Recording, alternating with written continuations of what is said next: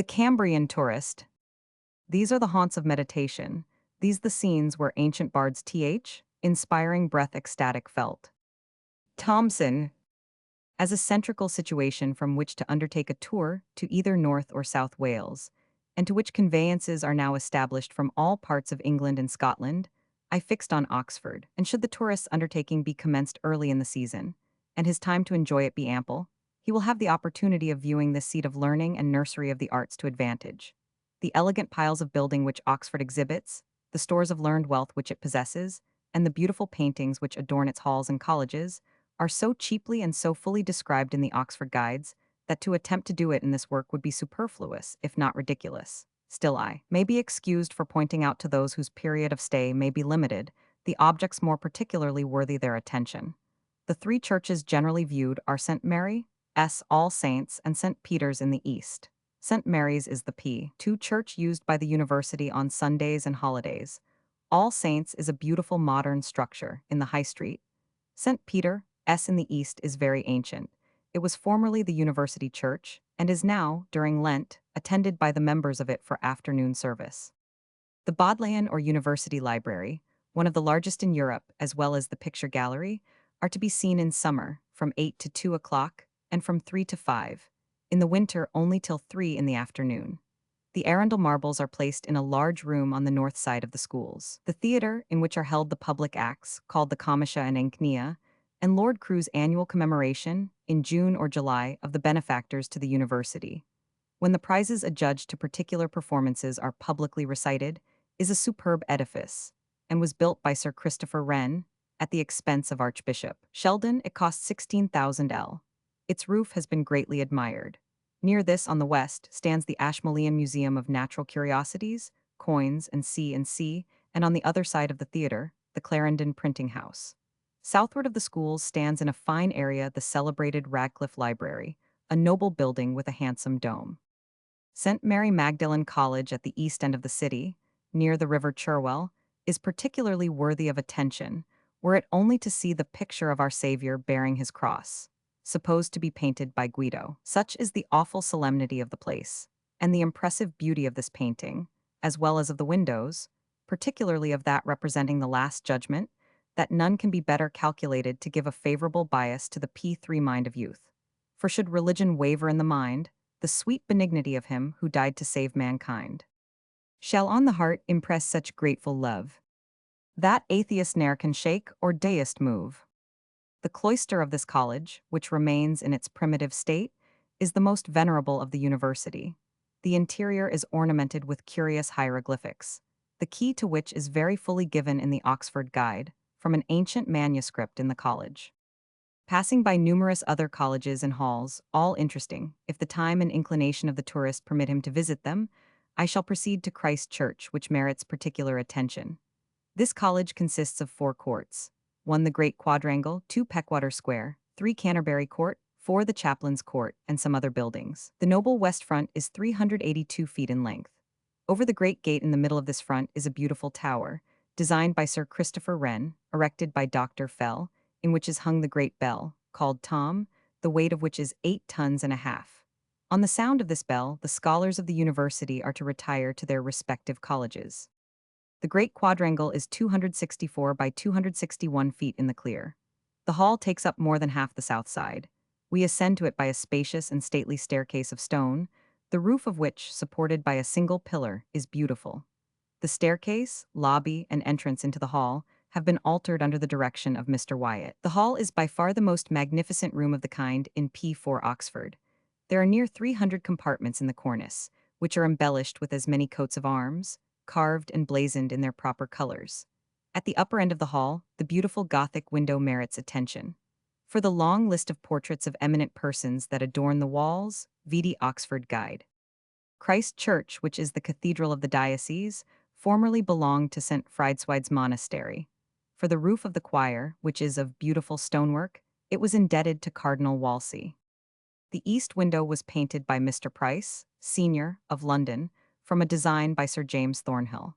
The window at the north corner of the west end is curiously painted, representing St. Peter delivered out of prison by the angel. It was executed by Oliver in his 18th year. The fine ring of 10 bells in the steeple, as well as tom before described, were brought from Osney Abbey. Choral service is performed every day at 10 and 5, except on Sundays and holidays when it is at 8 in the morning. 3 sides of Peckwater Court are uniform, designed by Dr. Aldrich. On the fourth side is the library, 141 feet long, built in the Corinthian order. In the lower apartments to the right and left are deposited the celebrated collection of pictures, given to the college by Jen Guise. Amongst these is the celebrated performance of Annibal Carracci, representing his family in a butcher's shop. St. Francis in a Vision supported by angels by Ditto. A Medusa's Head by Rubens. 2 Nativities by Titian. A Nativity by Raphael. The Flight into Egypt by Guido Rini. 2 Half-Lengths of Women by P5 Domenichino. Jesus and St. John Embracing by Raphael and C. For a farther account of the various beauties of Oxford, I must again recommend the tourist to refer to the Oxford Guide, as well as for information with respect to Haythrop, the seat of the Earl of Shrewsbury, 17 miles N of Oxford; Ditchley, the seat of the Right Honourable Lord Dillon, about 4.5 miles from Haythrop; and Nunningham Courtney, the seat of the late Earl Harcourt, which affords the richest treat to the admirers of fine paintings that the country affords.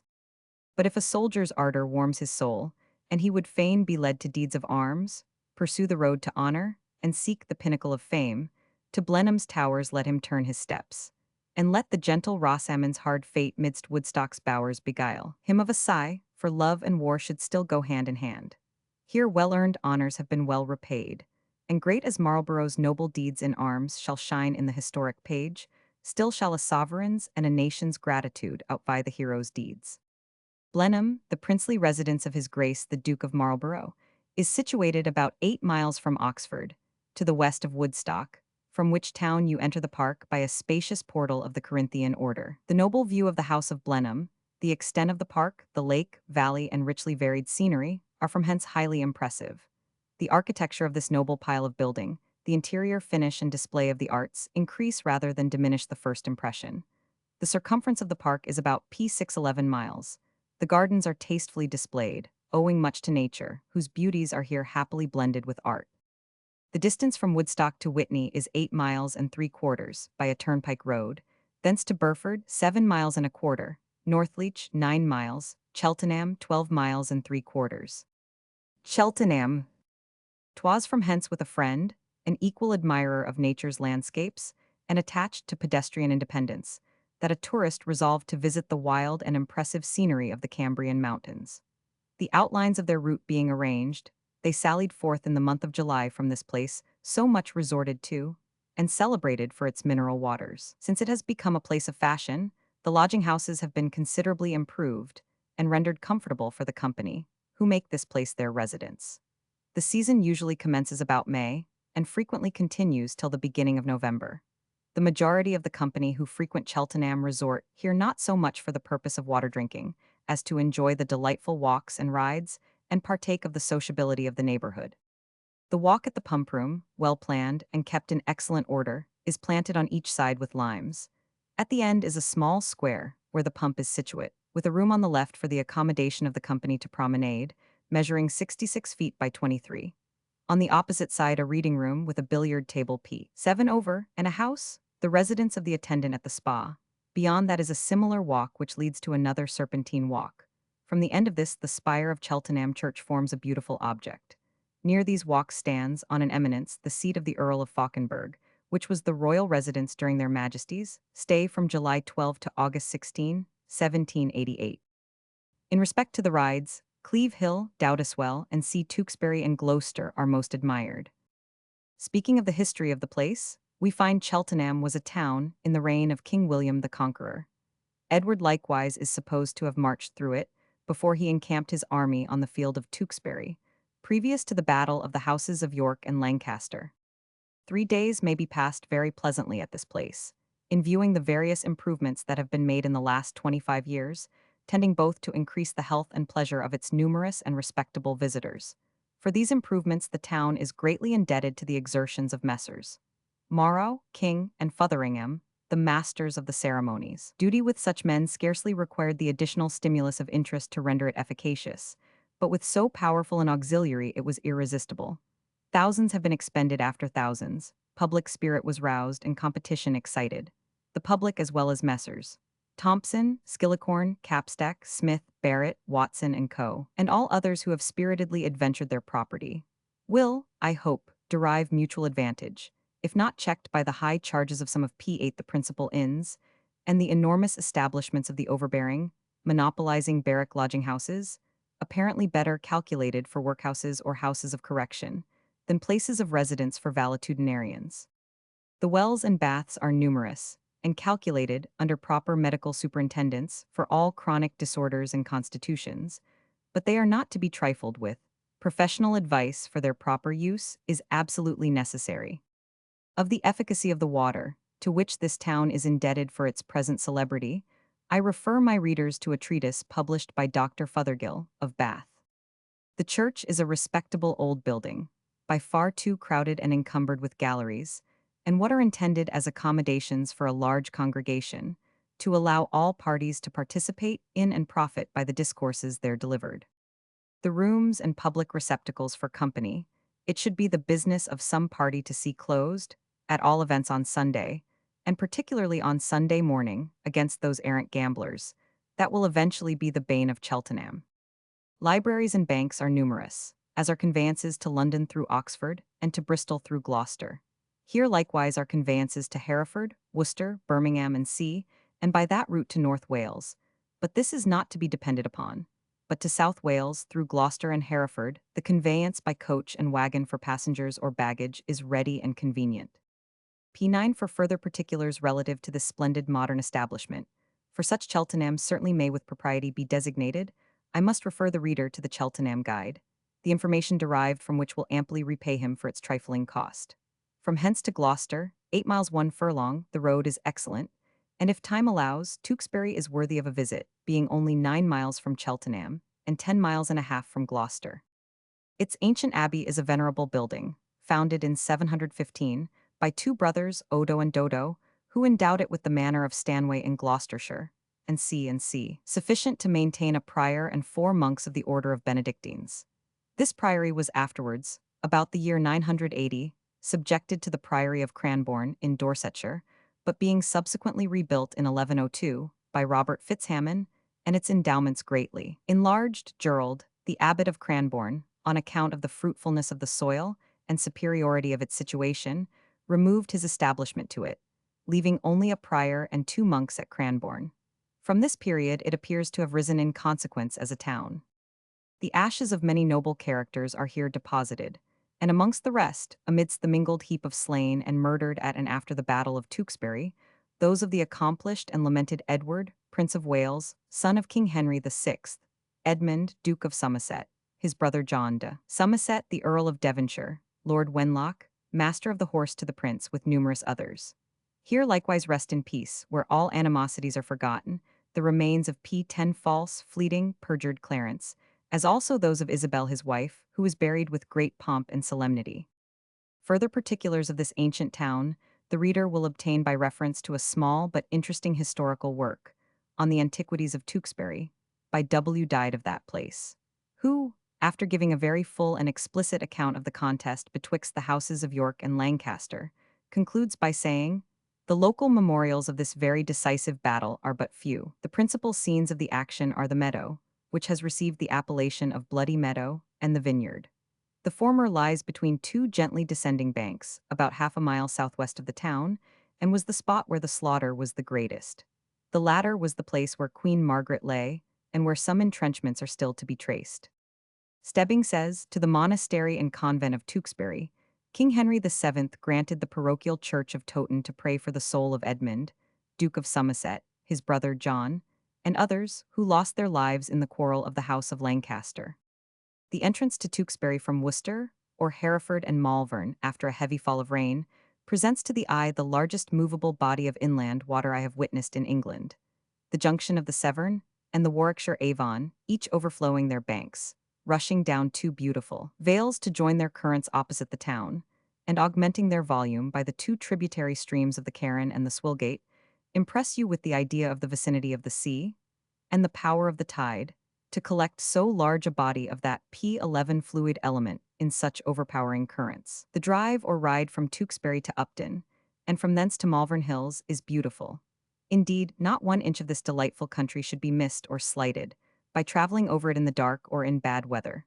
The view from Malvern Hills over Worcester, and the rich vale through which the Severn's current rolls, is perhaps as fine a one as the eye of the painter could wish to be indulged with. Winding round the Malvern Hills by a good turnpike road, you gain the Herefordshire view, with the mountains of Wales in the background, having Ross on the left and Bromyard, Leominster and Salop on the right. Descending the hill, you soon reach Ledbury, scarcely remarkable for anything but the antiquity of its houses and the fine quality of the cider and perry made in its vicinity. Malvern is about an equal distance from Ledbury and Upton, and those places are nearly equidistant from Gloucester.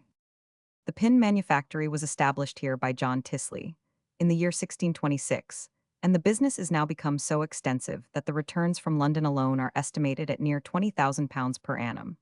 Before the introduction of pins into England, anno 1548, skewers of brass, silver, and gold, and likewise thorns curiously scraped, called by the Welsh women pindring, were used. Though the pins themselves are apparently simple, yet their manufacture is not a little curious and complex. The wire in its most rough state is brought from a wire company in the neighborhood of Bristol.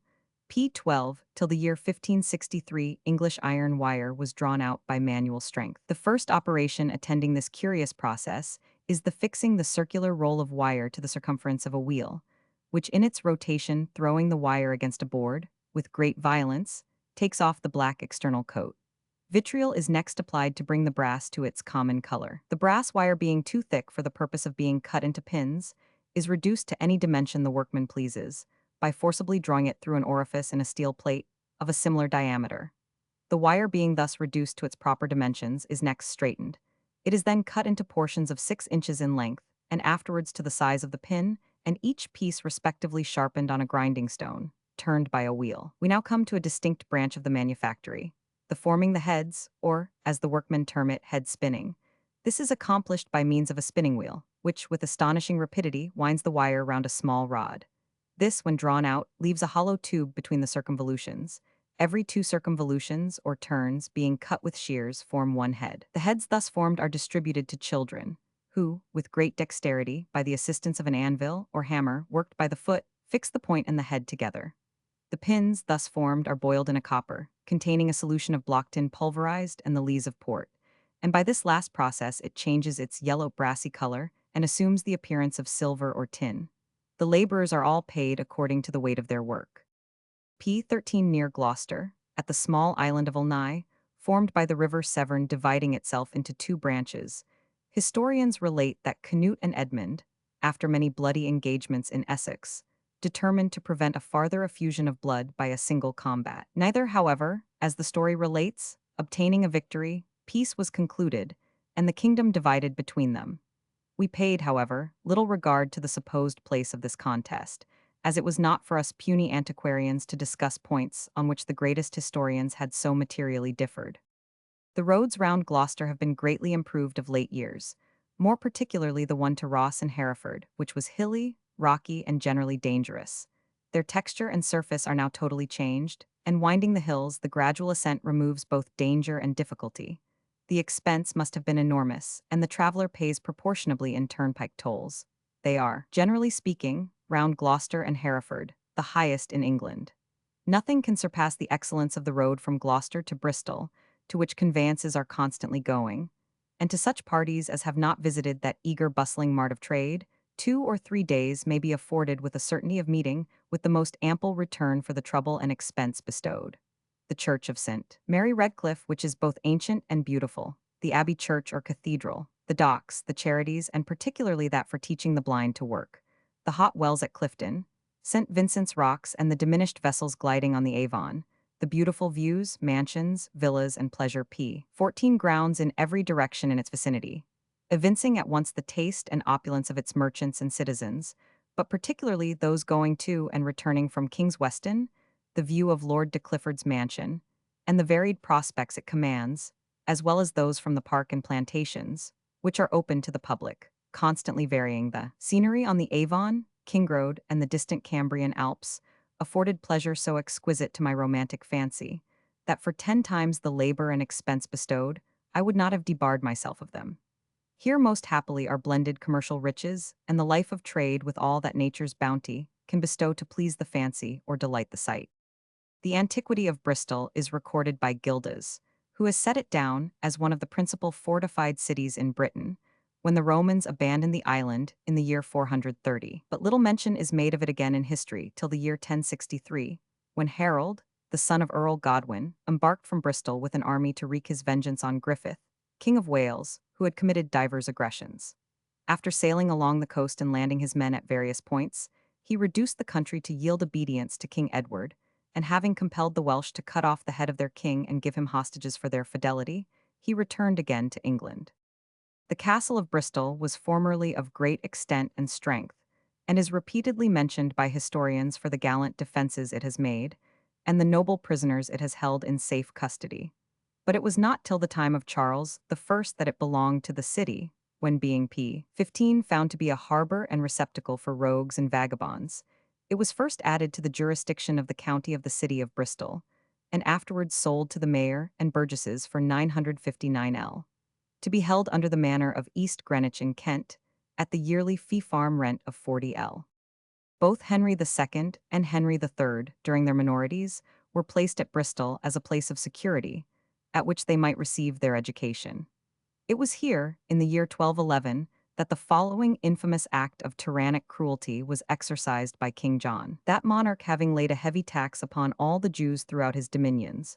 One of that race, named Abraham, having refused to pay the tax, was fined in the sum of 10,000 marks. This the obstinate Jew likewise refused to pay, which so much exasperated the king, that he commanded one of his teeth to be drawn every day till the sum was paid. The unfortunate Jew had 7 of them taken out of his head, and then submitted to the payment, rather than lose his last tooth, he having but one left. Bristol sends 2 members to Parliament.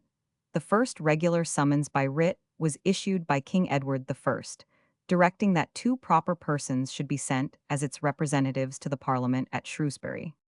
King Henry VII visited Bristol in 1490 and held his court in St. Augustine's Back, when the citizens, willing to show the king all the respect they could during his residence, arrayed themselves in their best clothes.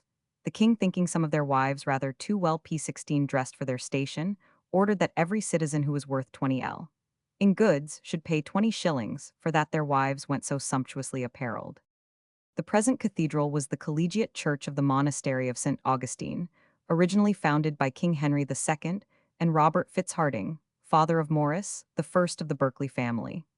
At the suppression of the monasteries by King Henry VIII, after that of St. Augustine had been destroyed, with the exception of the gate, and the west end of the collegiate church had begun to share the same fate, the king changed his mind, and resolved upon erecting it into a bishopric, directing the church to be repaired, and thenceforth termed the Cathedral Church of the Holy and Undivided Trinity, appointing Paul Bush, rector of Winterbourne, to be the first bishop, appropriating the revenue of the suppressed monastery, amounting to 765 15s, 3d, per annum, partly to the bishop and partly to the chapter, consisting of a dean and 6 prebendaries.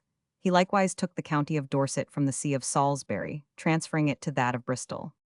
The interior of the cathedral, though not to be named with those of Gloucester and Worcester, is still worthy of attention, particularly its vaulted roof, those of the side aisles, and an emblematic picture of the Holy Trinity, by Vansomer's, over the altar.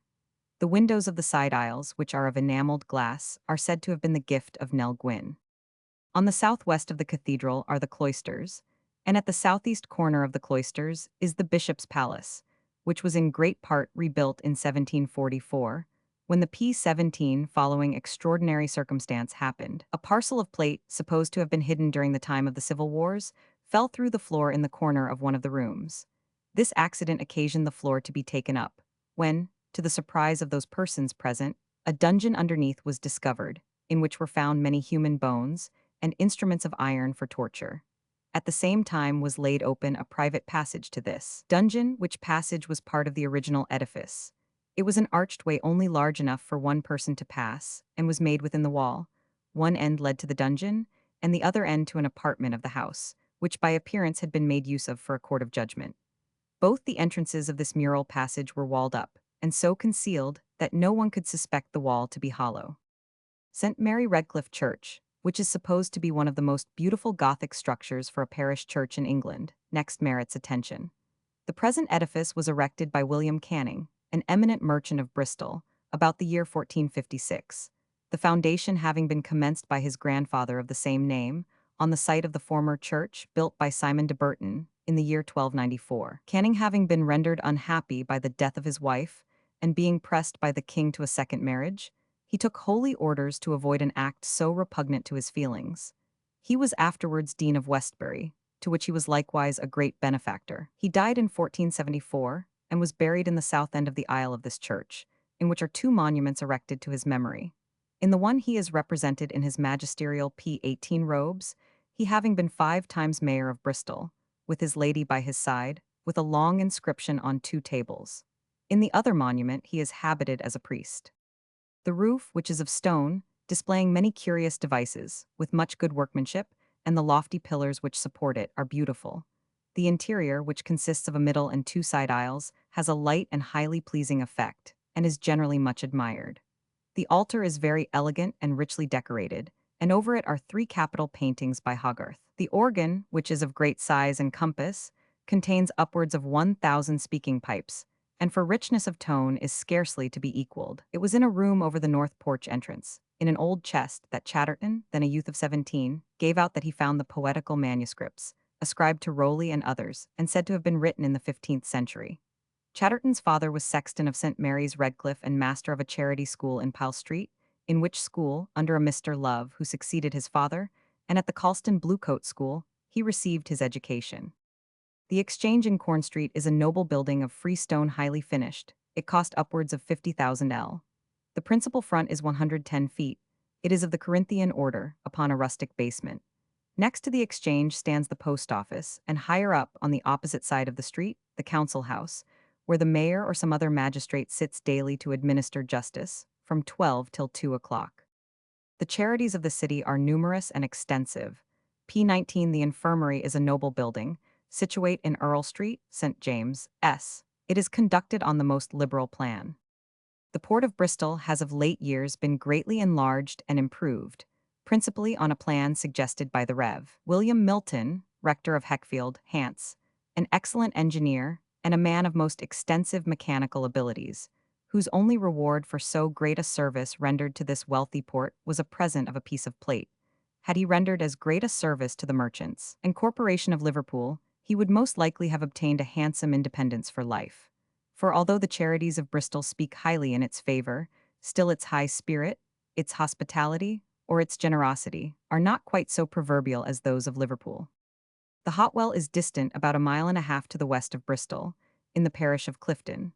The water is too well known for its great efficacy in pulmonary complaints, and cases of general debility, to require any recapitulation of its virtues, in this slight sketch of the Hotwell in Clifton. As a place of fashionable resort, not only for invalids, but for pleasure, its beautiful situation, both for walks and rides, the gentility of the company that frequent it, the easy and well-regulated expense with which persons may with comfort and respectability reside here, must always ensure it an overflow of company in the season. The Avon, below St. Vincent's Rocks, is but little wider than it is at Bristol, but as the spring tides rise from 30 to 36 feet, the heaviest ships can navigate it at such times. St. Vincent's Rocks, overhanging the Avon, afford to P20 the pedestrian, and particularly to the botanist, an infinity of amusement. A great portion of the plants, if not peculiar to this spot, are but rarely to be met with elsewhere. These rocks are chiefly composed of a species of chocolate-colored marble, bearing a good polish. It is worked into chimney pieces, and see, with good effect, the refuse burning into a strong and beautiful white lime. The reverberation of sound occasioned by the miners blasting these rocks, and the dreadful crash of the masses thus hurled from their native beds down the craggy precipices, is grand and terrific. It is in the fissures of the rocks thus opened that those beautiful crystals, called Bristol stones, are found. Clifton is one of the most charming villages in England. On every side the views are beautiful, and although its population is great, still it has not lost its rural appearance. From the salubrity of the air, numerous respectable families have taken up their residence in the village and its vicinity, but these elegant mansions being surrounded by their gardens and shrubberies, they have prevented the ground from being too much covered with buildings. Kingsweston. The seat of Lord de Clifford is about 4 miles northwest of Bristol. It is a noble mansion, built by Sir John Vanbrugh, somewhat in his usual style, but the situation according with the style better than usually fell to the lot of that architect, it has a grand and noble effect. P21, the collection of paintings here are by esteemed masters, and very fine. The gardens, hothouses, and sea are kept up in very great style. The park, which is richly wooded and beautifully diversified, offers a rich treat to the painter. The varied prospects obtained at every turn and opening of its numerous walks and vistas are as rich and extensive as nature in this climate can afford. The whole, under very trifling restrictions, are most kindly and liberally left open by his lordship, for the public to enjoy. Kingsweston Inn, just above the park, is a comfortable house, delightfully situated. To the west of Kingsweston, on a hill called Penfold, is a pleasure house. From this hill, which is of great height, the most beautiful prospects are to be enjoyed. You look down on that fine sheet of water, Kingroad and the Severn Sea, commanding alternately views of Somersetshire, Glamorganshire, and Monmouthshire, with Wales in the background, Gloucestershire and Wiltshire. This with the bustle of the shipping in the nearer sea view, so engage the attention, that time flies unheeded by. From hence proceed to Shirehampton, a pleasing village leading to a good inn, called Lamplighters Hall, a place of considerable resort during the summer months to witness the busy scene at the mouth of the Avon.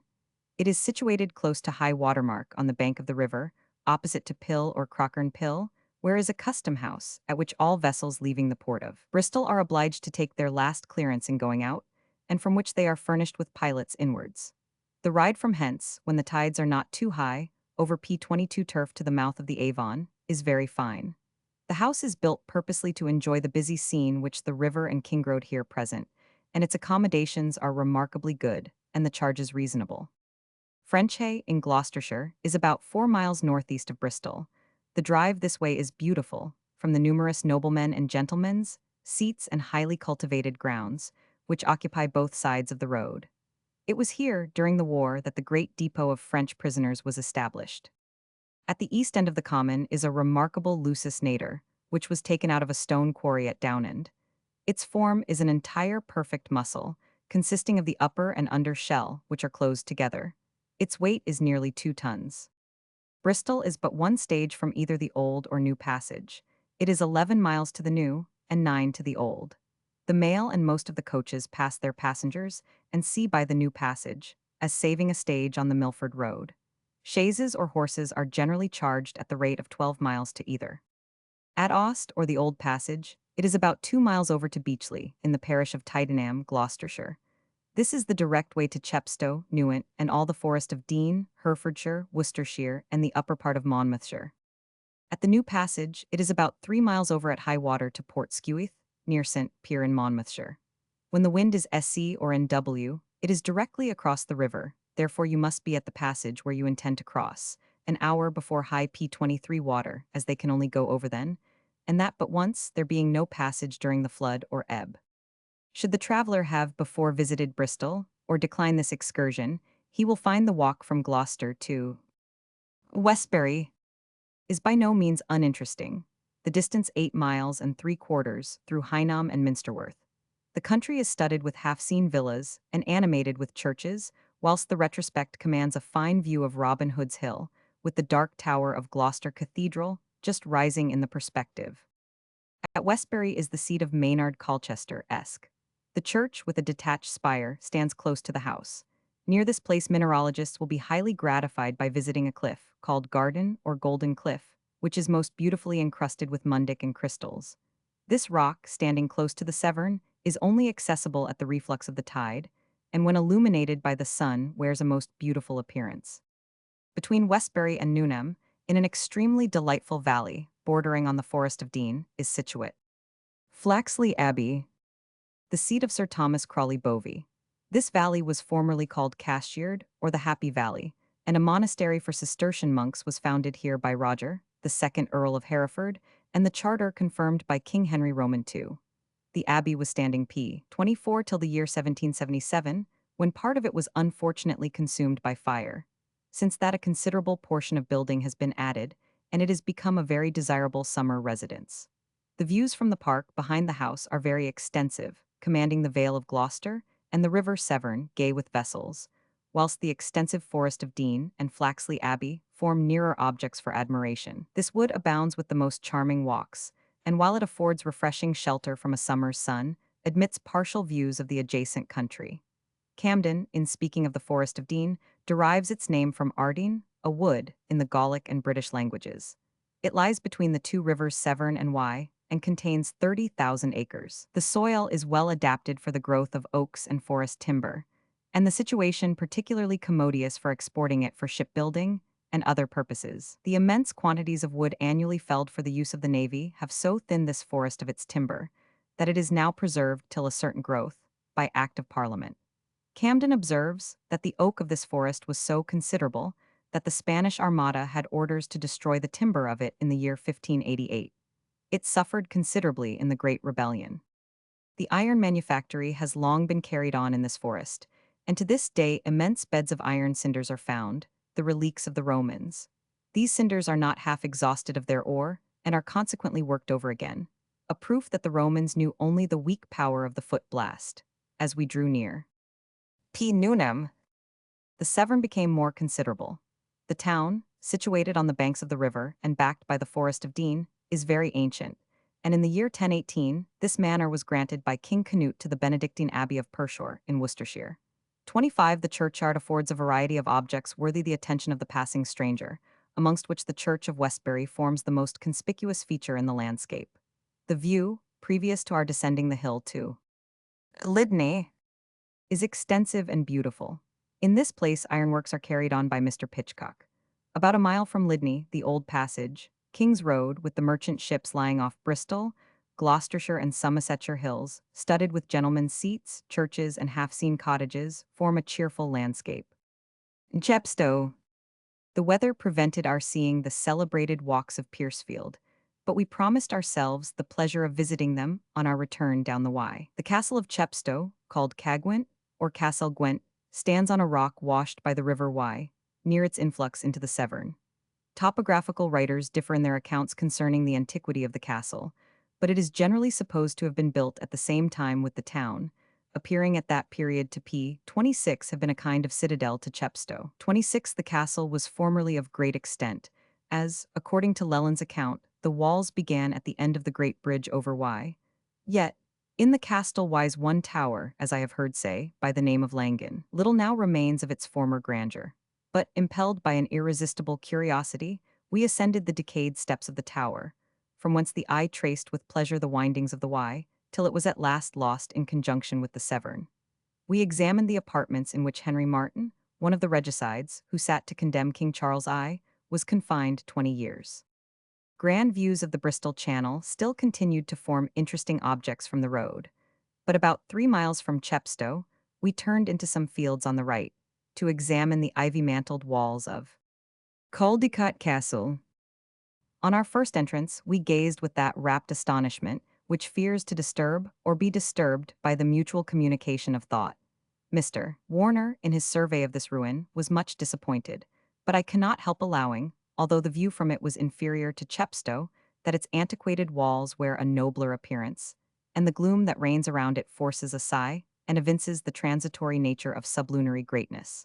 The antiquity of the building is very obscure.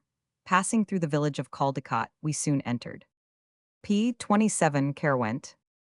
On the western side, through the broken fragments of its walls, of which one immense mass has recently fallen. This ancient town is now a village, with a few scattered cottages, but was formerly celebrated, under the auspices of Agricola, for its temples, theatre, porticos, and baths. Few vestiges of its former splendor are now extant. A few fragments of loose stones only remain to point out its former extent. In an orchard, adjoining a farmhouse belonging to Mr. Lewis, is the beautiful tessellated Roman pavement, discovered in the year 1777. The tesser or dies, about an inch in breadth and half in depth, are nearly square, consisting of 4 colors, red, yellow, blue, and white, 27 which are still in great preservation. The whole is surrounded with a border, much resembling a Turkey carpet. The daily depredations on these curious remains of antiquity are greatly to be lamented. In the road from Caerwent, amongst other objects for admiration, the mansion of Sir Robert Salisbury on the left, commanding an extensive view, attracted our notice. Passing through the neat village of Christchurch, animated with whitewashed cottages and graced with its simple church which stands on an eminence, we left the turnpike road at the 13th milestone, and following a footpath through some fields near the banks of the Usk, soon entered the ancient city of Caerleon. Caerleon has been celebrated in all ages of British history. It was p28 a Roman city of great power, strength, and importance, under the name of Iscasilarum, and their chief station in the country of the Silures, and equally and perhaps still more known for having been King Arthur's seat of government. A prince, equally renowned in history, chivalry, and poetry. This city was formerly a metropolitan see, but Saint David, the national saint of Wales, thinking the noisy intercourse of a populous city, like Caerleon, ill-adapted for contemplation, or the solitary cast of his mind, removed it to Nineveh, which from that period has been called Tai Dewi by the Welsh and Saint David by the English. 28. The remains of its ancient grandeur are still discernible. Whilst tracing the extent of its amphitheatre, surrounded by a circular entrenchment, we took a retrospect on the exertions of man, the fate of kingdoms and of rulers, and, marking the grand destruction of ages, it seemed to convince us of the transientness of human worth and happiness. Reascending Christchurch Hill, we had a fine view of the county of Monmouth like a map beneath us. Near Newport, a new stone bridge has been erected by contract for £10,165 by Mr. Edwards, son to the Edwards who built the famous Pont Whitebread. It consists of 5 arches. The commerce and population of this town are greatly p29 increased of late years. As a seaport it is safe. Its chief trade is in iron and coal. The Monmouthshire Canal communicates here by a basin with the Usk River, and by that means with the Bristol Channel. And as the Monmouthshire Canal again communicates with the Brecon Canal and the Avon, Ebwy, and other railroads, Newport becomes the grand depot for the heavier articles of trade of that part of the interior of South Wales. The Crumlin Bridge branch is 11 miles 5 furlongs, its falls 365 feet. Pontypool, 11 miles, falls 447 feet. Brecknock, 37 miles 7 furlongs. A circuitous but more romantic route from Chepstow to Newport is recrossing the Wye, passing over the Forest of Dean, through St. Briavels to Monmouth. The road is not bad, but narrow. If traveling with a carriage, it will be necessary to be provided with a horn, which, upon your sounding, if you find answered, you must wait till the party so answering comes past. The views to the right over the Severn and Gloucestershire are most rich and extensive, and those from the summits of the overhanging rocks of the Wye, awful and terrific. Before you reach Monmouth, the country becomes thickly inhabited, which the beautiful situations it affords readily accounts for, and from Monmouth to Ragland and Usk, the same continues to be the case. Ragland Castle, one of the finest ruins in Wales, for although Monmouthshire is now an English county, it formerly was Welsh, stands near the village of that name. It may be p30 pleasantly and leisurely viewed in the day, with Usk and Caerleon affording time to reach Newport. The first view of it is considerably impeded by the surrounding trees, but the closer inspection presents such a mass of ruin as well proves its ancient strength and grandeur. From the citadel, which lies to the south of the main building, the communication was by a drawbridge over the moat by which it was surrounded. It was a hexagon, apparently 5 stories high, and of much strength with bastions. Round the citadel were raised walks, and in the walls are small recesses. A stone staircase still remains, leading to the top of one of the towers, from which not only the ruins, but the adjacent country, are viewed to much advantage. The 2 courts of the castle both communicate with the terrace. The main entrance is magnificent, much overhung with ivy.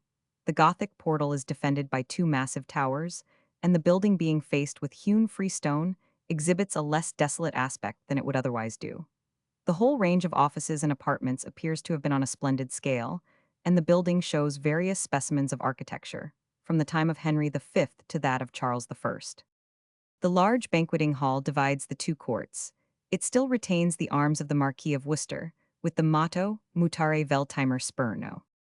During the Civil Wars, Henry, first Marquis of Worcester, several times afforded a refuge to Charles I. But at length, when that monarch's fortune was past retrieving, Ragland Castle, after having been various p31 times summoned by detachments of the parliamentary forces, was regularly invested and taken by Sir Thomas Fairfax. A window is still shewn through which a girl in the garrison, by waving a handkerchief, introduced his troops. The aged Marquis was sent prisoner to London, where he died in the 85th year of his age, and his property having been confiscated, and the castle dismantled, it became a prey to his own tenantry, who pulled it down for the sake of the materials, but more particularly for the staircases, of which they removed above 20. At the Restoration, this, with other estates, was restored to the family, but in such a state of ruin that, being considered unworthy their repairing, it was left as an object of pillage to the vicinity, which it has but lately, since its ruins have become venerable, ceased from being. It appertains to the noble house of Beaufort. The library, which was here destroyed by the mad fanatic soldiery of Cromwell, is greatly to be regretted, as it possessed Welsh manuscripts of great importance. The collection was very large, and the loss not to be estimated, many being unique. The domain appertaining to this princely residence was very extensive and well arranged, and in Raglan Church are still to be seen the vestiges of splendid memorials erected for marquises of Worcester and other noble personages. Usk or Castramisca, which is the next place of note on the route, is believed to be the burium of the Romans. It was formerly a P32 place of much note. Its situation is low, but capable of being rendered most beautiful, its surrounding scenery holding forth the most tempting lures to improve nature by art at a trifling expense. The Usk is here become a noble river, and its fish, particularly its salmon, are held in the highest estimation. Along the river is a beautiful walk to the ruins of the castle, from which you gain a fine view of the town, and the surrounding slopes and heights, and in few places is to be seen so large a body of clear water, in so expanded and rapid a stream. At the time of our visit it was not the season for fishing, but I must confess, I sighed to leave it behind me. To the fly fisher few places hold forth such inducements to settle as Usk. I fancied myself in a Swiss valley where I could cultivate my vines, my lavender and my roses, supply my table with exquisite fish and game, enjoy pure air and a fine climate. The best and pleasantest road to Caerleon is over the bridge to Llanbaddock, 3 furlongs, by Llangibby Castle and Llangibby, 1 mile 2 furlongs, to Llanhanock 3 miles, Caerleon 2 miles f7 furlongs, Newport 5 miles. Caerleon boasts numerous inducements to stay the progress of the antiquary.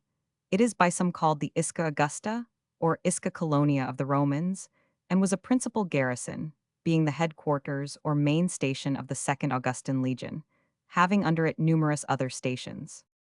Mr. Cox states the shape of this ancient city to be an oblong square, 3 sides straight, the fourth curved. P33. The south angle is near the end of the round table field, where the walls are nearly 12 feet thick. The southwest side passes the amphitheater parallel to the Usk. The walls are again to be traced by the Broadway along the Benhouse Field. The west angle runs alongside the Malpass Road. On this flank a gateway leads to Goldcroft Common. The north angle forms part of a stable in the New Inn Yard, is again visible in the Castle Yard, and turns the east angle near a railroad by the Castle Ditch. Hence the line curves again, touches on the fosse of the castle, passes through gardens and sea, and is lost in a lane near the quay till it again becomes discernible near the south angle. The circumference of the walls, in which there appear to have been 4 gates, one in the center of each flank, was about 1,800 feet. It was a station of the PR tour, and its splendid palaces, its stately edifices and gilded roofs, might, according to Giraldus Cambrensis' exaggerated account, have vied with those of Rome itself. Its baths, its aqueducts, its stoves, and proofs of ancient grandeur were even in his time amply displayed in their ruins. Numerous are the coins that have been here collected, and the riches this spot has afforded to the cabinets of the curious. Between Caerleon and Newport is St. Julian's, once the residence of Lord Herbert of Cherbury. The walk to it in fine weather is pleasant, and although now converted into a farmhouse, traces of its former respectability are evident. In a small barn near to it are likewise to be seen the remains of St. Julian's Abbey. According to some accounts, such was the extent of Caerleon in the days of its grandeur, that it extended as P34 far as Christ Church and this place, and covered a tract of country 9 miles in circumference. Ascending the Gam, the ships in the Bristol Channel, with the island's flat and steep homes rising in the midst of the sea, and the shores of Somerset and Devon, formed pleasing objects in the distant view, whilst the mellow green of nearer woods and meadows, watered by the Usk, made a combination of views gay and beautiful. Newport Castle, standing on the bank of the river Usk, is a small distance from the bridge. It evidently appears to have been once a place of considerable extent and built for the defense of the passage over the river. 3 strong towers commanded the Usk, but, towards the town, a common wall without any flanks seems to have been its sole defense. Some of the windows still remain, the relics of Gothic architecture, and appear to have been elegantly decorated. From the tower is a fine view of the Usk, between Newport and Cardiff. We crossed the little stream of Ebwyth, near the park of Tredegar House, belonging to Sir Charles Morgan. The grounds are well planned and command the hills of Machen and Twinbarlum, with the church of Basilig rising in the center on an eminence. The whole valley indeed lies prettily. Passing through the villages of Pedeston and Castletown, we soon reached the bridge of two arches over the river Romney, which divides England from Wales. The situation of Cardiff is on a low flat, near the P35 mouth of the Taff, over which is a bridge, built by Mr. Perry, in the year 1796. It consists of three large and two smaller arches. The tower of the church is very light and of elegant workmanship, but there is nothing in the inside worthy of notice. The castle derives its name from the river Taff, which washes its walls, Cairtaff signifying the town or castle upon Taff. Robert Fitzam, on having conquered Glamorganshire, divided the country into different portions, among 12 Norman knights as a reward for their service, took for his own share the town of Cardiff, and erected, in the year 1110, this castle, in which he generally resided, and held his court of chancery and exchequer. In the beginning of May, 1645, during the troubles under King Charles I, it was in the possession of the Royalists, but it was surrendered to the Parliament before August 1646. We entered the castle by two strong gates, which still remain in great preservation, but we were displeased with the modern architecture of the new-built mansion. The neat shorn grass and the gravel walk were circumstances that ill accorded with the mutilated walls of an ancient ruin, which has braved the storms of so many centuries. The circumstance which tends to ensure this castle a melancholy place in history is the unjust confinement of Robert, Duke of Normandy, brother to William Rufus and King Henry I. The accounts, however, of his confinement have been greatly exaggerated by historians, but a dark vaulted room beneath the level of the ground, measuring nearly a square of 15 feet and a half, is still pointed out as the place of his confinement. A small P36 crevice in the top, about half a yard in length and 3 inches wide, was the only place to admit the air. In this situation he died, after an imprisonment of 26 years, and was buried in Gloucester Cathedral, where his effigy, as large as life, carved in Irish oak and painted, is yet shown. The keep, which is still very perfect, of an octagon shape, stands on an eminence in the center of a large square. Having walked round the ramparts, which command extensive views of the adjacent country, we visited the castle itself, which has within these few years been repaired, but still remains in an unfinished state. In the dining room are some portraits in length of the Windsor family. The most striking are Sir William, who first raised forces for Queen Mary; Sir Edward, who first entered the breach at the taking of St. Quintin in Flanders, where the famous Constable de Montmorency was taken prisoner. In the breakfast parlor is a family piece, consisting of 7 figures. It was painted in the year 1568. Holbein, I rather imagine, was the painter. It consists of 2 sisters playing at cards and 2 brothers at draughts, with Edward, Earl of Windsor, and his lady looking on. The style is stiff, with ruffs, small black caps, and feathers. Andrew Windsor, to the right of the fireplace, general in the reign of Queen Anne, serving in the 28th Regiment of Foot. Kneller, Thomas Windsor to the left, who served in several wars of William and Queen Anne, and was colonel of the 3rd Regiment of Dragoon Guards, in the reign of King George I. Kneller, P37, Lady Ursula Windsor. Kneller, Hun Master Windsor. Unknown. A good painting of Ursula, Countess of Windsor, with her granddaughter Ursula Windsor. Kneller, Thomas Lord Windsor, Governor of Jamaica. Van Dyke, Hun Charlotta Windsor. Dull, Hun Ursula Windsor. Gibbid, Hun Dixia Windsor, storekeeper of the ordnance, and for 6 successive parliaments member for Cambridge. This castle belongs to the Marquis of Bute. In this place, Robert, Earl of Gloucester, founded a priory of White Friars and another of Black, which continued till the reign of King Henry Roman VIII. Only the shell of the White Friars is now extant, and the ruins of the Black Friars are inhabited by fishermen. It has only one church, which is of Norman architecture, with a rich and handsome west door and an elegant tower. The races at Cardiff, in October, are very good, and with the balls, are frequented by a brilliant display of beauty and fashion. The ordinaries are likewise well attended by the principal nobility and gentry of the country, and are very good.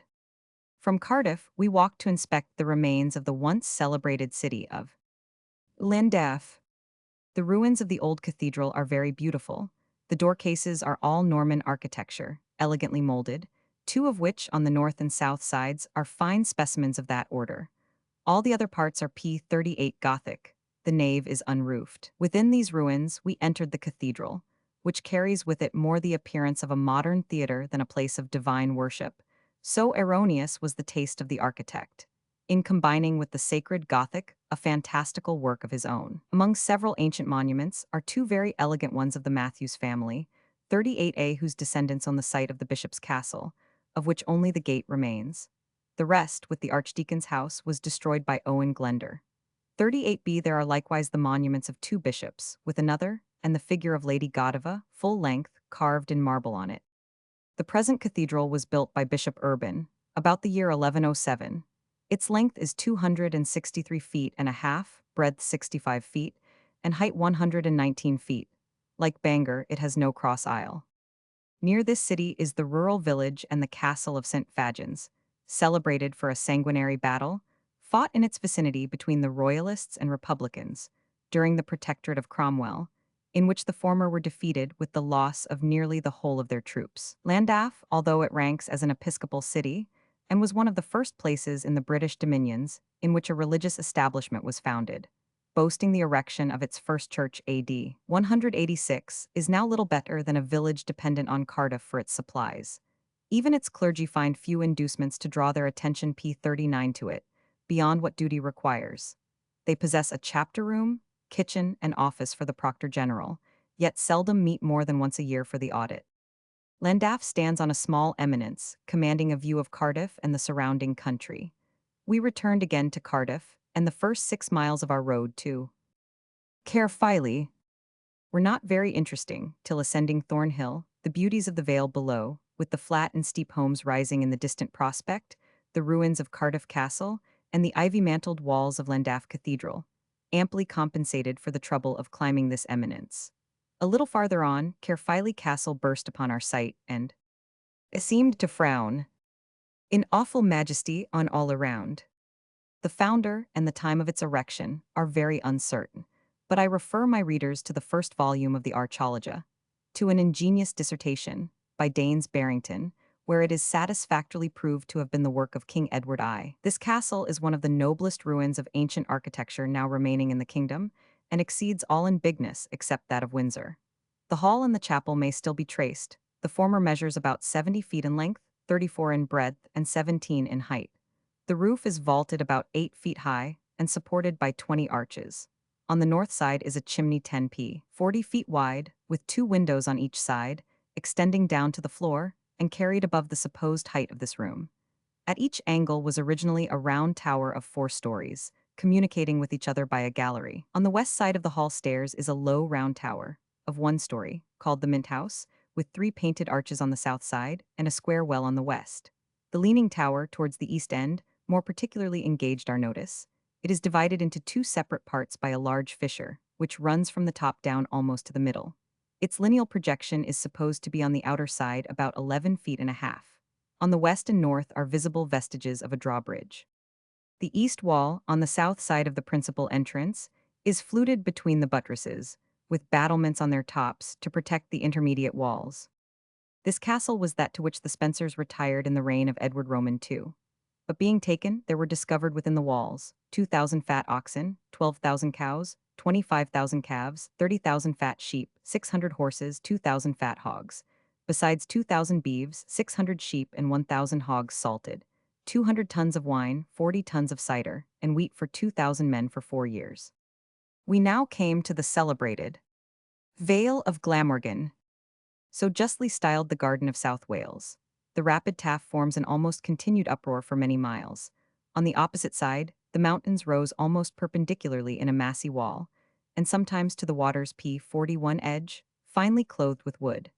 Every circumstance conspired to heighten the solitary grandeur of the scene, and to prolong the luxurious melancholy which the views inspired. In this celebrated vale is found the famous Pont Whiterid, or New Bridge, about 3/4 of a mile from the Duke of Bridgewater's arms. This wonderful bridge of 1 arch is the segment of a circle, The chord of it is 140 feet, and the height of the keystone from the spring of the arch, 32 feet and a half.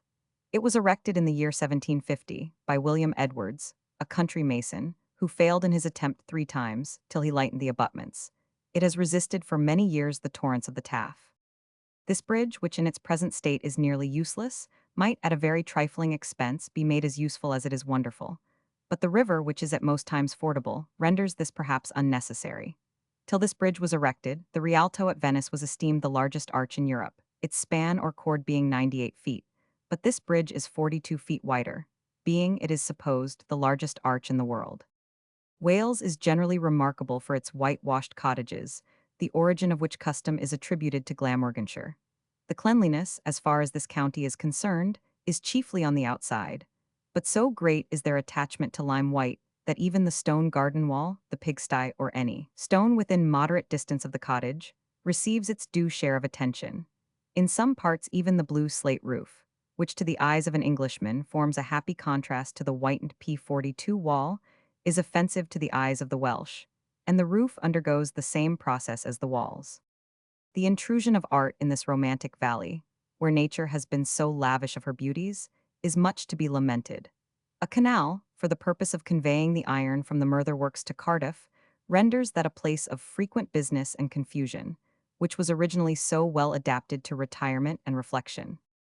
Not only the road from hence to Merthyr, but all the way from Cardiff to that place, the road is esteemed amongst the best in Wales. The views along it are likewise such as to keep the attention alive, nature and art combining to give effect. In one place the rapid Taff is seen breaking its way through the woody cliffs, to the lowest level of the vale, and in the next instant the boats are seen navigating the canal, which winds its course most strangely round the mountain's brow, 300 feet above the current of the Taff. Long before you reach Merthyr, the blackened atmosphere points out the site, but when immediately upon it, you are obliged to inquire where it is and the way to it. From Cardiff you approach it by the Plymouth works belonging to Mr. Hill. These lie wide and scattered and are still extending, the road passing through them for a considerable distance. They are altogether worked by water, forming various fine falls from the same source, viz., the Taff. After passing these, you appear entering on an extended suburb to a large town, but the town itself is nowhere visible. It is without form or order. In short, P43 to get to your inn you can scarcely find your way along the main road, for to dignify it with the name of street is more than it merits. Yet here is collected together a larger and more bustling population than any other town in the principality can boast. Its markets are large, well attended, and more than reasonable. Its shopkeepers are numerous and thriving, and all that seems to be required to make this town one of the most respectable in the principality is a little attention to order and cleanliness. The lower classes, it is true, are miserably poor. Still, even about the ironworks there are so many better provided for, and so much money is monthly put into circulation, that but little trouble would be wanted to make it assume the appearance, as well as enjoy the reality, of being a populous, busy town of trade. The largest works at Merthyr are the Cyfartha, belonging to Mr. Crawshay. These now consist of 6 blast furnaces and 2 near the town, with fineries, air and puddling furnaces, mill forges, and sea in proportion. The blast is furnished by a steam engine of 80 horsepower and an immense overshot water wheel, 50 feet in diameter by 7 feet in width. This wheel rests on gudgeons, which weigh 100 tons. It consumes about 25 tons of water per minute. Part of the water is brought a considerable distance along a trough supported by stone pillars. The rest is furnished from the Taff.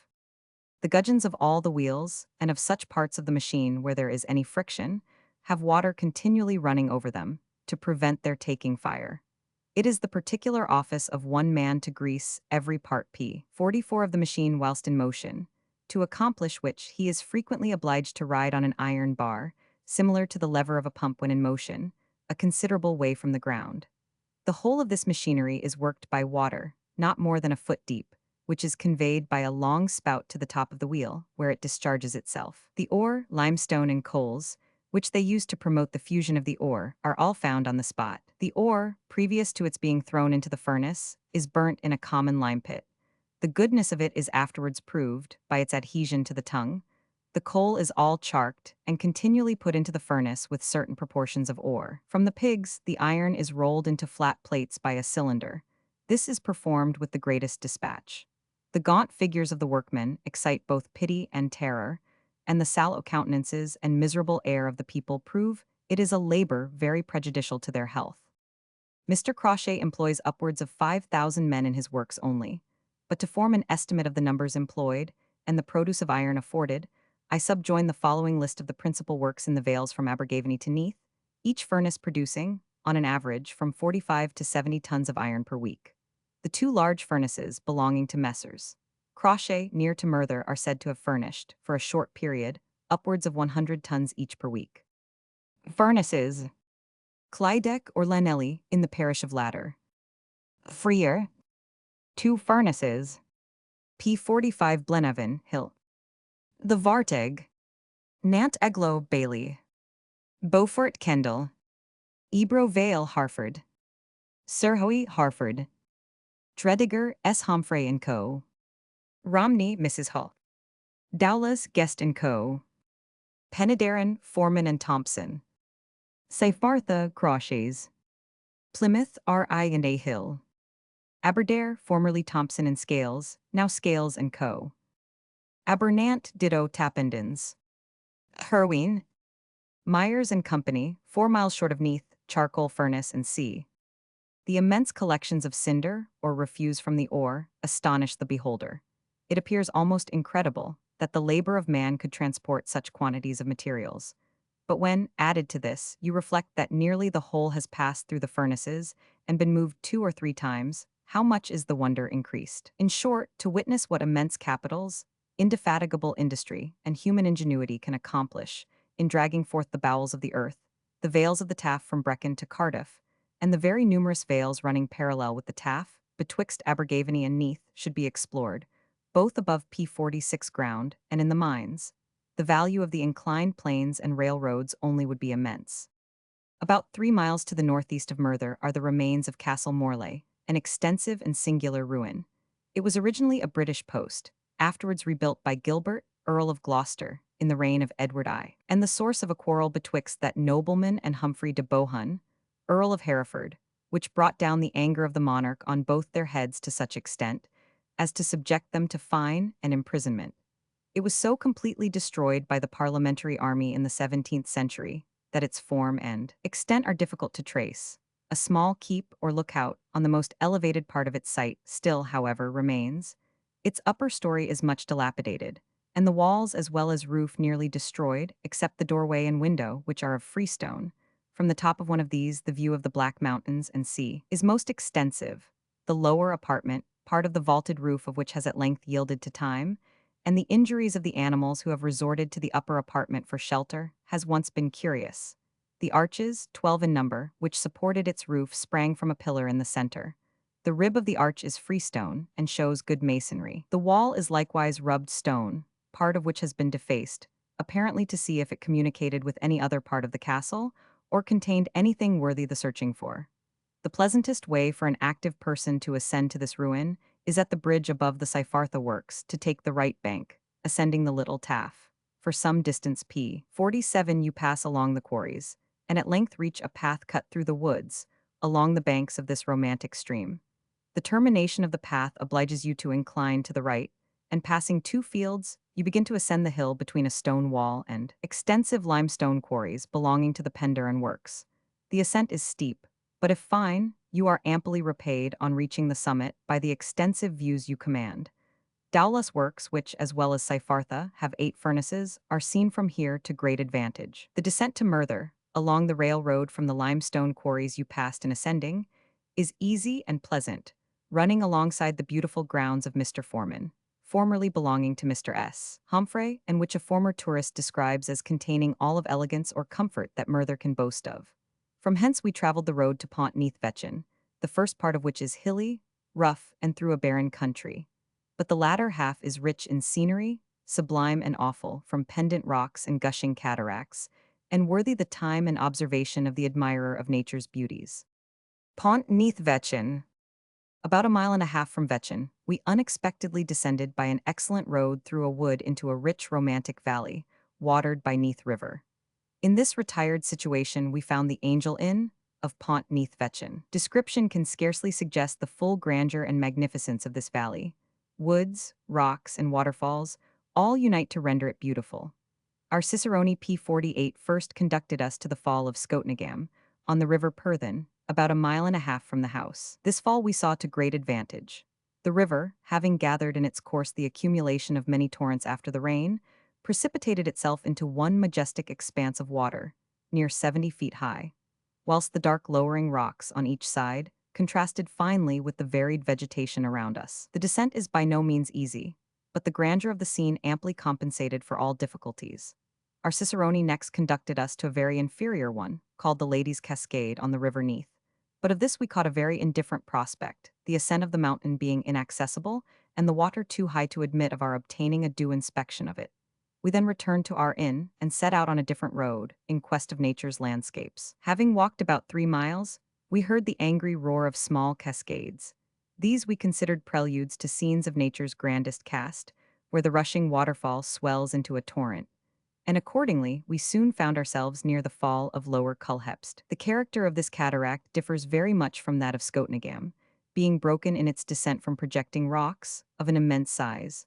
About a quarter of a mile from hence we descended a rugged and steep rock to examine the fall of Upper Culhepst, about 50 feet high. The singularity of this fall invites the curiosity of the traveler more than any other in Wales. The whole river precipitates itself with such violence as to leave a space between the rock and the fall sufficiently wide for a horse path. Though in less than 2 minutes we were P49 completely wet by the spray, yet the effect was awful and sublime, and it was necessary to remember the fixed foundation of the rocks above our heads to soften the awe they inspired. The effect of sunshine on the cascade, says Mr. Malkin, when behind it on a fine day, is both grand and beautiful. The particles of water glittering with a silvery brightness as they fall, the uncommon brilliancy of everything without seen through such a medium, contrasted with the dark green of the moss, everlastingly wet with spray, the corroded dinginess of the rock, the damp and vaporous gloom of the atmosphere within, altogether form a singularly mingled scene of awe and gaiety. Near this fall is Porthogo Cavern, through which the river Vender runs. The water was too high to admit our entrance. Our conductor, however, informed us he had penetrated about half a mile, but found the river wind so many ways, he judged it safer to return, lest he should share the fate of a poor man, who lost himself in this cavern for the space of 3 days. On our return, a very intelligent gentleman, staying in the neighborhood, strenuously recommended us to descend a steep mountain, on our left, to survey a curious quadrangular strata of marble in the rock below.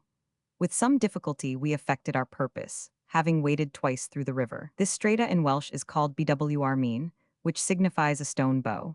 It is situated close to the river Dinas, which, forcing its way through some broken fragments of the rock, forms a cascade a little above.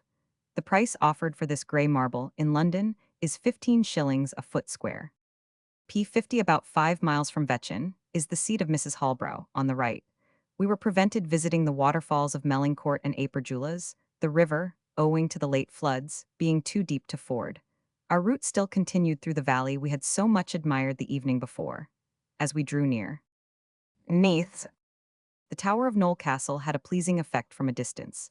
It was built by Sir Herbert Mackworth, and is at present in the possession of H.I. Grant, Esq. The windows from the banqueting room command a circle of many miles in diameter, composed of Neath Valley and river with the smoky town of Neath, the Mumbles, Point, Swansea, and the Channel. The artificial cascade is well contrived, but after the foaming torrents of Scotnagam and Culhepst appears very tame. The site of the refectory, the chapel, the hall, and several other rooms in the ruins of Neath Abbey may still be traced. It stands on the east of the river, and was formerly, by Leland's account, the fairest abbey of all Wales. But in his Collectania 50, he seems to give Margam the preference of all the Cistercian houses in these parts. It was founded for white monks by Richard de Granville. About the time of its dissolution it contained only 8 monks and was valued at 132 7d per annum. In this abbey the unfortunate King Edward Roman II secreted himself in the year 1326 when prevented, by contrary winds, from his intended escape to P51 Ireland. He was soon, however, discovered and confined in the castle of Kenilworth, under the custody of the Earl of Leicester. Near the ruins are the copperworks. The ore is chiefly imported from Cornwall and Wicklow in Ireland. Being calcined, and thereby losing its sulfur, it is refined by the simple process of frequent melting, and taking off the dross which forms a scum. Lastly, being molded into small plates or pigs, it is shipped for the market. The method of reducing the metal, when melted into small particles, is by pouring it into water, and when thus reduced, it is called coppershot. Brass is a compound of copper thus reduced, and lapis calaminaris pulverized in crucibles and molded or cast into plates. Lapis calaminaris is dug in great quantities near Holywell, in Flintshire. Neath, although surrounded by beautiful scenery, is itself unpleasantly situated. It is low, the streets narrow, the buildings old, and there is in the first view of it an air of desertion and poverty that sets the traveler against it. Yet it possesses some trade as a seaport in coals, iron, and copper, for which it is now considerably indebted to its canal, which communicates betwixt Aberdare and Britain Ferry. The ruins of the castle still exist, but possess no particular merit, derived either from strength, beauty, or antiquity. A navigable canal has been made to communicate with all the interior parts of the country to Pont Ned Vetchin. The market days at Neath are Wednesdays and Saturdays. It is 196 miles 1 furlong from London. Near Neath is Cringell, the residence of William Davis, Esq., author of a history of this county, and about a p. 52 mile up the Vale of Neath is Cadoxton Lodge, near which is a cascade. The road from hence to Swansea is very good, and not incommoded by the smoke of the copperworks, as it was formerly. But for horse or foot passengers, though more circuitous, there is a pleasant way by. Britain Ferry. This village is much resorted to, on account of its beautiful situation, and many a whitewashed cottage straggles through the hamlet. The plantations of the Earl of Jersey, late Lord Vernon's, are well disposed, and edge the water's brink.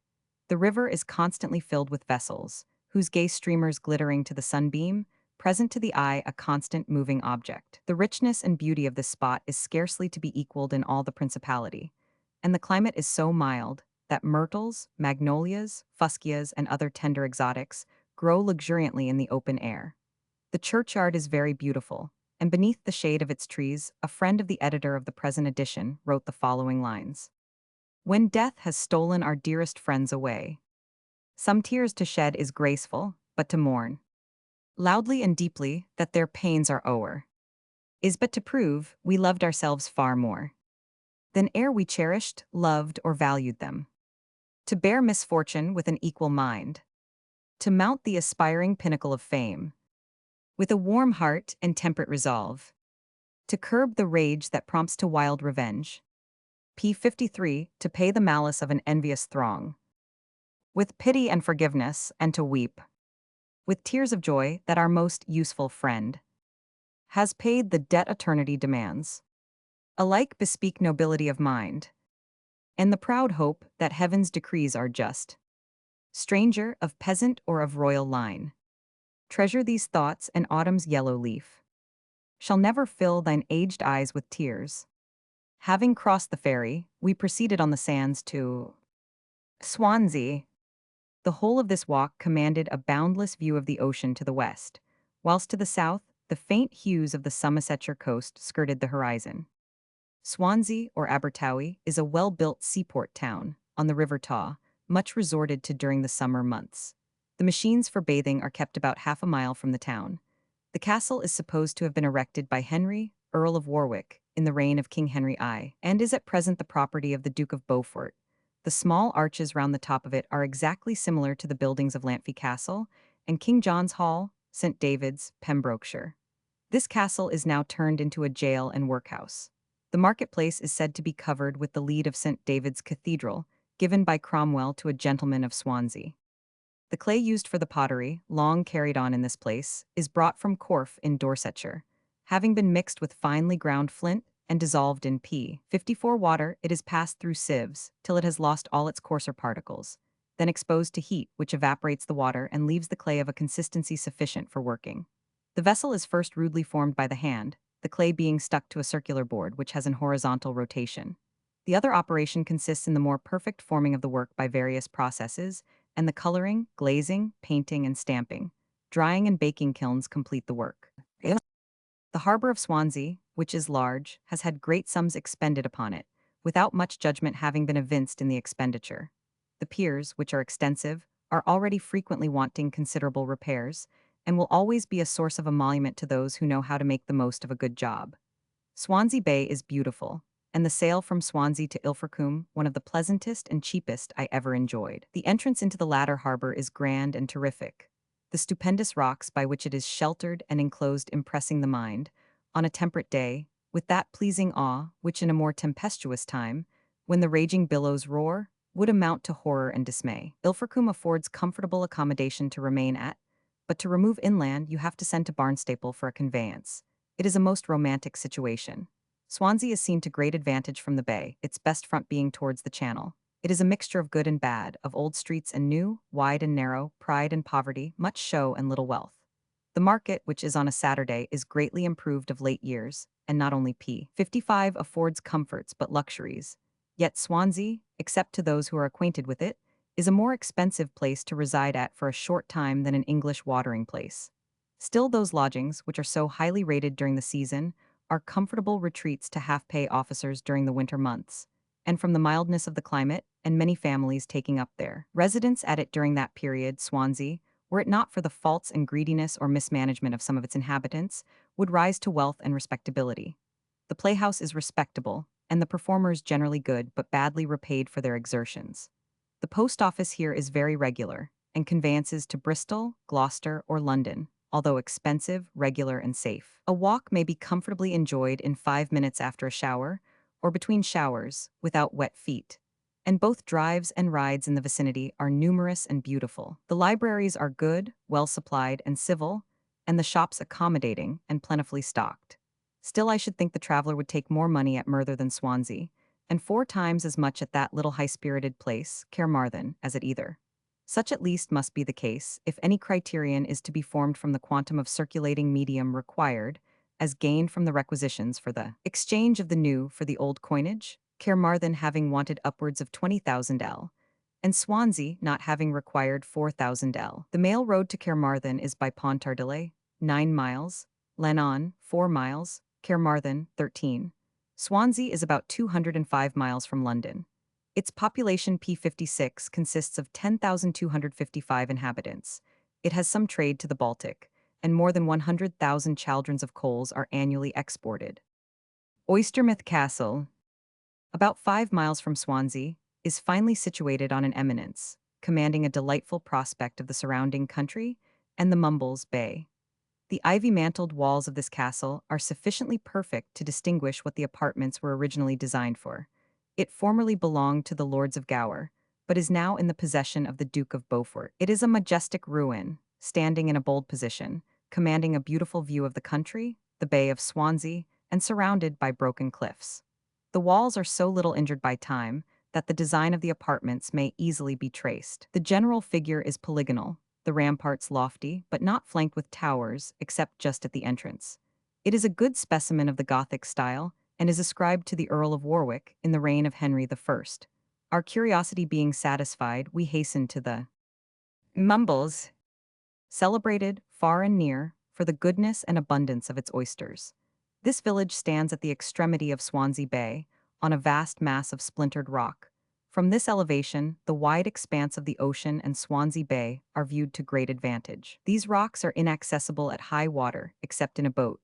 On the farthest is erected a lighthouse, serviceable to the navigation p57 of the British Channel. The lodging house above Oystermouth, called Thistlebourne, commands a fine view of the peninsula of Gower, the Bay of Swansea on one side, and that of Carmarthen on the other. At Pennard we descended some immense sandbanks, which led us into Oxwich Bay. At the head of the sandbanks are the small remains of an old castle, 57A scarcely worthy of observation. The sands in this bay are extremely fine, and the bold projections of the rock exhibit nature in her most awful and impressive attitudes. To the right of Oxwich Bay is situate at Penrhysau, 57B the seat of Mr. Talbot. The grounds are well planned and command extensive views of the sea. The old castle, rising behind the house, gave the whole a fine effect. It has been converted into an aviary. Lady Mary Talbot, now Cole, has the most beautiful flower garden in the whole principality. Between Penrhysau and the neat village of Cheriton, we observed to our right on a hill a large flat cromlech, several tons weight, resting on about 6 smaller ones placed perpendicularly and standing about 5 feet high. This is vulgarly called King Arthur's stone. The lifting of this stone in its present place is mentioned in the Welsh historical triads as one of the 3 arduous undertakings accomplished in the island of Britain. On a hill, opposite our inn, we discovered evident vestiges p58 of a Roman encampment.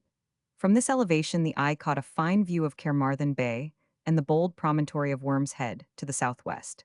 This rock is only accessible at low water.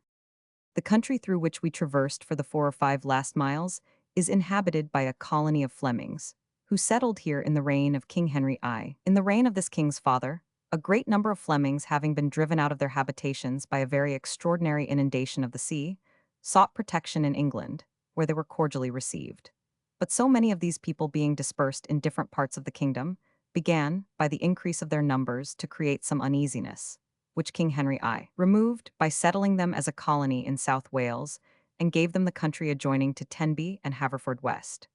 By this wise policy, the king rid his own dominions of an encumbrance and curbed the insolence of the then rebellious Cambrians. 58 The little territory they inhabit is called Gwr, and by the English, Little England beyond Wales, because their manners and language are still distinguishable from the Welsh, and in point of speech assimilate the English. These Flemings, to this day, seldom or never intermarry with the Welsh. They speak good English, and are very much averse to the manners and language of the country they inhabit. Both sexes generally distinguish themselves by wearing a short cloak, called gower whittle. In preference to a long walk of near 30 miles, we P59 crossed the River Barry, at Lawton, in the churchyard of which village we found the following epitaph. The village maidens to her grave shall bring selected garlands, each returning spring. Selected sweets, in emblem of the maid, who underneath this hallowed turf is laid. Like her they flourish, beauteous to the eye. Like her too soon they languish, fade, and die. From Luffer we proceeded to Llanelli, a miserable dirty place filled with miners and sailors. From hence to Kidwelly. The road leads over the Pembry Hills, and from this elevation the scenery is viewed to great advantage. The castle of Kidwelly, otherwise Cathwelly, was formerly, I imagine, of great extent, and is still the most perfect we had hitherto met with in Wales. The extent of the apartments is distinguishable, some of the staircases accessible, and the 4 round towers, keep, gateway, and yard spread an awful gloom around, whose beauties time had just sufficiently impaired to heighten its grandeur and sublimity. To this castle King John retired when at war with his barons. Our guide expatiated much on the history and events of the castle, and told the story with as much agitation and interest as if it had happened yesterday. The road to Carmarthen. We found unpleasantly hilly, but occasional valleys to our left enlivened our walk. Near Carmarthen we crossed a bridge of freestone over the Towy. This river, running through the middle of this shire, falls into the British Sea at Carmarthen Bay, and is navigable for small vessels as far as the bridge.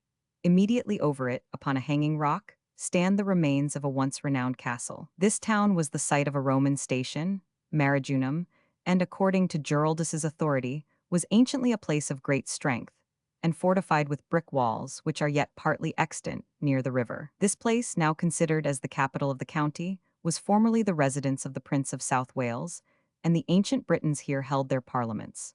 The chancery likewise and exchequer for South Wales were kept here, when this territory was first erected into a principality by the Crown of England. In the 38th year of King Henry Roman VIII, it was created a borough town. No part of Wales can boast a more generous or higher-spirited people than the gentry in the vicinity, and the inhabitants of Carmarthen. Its trade is likewise considerable, as the circumjacent country, for a very considerable distance, is dependent upon it for the common luxuries, and what are now deemed, even in Wales, necessaries of life, for which they bring for sale or barter the most simple article of the native produce. And you may frequently see the basket that has been brought for miles, not contain a sixpennyworth of herbs, eggs, and P61, yet this trifle is to them of consequence, and enables them to add to the little stock of tea, tape, or pins which they require. The busy scene of a Carmarthen market is highly interesting, particularly to one fond of the study of political economy. Man wants but little here below, nor wants that little long. How cheap must be the subsistence of a party who can walk 12 or 14 miles to earn sixpence, or disburse a shilling or 18 pence, and how few must be their weekly wants which so small a sum can satisfy. It is true they divide this labor, and each take their turn of village or neighborly duty. The market of this place is not only extremely reasonable, but excellent, hardly excelled in quality by any but Worcester, the cleanliness and beauty of the exhibition of which beats all England. Carmarthen has abundance of good meat, fish, poultry, butter, wildfowl, and game. In December 1819, I bought 3 fine turkeys for 9 shillings, fowls from eightpence to 1 shilling each, and other things in proportion. Still, the taxes are the same as in England, and good land is high rented, but the wants of the tenantry are fewer. Small farms are abundant, and every cottage has its garden and plot of ground, as well as waste land generally. Fuel is likewise cheap. The view from Carmarthen over the Towy is beautiful, and not to be enjoyed anywhere to greater advantage than from the back rooms of the Ivy Bush Inn or the terrace walk in the garden. Its population is rated P62 at between 7 and 8,000, and its houses at about 1,200. The market days are Saturday and Wednesday. It is 231 miles from London, by Bristol, and 216 by Gloucester. The mail arrives from London at 9 in the morning and departs at 2 o'clock in the afternoon generally. I should feel at the height of ingratitude if I had failed to notice the great attention paid to strangers who attend divine service at the church. Not only are they immediately accommodated in comfortable pews, but prayer books are supplied to them by the son of the clerk. In short, I witnessed a courtesy and attention to strangers, and a backwardness to receive remuneration, such as I never saw evinced at any other place. The late Ivy Bush was the house of Sir Richard Steele, who obtained it and his property in this neighborhood by marriage with the heiress of Jonathan Scurlock, Esq. After the death of his wife, he retired to a small farmhouse, called the White House, lying about a mile from Carmarthen, and there he wrote his celebrated Comedy of the Conscious Lovers. At some distance from Carmarthen are several very remarkable caves, whence Merlin is supposed to have delivered his oracles. Of Merlin and his skill what region doth not hear? Who of a British nymph was gotten whilst she played with a seducing spirit? Drayton Polyalbion S.V. Carmarthen gave birth to Merlin, who is styled, by an P63 ancient author, the son of a bad angel, or of an incubus spirit, the Britons' great Apollo, whom Geoffrey ap Arthur would rank with the South-saying seer, or rather with the true prophets themselves, being none other than a mere seducer and fantastical wizard. He flourished in the year 480. Some few years after this tour, I took the road to Carmarthen from Ragland, through Crickhole, Brecon, Llandovery, and Llandillo. Passing through Abergavenny, we paused for a few days at Crickhole, where we amused ourselves in fly fishing in the River Usk. Crickhole stands in the center of a vale, scarcely surpassed by that of the Towy, and is supposed to have been built in the time of Howell Dha, about the year 940. The castle presents little to attract attention. The church contains some few ancient monuments, but the principal objects for a traveler are to be found at a short distance from the town, viz., a remarkable cave south of Langaddock, a waterfall in a dingle leading to Llanelly Ironworks, the remains of a castle on what is called the Camp Hill, and the beautiful village of Lambetter, the walks of which are of themselves almost worthy a journey into Wales. The society around Crickhole is highly respectable, but there are no noblemen's seats and only one park within the distance of many miles. The natural scenery, however, amply compensates. From Crickhole we proceeded to a village named Cumdu, situated between two chains of mountains. The village is poor to the last degree, but the land is rich, and the valley, in which it is situated, may be called the granary of Brecknockshire. There is scarcely a field on P64, the lower sides of the hills, that does not present a spot favorable to build upon. From the farm and house called Cumgu is one of the most beautiful views in all Wales. Commanding, as it does, the Vale of Usk, the river winding through it, innumerable fields, a high mountain towards the north, the town of Crickhole on the east, the ruins of Tretwar below, a woody hill rising above it, and from a field at a short distance from the house, the double head of the beacons, towering, as it were, into the clouds. Brecon, or Aberhondu, is a very romantic town, with good inns and every accommodation for a respectable family. The views around it are beautiful. The Priory groves as a public walk are the most delightful in all Wales, perhaps in Britain, while the castle, the Priory, and other fragments of antiquity afford ample materials for the contemplation of those who connect scenes with former events.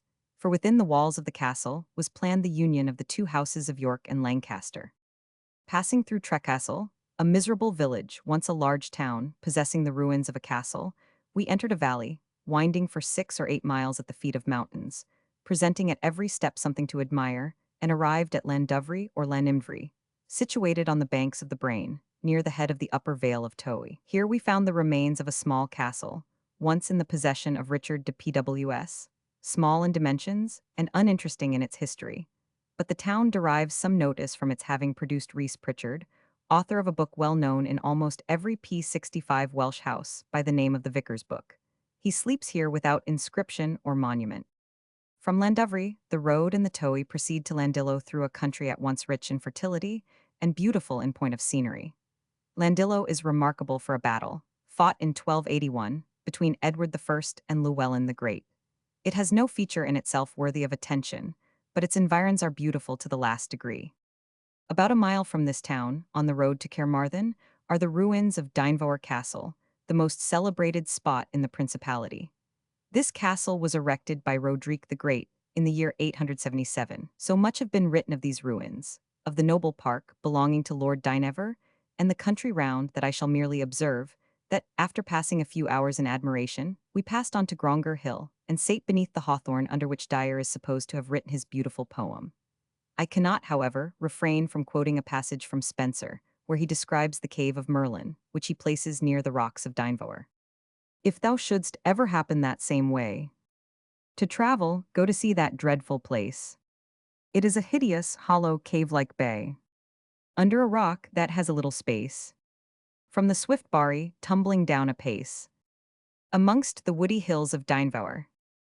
But dare thou not, I charge in any case, to enter into that same baleful bower, for fear the cruel fiends should thee unawares devour. P66. But standing high aloft, low lay thine ear, and there such ghastly noise of iron chains, and brazen cauldrons thou shalt rumbling hear, which thousand sprites with long enduring pains do toss that it will stun thy feeble brains, and oftentimes great groans and grievous sounds, when too huge toil and labor them constrains, and oftentimes loud strokes and ringing sounds, from under that deep rock most horribly rebounds. Fairy Queen B. Roman 3, Cants 3. The view from Grongar Hill is inexpressibly beautiful. To attempt describing it would only be showing the poverty of human language. From this spot, the road winds to Carmarthen with many a graceful curve, through a country presenting a multitude of objects for the pencil of an accomplished painter. The regular road to Tenby is by St. Clears, 9 miles 1/4, Cold Blow 10 miles 7 furlongs, left to Tenby 8 miles and a quarter, at St. Clears is the Blue Boar, and at Cold Blow the Windsor Castle. But should the tourist prefer the coast to the regular road, I should recommend him to visit Llanstaffin Castle, at the mouth of the Towy, a large and venerable ruin, memorable for the siege it sustained about the middle of the 12th century, when defended by Meredith ap Griffith, who defeated all the attacks of the Normans, and see who besieged it. The village, which is now resorted to for sea bathing, is situate at the bottom of the hill. At high water there is a ferry to the village on the opposite side. At low water, at particular periods, the sands may P67 be crossed on horseback, but strangers should not attempt this without a guide. From Llanstaffin the tourist may proceed by Lafarn, Green Bridge, and C. From Carmarthen, we were recommended to go to Lafarn in order to see the castle, but it by no means answered our expectation. Little part of it now remains, and the neat gravel walk in the garden is ill adapted for the mutilated walls of an ancient ruin. From the neighboring heights, grand and extensive sea prospects interest the traveler. At this place was born the once celebrated Dean Tucker. 1 mile distant is another ruin, called Rock Castle, but supposed to have been a monastery. About 5 miles from Lafarn, we passed a small place called Green Bridge. It derives its name from an excavation in the rock, through which a little rivulet runs for a mile and a half.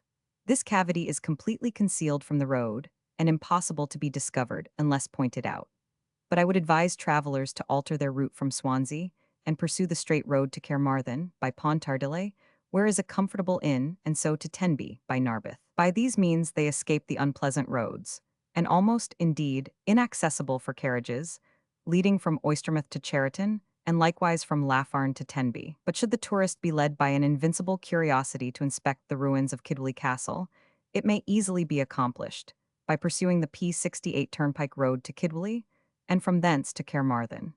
In this last route you only omit visiting the seat of Mr. Talbot, of Penrhysau, though an object highly worthy of inspection. At Saunders Foot is a small bay, formed on one side by a rock, called the Monkstone, and on the other by the Carmarthenshire coast. Near this place is situate the seat of Captain Ackland, and from thence to Tenby, the dark lowering rocks rose perpendicularly to a considerable height, and then branched out into overhanging crags. It was now dusk, And at this transforming hour, the bold promontories became shaded with unreal glooms, the projecting cliffs assumed a more terrific aspect, and the wild overhanging underwood waved to the gale in hoarser murmurs. Tenby is much resorted to during the summer months for bathing. It stands on a rock facing Carmarthen Bay, the bold promontory of the Monkstone Head to the north, and St. Catherine's Point to the south form a fine amphitheater. The shore is well adapted for bathing, the machines excellent, and a singular rock, rising in the sea close to the shore, shelters the bathing machines even in the most boisterous weather.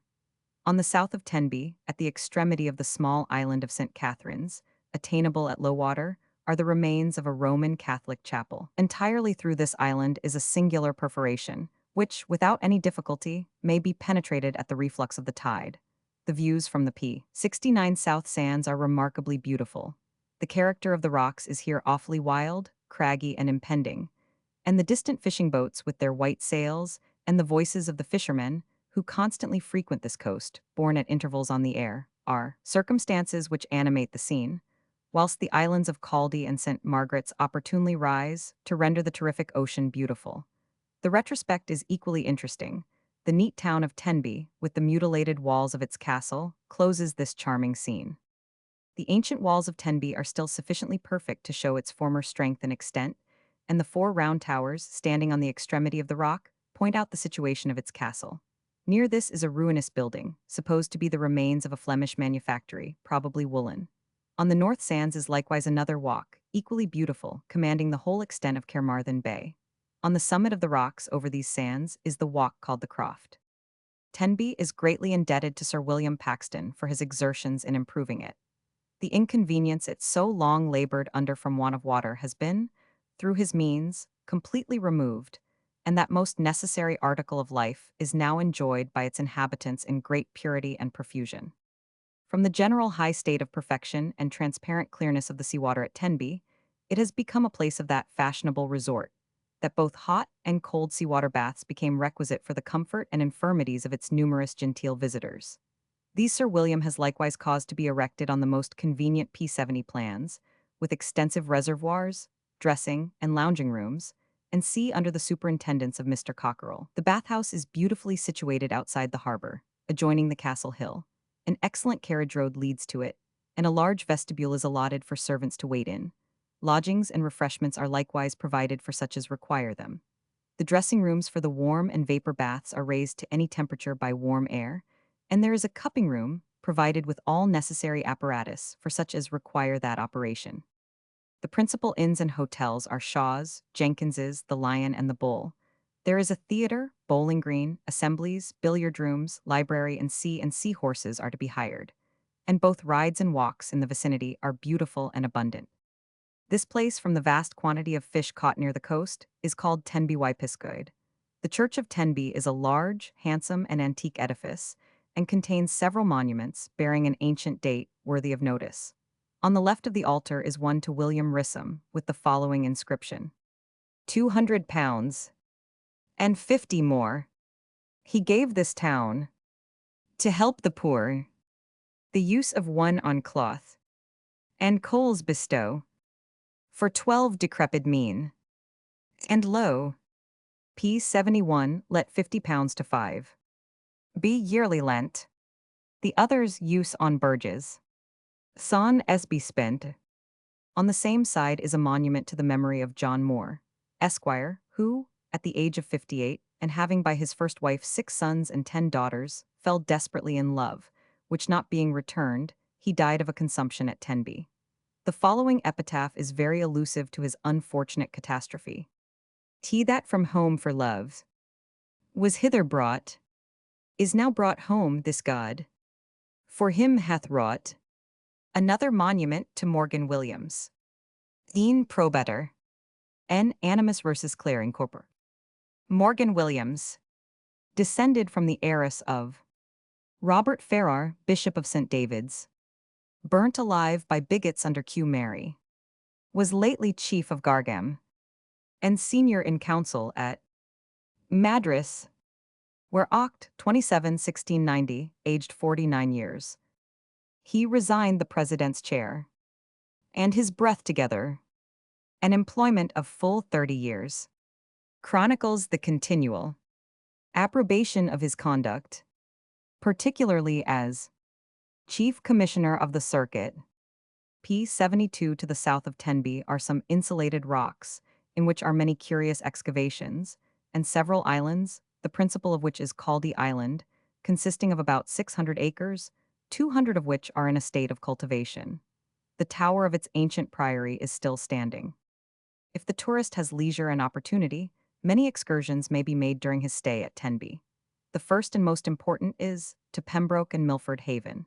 The road affords many grand and extensive sea views, with a faint prospect of Lundy Isle.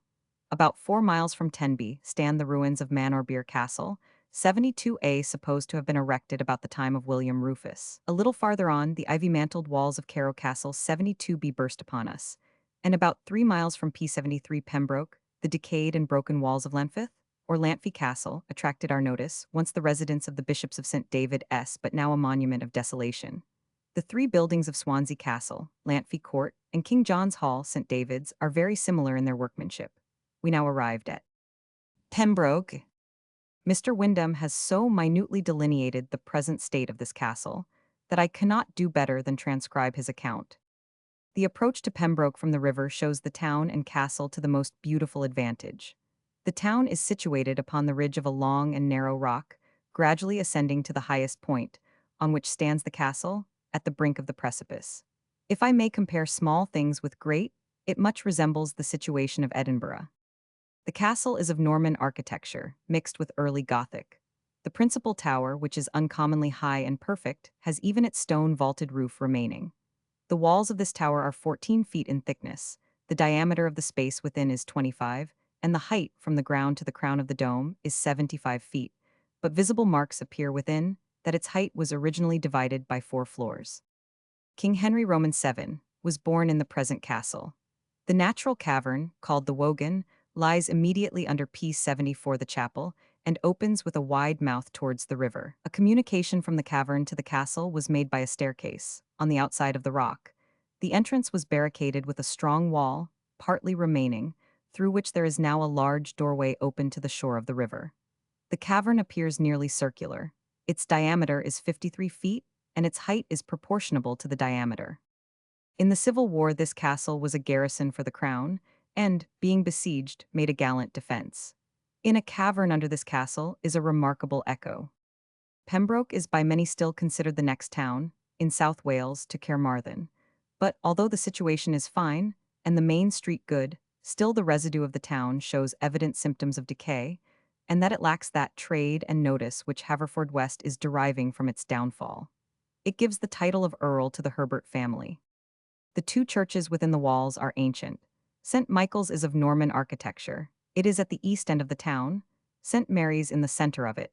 The Priory Church has its nave vaulted with stone. It is paved with glazed bricks, with arms, flowers, and sea upon them. Near the church is the Prior's mansion, which still exhibits proofs of its former splendor and the large establishment of its possessors. It has now become a humble, dilapidated farmhouse, and to trace its origin, you must go to the foundation. In 1811, Pembroke contained 501 houses and a population of 2415 persons. From hence is a pleasant excursion, the account of which, as given by Mr. Fenton, in his work on Pembrokeshire, I subjoin. P75, quitting the magnificent ruins of Pembroke, passed through Monkton, from the height of which an admirable view may be attained, reached Dry Burrows, a furzy moor covered with tumuli. To the left stands Orielton. Here, turn to the right, passing Castleton. Still you will observe various tumuli. From this height to the right, the navigation from Penarmouth to the town of Pembroke. The coast here is famous for oysters of superior excellence, in inexhaustible quantities. Descend by Henlon, anciently inhabited by the descendants of Gwynfard Dyfed, hence to Pwll Crauchon Churchyard, upon a small creek of Milford Haven, in which a memorable skirmish took place between the King's and Parliament's forces. The parish church of Roscrother is dignified with a handsome tower, and the interior contains some figures well sculptured. Distant a quarter of a mile stands Easting Town, or vulgarly Eyston, long the residence of the family of Mears. It appears to have been castellated. Not far from the church is a well called St.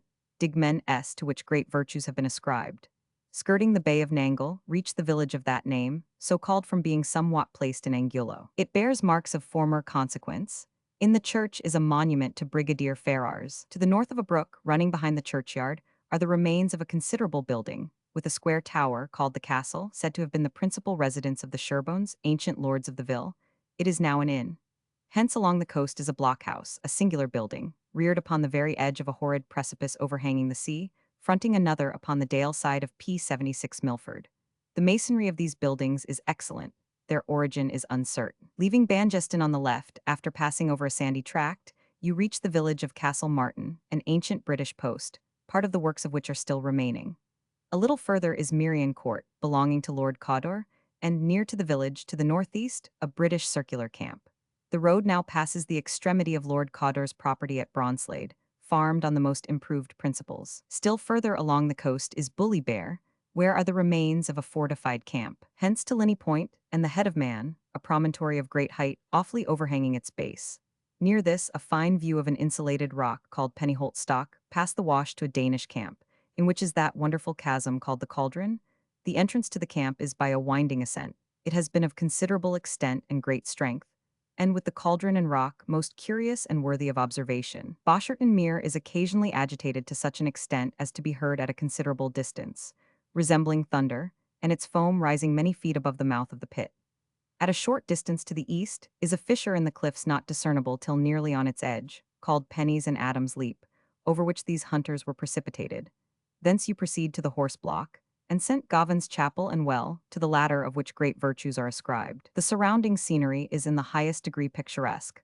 The larger bay is surrounded by cliffs in the form of an amphitheater. That in which the hermitage is placed is truly romantic. In proceeding P77 to Stackpole Court, after again gaining the height, you pass Buckspool, and from thence to Bosherton. Below the village, pass under a tongue of land, on which are the remains of a strong encampment. Near this is a small cavern in the limestone rock where human bones have been found. Harold is said to have infested this coast, and to have left marks of his predatory victories inscribed. Hic Haroldus Victor Fuit.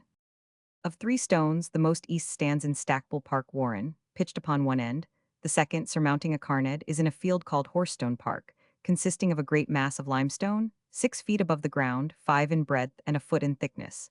It is bedded in an almost circular mound of stones. The third stone is upon the same line, but more west. It is the tallest, almost encrusted with a minute lichen. Stackpole Court, from the broad rock at the mouth of Broad Haven, is the elegant seat of Lord Cawdor. It is on the west side of the pool, on a fine eminence at the edge of a bold declivity. It bore originally a castellated form, but lost its ancient baronial character. In the civil wars it was fortified and garrisoned for the king. The walls were so strong that the ordnance made little impression. The present mansion, which occupies the same site, is of wrought limestone. Its architecture is heavy. Lady Cawdor has contributed to Mr. Fenton's tour, from her own pencil, a charming view of this vicinity, taken near the bridge, in crossing from the house to the park.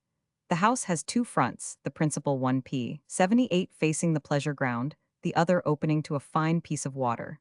You enter the latter front from a broad terrace, extending to the whole length, and, after descending, it continues to the extent of a spacious conservatory. The house is formed into many fine apartments, and the library is large. In one room, containing family pictures, is a whole length of Lord Cawdor, by Sir J. Reynolds, and another of Lady Cawdor, by Sir W. Beechey. The offices are well arranged, and the stables form a detached large quadrangular building. Of Stackpole, says Mr. Fenton, without straining a compliment, there are few places which display more magnificence without, or more sumptuous hospitality and elegant comforts within. But to sum up the importance of this place, be it known that it stands in the midst of a property of 15,000 acres of most valuable land. Opposite is the park, well stocked with deer, deformed by some barren sandbanks, and at present deficient in wood. The borders of the lake and the pleasure grounds are, however, richly wooded. Between the park and the sea there is a warren, formed of mountains of sand, and consolidated by that valuable plant Moorhesk, Juncus maritimus, sea or mat rushes. The lake is abundantly stocked with wild fowl, which collect at a call, and consent to be fed like barn-door poultry. Passing along the park, enter the pleasant village of Stackpole, where the ancient lord's vassals resided. Hence descend to a vale on the right, where a private gate leads through a woody avenue to the church of Cheriton, or Stackpole Elidur, so named from its founder. It stands at the head of a sequestered dell, is a plain P79 building with a tower, consists of a nave and chancel, having 2 small aisles on the south side. On the north side of the chancel, under a wrought canopy of stone, lies a cross-legged knight, said to represent Elidur de Stackpoole, the first possessor of Stackpoole, the same whom Giraldus mentions, who took the cross at the time that Archbishop Baldwin made his transit through the country. Ascend to St. Petrox, a rectory in the gift of Lord Cawdor. The church is small, but very light and neat. The only conspicuous monument is a handsome mural marble tablet to a Lady Jane Mansell, wife first of Sir Roger Lort, and afterwards Sir Edward Mansell of Muddlescombe, Bart, in the county of Carmarthen. The rectors of this place have been observed to live to a great age. At a short distance from Stackpoole stands the chapel of St. Gowan, situated in a fine amphitheatre of rocks, rising immediately over the sea. In respect to this scene, the author of the beauties, harmonies, and sublimities of nature thus expresses himself. As for you, my Lelius, never shall I forget your enthusiasm when we visited the chapel of St. Gowan, situated among those stupendous rocks, which, forming a semicircular area towards the sea, commands a noble prospect of the coast of Devon. The language you employed on that interesting occasion, never can I be so base as to forget. If our prayers are at one time more acceptable than at another, it must assuredly be in those moments when our souls are elevated by such scenery as this. Often have I been awed to devotion at Rome and at Loreto, in the presence of canons, bishops, and cardinals, but here, p. 80 in the rude simplicity of nature, I feel my spirit separate, as it were, from the tenement which has so long chained it to the earth, and wing its course directly up to heaven. The magnificent area in which this small chapel is situated is a temple more sublimely grand and affecting than all the mosques of Turkey, and all the cathedrals of France, Italy, or Spain. At Pembroke we hired a boat, 80A intending to sail round the extensive haven of Milford, and, as we retired from the shore, we took a retrospect of the dilapidated walls of the castle, once the terror, and even in ruins, the pride of the scene. It is most advisable to make this excursion at high water, as it adds much to the picturesque scenery of the tout ensemble. Milford Haven is justly compared to an immense lake, for, the mouth not being at any distance visible, the whole haven seems landlocked. Though it is a mile and 3/4 wide, it could not be defended against an enemy, nor is there a sufficiency of timber in the neighborhood. 80b. This haven is formed by a great advance of the sea into the land, it being above 10 miles from the southernmost point at Nangle to Pembroke, beyond which the tide comes up to, and beyond Carrow Castle. It is capable of holding the whole navy of England, and the same is said of Cork Harbour. 80c the spring tides rise 36 p 81 feet, the neap above 26. Ships may be out of this haven in an hour's time, and in 8 or 10 hours over at Ireland, or the Land's End, and this with almost any wind, by day or night. In surveying the estuary of Milford Haven, says a writer, whom we shall frequently have occasion to quote, expanding into one of the finest harbors in all Europe, and wearing the appearance of an immense lake, sufficiently large to contain the entire navy of the British Crown, secure from winds and tempests, and where a large fleet might maneuver with the greatest safety.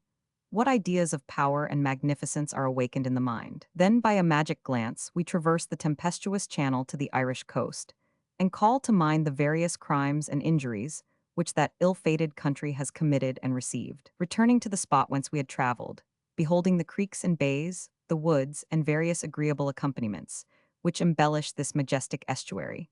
Who is there that does not derive the highest satisfaction in recalling to memory the beautiful scene in Cymbeline, where Imogen, in the character of Fidel, has flowers sprinkled over her grave, and a solemn dirge performed in honor of her memory? Our reception at the miserable place of Athaburston did not induce us to stay longer than was sufficient to recruit ourselves. We found the dirty inn preoccupied by unfortunate Irish refugees. Their situation was indeed melancholy, driven from their country, their friends, P82, and all most dear to them. And wishing to forget their past sufferings, the following lines seem applicable to their situation. Oh, could oblivion's friendly draught soothe all our sorrows to repose, nor that intruder, restless thought, renew our agonizing woes.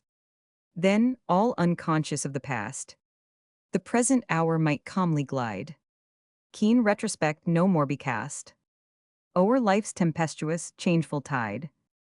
Yet heaven, to all its creatures kind, with peace can gild the deepest gloom, and, mid misfortune's wrecks the mind, may sweet serenity assume. Having refreshed ourselves, we walked to Milford, a small village opposite Hubberston. Several comfortable houses are situated on the hill, commanding a delightful view of the haven. Such was Milford when originally described in this work, but it now ranks as a town of some consequence in Wales. The haven, from its extent and safety, held forth such great inducements to improve the vicinity and gradually to raise it into consequence as a seaport that the right Hun, Charles Greville, whose property it became on the death of Sir W. Hamilton, obtained an Act of Parliament for the building of the town and the privileges it was to enjoy. After having selected P83 the situation, which is one of the finest parts of the haven, Mr. G. laid down the ground plan of the streets. The principal ones run in parallel lines east and west, and in the direction of the shore, with short streets of communication intersecting them at right angles. The houses are generally good, and many calculated for the residence of opulent families. The church is near the haven, at the east end of the lowest street. The windows contain the arms of Hamilton, Barlow, and Greville. The tower, at the west end of the edifice, is very conspicuous in sailing up the haven. The custom house is at the lower end of the town, by the water side. The dockyards are immediately in front of the town. They are calculated for the building of line-of-battle ships, as well as frigates. It was formed after a plan by Lord Spencer. Packets are stationed here under excellent regulations for the conveyance of the mails and passengers to Waterford. The mail from London arrives here every evening and departs in the morning. Markets are held on Tuesdays and Saturdays. To the west of Milford is Priory Pill, on the opposite bank of which is Haking or Old Milford. Wet docks were about to be established on this creek, but the design was abandoned. Between Haking and Hubberstone is the Observatory and Mathematical School. Being satisfied with our day's excursion, we again returned to our comfortable quarters at Tenby, which we left with regret a few days afterwards.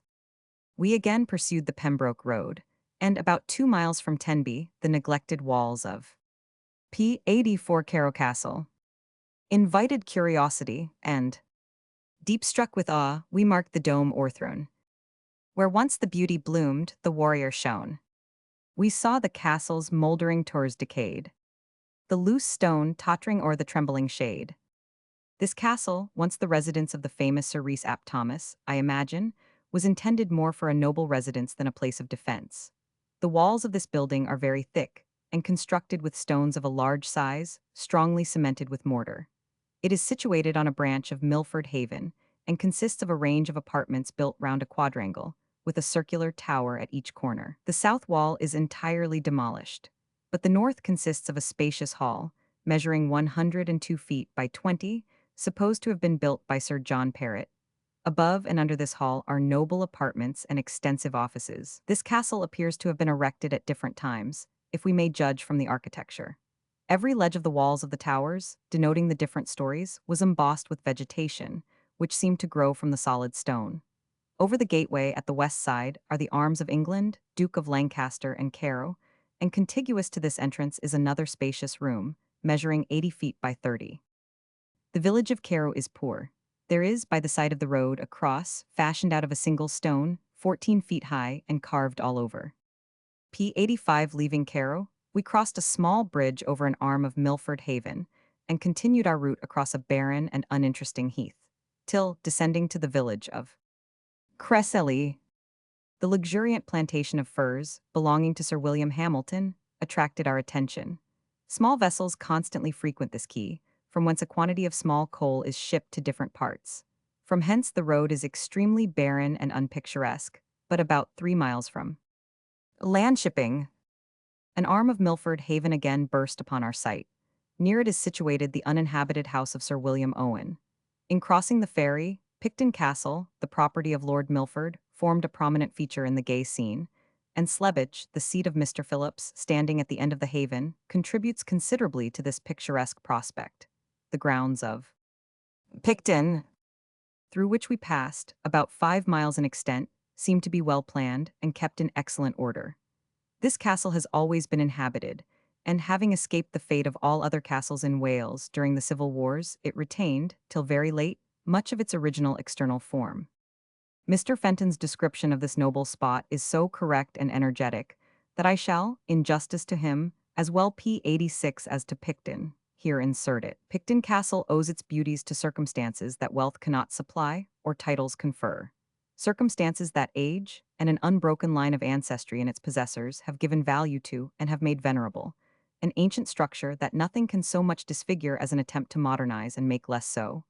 A castle, and I believe a solitary instance, never forfeited, never deserted, never vacant, and that never knew a melancholy blank in its want of a master, from whose walls hospitality was never exiled, and whose governors might be said to have been hereditary.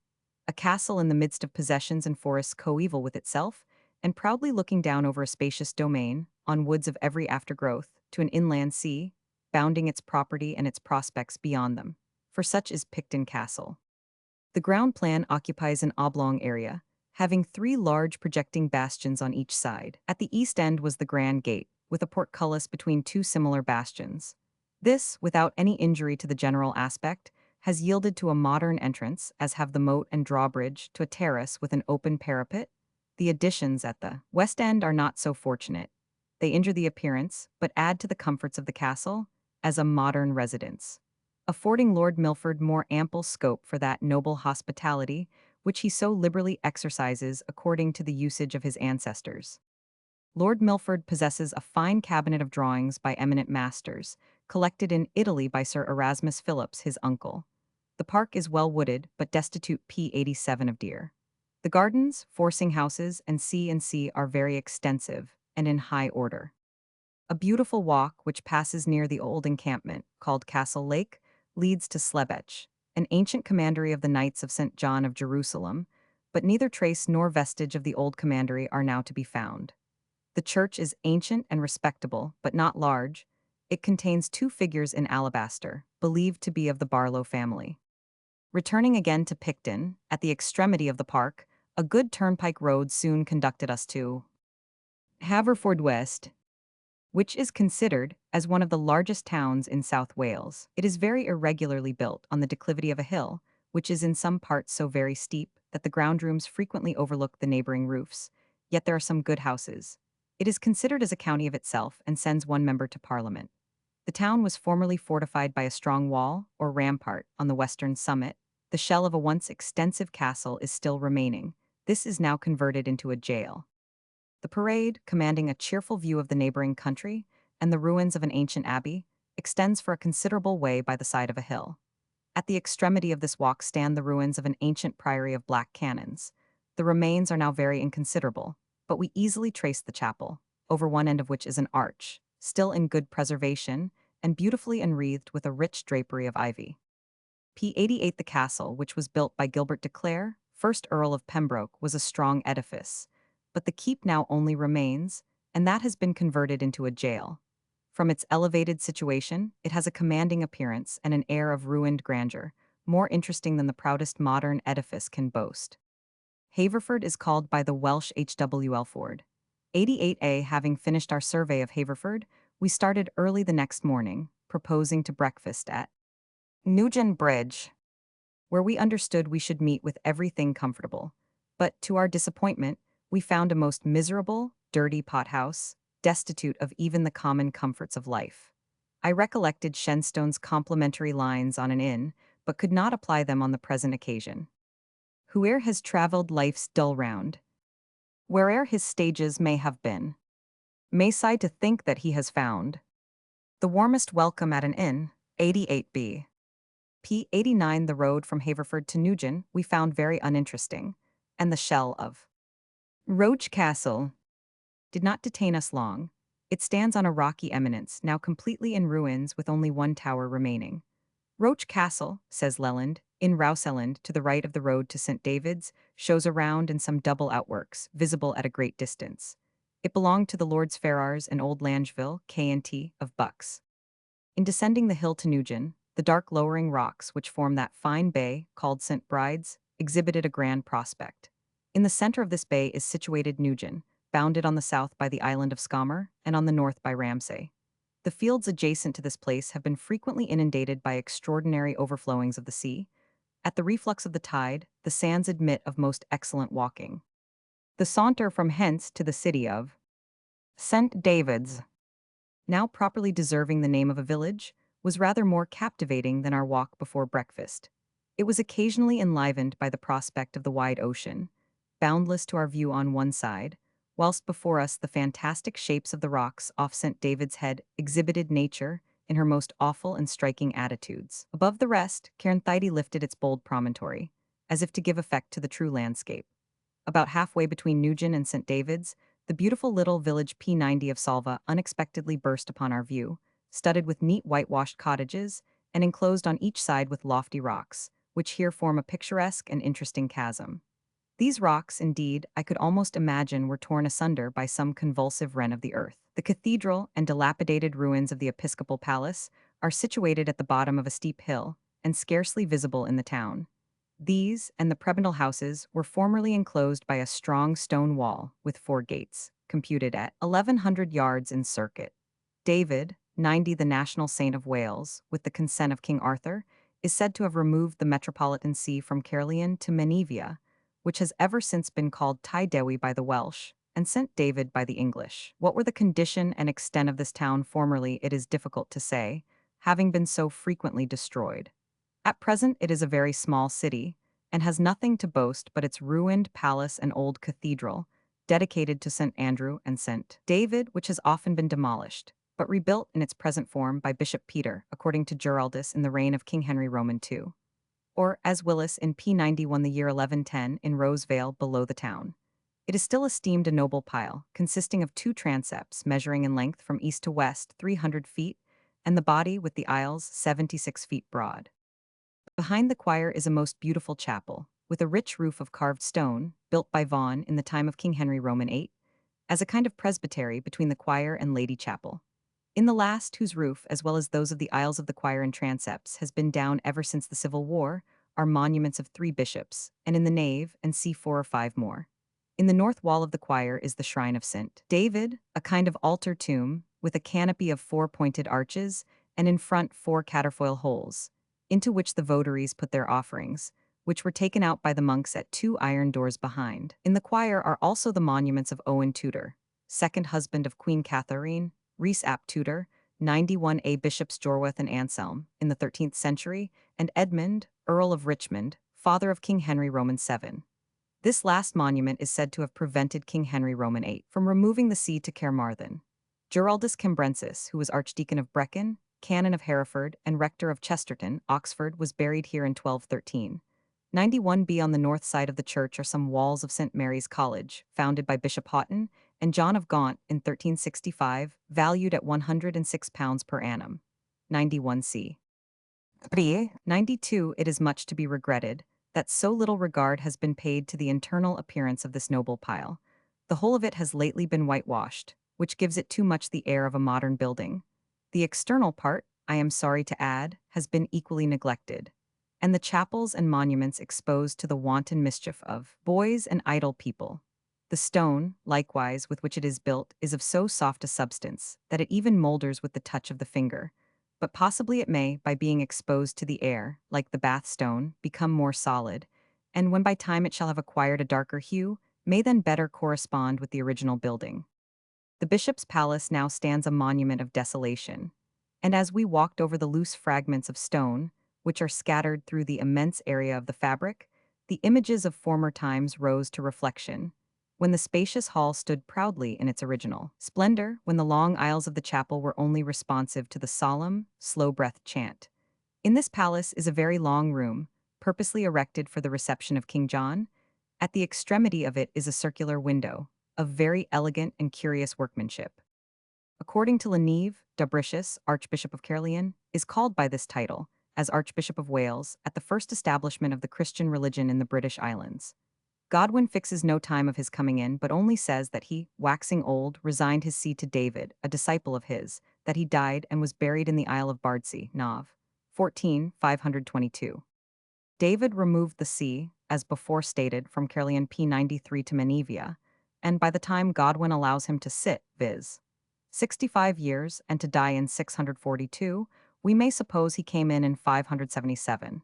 It is said he lived to a great age, viz. 146 years, and, dying in 642, as is aforesaid, was buried in the cathedral which himself had caused to be built.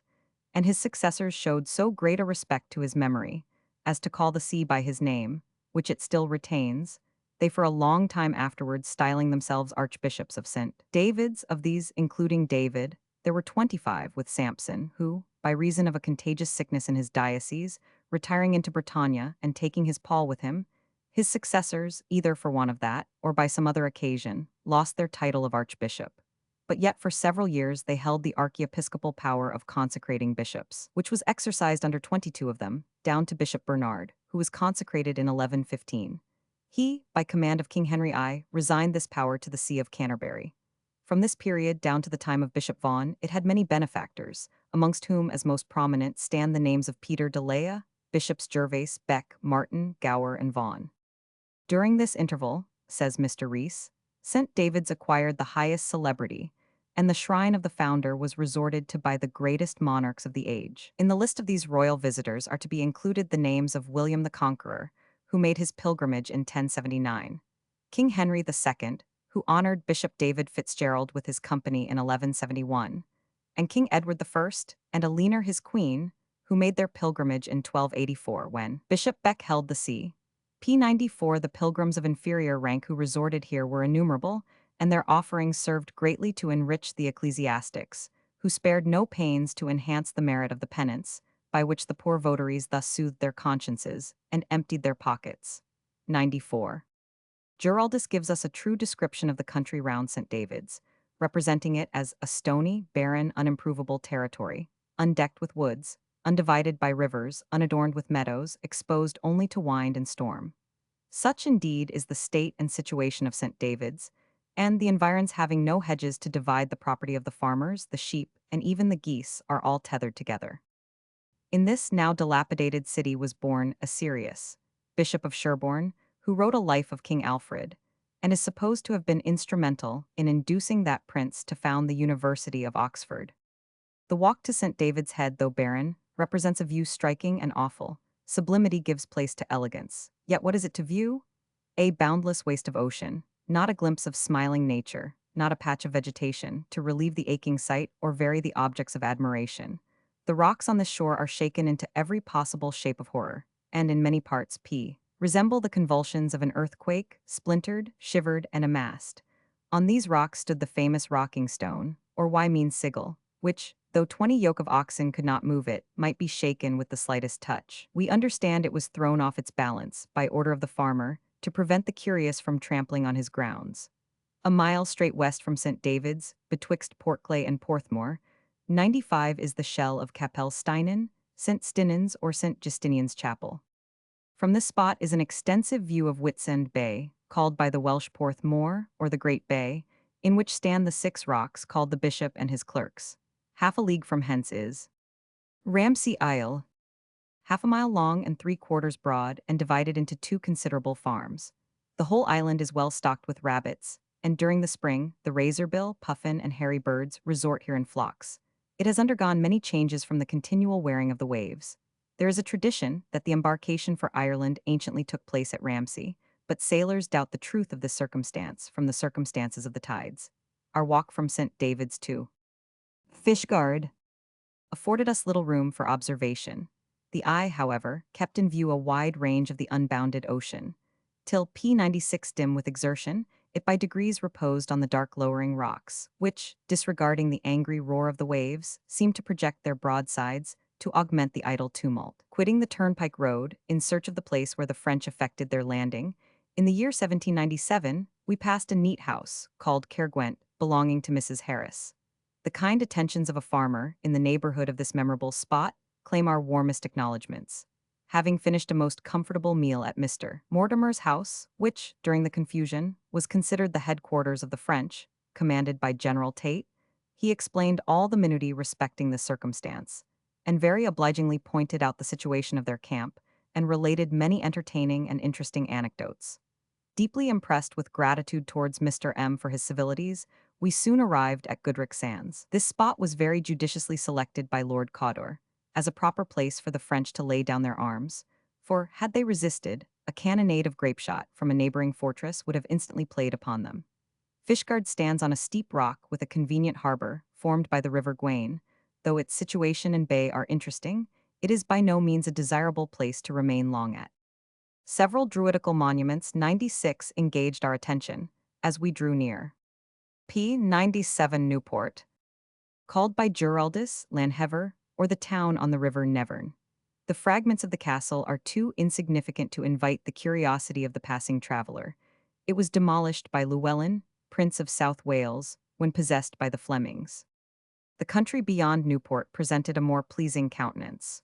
Wood, water, hill, and vale all unite, even to induce the plodding citizen to pause and wish to spend the evening of his days in the vicinity of its enchantment. In this interesting situation, we found the village of Vellender. We here particularly observed the slaty quality of the hills, and could not avoid condemning the folly of the inhabitants of Vellender in building their cottages of mud, and sparingly covering them with straw, when nature herself seemed to place comforts, if not luxuries, before their view. But perhaps these reproaches were ill-grounded, for thus veiled in obscurity they were happy, as they knew not enough of the world seriously to regret the want of these conveniences. Their situation, indeed, seemed to verify the philosophical sentiment of Gray. Since ignorance is bliss, 'tis folly to be wise. For though they suffer the extremes of filth and penury, yet they enjoy the two inestimable blessings, health and felicity. The broken towers of Kilgerran Castle soon attracted our notice. The relics of this ruin stand p98 on a point of rock, impending over the river Tivy, whose beauty time had only impaired to heighten its grandeur. Two imperfect circular towers and the fragments of a wall now only remain. The river Tivy, I imagine, abounds with fish, as we observed at every door in the village of Kilgerran a caracal. 98. The construction of this little water conveyance is remarkably simple, and intended solely for the use of fishing. A thick skin, or coarse pitched canvas, is stretched over wickerwork. This singular fishing boat conveys only one man, who manages it with the greatest adroitness imaginable. The right hand being employed in P99 using the paddle, the left in conducting the net, and the teeth in holding the line. Two caracals generally cooperate to assist each other in fishing. They usually measure about 5 feet long and 4 broad and are rounded at the corners, and, after the labors of the day, are conveyed on their backs to the little cots of the fishermen, being looked upon as a necessary appendage to the cottage door. Description can scarcely suggest the full magnificence and beauty of the saunter from hence to Cardigan. The valley, about 2 miles in extent, seemed to possess all that nature inherits. Sloping hills, 200 feet high, covered with wood from the water's edge to their highest summit, and at the most acceptable distances and truly happy situations, interrupted by a bold, naked, and projecting rock, whilst the broad and translucid stream of the Tivy reflects, as in a mirror, the blackness of the impending shades. The retrospect commands the romantic ruins of Kilgerran Castle, whose mutilated walls close this delicious landscape. The whole valley bears a strong resemblance to the situation of the celebrated Piercefield. As this spot is entirely lost by keeping the turnpike road, it is advisable for travelers in general to hire a boat from Cardigan to Kilgerran. This our humble and less encumbered mode of traveling rendered unnecessary. Near Kilgerran are Castle Mailgin and Penter, the seat of Dr. Davies, both handsome modern mansions, surrounded by pleasing gardens and plantations. At Leckryd, not far from Kilgerran, extensive tin works are carried on by Sir Benjamin Hammett. Having already examined works of this nature at Neath, we preferred P100 the romantic vale of Kilgerran, as to accomplish both would have occupied too much time. We entered the town of Cardigan over a handsome stone bridge built over the Tivy, which is here of considerable width. In front of this stands, on a steep eminence, the castle, consisting chiefly of its outer walls, which prove it to have been once a considerable building. This place, considered the principal town of the county, is called by the Britons Aberteifi, which name it receives from standing near the mouth of the river Tivy. It was fortified, together with the castle, by Gilbert, son of Richard Clare, and demolished by Rhys ap Griffith. Cardigan had once a strong castle, but it was destroyed in the Civil Wars, and an elegant mansion erected on its site by Mr. Bowen, the cellars of which were anciently the dungeons of the keep. At the end of the bridge is a chapel, said to be erected on the spot where Giraldus preached the crusade. The town is large and regular, its chief trade consisting in lade, exported to Ireland. It sends one member to Parliament and gives the title of Earl to the family of Brudenell. The church is large and well built with a handsome tower. The new jail, finished in the year 1797, is conveniently situated and appears to be a well-planned building. 1 mile from Cardigan is St. Dogmill's Abbey, P101 called by Leland 101 a priory of Bonhams. The Monastican places this house amongst the Benedictines, but it was that strict and reformed sort of Benedictines, called the Order of Tyre, founded by Martin of Tours, who conquered the country of Semmes about the time of King William the Conqueror. Part of the ruins is now converted into a chapel, for the convenience of the vicinity. St. Dogmell's is now a mere fishing village. At the second milestone, in our road from Cardigan to the village of Lenarth, we halted a short time to take a retrospect of the country we had passed. From this spot, the town and castle of Cardigan, standing on an eminence in the center of a broad valley and encircled with hills, beautifully introduced themselves to our view. From hence to Abervarin, grand sea prospects continued to enliven our route, whilst the faint and still fainter hues of the coast of Ireland appeared just visibly skirting the distant horizon. Abervarin is situated in a vale, near the conflux of the river Arun with the sea, from whence it receives its name, a burr signifying the mouth of anything. The entrenchment, mentioned by Sale in his collection of Tours, about a mile from Abervarin, is now P102 almost washed away by daily encroachments of the sea. We lamented that the druidical sepulchral monuments, mentioned by the same author, were inadvertently passed unnoticed by us. In this day's journey we still continued to indulge the sublime emotions, which an unconfined view of the ocean always inspires. A serene day, with partial gleams of sunshine, gave magical effects to the scenery, and the sea was enlivened with many a vessel, passing each other in various directions, and contributing to render the terrific ocean beautiful. Before us, the towering mountains of Merionethshire glittered in all those colors of beauty, which constitute the sublime, and we appeared only to climb one hill to view others still rising in endless perspective. Over the whole was diffused the rich glow of evening, and the distant mountains were variegated by the parting tinge of lingering day. A neat church, backed by romantic hills, animated the village of Llanrhystyd, 3 miles from Aberystwyth. We paused at Llanrhian Bridge to admire the rich banks rising on each side of the river Ystwyth, over which this bridge is thrown. It is built in the style of the celebrated Pont Wypryd, in the Vale of Glamorganshire. We entered the town of Aberystwyth over a temporary wooden bridge.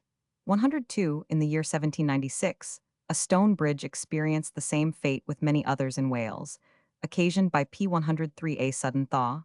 Mr. Edwards from Dalgeley has lately erected another, by contract, consisting of 6 arches. Aberystwyth, partaking much of the dirt of seaports in general, is situated at the termination of the Vale of Rheidol, in the Bay of Cardigan, and open to St. George's Channel. The environs are stony and rugged, the coast affords indifferent bathing, being much exposed, and the shore is rough and unpleasant. In fine, it is, in almost all respects, the reverse of Tenby, except it has the advantage in the number of houses, and consequently more company. At the extremity of the town, upon an eminence, stand the ruins of an ancient castle, of which little now remains but a solitary tower, overlooking a wide expanse of sea. It was rendered famous by being, at one time, the residence of the great Cadwallader, and in all the Welsh wars was considered as a fortress of great strength. It was built by Gilbert Strongbow in the year 1107 and rebuilt by King Edward I in 1277, a few years before his complete conquest of Wales. The ruin of the castle now affords a pleasant walk. At this castle Edmund Goodyear, Esquire Farmer of the Mines Royal in the county of Cardigan, had letters patent 13th of Charles I to erect a mint for coinage of such silver as was raised from the said Mines Royal in Wales, but the castle and houses for the mint were destroyed by the Civil War. On the 6th of March, 1646, on his petition to this effect, the smelting house near the refining mills was appropriated by Parliament to this purpose, till the castle should be refitted. But what formerly rendered this town more considerable were the rich lead mines in its vicinity. These P104 mines are said to have yielded near 100 ounces of silver from a ton of lead, and to have produced a profit of £2,000 a month. Sir Hugh Middleton here made the vast fortune, which he afterwards expended on the new river, constructed for the purpose of supplying the northern side of London with water. But Thomas Bushell raised these mines to their greatest height. An indenture was granted to him by King Charles I for the coining of silver pieces, to be stamped with ostrich feathers on both sides, for the benefit of paying his workmen. This gentleman was afterwards appointed governor of Lundy Isle. The most considerable lead mine was that of BWLCH his, discovered in the year 1690. The ore was here so near the surface that the moss and grass in some places scarcely covered it. 104. Close to the site of the old castle, Mr. Uvedale Price of Foxley, in Herefordshire, has erected a fantastic house in the castellated form, intended merely as a summer residence. Aberystwyth has of late years been in all respects greatly improved, for being the principal place of summer resort for bathing and pleasure from North Wales and the adjacent English counties. Every inducement has P105 been held forth that could attract company from its new competitors. The roads are now good, and the inns and accommodations excellent. The population consists of 2,397 persons. The bathing is well conducted, and although the beach, as at most of our watering places, is formed of pebbles, still there are generally good sands to bathe on at all hours of the tide. During the season, assemblies are held here as at Brighton, Ramsgate, and other English sea bathing places. Formerly, the town hall likewise served as a theatre, but another building has now been erected for that purpose. Notwithstanding Aberystwyth is prevented by the sandbar at the entrance from receiving vessels of large tonnage, still its trade is considerable and increasing, carried on by vessels from 250 tons burthen down to 18. Mr. Merrick's remarks with respect to this port are perfectly correct. Were two piers made on those ridges of the rock called the Way, which afford the strongest foundations, the harbor would be handsome, capacious, and convenient. Besides, by cutting a passage across the road to the north of the town, and carrying it along the marsh into the sea, for the Riddle, just at the angle it makes when it takes a southwest course, an excellent backwater would be at hand, and would clear away any bar that might be formed at the mouth of the harbor, and keep it free from mud. It has 2 markets in the week, Monday for butter and sea, and Saturday for meat, besides which it is generally well supplied with fish, with which it furnishes the interior of the country as far as Shrewsbury and Worcester. P106, the views from the castle and cliffs, not only over Cardigan Bay, but over the cloud-capped summits of Cader, Idris, and Snowdon, are extensive and sublime. We determined to pursue the banks of the meandering Riddle, in preference to the turnpike road, in our way to Havad. This valley comprehends everything that constitutes the beautiful. It is enclosed by high mountains on each side, vegetating to their summits. Indeed, all the tints of verdure and diversity of foliage here introduce themselves in one view, the Riddle struggling with the huge masses of rock, its never-ceasing tumultuous motion, its sparkling foam. In fine, everything that can be imagined by the most enthusiastic admirer of nature is blended in this short excursion. Is not this vale more free from peril than the envious courts? Here feel we but the penalty of Adam, the season's difference as the icy fang, and churlish chiding of the winter's wind. Shakespeare.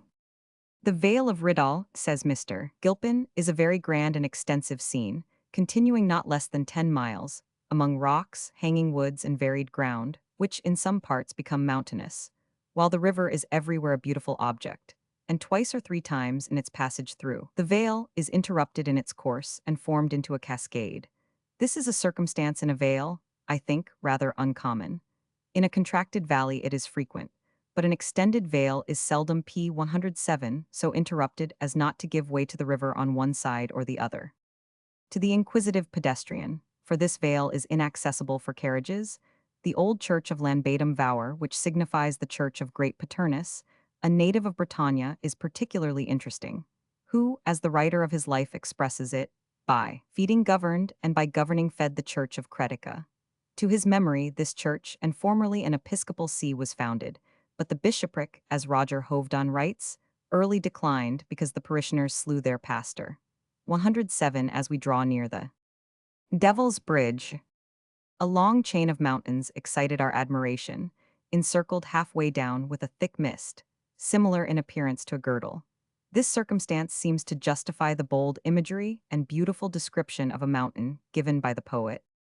As some tall cliff that lifts its awful form, swells from the vale and midway leaves the storm. Though round its breast the rolling clouds are spread, eternal sunshine settles on its head. Goldsmith.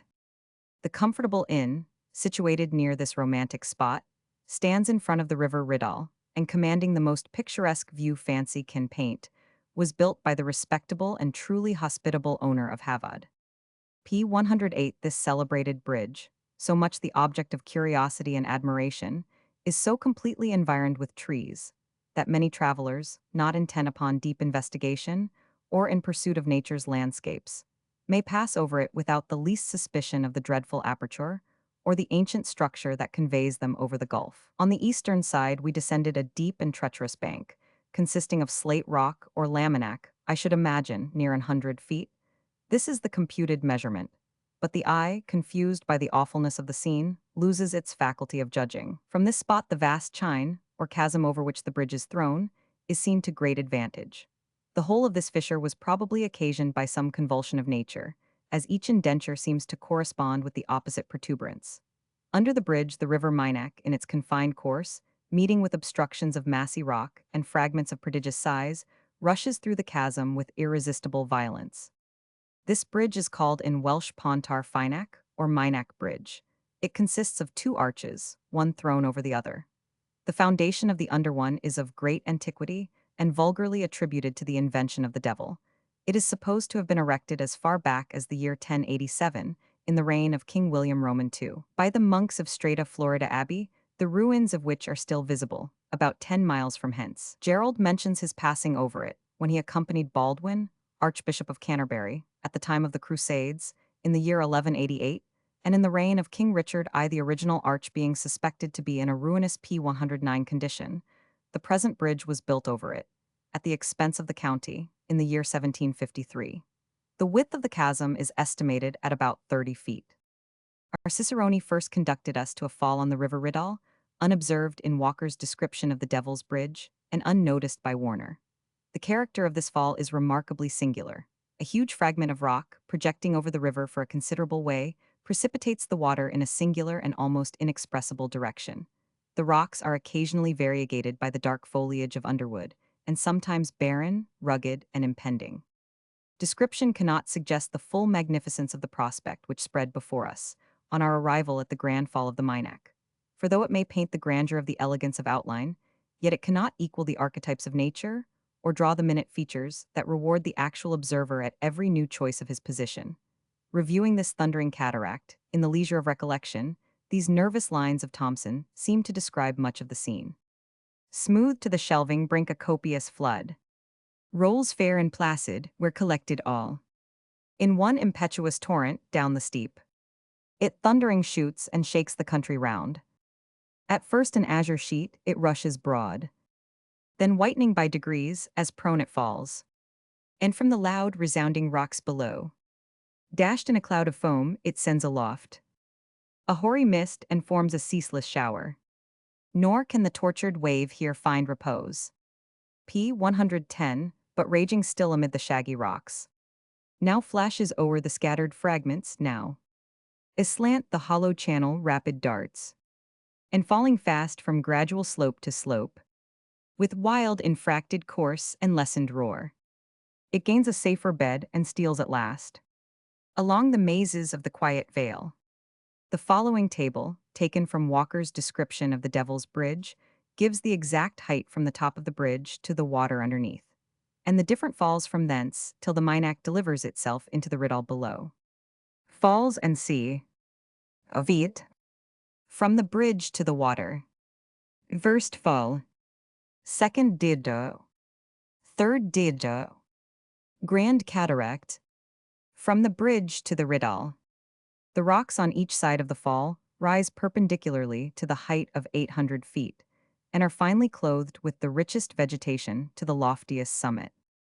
Near the basin of the first fall from the bridge we entered a dark cavern, formerly inhabited by a set of robbers, two brothers and a sister, called Plant Mat, or Plant Hat, signifying Matthew's children. Tradition P. 111 reports that they committed various depredations in the neighborhood and lived concealed in this specus horrendum for many years from the keen research of Day's garish eye.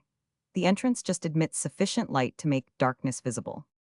With regret we left this romantic spot, where, if retirement ever had local habitation, this was her place of dearest residence. One excursion, says Mr. Cumberland, to this place will not suffice common observers, nor indeed many to the lovers of the grand sports of nature. The Minack, in another place he describes, coming down from beneath the Devil's Bridge, has no equal for height or beauty that I know of, for, although a streamlet to the famous Fall of Narni in Italy, yet it rivals it in height and surpasses it in elegance. After passing deep below the bridge, as through a narrow firth, with noises loud and ruinous, into a confined chasm, the fleet waters pour headlong and impetuous, and leaping from rock to rock, with fury literally lash the mountain sides, sometimes almost embowered among deep groves, and flashing at last into a fan-like form, the fall, rattling among the loose stones of the Devil's Hole, where, to all appearance, it shoots into a gulf beneath and silently steals away. For so much is carried off in spray, during the incessant repercussions it experiences, in this long tortuous chute, that in all probability, not half the water arrives at the bottom of its found and sullen grave. 4 miles from hence, on the Landillos Road, is situated P. 112 Havod or Hafod, the celebrated seat of the late Mr. Johns. The former part of the road is barren and uninteresting, but on our first entrance into the grounds, all our past complaints were lost in expressions of admiration. A philosopher has said, says a modern tourist, that the man who makes two blades of grass grow where only one grew before is greater than the greatest hero. If this be true, Mr. Johns must rank before all the conquerors of the world, as he has made the barren wilderness around him to smile, and converted the worthless heath into waving woods, luxuriant cornfields, and pastures. From October 1795 to April 1801, Mr. Johns planted more than 2,065,000 trees, besides a great number of acres that he sowed with acorns. Since this period, the plantations have been extended on the same scale with equal spirit, from 1 to 200,000 trees being planted every year. The mansion is a very elegant piece of architecture, built of Portland stone, and the plan entirely novel, being a mixture of the Moorish and Gothic, with turrets and painted windows. The whole of it indeed does great credit to the architect, Mr. Baldwin of Bath.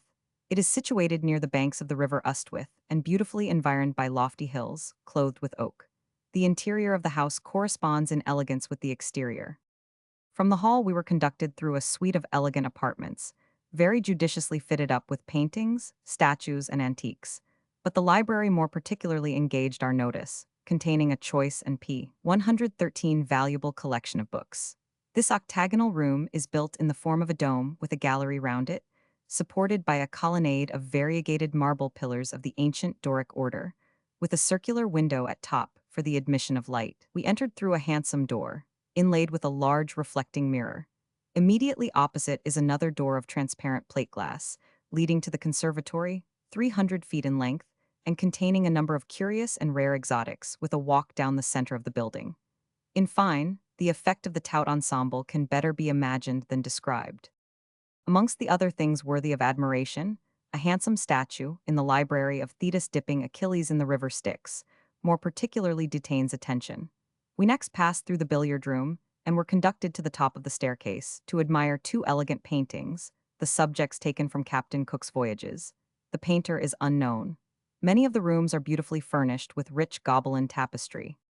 To give my readers a just conception of the beauties of Havod, I shall beg leave to borrow the elegant description of it, drawn by the pen of Mr. Cumberland.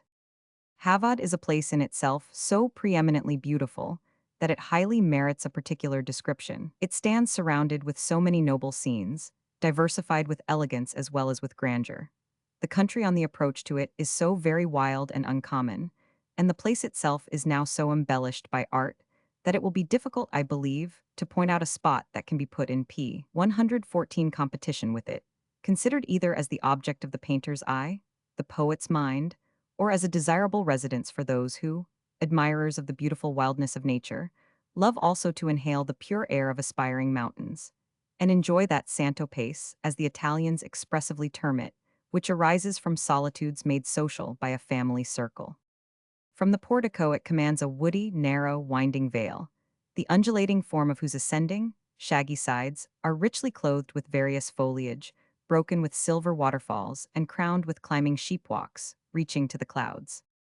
Neither are the luxuries of life absent, for on the margin of the Ustwith, where it flows broadest through this delicious vale, we see hothouses and a conservatory, beneath the rocks a bath, amid the recesses of the woods a flower garden, and within the building, whose decorations, though rich, are pure and simple, we find a mass of rare and valuable literature, whose pages here seem doubly precious, where meditation finds scope to range unmolested. In a word, so many are the delights afforded by the scenery of this place and its vicinity, to a mind imbued with any taste, that the impression on mine was increased, after an interval of 10 years from the first visit, employed chiefly in traveling among the Alps, the Apennines, the Sabine Hills, and the Tyrolese, along the shores of the Adriatic, over the glaciers of Switzerland, and up the Rhine, where, though in search of beauty, I never, I feel, saw anything so fine, never so many pictures consented in one spot. so that, warmed by the renewal of my acquaintance P115 with them, I am irresistibly urged to attempt a description of the hitherto almost virgin haunts of these obscure mountains. Wales and its borders, both north and south, abound at intervals with fine things. Piercefield has grounds of great magnificence and wonderfully picturesque beauty.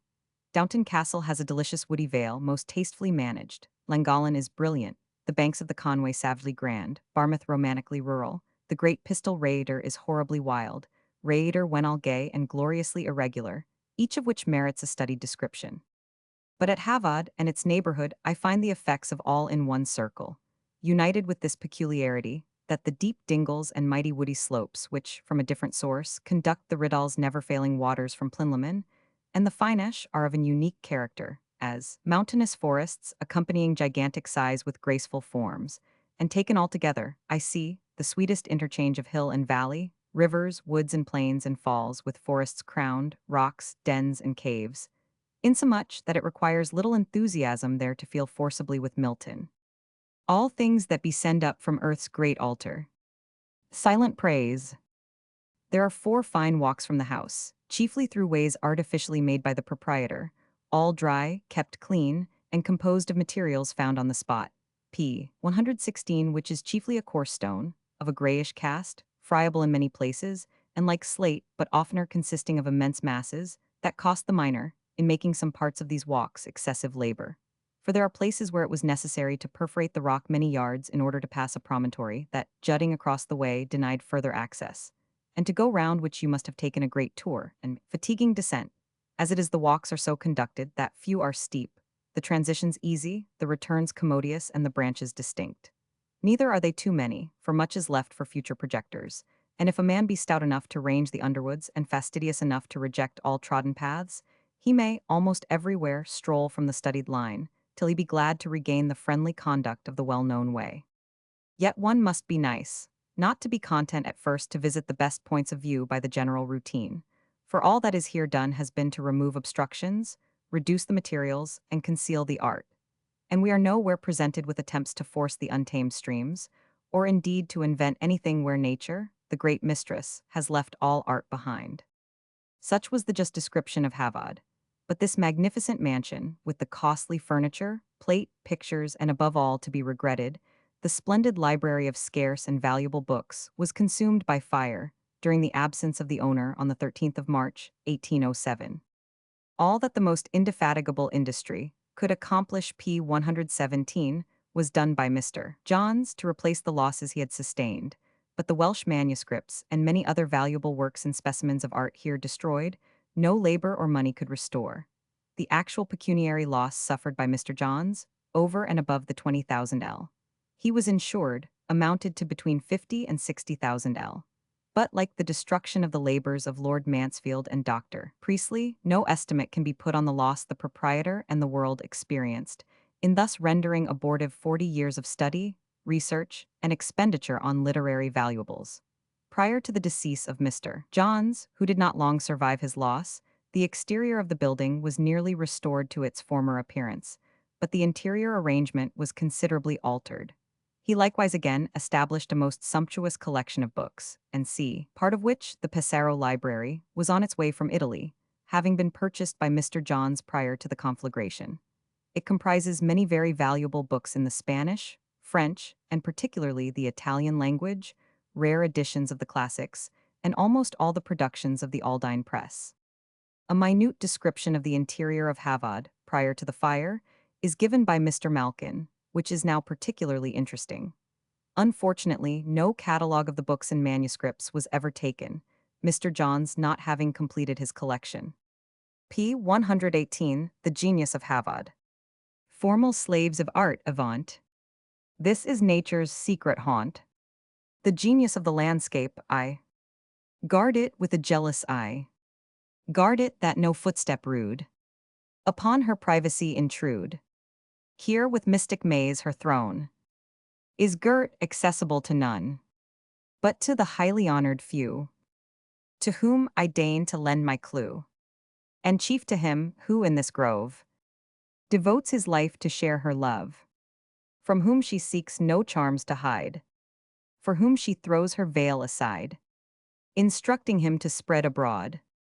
Scenes for Salvator or for Claude. Far, O far hence let Brown and Eames zigzag their walks and torture streams. But let them not my dells profane, or violate my naiad train, nor let their arrogance invade my meanest dryad's secret shade, and with fantastic knots disgrace the native honors of the place, making the veteran oak give way, some spruce exotic to display. Their petty labors he defied, who taste and nature would divide. Anon, we now for many miles passed a barren, dreary country, completely encircled with hills, and we only climbed one to observe others still rising in the distant perspective. Not even a house or tree appeared to interrupt the P-119 awfulness of the mountains, which, after the copious fall of rain in the night, teemed with innumerable cataracts. According to our directions, we inquired at the foot of Plinlimmon for Rhys Morgan, as a proper man to be our conductor over the heights of the fruitful father of rivers. This man being absent, the whole family appeared thunderstruck at our appearance, and ran with all haste imaginable into their miserable cot. One apartment served for the inhabitants of every description, with only one small hole to admit the light. The entrance unprotected by a door, but with a blanket as a substitute, was exposed to the pitiless blast of the winter's storm. Ah, little think the gay licentious proud, whom pleasure, power, and affluence surround. They, who their thoughtless hours in giddy mirth, and wanton, often cruel, riot waste. Ah, little think they while they dance along. So, how many drink the cup of baleful grief or eat the bitter bread of misery, sore pierced by wintry winds? How many shrink into the sordid hut of cheerless poverty? Thomson. With some difficulty we prevailed on the female part of the family to give us proper directions to the source of the meandering Y, 119 and rapid Severn. The latter they only understood by the name of Hafren, its original British name. It is likewise called in Latin, Sabrina. From the top of Plinlimmon we for the first time discovered P120, the shaggy summit of Cader Idris, and the spiral head of Snowdon. With respect to Plinlimmon Mountain, says Mr. Malkin, it is inferior only to Snowdon and Cader Idris, if to the latter in point of size and height. It takes its name from 5 beacons, many of which, if not all, still remain and are seen at some distance. We may indeed compare Plinlimmon with those formidable personages of poetical creation, who walk with their feet upon the earth, and their heads in the region of the heavens. There is nothing particularly engaging in the character of this mountain, except in its giving rise to no less than 6 or 8 rivers, and, on this account, has frequently been celebrated by the poet. Though its summit commands a circle of many miles diameter, yet the prospect by no means answered our expectations. We descended into a swampy bottom, which afforded us unpleasant walking for 2 or 3 miles, when a most delightful and well-cultivated valley unexpectedly enlivened our spirits. The sun was making a golden set, and by the bright track of his fiery car, gave signal of a goodly day tomorrow. Just as we entered this interesting vale, the haymakers, in the coolness of the evening, were returning to their homes, each by the lass he loved. In short, the whole valley breathed delicious fragrance. Add to this, innumerable cataracts rushed from the mountain's summits, occasioned by the late copious rains. P. 121. From hence, a good turnpike road soon conducted us to the romantic town of Machynlleth, considered as the center of the woolen manufactory in this part of the country, principally of the strong cloth or high country cloth. 121. The situation of Machynlleth, or as it is pronounced by the Welsh, Machynlleth, is extremely romantic, stupendous mountains forming a natural rampart round the town. This town is supposed to have been the Maglona of the Romans, and where, in the name of Honorius, a lieutenant was stationed to awe the mountaineers. It is 206 miles from London, and 33 from Montgomery. Its population, 1,595 persons. We here visited the neglected mansion, where Owen Glyndwr assembled the states of the Principality in the year 1402 and accepted from their hands the crown of Wales. Part of the house is now converted into a butcher's shop. Sic transit gloria mundi. In fine, the only evident remains of its ever having been celebrated in the annals of history is a spacious doorway. The town itself, in many parts, bears the appearance of antiquity. The streets are considerably wider than Welsh towns in general, and the marketplace is well built. Tanning and the manufacture of flannels and webs constitute the principal employment of the inhabitants. As we entered Machynlleth, being the first town in P122 North Wales, we were in a manner instinctively induced to reflect on the various incidents that had befallen us from our first sallying forth on our pedestrian excursion. We took a retrospect of all our little troubles with equally as much delight as the sailor, who, by the blessing of Providence, has escaped the most imminent dangers. All our past imaginary dangers, for imaginary evils are frequently worse than real ones, were overbalanced with reflections on the many hours of pleasure that were flown unheeded by. These reflections brought to my recollection some interesting lines in Bowles's sonnets, which I involuntarily exclaimed aloud. Fair scenes, ye lend a pleasure long unknown. To him who passes weary on his way, the farewell tear which now he turns to pay, shall thank you, and whene'er of pleasures flown, his heart some long-lost image would renew. Delightful haunts he will remember you. At the village of Kevin Care are the remains of an oval camp, a wall and ditch, evidently Roman from the coins and other antiquities found there. The sublimity of the walk to Talalyn literally beggars description. Having crossed a bridge of 8 arches, thrown over the river Dovey, high mountains closed us on every side, shook into every possible form of horror. Huge masses of rock hung over our path, and it seemed necessary to remember their firm basis, to soften the terror they inspired, whilst other misshapen fragments lay scattered at the side of the road. The transparent difflas, whose clear surface reflected the tremulous picture in all 123 its colors, forms one continued cataract for 5 or 6 miles, overflowing with the innumerable tributary torrents which hurry themselves down from the highest summit of the surrounding rocks. Whilst, to give effect to the whole prospect, the shaggy head of Cader Idris towers, the majestic sentinel of the scene whose cloud-capped summit the eye aches in surveying. To our great disappointment, the weather prevented our ascending this celebrated mountain giant. Cader Idris is esteemed, in height, the second mountain in all Wales, rising 2,850 feet above the green of Dalgeley, 123.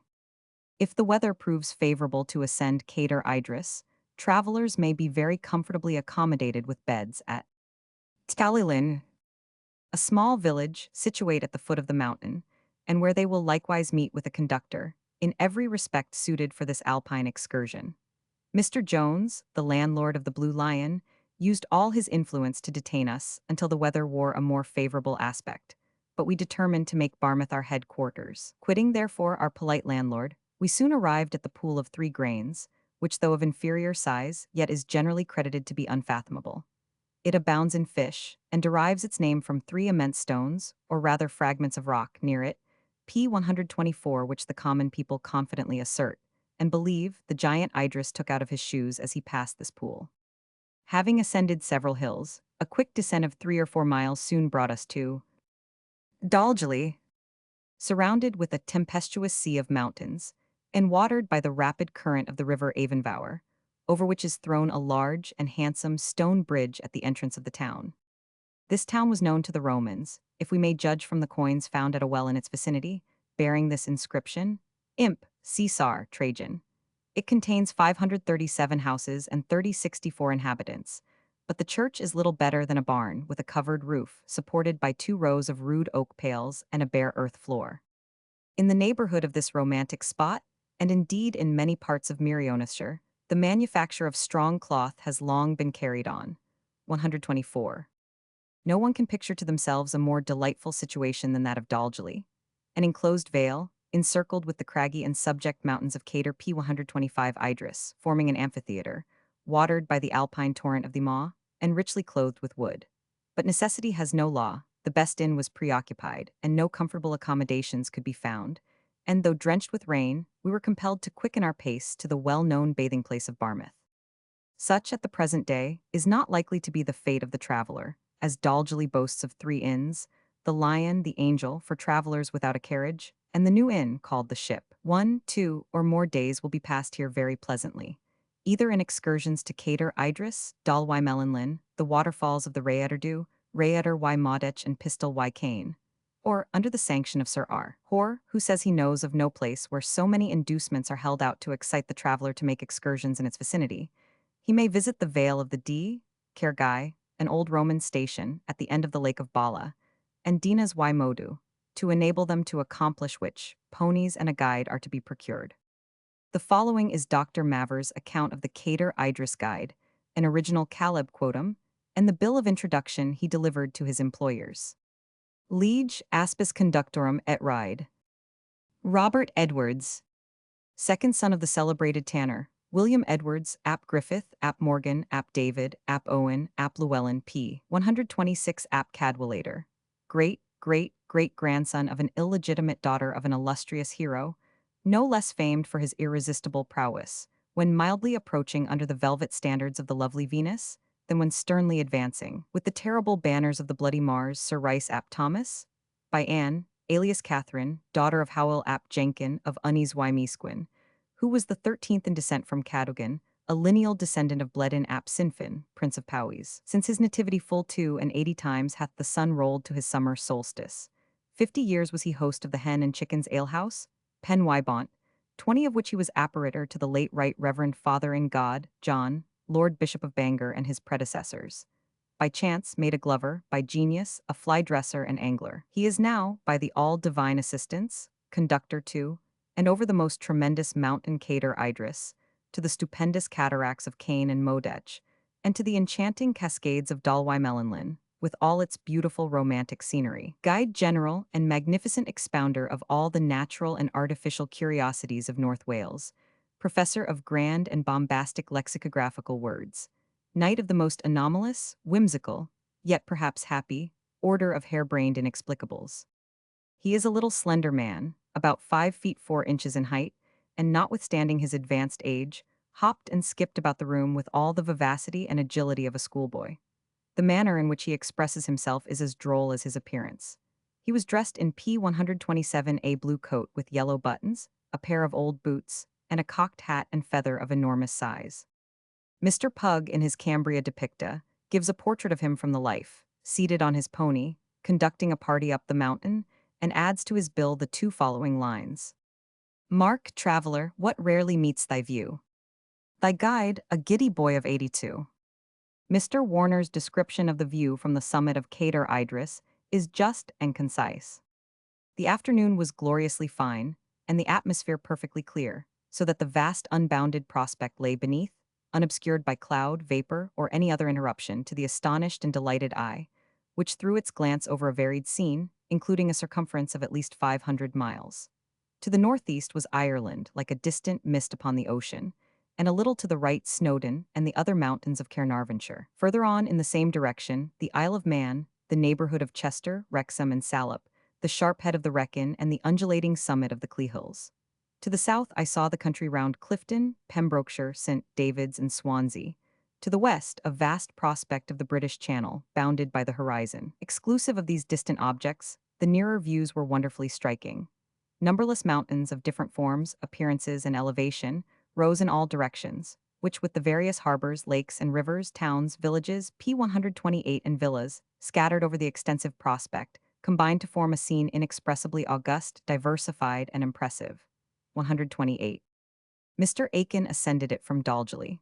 Linwy Gator lies about a mile and a half on the high road to Towin, which having arrived at, we quitted the road and began our ascent. When we had surmounted the exterior ridge, we descended a little to a deep clear lake, which is kept constantly full by the numerous tributary torrents which fall down the surrounding rocks. Hence we climbed a second and still higher chain, up a steep but not difficult track, over numerous fragments of rock detached from the higher parts. We now came to a second and more elevated lake, called Linwy Key, clear as glass and overlooked by steep cliffs, in such a manner as to resemble the crater of a volcano, of which a most accurate representation may be seen in Wilson's excellent view of Cater Idris. A clear, loud, and distinct echo repeats every shout which is made near the lake. The waters of this lake cover an extent of 50 acres, abounding with trout and other fish. We now began our last and most difficult ascent, up the summit of Cater Idris itself. The loose columnar stones lie about in all directions, assuming in many places so regular an appearance that they might be mistaken for druidic remains. Some of them stand erect, like Minhirion, and one is dignified with the title Lech Idria. Nearer the summit, numerous masses of irregular figures present themselves. Having gained this ascent, a small plain forms the base to 2 eminences, p. 129, or rocky heads, of nearly equal height, one lying towards the north called Tiryn Mawr, the other to the south called Pen y Gator. We made choice of the latter, which appeared the most elevated, and seated ourselves upon its highest pinnacle to rest, after a laborious ascent of 3 hours. We were now above all the eminences within a vast expanse, and as the clouds gradually cleared away, caught some grand views of the surrounding country. The huge rocks, which we before looked up to with astonishment, were now far below our feet, and many a small lake appeared in the valleys between them. To the north, Snowdon and its dependencies shut up the scene. On the west, we saw the whole curve of the Bay of Cardigan, bounded at a great distance by the Caernarvon Mountains, and nearer the sea, dashing its white breakers against the rocky coast of Meirioneth. The southern horizon was bounded by Plinlimmon, the Bay of Swansea, the channel peeping through the openings of the Brecon Mountains. And on the east, the eye glanced over the Lake of Bala, the two Aranig Mountains, the two Arons, and the long chain of the Firwin Mountains to the Bredon Hills on the confines of Shropshire. Dimly, in the distant horizon, was beheld the Wrekin, rising alone from the plain of Salop. In viewing scenes so decidedly magnificent, says a pictorial writer, and to which neither the pen nor the pencil of the painter can ever do justice, and the contemplation of which has the power of making ample atonement for having studied mankind, the soul expanding and sublimed, quickens with a spirit of divinity, and appears, as it were, associated with the deity himself.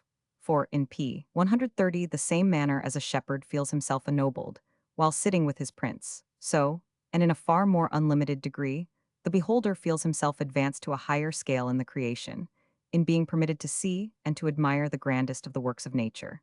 Having satisfied our curiosity, and being thoroughly chilled by the keen air of these elevated regions, we began to descend down the side opposite to that which we had come up. The first stage led us to another beautiful mountain lake, the cold, clear waters of which discharged their superabundance in a stream down the side of the mountain. All these lakes abound with trout, and in some is found the GW naiad, a fish peculiar to rocky alpine lakes. Following the course of the stream, we came upon the edge of the craggy cliffs which overlooked Talyllyn Lake. A long and difficult descent conducted us, at last, to the borders of Talyllyn, where we entered the Dalgelly Road.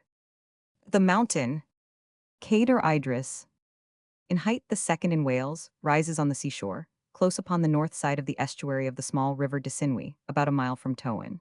It proceeds with almost a constant ascent, first northwards for about 3 miles, then for 10 miles further runs east-northeast, giving out from its summit a branch nearly 3 miles long in a southwest direction, parallel to the main ridge. It is very steep and craggy on every side, but the south descent, especially to the border of p. 131 Talyllyn Lake, is the most precipitous, being nearly perpendicular. Its breadth bears but a small proportion to its length. A line passing along its base, and intersecting the summit, would scarcely equal 4.5 miles, and in the other parts it is a mere ridge, whose base hardly ever exceeds 1 mile in breadth. Cadair Idris is the beginning of a chain of primitive mountains, extending in a north-northeast direction, and including the Arons and the Aronigs. It is much loftier and more craggy than the Slate and secondary mountains which surround it. The following ode, by a friend, was written at the fountain welling from the side of this mountain. The winds are hushed, the woods are still, and clouds around yon towering hill in silent volumes roll, while o'er the vale the moon serene throws yellow on the living green, and wakes a harmony between the body and the soul. Roman 2.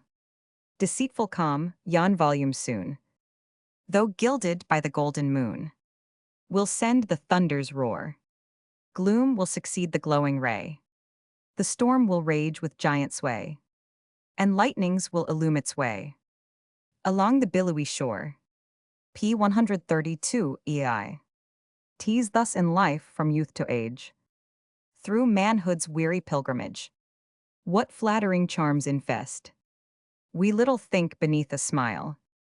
How many a war, how many a while, the rich, confiding heart beguile, and rob it of its rest.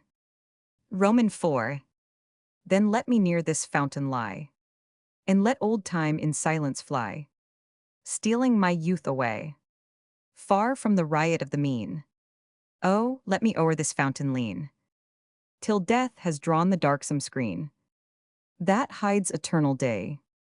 Mr. Bingley ascended this mountain from the Blue Lion, kept by Jones, before mentioned, who acts as guide. From this spot Mr. Bingley declares himself capable of attaining the summit in 2 hours, from which he describes the views to be more varied, if not so extensive, as from Snowdon. In descending, he says, I took a direction eastward of that in which I had gone up, and proceeded along that part of the mountain called Mined Mole. The path in this direction is sufficiently sloping to allow a person to ride even to the summit. A gentleman, mounted on a little Welsh pony, had done this a few days before I was here. About 2 miles from Dalgeley is the pretty village P133 of Lanetted, and from hence a road through the vale to Meintrog, which vale is seen to much advantage from the bridge. From this village likewise a path leads to Vanner or Kimmer Abbey, founded in 1198 by Meredith and Griffith, lords of Meirioneth and sons of Cynan ap Owen Gwynedd, Prince of North Wales. The monks were of the Cistercian order, and the abbey was dedicated to St. Mary. The approach to Barmouth was formerly over a prodigious mountain, surmounted with great difficulty, and passed with apprehension of destruction. The magistrates of the county, however, bent on improvement, agreed with an undertaker to form a road out of the steep rocks jutting out from the sea, and to guard it with a wall. The labor was astonishing, the price 2 guineas a yard. It is now a most charming road, exhibiting romantic boldness of scenery. A stone bridge of several arches conducts over Nean, which here flows many 100 feet wide. On the right, at a mile distant from the town, on the bank of the river, are the ruins of Kimmer Abbey.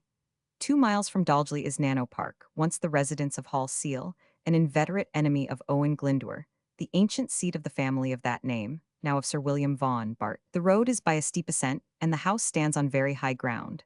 Sir Robert Vaughan erected a new and handsome mansion. In the upper part of the park are the remains of a British post, called Mole Orthrun, or the Hill of Oppression. Returning towards Barmouth, you regain the road at Lanetted, P134, where the tide flows to a considerable height. Brigs are built here of 200 tons burden. From Lanetted to Barmouth is 10 miles of most excellent road, winding round the hill opposite to Dalgeley, on a shelf of rock, through hanging woods, across a handsome stone bridge over the Maudetch, when it joins the Nean. The expanse of water here is considerable at high tide, having the appearance of a large lake, enveloped by mountains. The vivid summit of Cader now assumes the appearance of a volcano. The road follows the inequalities of the shore, till it occupies a narrow shelf of the perpendicular rock of Barmouth. Here is a fine view of the river falling into the beautiful Bay of Cardigan. Nicholson. Barmouth. It is advisable for all travelers, pedestrians not excepted, to leave Dalgeley at high water, as without that the scenery loses much of its beauty. If convenient, it is certainly preferable to hire a boat at the Stoves. The charge is 3 shillings and 6 pence. By this you will save a walk of 8 miles, and both from your situation, and from being more at your ease, will better admit of your observing the surrounding scenery, with which you cannot fail to be highly gratified. This short excursion of 8 miles is truly grand, awful, and sublime, and though many parts of this striking valley are richly cultivated, yet, by the side of the road, enormous mountains, formed into the most capricious shapes, shoot into the clouds sometimes, projecting P135 so far over the road, as seemingly designing to impede our farther progress. The wide expanse of the ocean in front, with the arm of the sea running up the country in the center of the valley. In fine, the tout ensemble claimed our highest admiration. Barmouth, though considered as a bathing place, is very inferior to Tenby, yet its situation for grandeur of rocks has been frequently compared by many tourists to Gibraltar, and by others esteemed not unlike St. Kitts in the West Indies. The vast sandbanks formed by the tides, immediately in front of the town, are the only barriers which protect it from the inundations of the sea. The shore is extremely level, and affords, for many miles, excellent riding. Barmouth is the only port in the county of Meirioneth, but the entrance to it is difficult. The town is built on ledges of rock, one rising above another, so that the inhabitants of one street look down upon the chimneys of that which is before them. The board and lodging is regulated on the same excellent plan here as at Tenby, with very little difference in respect to the expense. We could not avoid observing the number of pigs, which are esteemed in this part of the country far superior to any in England, lying in every corner of the street. And these pigs, I rather imagine, consider themselves, during the night, inmates of the peasant's cottage. Yet these hardships, if they may be distinguished by that name, the inhabitants of the hovels suffer without complaint, and deem themselves perfectly happy as long as they possess a pile of turf to keep off the inclemency of the winter's blast, a small strip of ground P136, well stocked with potatoes, some poultry, and a fat pig. One hovel, however, protects them all. Though, to appearance, their situation is most miserable, yet it has no effect on their tempers and dispositions. Their hospitality, and indeed kindness towards strangers in distress, is an interesting trait in their character. To instance this, I am induced to mention an anecdote which took place at Hubberstone, not long ago. Lady, anxiously waiting the arrival of her husband from Ireland, at the miserable village of Hubberstone, soon interested even the meaner inhabitants of the place in her behalf, who, willing to render her situation as comfortable as possible, seemed to vie with each other in producing the most delicious fruits and the choicest garlands of flowers to present them to the unhappy consort. And not content alone with this, she was generally greeted in the streets with the phrase, "There goes poor Mrs. L." The lady, at last, impatient for the arrival of her husband, determined to sail for Ireland. The faithfulness of the little group that accompanied her to the shore can better be imagined than described. The last farewell with tears of artless innocence, and the beseeching that Providence, who governs the waves and stills the raging of the sea, to grant her a prosperous voyage, all this seemed to come so thoroughly from the bottom of their hearts that we cannot avoid feeling ourselves interested in their behalf. The road from hence to Harlech is stony and uninteresting. To the left, an unbounded P-137 view of the wide ocean, and, in front, the steep mountains of North Wales rose in endless perspective. About 4 miles from Barmouth, we passed the 2 lodges at Talwybont, leading to Corsey Jedal, the seat of Sir Thomas Mostyn.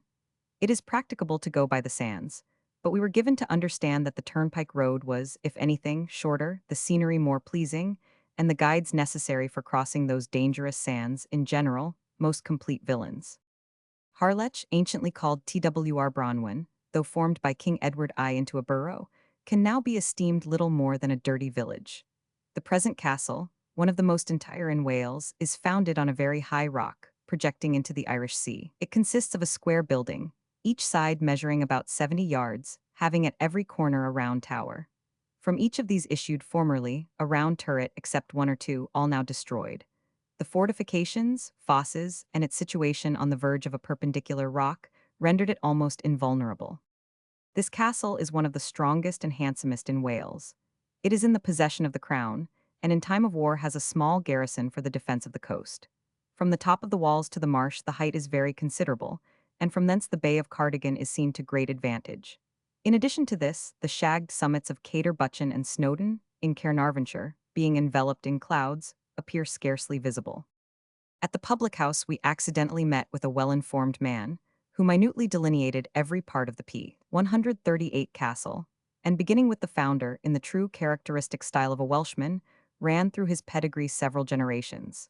This, however, did not interest us cursory pedestrians, and with little persuasion we soon induced him to write down, in as concise a manner as possible, any information he was acquainted with respecting the castle. The founder of Harlech Castle, A.D. 552, was Maelgwyn. Gwynedd made Cair Dougal Shrewsbury, Cair Giffin Aber Conway, Cair Galwyn Harlech, supposed to be buried in Cirencester and reigned 34 years. Whether this information is correct, I will not take upon me to assert, but meeting with a Welshman in this part of the country capable of writing rather surprised us and induced me to transcribe this short paragraph. In the year 1408, it was taken by the Earl of Pembroke, and afforded likewise shelter to Margaret of Anjou, after the Battle of Northampton in 1460, and was the last in North Wales which held out for the king, being surrendered to General Mytton in 1647. In a garden near this castle was dug up, in the year 1692, an ancient golden torx of a round form, an inch in circumference, and weighing 8 ounces. This curious relic of British antiquity, exhibited in a drawing by Mr. Pennant, still continues in the possession of the Mostyn family. As we had not an opportunity of examining the original, this account can only be gathered from the information of former authors, who represent it as a wreathed bar, or rather 3 or 4 rods twisted together, about 4 feet long, flexible, but bending naturally P-139 only one way, in form of a hat band. It originally had holes at each end, not twisted or sharp, but plain and cut even.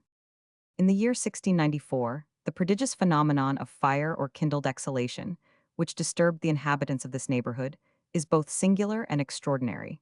16 ricks of hay and 2 barns were burnt by a kindled exhalation, or blue weak flame proceeding from the sea. This lasted about a fortnight or 3 weeks, poisoning the grass and firing it for the space of a mile. It is extraordinary that it had no effect on the men who interposed their endeavors to save the ricks from destruction, even by running into it. For a more accurate account of this singular phenomenon, I refer my readers to the Philosophical Transactions, no. 208, and likewise to the addenda in Camden. Suffice it to say that the air and grass were so infected that it occasioned a great mortality of cattle, horses, sheep, and goats. The various conjectures that have been formed to account for this kindled exhalation seem to be very unsatisfactory. Something similar to this, both in the appearance and in the effect, happened in France in the year 1734.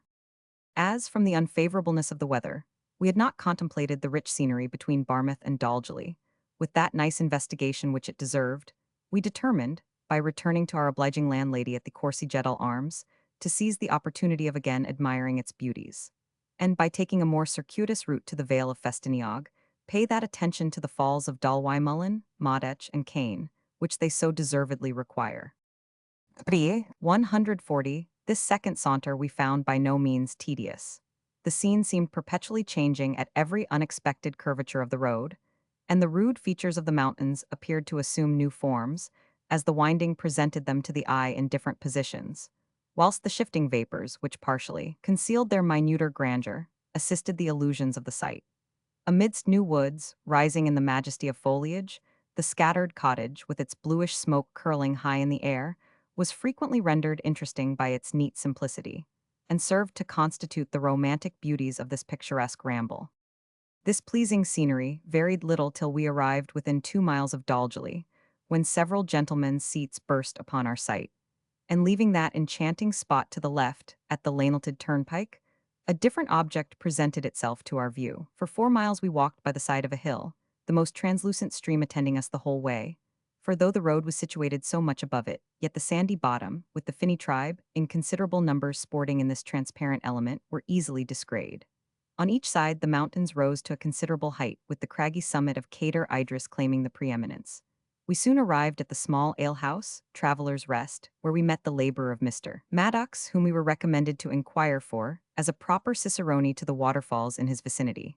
Having finished our scanty but wholesome repast, we repaired with an old woman, the labourer being confined to the house by indisposition, to the fall of Dalwymullen. There appeared to be something 141 singular in the appearance of this mountain elf. Destitute of shoes and stockings, in the true Cambrian style, she tripped it, occasionally singing, and sometimes discontented with the world herself and everything, uttering a most dismal groan. This excited our curiosity, but to learn much of her situation we soon found impracticable. Her knowledge of the English language was very trivial, and, as she seemed not much inclined to give us any information respecting the adjacent country, we found it useless to make inquiries concerning her condition in life. Our surly conductress first led us through Mr. Maddox's grounds, to the left of the Tanwybwlch road, by a most delightful walk cut through the wood, we soon reached the fall of Dalwymullen, the roaring of which had a long time announced its vicinity. This cataract, though considered only as a prelude to the grand falls of the Cane and Modetch, is still worthy the attention of the passing traveler. For, though the river precipitates itself not more than 50 feet, yet the projection and situation of the rocks, and the thick oak carelessly throwing its broad brown arms across the troubled waters, is singularly pleasing. We had hitherto only contemplated this scene from the foot of the fall, but how noble the effect when we began to wind up the steep ascent, and paused at every basin which the water had formed in the excavated rock. By a retrograde saunter, we soon gained the Tanwybwlch road, and, passing over the romantic bridge of Pont ar Garfa, beautifully entwined with the rich drapery of ivy, we ascended a steep path over the slaty mountain 142 of Tylan GW Ladies, 2 miles in extent. Sublimity, indeed, gave place to elegance. Behind us, the huge steep of Cader Idris, lifting high above the rolling cloud its shaggy head, of which, at intervals, we caught a glance through the thick mist which enveloped it. In front, Snowdon, conscious of preeminence, rose in the distant perspective. These were the boundaries of our view. On the opposite side, a barren mountain, dignified by the name of Prince of Wales, appeared scarcely accessible, but to the steps of the enthusiast. This formerly afforded a vast quantity of ore, but it has lately so much failed, as not to produce even a sufficiency to remunerate the miners. While traversing these barren mountains, it is not less singular than interesting occasionally to meet the most delicious valleys, watered by some foaming river. These are often literally surcharged with weighted rains and melted alpine snows. Such is the true characteristic of the Welsh scenery. The finest verdure and the most enchanting valleys are discovered in the bosom of sterility, where natural cascades, precipitating themselves from their rude pinnacles, alone disturb the silence which reigns in that asylum. These render it more enchanting to the inquisitive pedestrians, for these landscapes are only accessible to their steps, and the distant swell of the cataract had now long proclaimed our proximity to the object in pursuit. The falls of the Cane and the Modetch are at no great distance from one another, being only separated by a thick wood. Crossing a small bridge, above 50 feet from the water, P-143, formed only by the trunk of an oak, which has accidentally fallen across the rapid torrent, our conductress very judiciously selected the latter as the first object of our admiration. The computed measurement of this fall is estimated at between 70 and 80 feet, dividing itself into three distinct parts, each finely broken by the projected rocks.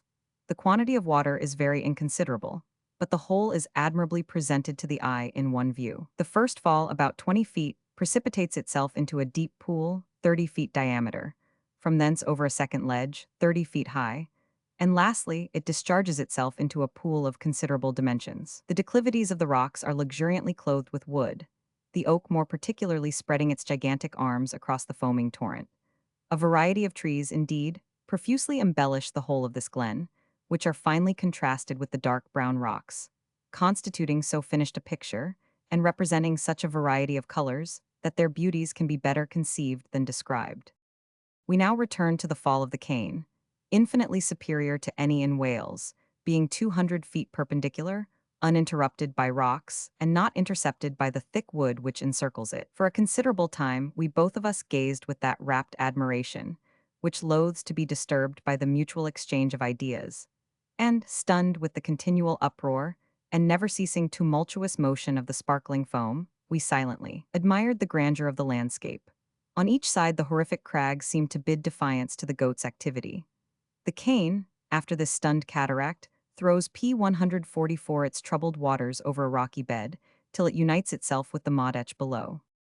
The feelings with which we view objects of the above description, says the author of the Beauties, Harmonies, and Sublimities of Nature, oppose the theory of Mr. Burke, who confines sublimity to objects of terror, those of Lord Kaimes and Dr. Jared, who make it to consist in magnitude, and Dr. Blair, who places it in force, are equally erroneous. The idea of Longinus, were we to associate sublimity in poetry with that of the material world, which we are, however, not authorized to do, is far from being correct. He defines it a proud elevation of mind. When applied to material objects, this is neither cause nor consequence, for the experience of every man, from the proudest of princes to the humblest of peasants, proclaims that the effect of all sublimity is astonishment, blended with awe. And when, at one moment, did pride and awe unite in the same bosom? The difference between sublimity of writing and sublimity in objects has not been sufficiently distinguished by the several writers on the subject of taste. No objects are beautiful and sublime, but by virtue of association. If they were, the Vale of Aylesbury would be beautiful to him, who had long resided in the Vale of Clwyd, and the cliffs of Dover and the peaks of Scotland would be equally sublime to the native of Crim Tartary and the peasant of the Tyrol. The opinions of many philosophers, in respect to the pleasure we derive from objects, which excite our pity, are equally false. The Abbé du Bos, Fontenelle, Hume, Akenside, and Burke are all in error. We must refer to principles, and the principle in this argument resolves itself into the P-145 conclusion, that misfortune elicits sympathy, after the same manner that magnets affine, and planets gravitate. But actual final causes we have no power to define, though we frequently presume to do so. Man, indeed, has the faculty of judging limitedly of effects, but vain, proud, and arrogant as he is, he can only reason hypothetically when he would treat of final causes and of final consequences. With reluctance we left this romantic situation, and, according to the directions of our conductress, soon found ourselves in the turnpike road to Tanywbwlch, understanding that Mr. Warner's route to Penn Street afforded indifferent walking. Stupendous mountains attended us some way, and to borrow a description from a celebrated author, they looked like the rude materials of creation, forming the barrier of unwrought space. The sun was now making a golden set. The mountains were thrown together in noble masses, appearing to scale the heavens, to intercept its rays, and emulous to receive the parting tinge of lingering day. We were watching with admiration the mild splendor of its light, fading from the distant landscape, when we perceived the rich vale of Festiniog suddenly open itself to our view. we observed the busy group of haymakers who had completed their day's labor, returning to their homes. While heard from dale to dale, waking the breeze, resounds the blended voice of happy labor, love, and social glee. Pleased with this rustic scene, we caught the cheerful song, which was wafted on the gentle breeze. With pleasure P146 we anticipated a saunter through this vale, early the ensuing morning, for one tint of sober gray had now covered its various colored features, and the sun had now gleamed its last light upon the rivulet which winds through the bottom. Tan ybwlch. The rich-haired youth of morn had not long left his saffron bed, and the very air was balmy as it freshened into morn, when we hurried from our inn to enjoy the luxuries of the Vale of Festiniog, so well celebrated by the pen of Lord Lyttelton. With the woman one loves, with the friend of one's heart, and a good study of books, one may pass an age there and think it a day. If one has a mind to live long and renew his youth, let him come and settle at Festiniog.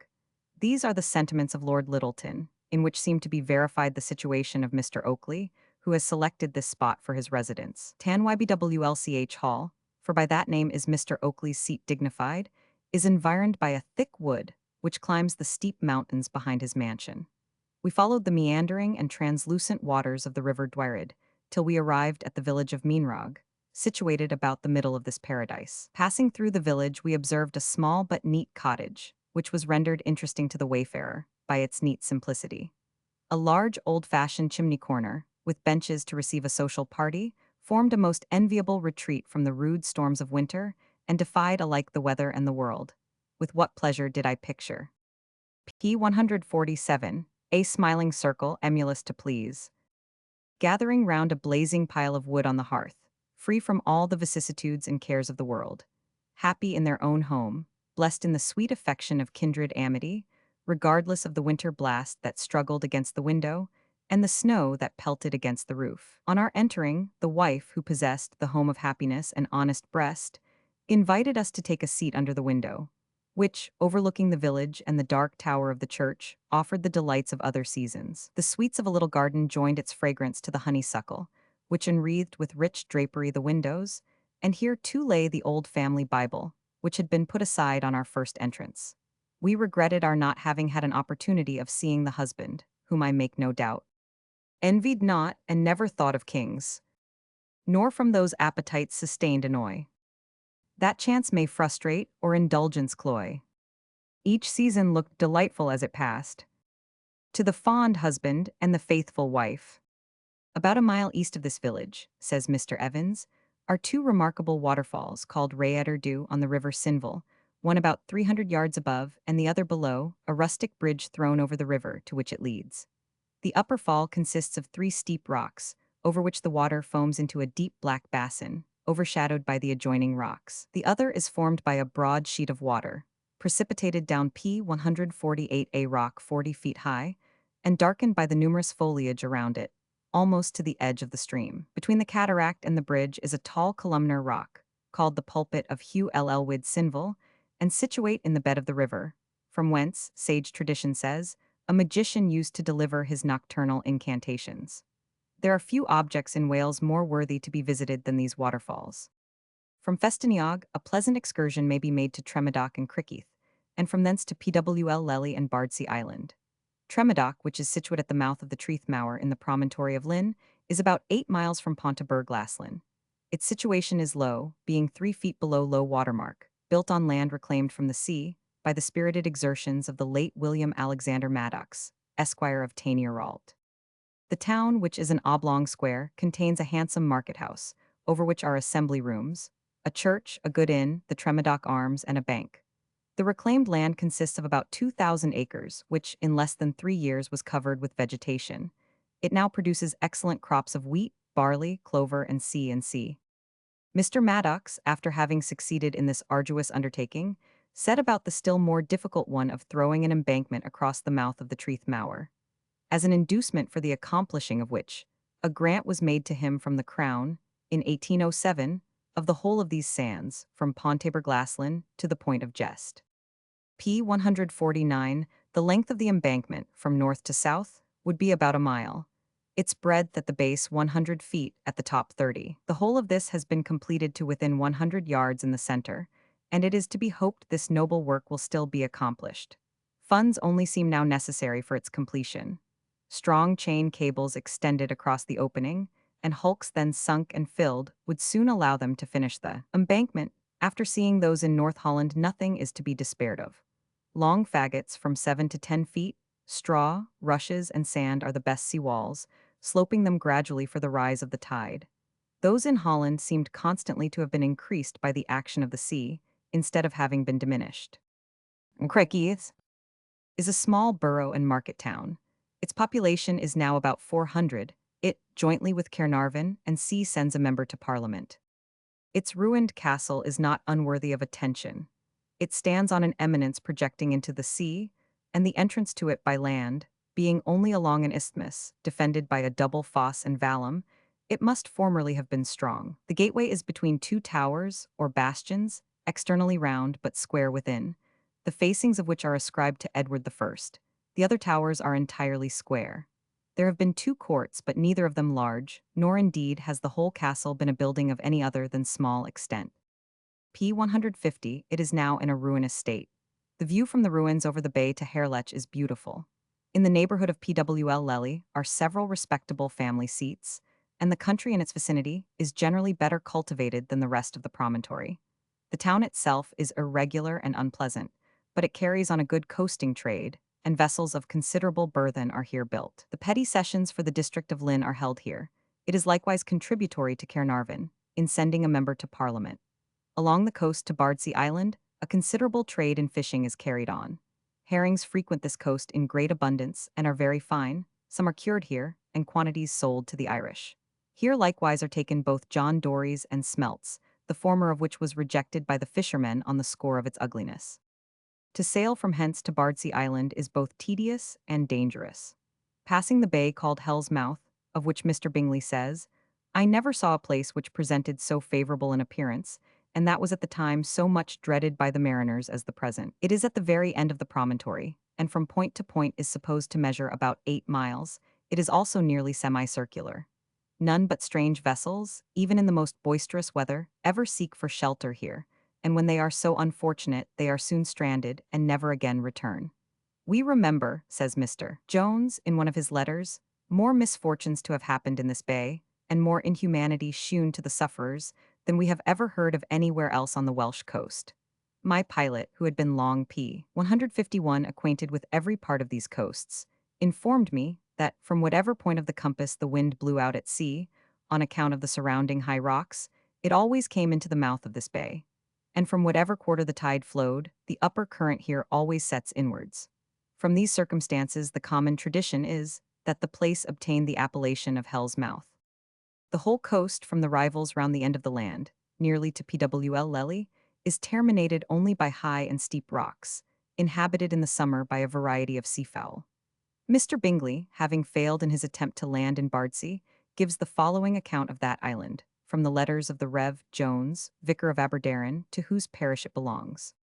Island of Bardsey. This island, which is the property of Lord Newborough, is somewhat more than 2 miles long, and 1 in breadth, and contains about 370 acres of land, of which nearly 1/3 is occupied by a high mountain that affords feed only for a few sheep and rabbits. Its distance from the main land is about a league. Towards the southeast and southwest it lies entirely open, but on the north and northeast it is sheltered by its mountain, which to the sea presents a face of perpendicular, and in some parts overhanging rocks. Among these precipices the intrepid inhabitants, in the spring of the year, employ themselves in collecting the eggs of the various seafowl that frequent them.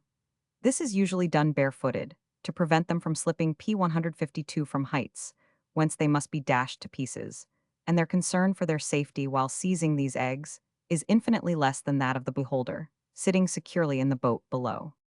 Nor untrembling canst thou see how from a craggy rock whose prominence half o'ershades the ocean, hardy men, fearless of dashing waves, do gather them. These poor fellows do not often meet with accidents, except by the giving way of pieces of the rock. In this case they are irrecoverably lost. The men who venture without ropes are accounted by the natives the most bold climbers. Those who are more cautious fix a rope about their middle, which is held by some persons on the top of the rock. By this they slip down to the place where they think the most eggs are to be found. Here, untying it from their body, they fasten it to the basket that is to contain the eggs, which they carry in their hand. When this is filled, they make a signal to their companions to draw them up. In this manner, they proceed from rock to rock, ascending or descending as they find it necessary. They adopt the same modes in collecting samphire, with which the rocks also abound. On the southeast side of the island, the only side on which it is accessible to the mariner, there is a small but well-sheltered harbor, capable of admitting vessels of 30 or 40 tons burthen. In this, the inhabitants secure their own fishing boats. The soil is principally clay, P. 153, and produces excellent barley and wheat. Vetches, peas, and beans are said to succeed sufficiently well, but to oats it is not so favorable. Trees will not grow here, the keen westerly winds immediately destroying the young plants. Indeed, except a small quantity of fine meadow land, all the lower ground of the island is of little value. No reptile is ever seen in this island, except the common water lizard. None of the inhabitants ever saw in it a frog, toad, or snake of any kind. Till about 14 years ago, no sparrows had been known to breed here. 3 nests were, however, built during the same spring, and the produce has since completely colonized the place. There are here but 8 houses, although the number of inhabitants is upwards of 70. 2 or 3 of the principal of these rent the island of Lord Newborough. They pay for it 100 guineas a year, and have their land tithe free, and are also freed from taxes and rates of every description. They keep about 20 horses and near 30 cows. All the former, though greatly overstocking so small a place, are absolutely necessary, on account of the great labor required in carrying up the seaweeds from the coast for manure. The sheep are small, and on the approach of a stranger, as Mr. Jones informs me, they squall not much unlike hares. Their activity is very remarkable. In the year 1801, Mr. Jones had one of them on his farm at Aberdaren that had twice ventured through the sea, though the channel is 3 miles across, and regained the island. The inhabitants train their dogs to catch them, but if the sheep once gain the rocks, they bid defiance to P. 154 every attempt for the time, as, rather than suffer themselves to be seized, they will plunge from thence into the sea. At the time of the year when the females usually drop their offspring, the inhabitants watch them every day, and before they are able to follow their dams, they mark them in the ears. They then suffer them to range at liberty. Without this attention, from the extreme wildness of the animals, the owners would never be able to distinguish their respective property. Some few of the sheep of the island, from having been rendered tame when young, are more easily managed. These alone submit to be folded in the evening. Curiosity induces many persons to visit this island almost every summer, but the grandest sight the present inhabitants ever witnessed was a visit of the proprietor, Lord Newborough, and several persons of distinction, in the whole to the number of about 40. This company embarked in fishing smacks from Porther, near Carriage Hall, in the parish of Aberdaren. On their arrival in the island, marquees were immediately pitched. The whole company dined in the open air, and at the conclusion of their repast, all the inhabitants were assembled. The ensuing scene reminded a gentleman of my acquaintance, who was present, of what he had read respecting the inhabitants of some of the South Sea islands. They were drawn up into a circle, and Lady Newborough adorned the heads of the females with caps and ribbons, whilst Lord Newborough distributed hats among the men. The nominal king and queen of the island were distinguished from the rest by an additional ribbon. P. 155 Mr. B concludes by giving the following history of Bardsey. The Welsh name of this place is Uneasenly. During the violent struggles between the Welsh and English, it was styled by the poets the Sanctuary or Asylum of the Saints, and it was sometimes denominated the Isle of Refuge. Some of these poets assert that it was the cemetery of 20,000 saints. 155. The reputed sanctity of this island induced the religious to resort to it, from many very distant parts of the country. It has been asserted by several writers that Roderick Molwenog, Prince of North Wales, first founded here a monastery, sometime in the 8th century. He might, perhaps, rebuild or enlarge it, but there are good grounds, from Welsh manuscripts, for supposing that there was a religious house in this island of a much more early date. There is an old legend yet extant, written in monkish Latin, which assures us that the Almighty had entered into a particular covenant with Laudatus, the first abbot of Bardsey, in return for the piety of his monks. This granted to all the religious of the monastery of Bardsey the peculiar privilege of dying according to seniority, the oldest always going off first. By this privilege, it is stated that everyone knew very nearly the time of his departure. The following is a translation of it. At the original foundation of the monastery of this island, the Lord God who attendeth to the petitions of the just, at the earnest request of the P. 156 Holy Laudatus, the first abbot, entered into a covenant with that holy man, and miraculously confirmed his promise unto him, his successors, the abbots and monks forever, while they should lead holy and religious lives, that they should die by succession, that is, that the oldest should die first, like a shock of corn ripe for the sickle. Being thus warned of the approach of death, each of them therefore should watch, as not knowing at what exact hour the thief might come, and, being thus always prepared, each of them by turns should lay aside his earthly form. God, who is ever faithful, kept his covenant, as he formerly did with the Israelites, inviolable, until the monks no longer led a religious life, but began to profane and defile God's sanctuary by their fornications and abominable crimes. Wherefore after this they were permitted to die like other men, sometimes the older, sometimes the younger, and sometimes the middle-aged first, and being thus uncertain of the approach of death, they were compelled to submit to the general laws of mortality. Thus, when they ceased to lead a holy and religious life, God's miraculous covenant also ceased. And do thou therefore, O God, have mercy upon us. The ancient building is now entirely destroyed, but about the ground where the monastery stood, a great number of graves have very lately been discovered, lined with white stone or tile, and distant about 2 feet from each other. All the religious duties of the inhabitants are now performed in the parish church of Aberdaron. Sometimes, however, in stormy weather, they are under the necessity of interring their own dead in the island. P. 157, at PWL Lely good accommodation, will be found at the Crown and Anchor Inn. But if proceeding farther into Lynn, the traveler must depend solely on the hospitality of individuals. PWL Lely. The market days at this place are Wednesdays and Saturdays. Its population is rated at about 1,300. The beach here is excellent, and so much resorted to in the summer season that it appears probable it will grow into notice as a sea bathing place. Several hundred acres of land in the vicinity of the town, which used to be overflowed by high tides, have been reclaimed by embankments on both sides of the town. It is governed by a mayor, 2 bailiffs, and a recorder. Returning from PWL Lely towards Crickeath, the country wears the most beautiful aspect. The richly wooded scenery is relieved by shaggy rocks and partial views of the sea being caught through the opening glades. Passing Len Stundwy, situate on the river Dwifer, which after heavy rains overflows its banks, and greatly incommodes it, I left the road, and proceeded by Treffin Hall, the handsome mansion of Mr. Roberts, to a cromlech about a mile distant, called Coet and Arthur, or Arthur's Quoit, which the said Arthur, as report says, threw from a mountain near Bedlert. It is handsome and in high preservation. The top stone is nearly 3 feet in thickness, but a still finer cromlech is about a mile from this, at a farm called Ustum Seged. The flat stone of this is about 18 inches in thickness, and is about 36 p 158 feet in circumference. Its form is triangular, and its supporters of that height, that will allow a man on horseback to go under it. This also is called Arthur's Quoit. From hence to Crickeath the road is dull and uninteresting. Near the ruins of the small chapel of Betwas is Chuilog, an old mansion, formerly belonging to the ancestors of Sir Howell, surnamed Yfyall, from his remarkable dexterity in the use of the battle-axe, which weapon he used with such effect in the Battle of Poictiers, that the capture of the French monarch is, by many, ascribed to him. At all events, his conduct on that day drew down upon him the regards of the Black Prince to such extent, that he not only bestowed upon him the constableship of Crickeath Castle, but likewise knighted him. And, in perpetual memorial of his good services, it was directed that a mess of meat should, at the expense of the crown, be every day served up before the axe with which he had performed such good service. After the mess had been brought before the knight, it was taken and distributed among the poor. 8 yeomen attendants were constituted to guard the mess, who received each 8 pence a day pay, and were termed yeomen of the crown. These were continued on the establishment till the reign of Queen Elizabeth.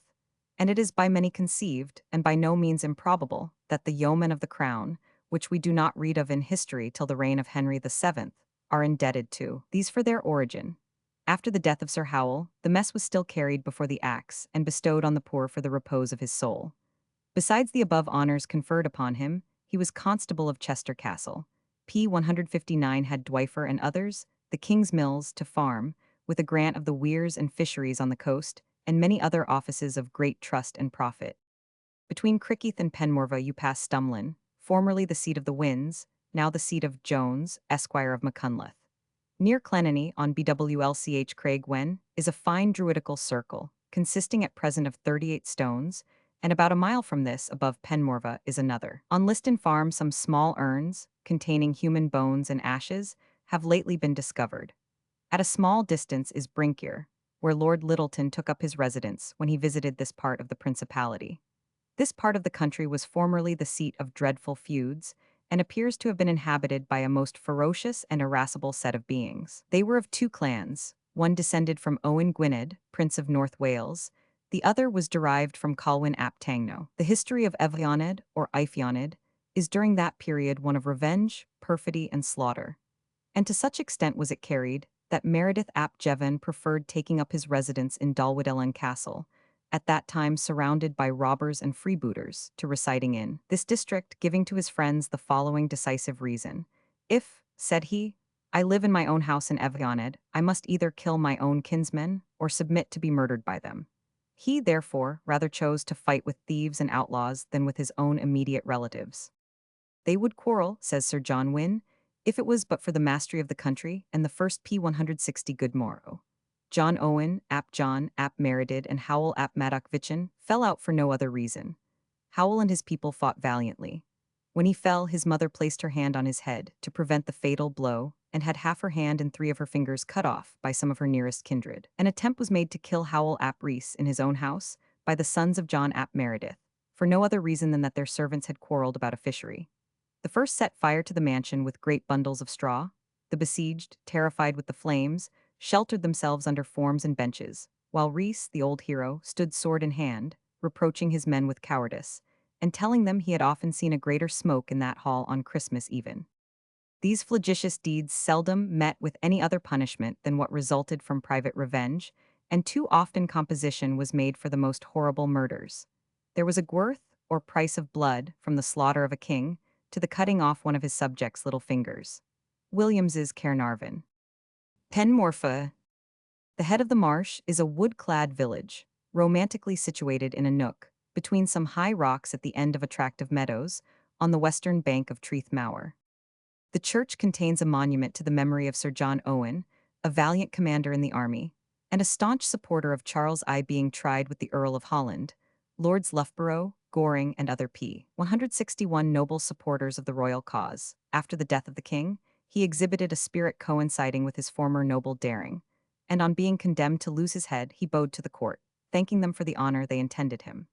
On being asked by a member what he meant, in his usual blunt manner, he replied, I think it a great honor for a poor gentleman of Wales to lose his head with such noble lords. By G, I was afraid you would have hanged me.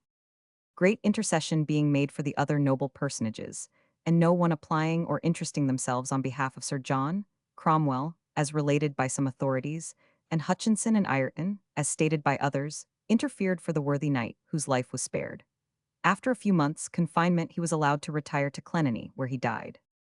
Mr. Williams, rector of Llanberis, from whose work, recently published on the history, antiquities, and sea of Caernarvonshire, I before quoted, says, in speaking of the situation of Penmorfa and the meadows lying between it and Treath Mower, they were formerly subject to the overflowing of the higher tides, till an embankment was made by W. A. Maddox-esque, a gentleman to whom this part of the country is greatly indebted for numerous and great improvements, particularly for the erection of an embankment, about a mile in length, in order to reclaim some 1,000 acres of land, and which now forms a safe and convenient road between the counties of Caernarvon and Meirioneth, across the estuary of Treath Mower. Whereas, formerly, many lives were lost in going over those dangerous sands. Tremedoc, P162, a new town, which bears the name of its founder, is about a mile distant from Penmorfa, and contains from 80 to 100 houses. Here is a handsome new church, a marketplace, a comfortable inn, and a great number of good shops.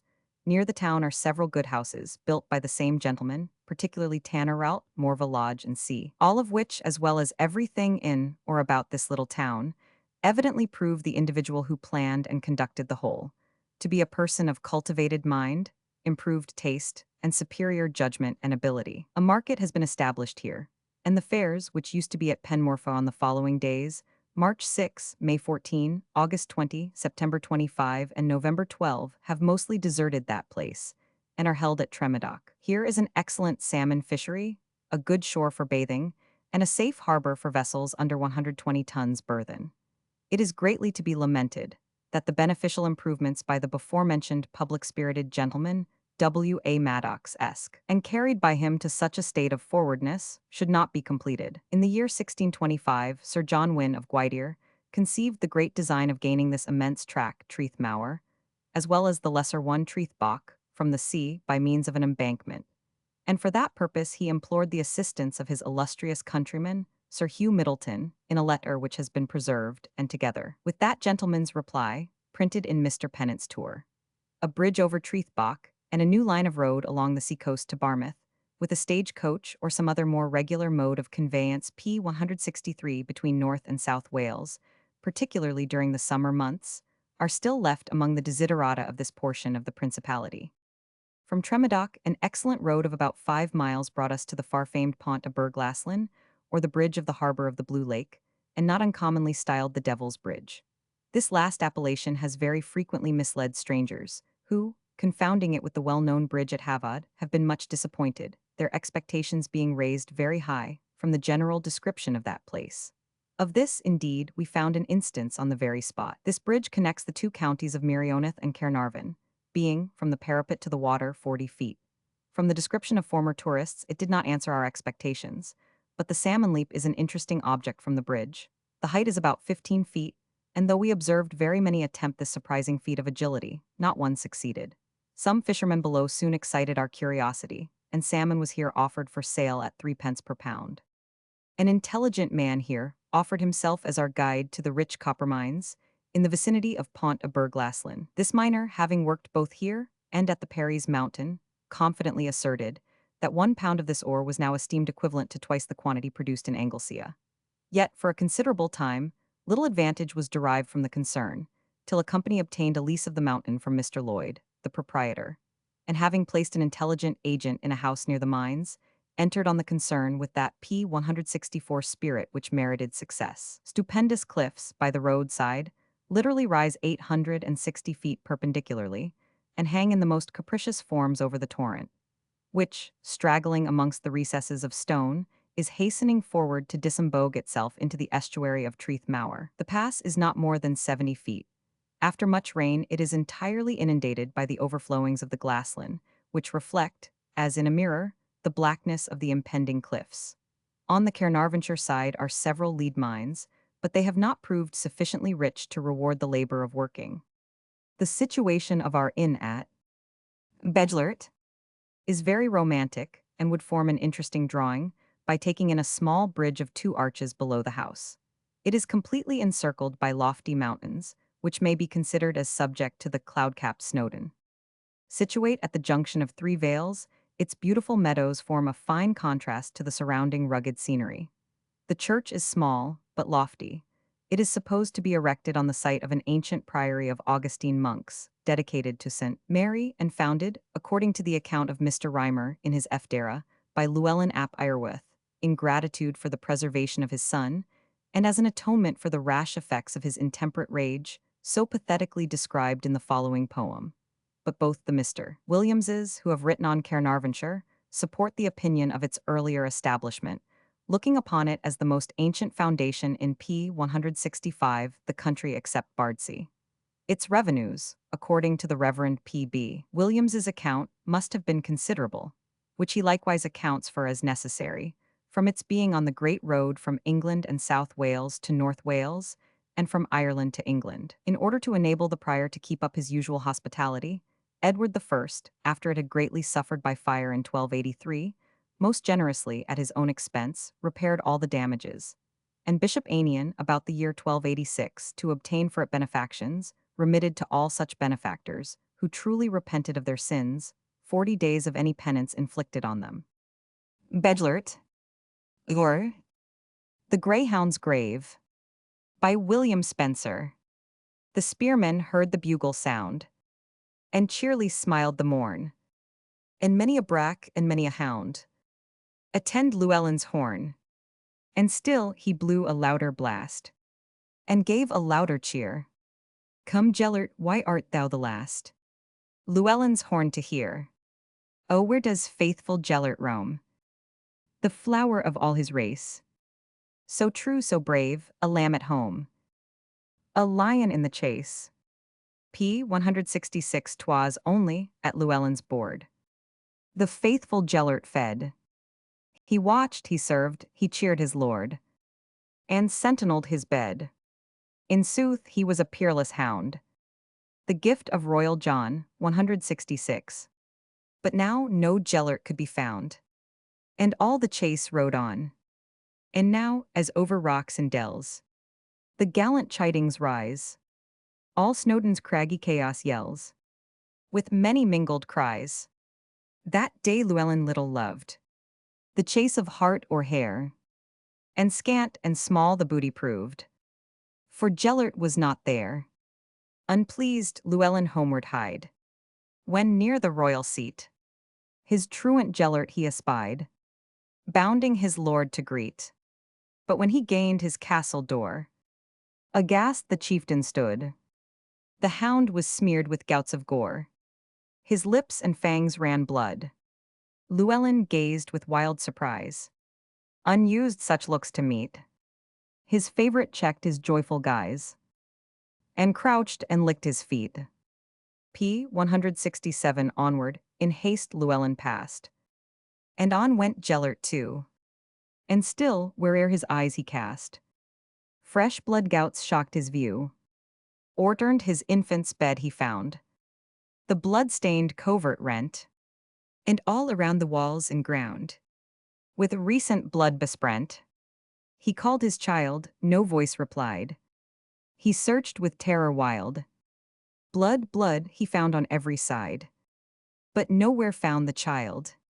Hellhound, by thee my child's devoured, the frantic father cried, and to the hilt the vengeful sword he plunged in Gellert's side.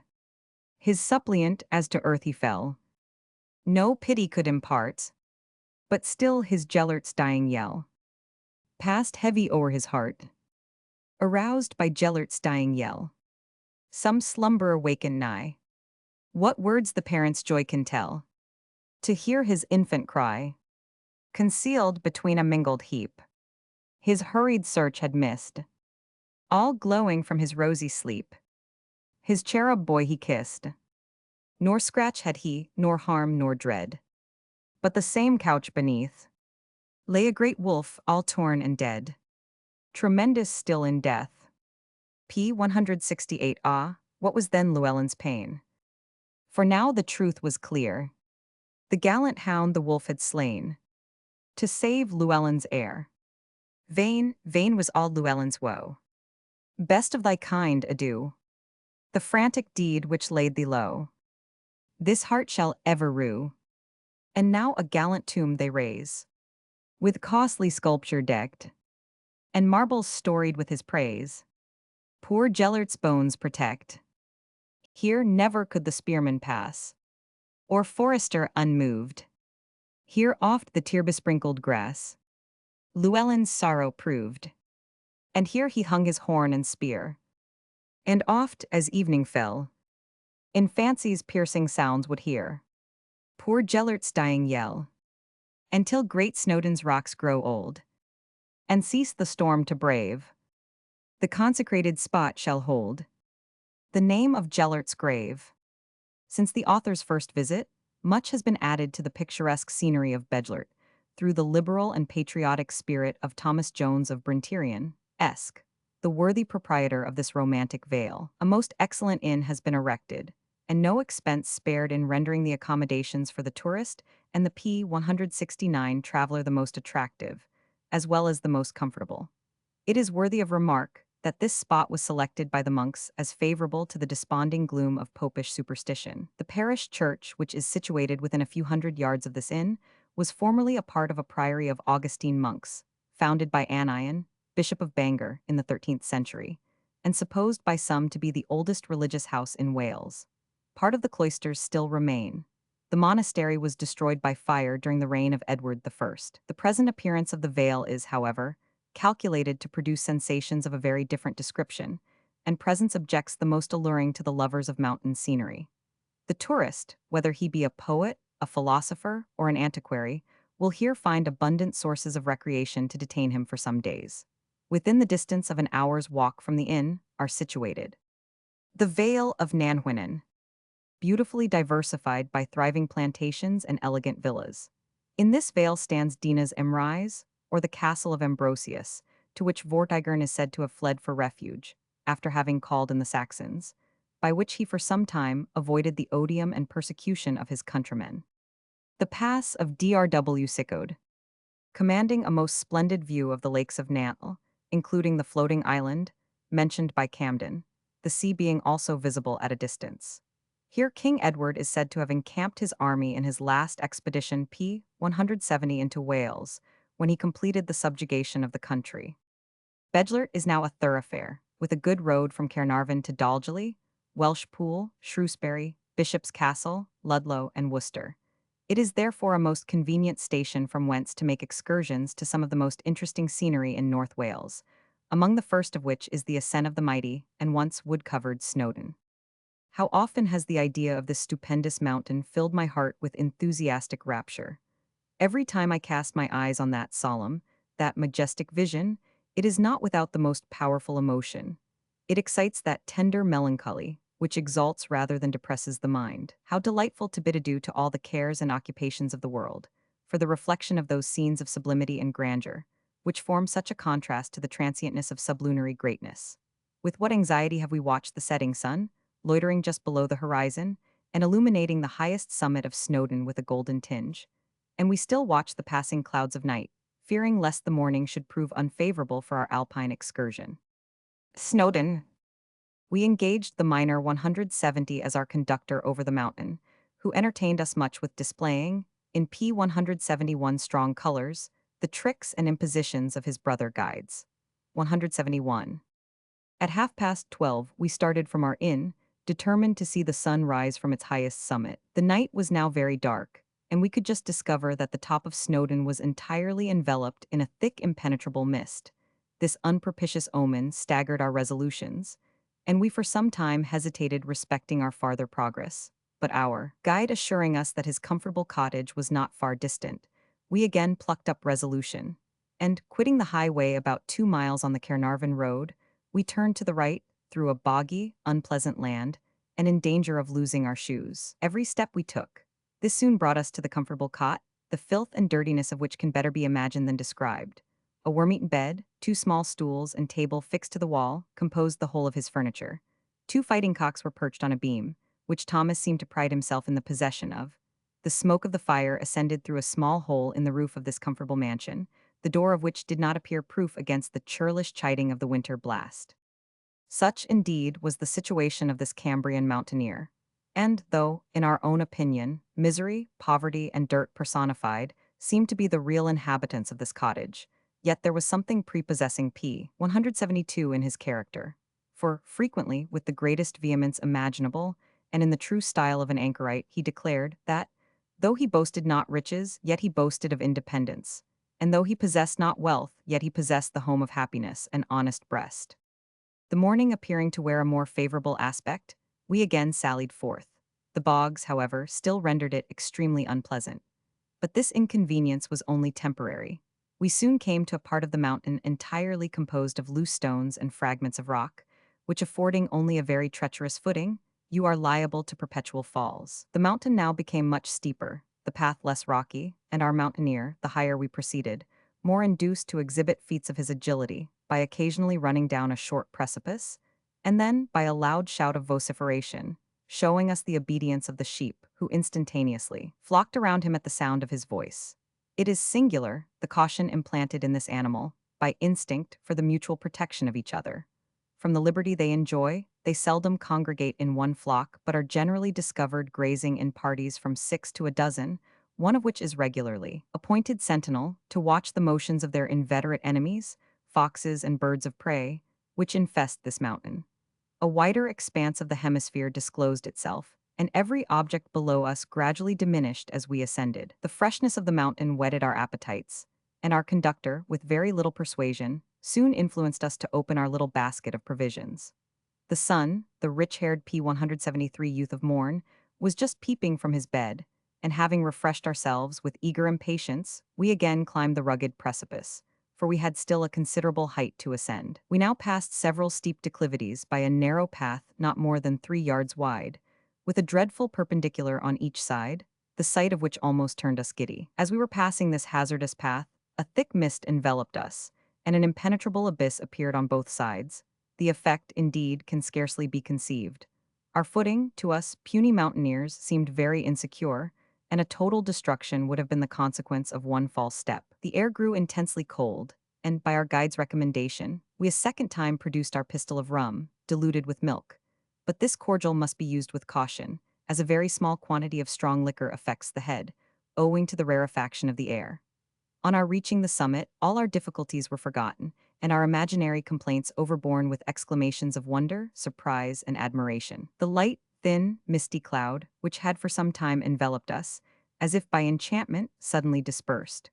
The whole ocean appeared illuminated by a fiery substance, and all the subject hills below us, for they resembled molehills, were gradually tinged by the rich glow of the sun, whose orb becoming at length distinctly visible, displayed the whole island of Anglesea so distinctly, that we descried, as in a map, its flat and uncultivated plains, bounded by the rich and inexhaustible Parry's Mountains, in the vicinity of Holyhead.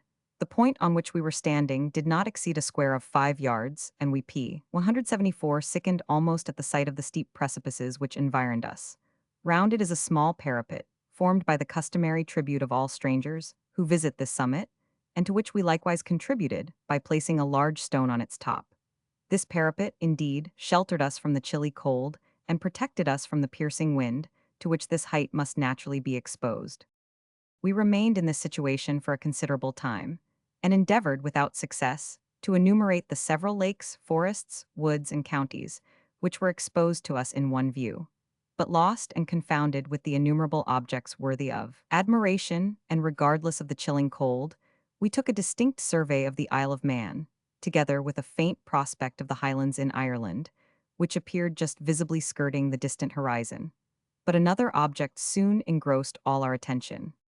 The wide, the unbounded prospect lay before us.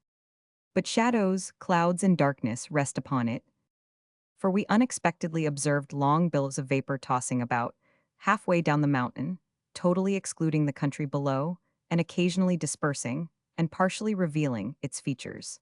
While above, the azure expanse of the heavens remained unobscured by the thinnest mist. This, however, was of no long continuance. A thick cloud presently wet us through, and the point on which we were standing could alone be distinguished. As there appeared little or no chance of the clouds dispersing, we soon commenced our descent. Respecting this alpine excursion, suffice it to say that 175, though our expectations were raised exceedingly high, it infinitely surpassed all conception and baffled all description. For no color of language can paint the grandeur of the rising sun, observed from this eminence, or describe the lakes, woods, and forests which are extended before you. For description, though it enumerates their names, yet it cannot draw the elegance of outline, cannot give the effect of precipices, or delineate the minute features, which reward the actual observer at every new choice of his position, and by changing their color and form in his gradual ascent, till at last every object dwindles into atoms. In short, this interesting excursion, which comprehends everything that is awful, grand, and sublime, producing the most pleasing sensations, has left traces in the memory which the imagination will ever hold dear. The view from the summit of Snowdon is thus described by the author of the beauties, harmonies, and sublimities of nature. After climbing over masses of crags and rocks, we ascended the peak of Snowdon, the height of which is 3,571 feet above the level of the Irish Sea. Arrived at its summit, a scene presented itself, magnificent beyond the powers of language. Indeed, language is indigent and impotent when it would presume to sketch scenes on which the great Eternal has placed his matchless finger with delight. Faint are thy broad and deep delineations, immortal Salvator Rosa. Powerless and feeble are your inspirations, genius of Thomson, Virgil, and Lucretius. From this point are seen more than 25 lakes. Seated on one of the crags, it was long before the 176I, unaccustomed to measure such elevations, could accommodate itself to scenes so admirable, the whole appearing as if there had been a war of the elements, and as if we were the only inhabitants of the globe permitted to contemplate the ruins of the world. Rocks and mountains which, when observed from below, bear all the evidences of sublimity, when viewed from the summit of Snowdon, are blended with others as dark, as rugged, and as elevated as themselves. the whole resembling the swellings of an agitated ocean. The extent of this prospect appears almost unlimited. The four kingdoms are seen at once: Wales, England, Scotland, and Ireland, forming the finest panorama the empire can boast. The circle begins with the mountains of Cumberland and Westmoreland, those of Ingleborough and Penigent in the county of York, and the hills of Lancashire Forfallow. Then are observed the counties of Chester, Flint, Denbigh, and a portion of Montgomeryshire. Nearly the whole of Merioneth succeeds, and drawing a line with the eye along the diameter of the circle, we take in the regions, stretching from the triple crown of Cader Idris to the sterile crags of Carned's David and Llewellyn. Snowdon, rising in the center, appears as if he could touch the south with his right hand and the north with his left. Surely, thought Colonna, Caesar sat upon these crags when he formed the daring conception of governing the world. From Cader Idris, the eye, pursuing the orbit of the bold geographical outline, glances over the Bay of Cardigan and reposes for a while on the summit of the Ribble. After observing the indented shores of Caernarvonshire, p. 177, it travels over a long line of ocean, till in the extremity of the horizon, the blue mountains of Wicklow terminate the perspective. Those mountains gradually sink along the coast till they are lost to the eye, which, ranging along the expanse at length as weary of the journey, reposes on the island of Man and the distant mountains of Scotland. The intermediate space is occupied by the sides and summits of mountains, hollow crags, masses of rocks, the towers of Caernarvon, the fields of Anglesea, with woods, lakes, and glens, scattered in magnificent confusion. A scene like this commands our feelings to echo, as it were, in unison to its grandeur and sublimity. The thrill of astonishment and the transport of admiration seem to contend for the mastery, and nerves are touched that never thrilled before. We seem as if our former existence were annihilated, and as if a new epoch were commenced. Another world opens upon us, and an unlimited orbit appears to display itself as a theater for our ambition. The first 2 miles of our descent we by no means found difficult, but wishing to take a minute survey of the picturesque pass of Llanberis, we changed the route generally prescribed to strangers, and descended a rugged and almost perpendicular path, in opposition to the proposals of our guide, who strenuously endeavored to dissuade us from the attempt, alleging the difficulty of the steep, and relating a melancholy story of a gentleman who many years back had broken his leg. This had no effect. We determined to proceed, and the Vale of Llanberis amply rewarded us for the trouble. Mr. Williams, of Llandegau, in his observations on the p. 178 Snowdon Mountains, which, from his having been a resident on the spot, may be considered as entitled to the greatest credit, makes the following remarks on the probable derivation of their names and the customs and manners of their inhabitants. It would be endless to point out the absurd conjectures and misrepresentations of those who have of late years undertaken to describe this country. Some give manifestly wrong interpretations of the names of places, and others, either ignorantly or maliciously, have as it were caricatured its inhabitants. Travelers from England, often from want of candor, and always from defect of necessary knowledge, impose upon the world unfavorable as well as false accounts of their fellow subjects in Wales. Yet the candor of the Welsh is such that they readily ascribe such misrepresentations to an ignorance of their language and a misconception of the honest, though perhaps warm temper of those that speak it. And it may be, travelers are too apt to abuse the Welsh because they cannot or will not speak English. Their ignorance ought not to incur disgust. Their reluctance proceeds not from stubbornness, but from diffidence and the fear of ridicule. Natives of Uriri. The inhabitants of the British mountains are so humane and hospitable that a stranger may travel amongst them without incurring any expense for diet or lodging. Their fare an Englishman may call coarse. However, they commonly in farmhouses have 3 sorts of bread, namely, wheat, barley, and oatmeal. But the oatmeal p. 179 they chiefly use. This, with milk, butter, cheese, and potatoes, is their chief summer food. They have also plenty of excellent trout, which they eat in its season. And for the winter they have dry salted beef, mutton, and smoked rock venison, which they call cock ar wyden, i.e., the red upon the withe being hung by a withe made of a willow or hazel twig. They very seldom brew ale, except in some of the principal farmhouses. Having no corn of their own growing, they think it a superfluous expense to throw away money for malt and hops, when milk or buttermilk mixed with water quenches the thirst as well.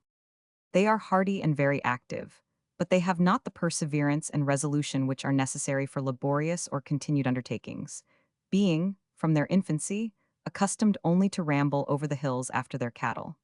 In summer they go barefoot, but seldom barelegged, as has been lately asserted by a traveler. They are shrewd and crafty in their bargains, and jocular in their conversation, very sober and great economists, though a late tourist has given them a different character. Their greetings when they meet any one of their acquaintance may to some appear tedious and disagreeable.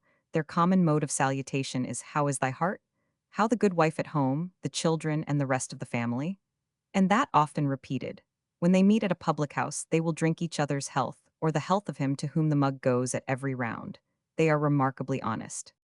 Their courtships, marriages, and sea differ in nothing p. 180 from what is practiced on these occasions among the Lowlanders or other Welsh people. But as there are some distinct and local customs in use in North Wales, not adopted in other parts of Great Britain, I shall, by way of novelty, relate a few of them. When Cupid lets fly his shaft at a youthful heart, the wounded swain seeks for an opportunity to have a private conversation with the object of his passion, which is usually obtained at a fair, or at some other public meeting, where he, if bold enough, accosts her, and treats her with wine and cakes. But he that is too bashful will employ a friend to break the ice for him, and disclose the sentiments of his heart. The fair one, however, disdains proxies of this kind, and he that is bold, forward, and facetious has a greater chance of prevailing, especially if he has courage enough to steal a few kisses. She will then probably engage to accept of his nocturnal visit the next Saturday night. When the happy hour arrives, neither the darkness of the night, the badness of the weather, nor the distance of the place will discourage him so as to abandon his engagement. When he reaches the spot, he conceals himself in some outbuilding till the family go to rest. His fair friend alone knows of and awaits his coming. After admittance into the house, a little chat takes place at the fireside, and then, if everything is friendly, they agree to throw themselves on a bed, if there is an empty one in the house. When Strephon takes off his shoes and coat and fillies only her shoes, and covering themselves with a blanket or two, they chat there till the morning dawn, and then the lover steals away as privately as he came.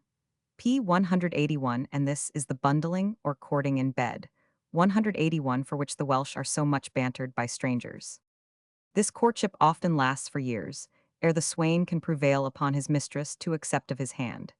Now and then a pregnancy precedes marriage, but very seldom, or never, before a mutual promise of entering into the marriage state is made. When a matrimonial contract is thus entered into, the parents and friends of each party are apprised of it, and an invitation to the wedding takes place, where, at the appointed wedding day, every guest that dines drops his shilling, besides payment for what he drinks. The company very often amounts to 200 or 300, and sometimes more. This donation is intended to assist the young couple to buy bedclothes and other articles necessary to begin the world. Nor does the friendly bounty stop here. When the woman is brought to bed, the neighbors meet at the christening, out of free good, will, without invitation, where they drop their money, usually a shilling to the woman in the P. 182 straw, 6 pence to the midwife, and 6 pence to the cook, more or less according to the ability and generosity of the giver. Mode of burying. When the parish bell announces the death of a person, it is immediately inquired upon what day the funeral is to be, and on the night preceding that day, all the neighbors assemble at the house where the corpse is, which they call tai corf, i.e., the corpse's house. The coffin, with the remains of the deceased, is then placed on the stools, in an open part of the house, covered with black cloth, or, if the deceased was unmarried, with a clean white sheet, with 3 candles burning on it. Every person on entering the house falls devoutly on his knees before the corpse, and repeats to himself the Lord's Prayer, or any other prayer that he chooses. Afterwards, if he is a smoker, a pipe and tobacco are offered to him. This meeting is called gwilnos and in some places pidrua. The first word means vigil, the other is, no doubt, a corrupt word from paterau or pateru, that is, paters or paternosters. When the assembly is full, the parish clerk reads the common service appointed for the burial of the dead, at the conclusion of which psalms, hymns, and other godly songs are sung. And since Methodism is become so universal, someone stands up and delivers an oration on the melancholy subject, and then the company drop away by degrees. On the following day the interment takes place, between 2 and 4 o'clock in the afternoon, when all the neighbors assemble again. It is not uncommon P. 183 to see on such occasions an assembly of 300 or 400 people, or even more. These persons are all treated with warm spiced ale, cakes, pipes, and tobacco, and a dinner is given to all those that come from far.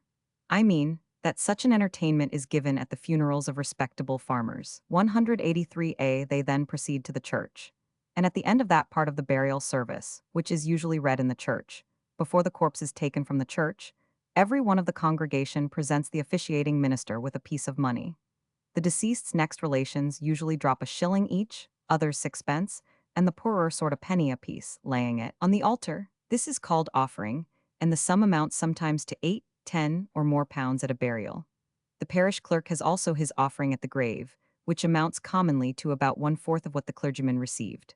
After the burial is over, the company retire to the public house, where everyone spends his sixpence for ale. 183b. Then all ceremonies are over. Mr. W. then proceeds to explain the good and ill resulting from the prevalence of Methodism, and those fanatics termed ranters and states that the mountain people preserve themselves, in a great measure, a distinct race from the lowlanders. They but very seldom p. 184 come down to the lowlands for wives, nor will the lowlander often climb up the craggy steeps and bring down a mountain spouse to his cot. Their occupations are different, and it requires that their mates should be qualified for such different modes of living. I will not scruple to affirm that these people have no strange blood in their veins, that they are the true offspring of the ancient Britons. They, and their ancestors from time immemorial, have inhabited the same districts, and in one degree or other they are all relations. The Vale of Llanberis is bounded by the steep precipices of Snowdon and two large lakes, communicating by a river.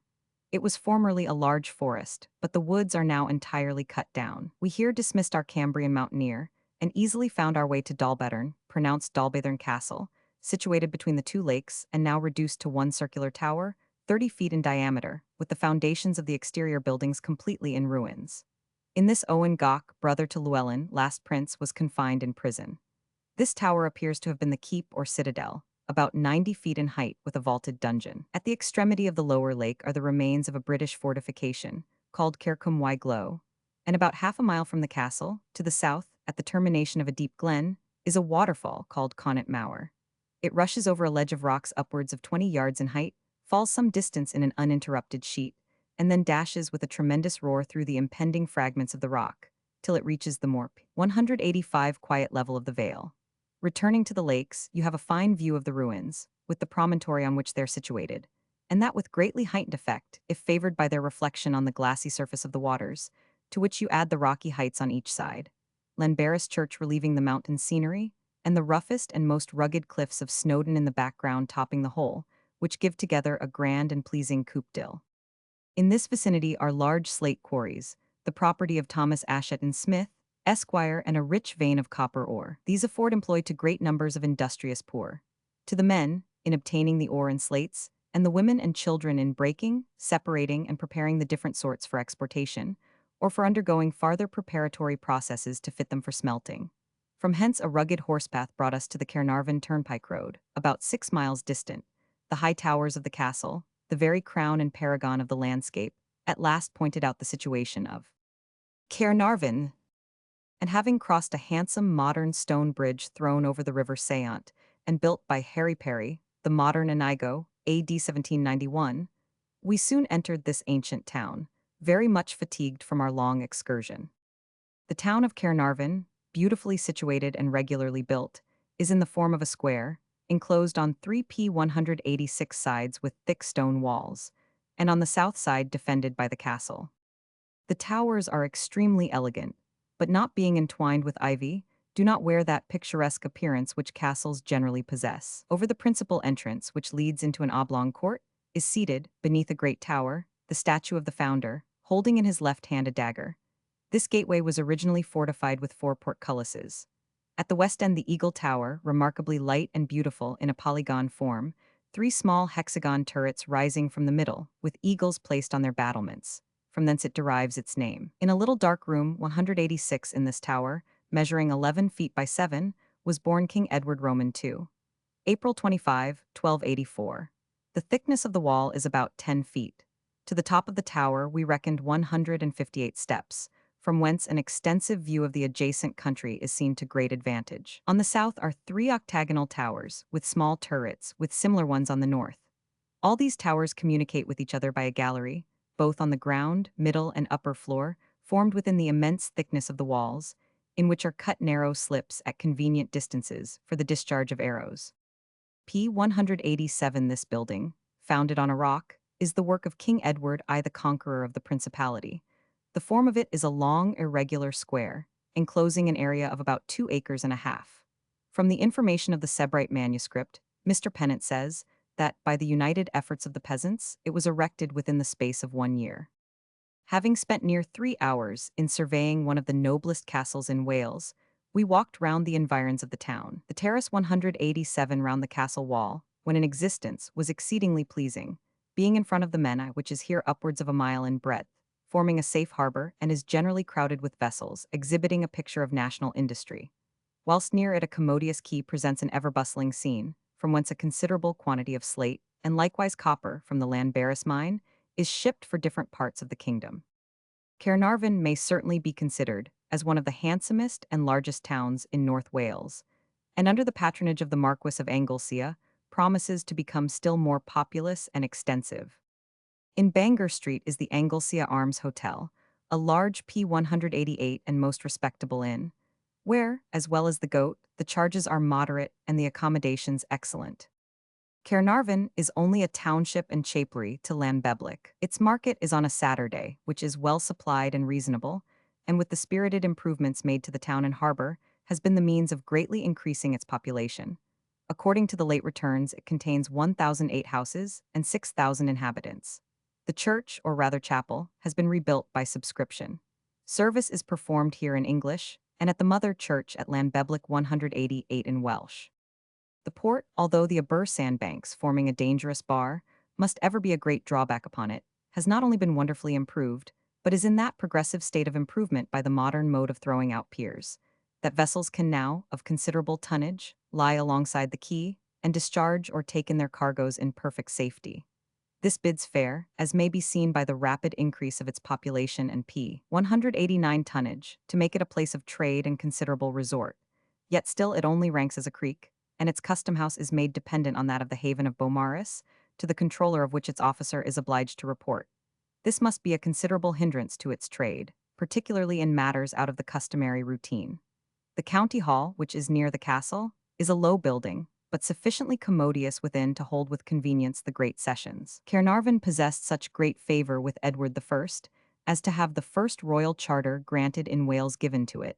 It is by that constituted a free borough. It has 1 alderman, 1 deputy mayor, 2 bailiffs, a town clerk, 2 sergeants at mace, and a mayor, who for the time is governor of the castle and is allowed 200 per annum to keep it in repair. It jointly with Conway, Nevin, Cricketh, and Pwl Lely sends a member to Parliament, for the return of whom every inhabitant, resident or non-resident, who has been admitted to the freedom of the place, possesses a vote. It is allowed to have a prison for petty offences independent of the sheriff. Its burgesses likewise were exempt throughout the kingdom from tollage, lastage, passage, murage, pontage, and all other impositions of whatever kind, with other privileges too numerous to insert. The county prison is likewise near the castle. It was erected in the year 1794. The new market house, containing the butcher's shambles and sea, is a well-contrived and convenient building, affording good storage for corn and other articles left unsold. P. 190, the site of the ancient town of Segontium, which lies about half a mile south of the present one, will be found worthy the attention of the traveler. It was the only Roman station of note in this part of Cambria, on which a long chain of minor forts and posts were dependent. It is even maintained, and that by respectable authorities, that it was not only the residence but burial place of Constantius, father of Constantine the Great. But most probably this arises from confusing Helena, the daughter of Octavius, Duke of Cornwall, who was born at Segontium and married to Maximus, first cousin of Constantine, with Helena, his mother, whom these authorities assert to have been the daughter of a British king. A chapel, said to have been founded by Helen, and a well which bears her name, are amongst the ruins still pointed out. Since the numerous late improvements have been going forward at and near Caernarvon, new and interesting lights have been thrown on the ruins in its vicinity, which will form a rich treat to the antiquary. Near the banks of the Saint, from which Segontium took its name, and which runs from the lower lake of Llanberis, are the remains of a fort, which appears to have been calculated to cover a landing place from the river at the time of high water. It is of an oblong shape and includes an area of about an acre. One of the walls, which is now standing, is about 74 yards, and the other 64 yards long, in height from 10 to 12 feet and nearly 6 feet in thickness. The peculiar plan of the Roman masonry is here particularly discernible, exhibiting alternate layers, the one regular, the P191 other zigzag. On these their fluid mortar was poured, which insinuated itself into all the interstices and set so strong as to form the whole into one solid mass, retaining its texture even to the present day to such a degree that the bricks and stone in the Roman walls yield as easy as the cement. English history has spoken so fully on this place, as connected with Edward the First, on the title which he, from his son being born in this castle, so artfully claimed for him, and the future heirs apparent to the British throne, as affording to the Welsh a prince of their own, agreeable to their wishes, and the quiet annexation of the principality to his dominions, which Edward by this means obtained, that it appears superfluous to enlarge upon it in this work.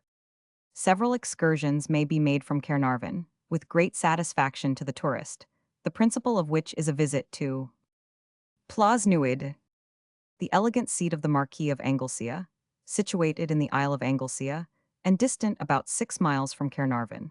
If the wind and tide prove favorable, the picturesque scenery of the Menai will be viewed to great advantage by hiring a boat at the quay. 191. But if this most advisable plan should not be approved of, the walk to the Molwydon ferry, about 5 miles on the Bangor road, will prove highly gratifying. The Menai, whose banks are studded with gentlemen's seats appearing p. 192 scarcely visible between the rich foliage of the oak, which luxuriates to the water's brink, is filled with vessels, whose shining sails, fluttering in the wind, attract and delight the observing eye, whilst the voice of the sailors, exchanging some salute with the passing vessel, is gently wafted on the breeze. Crossing the ferry, we soon reach the ancient residence of the Archdruid of Britain, where was formerly stationed the most celebrated of the ancient British academies. From this circumstance, many places in this island still retain their original appellation, as Myferim, the place of studies, Cair Idris, the city of astronomy, Serig Budan, the astronomer's circle. The shore to the right soon brought us to the plantations of Plasnewid, consisting chiefly of the most venerable oaks and noblest ash in this part of the country. Superior to the power of all the warring winds of heaven they rise, and from the stormy promontory tower, and toss their giant arms amid the skies, while each assailing blast increasing strength supplies. Beattie's Minstrel. Beneath their broad brown branches, we discovered several cromlechs, the monuments of druidical superstition. Several stones of enormous size support 2 others placed horizontally over them. 192. For what purpose p. 193. These ancient relics were originally erected, it is not for us puny antiquarians to discuss, and with eager impatience we hurried to visit the noble mansion, which has not yet received the finishing stroke of the architect. Sufficient, however, is accomplished to form a conjecture of its intended splendor and magnificence. The whole is built, stables included, in a Gothic castellated form of a dark slate-colored stone. On entering the vestibule, we for a short time imagined ourselves in the chapel, a mistake though soon discovered to which every visitor is liable. The ceiling having Gothic arches with a gallery suitable to it and several niches cut in the side walls. We were next conducted through a long suite of apartments, the design of them all equally convenient and elegant. The landscape from the Gothic windows is both beautiful and sublime. A noble plantation of trees, the growth of ages, the winding strait of the Menai, gay with vessels passing and repassing, and beyond this tranquil scene, the long range of the Snowdon Mountains shooting into the clouds, the various hues of whose features appear as beautiful as their magnitude is sublime. The house is protected from the encroachments of the sea by a strong parapet-embattled wall. In fine, this magnificent seat of the gallant Marquis seems to possess many conveniences peculiar to its situation. The warm and cold baths, constantly filled by the Menai, are sequestered and commodious, and every part of the house is abundantly supplied with water. p. 194. Since the last edition of this work was published, this splendid residence has been finished in a style corresponding to the promises it held forth, and now ranks amongst the first in the principality. The park, though small, is well wooded and laid out with taste, and the woods extending along the bold cliffs of the Menai, with the parapeted bastion wall, which supports the terrace at the bottom of the lawn, cause this elegant edifice, with its turrets and gilded vanes, surrounded by its venerable groves, to be viewed to great advantage from the water or opposite shore. The front is composed of a center nearly semilunar, with 2 wings semi-octagonal. These receive a bold and happy finish from octagonal turrets rising from the basement of each angle of the front and wings, several feet above the embattled parapet, finishing in small spires surmounted by gilt vanes. Behind the house are two of the largest cromlechs. The upper stone of one is 12 feet 7 inches long, 12 broad and 4 thick, supported by 5 upright ones. The other is close to the first, and is only about 5 feet and a half square. Not far from these is a carned, part of which is destroyed. Within was found a cell, about 7 feet long and 3 wide, covered with 2 flat stones. On the top of the stones were 2 semicircular holes. For what purpose intended I leave to others to determine. Some conceived they were places of confinement, and these holes served as stocks, in which to secure the victims of the druidical sacrifices. But let us rather hope not. For as p. 195 the learned of those days here for a period found a shelter, and as these woods were tenanted by bards who nightly thence, robbed in their flowery vests of innocent white, issued with harps that glitter to the moon, hymning immortal strains, masons caractacus, we may as reasonably conceive that learning, poetry, music, and religion would soothe and soften the angry passions of the soul, as that they would rouse to the horrid immolation of human sacrifices. Being unavoidably prevented at this time from visiting the celebrated Perry's Mountain, the property of the Marquis of Anglesea and Colonel Hughes, we again returned to the hotel at Caernarvon, purposing to stay the following day, Sunday, with the intention of making a strict inquiry into the religious sect, settled here, and in many parts of Wales called jumpers. 195. The account we had received from our landlord, we imagined, was exaggerated, and this more strongly induced us to visit the chapel, that we might be enabled, in future, to contradict this ridiculous report. P. 196 At 6 in the evening the congregation assembled, and on our entrance into the chapel, we observed on the north side, from a sort of stage or pulpit, erected on the occasion, a man, in appearance a common day laborer, holding forth to an ignorant and deluded multitude. Our entrance at first seemed to excite a general dissatisfaction, and our near neighbors, as if conscious of their eccentricities, muttered bitter complaints against the admittance of strangers. The chapel, which was not divided into pews, and even destitute of seats, contained near 100 people. Halfway round was erected a gallery. The preacher continued raving, and indeed foaming at the mouth, in a manner too shocking to relate. He allowed himself no time to breathe, but, seemingly intoxicated, uttered the most dismal howls and groans imaginable, which were answered by the congregation, so loud as occasionally to drown even the voice of the preacher. At last, being nearly exhausted by continual vociferation, and fainting from exertion, he sunk down in the pulpit. The meeting, however, did not disperse. A psalm was immediately sung by a man, who, we imagined, officiated as clerk, accompanied by the whole congregation. The psalm had not continued long before we observed part of the assembly, to our great surprise, jumping in small parties of 3, 4, and sometimes 5 in a set, lifting up their hands, beating their breasts, and making the most horrid gesticulations. Each individual separately jumped, regularly succeeding one another, while the rest generally assisted the jumper by the help of their hands. The women always appeared more vehement than the men, and infinitely surpassed them in p. 197 numbers, seeming to endeavor to excel each other in jumping, screaming, and howling. We observed, indeed, that many of them lost their shoes, hats, and bonnets with the utmost indifference, and never condescended to search after them. In this condition, it is not unusual to meet them jumping to their homes. Their meetings are twice a week, Wednesdays and Sundays. Having accidentally met with a gentleman at the hotel, a native of Siberia, we invited him to our party, and, induced by curiosity, he readily accompanied us to the chapel. On the commencement of the jumping, he entreated us to quit the congregation, exclaiming, "Good God, I for a moment forgot I was in a Christian country." The dance of the Siberians in the worship of the Lama, with their shouts and gesticulations, is not more horrid. This observation so forcibly struck me that I could not avoid inserting it in my notebook. With disgust we left the chapel, and were given to understand, by our landlord, they celebrate a particular day every year, when instances have been known of women dying by too great an exertion, and fainting is frequently the consequence of their excessive jumping.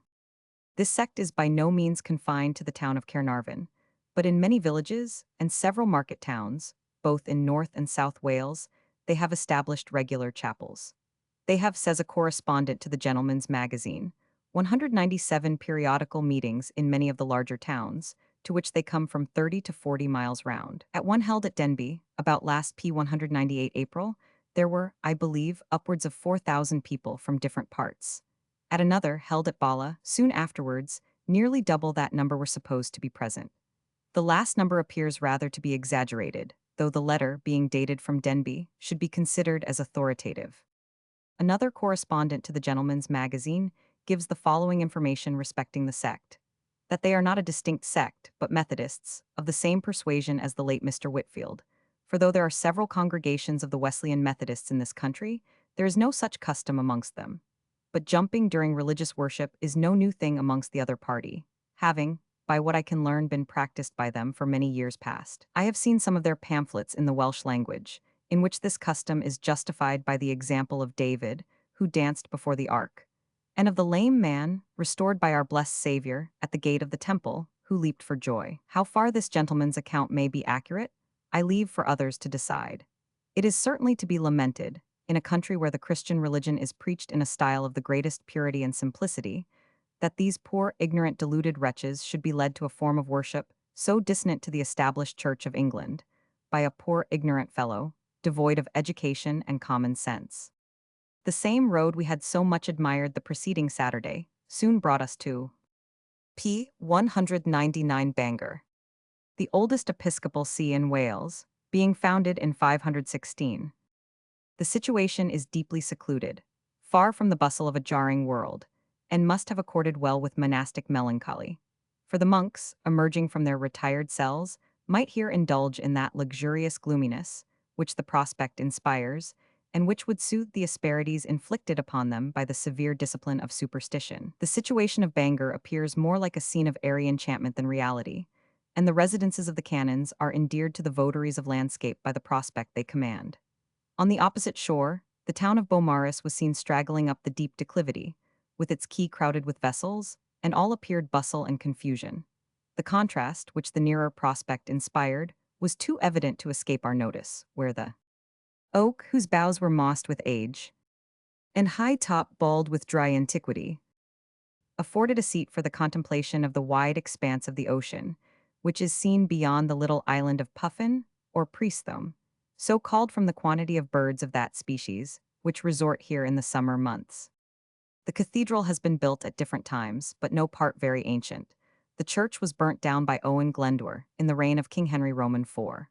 The choir was afterwards built by Bishop Henry Denay, or Dean, p. 200 between the years 1496 and 1500. The tower and nave by Bishop Skevington in 1532. The whole is Gothic architecture, and the interior of the cathedral has, within the last 6 years, been altered, and now presents a most imposing effect. The choir, which formerly was only 52 feet in length, has been extended into the nave, and is in length 110 feet from the east window. The remaining part of the nave has been neatly fitted up with free pews for the Welsh congregation and will accommodate about 700 persons. The choir will contain about 600 persons. The late improvements were done by a public subscription, which amounted to nearly 4,000 L. And the money has been expended in the most beneficial and tasteful manner, under the superintendence of the Rev. J. H. Cotton, precentor and senior vicar, by whose praiseworthy exertions the money was collected in different parts of the United Kingdom. There are several bishops 200 buried in the choir. I could dwell with pleasure on the picturesque beauties of this little episcopal see, but a repetition of the same epithets, grand, beautiful, sublime, fine, with a long catalogue which must necessarily occur, would appear tautologous on paper, though their archetypes in nature would assume new colors at every change of position of the beholder. This bishopric owes the chief of its revenues and immunities p. 201 to Anian, bishop of the diocese in the reign of Edward I, who, being in high favor with that monarch, and having had the honor of christening the young prince born at Caernarvon, afterwards Edward II, had, as a compensation for the temporalities confiscated in the reign of King Henry III, various manors, ferries, and grants from the revenues of the principality allotted to the see. Mr. Evans, in his valuable work, The Topography of North Wales, has clearly refuted the improbable charge made against Bishop Bulkeley of having sold the cathedral bells, and, on the contrary, proves from documents that the cathedral was indebted to him for considerable repairs, and that, likewise by his will, he was a benefactor to it. This falsehood, which originated with Godwin in his treatise entitled De Prosulibus, as a piece of scandal against the Church, met with but too ready a belief from former tourists, whose false records Mr. Evans deserves great credit for refuting. Bangor is governed by the bishop, whose steward holds the courts. From being a quiet, retired place, it has now become a scene of commercial bustle and activity, and is rapidly rising into an important town. The opening of Lord Penrhyn's slate quarries, and the great increase of travelling through it since the union with Ireland, have been the great causes of its increased and growing prosperity. From the convenience for sea bathing, the excellent new roads which branch from it in every direction, the beauties of scenery which surround it on every side, its proximity to many of the finest objects which Wales can boast of, and the great interest which is excited p. 202 by the suspended bridge over the Menai Strait, it has become a place of fashionable resort, and during the summer exhibits a scene of gaiety and cheerfulness that forms a striking contrast to its ancient monastic gloom. The tourist will find this a fit spot for his headquarters, as he can branch out in various directions, and each affords him ample scope for his sketchbook or his contemplation. Public baths are much wanted here, and it is to be hoped that the spirit of improvement, which has lately manifested itself in this neighborhood, will not rest till these are accomplished. The castle is said to have been built by Hugh, Earl of Chester, in the reign of William II. It stood on a steep hill on the south side of Bangor, called Castle Bank, but there is not at this time a vestige remaining. A pleasant walk leads to the Bangor Ferry Inn, delightfully situated, overlooking the Straits of Menai. This strait, which separates Anglesea from the mainland, although bearing only the appearance of a river, is an arm of the sea, and most dangerous in its navigation at particular periods of the tide, and in boisterous weather. During the flood, from the flush of water at each extremity, it has a double current, the clash of which, termed pwll Ceres, it is highly rash and dangerous to encounter. In the space of 15 miles there are 6 established ferries, the first of which, to the south, is Abermenai, the next near Caernarvon, and 3 miles north from the first is Talwai Foal, 4 miles further p. 203 Mole Wydon, 3 miles beyond which is the principal one, called Porthithwy, but more generally known as Bangor Ferry. It is the narrowest part of the strait, and is only about half a mile wide. This is the one over which the mails and passengers pass on their route to and from Holyhead, and near which is the bridge, of which a particular description and plan is for the first time given. A mile further north is the 5th Garth Ferry, and the 6th and widest ferry at high water is between the village of Aber and Beaumaris. There appears but little doubt of Anglesea having been once connected with the mainland, as evident traces of an isthmus are discernible near Porthithwy, where a dangerous line of rocks nearly cross the channel and cause such eddies at the first flowing of the tide that the contending currents of the Menai seem here to struggle for superiority. This isthmus once destroyed and a channel formed, it has been the work of ages, by the force of spring tides and storms, gradually to deepen and enlarge the opening. As it appears by history that both Roman and British cavalry, at low water during neap tides, forded or swam over the strait and covered the landing of the infantry from flat-bottomed boats. The violent rush of water, and consequent inconvenience, delay, and danger, when the wind and tide are unfavorable to the passage over Bangor Ferry, in the present state of constant and rapid communication with Ireland, gave rise to the idea of forming a bridge over the Menai. Various estimates and plans were submitted to the public consideration by our most celebrated engineers and men of science, when, after numerous delays, P. 204 Mr. Telford's design for one on the suspension principle was adopted, and money granted by Parliament for carrying it into effect. The first stone of this magnificent structure was laid on the 10th of August, 1819, without any ceremony, by the resident engineer, Mr. Previs, and the contractors for the masonry. When on entering the straits, 204 says a recent author, the bridge is first seen, suspended as it were in mid-air, and confining the view of the fertile and richly wooded shores, it seems more like a light ornament than a massy bridge, and shows little of the strength and solidity which it really possesses. But as we approached it nearer, whilst it still retained its light and elegant appearance, the stupendous size and immensity of the work struck us with awe. And when we saw that a brig, with every stick standing, had just passed under it, that a coach going over appeared not larger than a child's toy, and that foot passengers upon it looked like pygmies, the vastness of its proportions was by contrast fully apparent. The whole surface of the bridge is in length 1,000 feet, of which the part immediately dependent upon the chains is 590 feet, the remaining distance being supported by 7 arches, 4 on one side and 3 on the other, which fill up the distance from the main piers to the shore.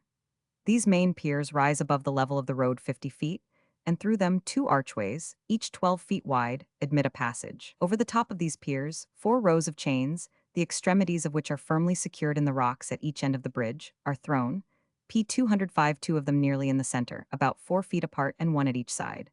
The floor of the road is formed of logs of wood, well covered with pitch, and then strewn over with granite broken very small, forming, by its adhesion to the pitch, a solid body, impervious to the wet. A light lattice work of wrought iron to the height of about 6 feet prevents the possibility of accidents by falling over, and allows a clear view of the scenery on both sides, which can be seen to great advantage from this height. Having expressed our admiration of the skill evident in the construction, at once so simple and so useful, and having satisfied our curiosity on the top, we descended by a precipitous path to the level of the water, and gazed upwards with wonder at the immense flat surface above us and its connecting gigantic arches.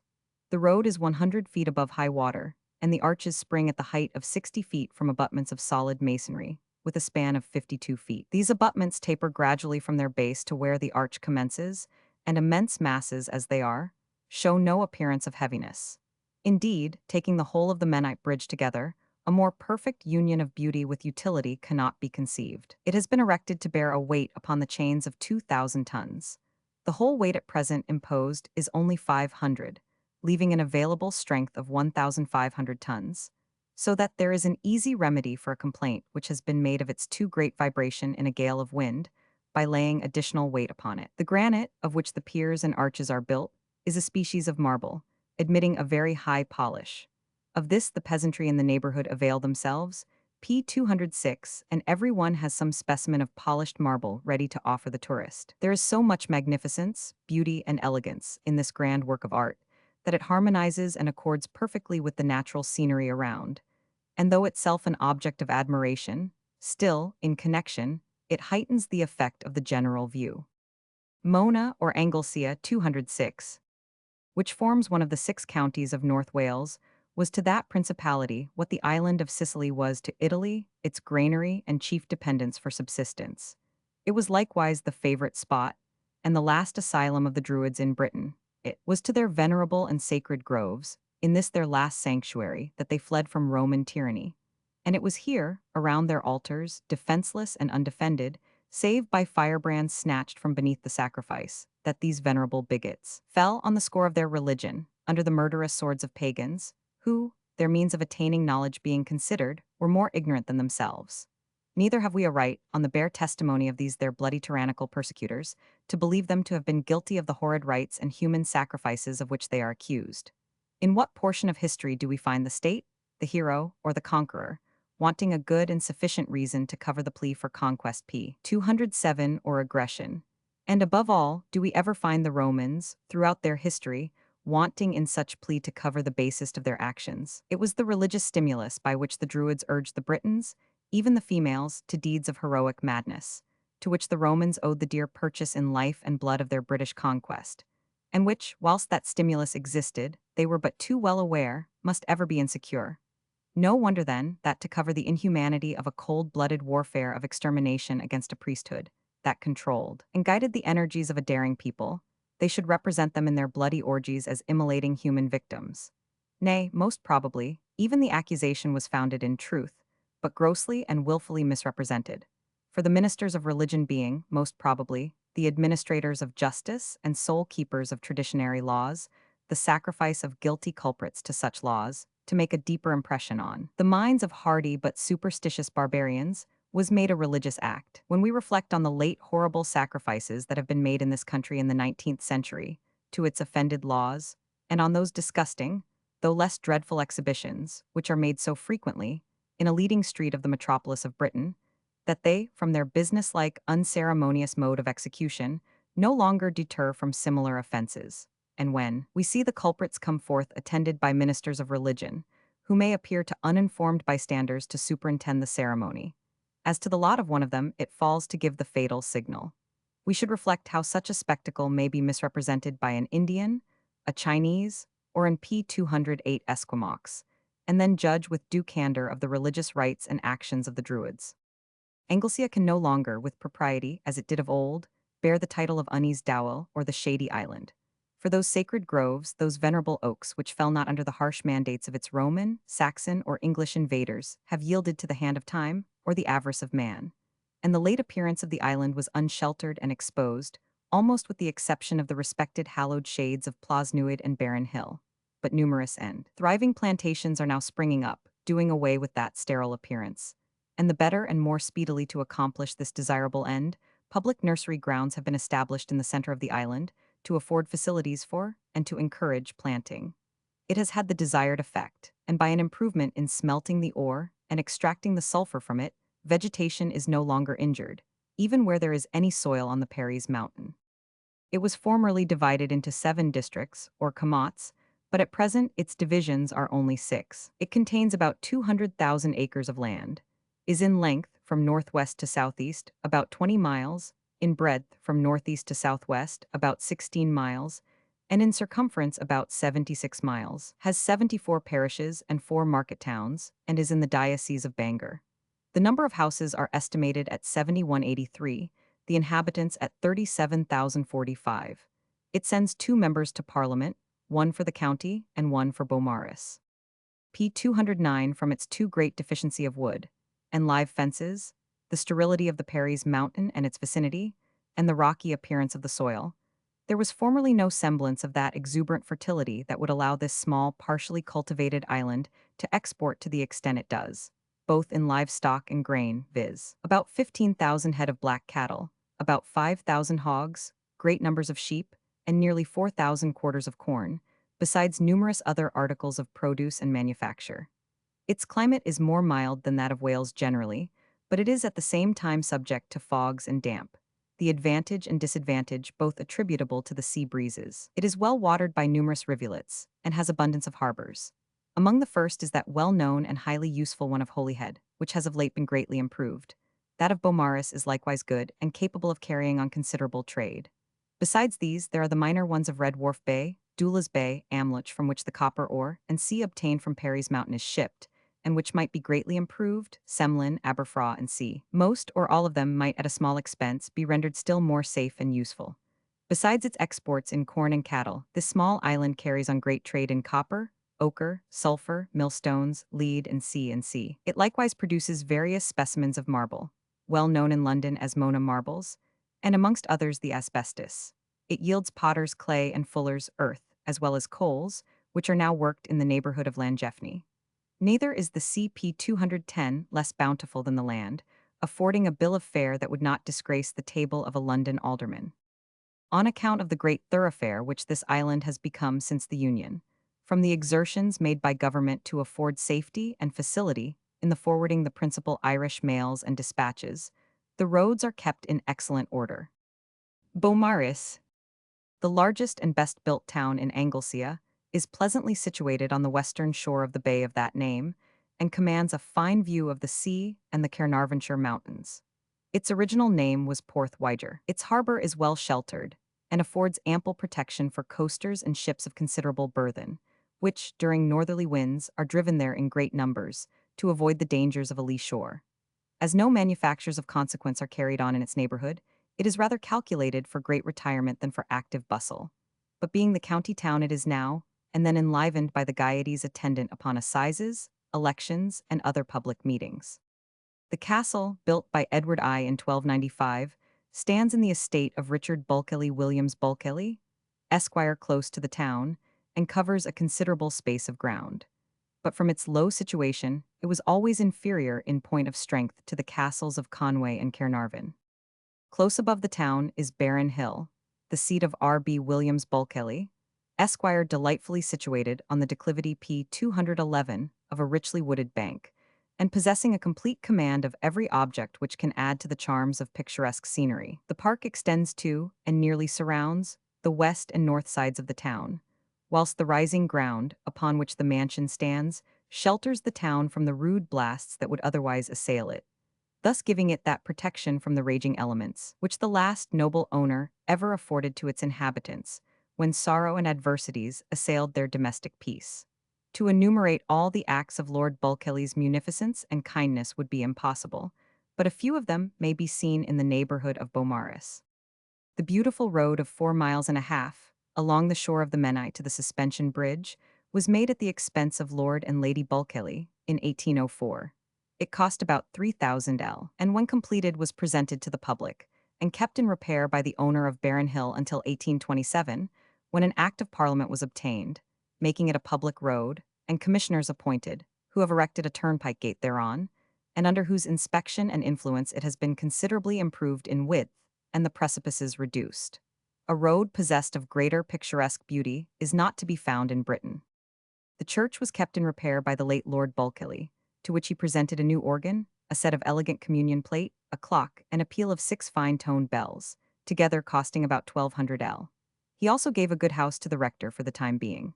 The National School, as well as the Master's House, was built p. 212 by public subscription, on land given by the late Lord Bulkeley, and the master's and mistress's salaries were paid by him and his lady. Many more acts of their liberality might be enumerated, but these are sufficient to prove them zealous protecting friends and kind neighbors. Their numerous deeds of private charity ought not to be blazoned to the world, but they will live long in the grateful remembrance of those around them. Beaumaris, situated 249 miles from London, had in 1811 249 houses and 1,810 inhabitants, and in 1821 a population of 2,205. It is governed by a mayor, recorder, 2 bailiffs, 24 capital burgesses, and several inferior officers. It formerly possessed an extensive trade, but has declined since the rise of Liverpool. From Beaumaris we proceeded, by Doulas and Red Wharf Bay, to Amloch. The distance is about 16 miles, through a pleasant country, in parts greatly resembling England. About a mile from Red Wharf Bay you pass the village of Pentreath, the end of the sands. The situation is pleasant, and Mr. Grose was so taken with the picturesque beauty of its small church as to give a view of it in his Antiquities. Near this, in a field at Plas Gwyn, the seat of the Panton family, are 2 stones placed, as tradition says, to mark the bounds of an astonishing leap, which obtained for the active performer of it the wife of his choice. But it appears that as he leaped into her affections with difficulty, he ran away from them with ease, for going to a distant part of the country where he had occasion to reside several years. He found, on his return, p. 213, that his wife had, on that very morning, been married to another person. Enion, on hearing this, took his harp, and sitting down at the door, explained in Welsh metre who he was, and where he had been resident. His wife narrowly scrutinized his person, unwilling to give up her new spouse, when he exclaimed, "Look not, Anghared, on my silver hair, which once shone bright of golden lively hue. Man does not last like gold, he that was fair will soon decay, though gold continue new. If I have lost Anghared, lovely fair, the gift of brave Ednift and my spouse, all I've not lost, all must from hence repair. Nor bed, nor harp, nor yet my ancient house. I once have leaped to show my active power, a leap which none could equal or exceed. The leap in a burn noed, which thou, fair flower, didst once so much admire thyself the mead. Full 50 feet, as still the truth is known, and many witnesses can still attest. How there the prize I won, thyself must own. This action stamped my worth within thy breast. Bingley's, North Wales. At Llanfair, which is about a mile distant from this road, was born the celebrated scholar and poet, Goronwy Owen, who, notwithstanding his acknowledged and admired abilities, was, after a series of hardships and struggles, obliged to expatriate himself to the wilds of Virginia, p. 214, where he was appointed pastor of the church. He was well versed in the Latin, Greek, and Oriental languages, was a skillful antiquary and an excellent poet. His Latin odes are greatly admired, but his Welsh poems rank him among the most distinguished bards of his country. About 5 miles west of Beaumaris is Pennymyned, the birthplace of Owen Tudor, a private gentleman, who, having married Catherine of France, the dowager of our Henry V in 1428, became the ancestor of a line of monarchs. They had 3 sons and 1 daughter. The daughter died in her infancy. Edmund was created Earl of Richmond, and marrying a daughter of the Duke of Somerset, had Henry, afterwards Henry Roman VII. Jasper was created Earl of Pembroke, and Owen became a monk. By means of his marriage, therefore, Owen Tudor not only became father to a line of kings, but in his son, as Gray says, Wales came to be governed again by their own princes. The Tudor family became extinct in Richmond Tudor, who died in 1657, and the estate belongs to R. B. Williams Bulkeley, Esq. In the church is one of their monuments, removed from Lanvey's Abbey at its dissolution. Llanelian is about 2 miles east of Amlwch, near the coast. Mr. Bingley's account of which, and the superstitious ceremonies still attaching to it, is both curious and entertaining. The church is by no means an inelegant structure. P 215, and adjoining to it is a small chapel of very ancient foundation that measures in its interior 12 feet by 15, called Mifer, the confessional. A curious closet of wood of an hexagonal form, called St. Elian's Closet, is yet left in the east wall, and is supposed to have served both the office of communion table and as a chest to contain the vestments and other utensils belonging to the chapel. There is a hole in the wall of the chapel, through which the priests are supposed to have received confessions. The people believe this hole to have been used in returning oracular answers to persons who made inquiries of the saint respecting future events. Near the door is placed Sif Elian, Elian's chest, or poor box. People out of health, even to this day, send their offering to the saint, which they put through a hole into the box. A silver groat, though not a very common coin, is said to be a present peculiarly acceptable, and has been known to procure his intercession, when all other kinds of coin have failed. The sum thus deposited, which in the course of a year frequently amounts to several pounds, the churchwardens annually divide among the poor of the parish.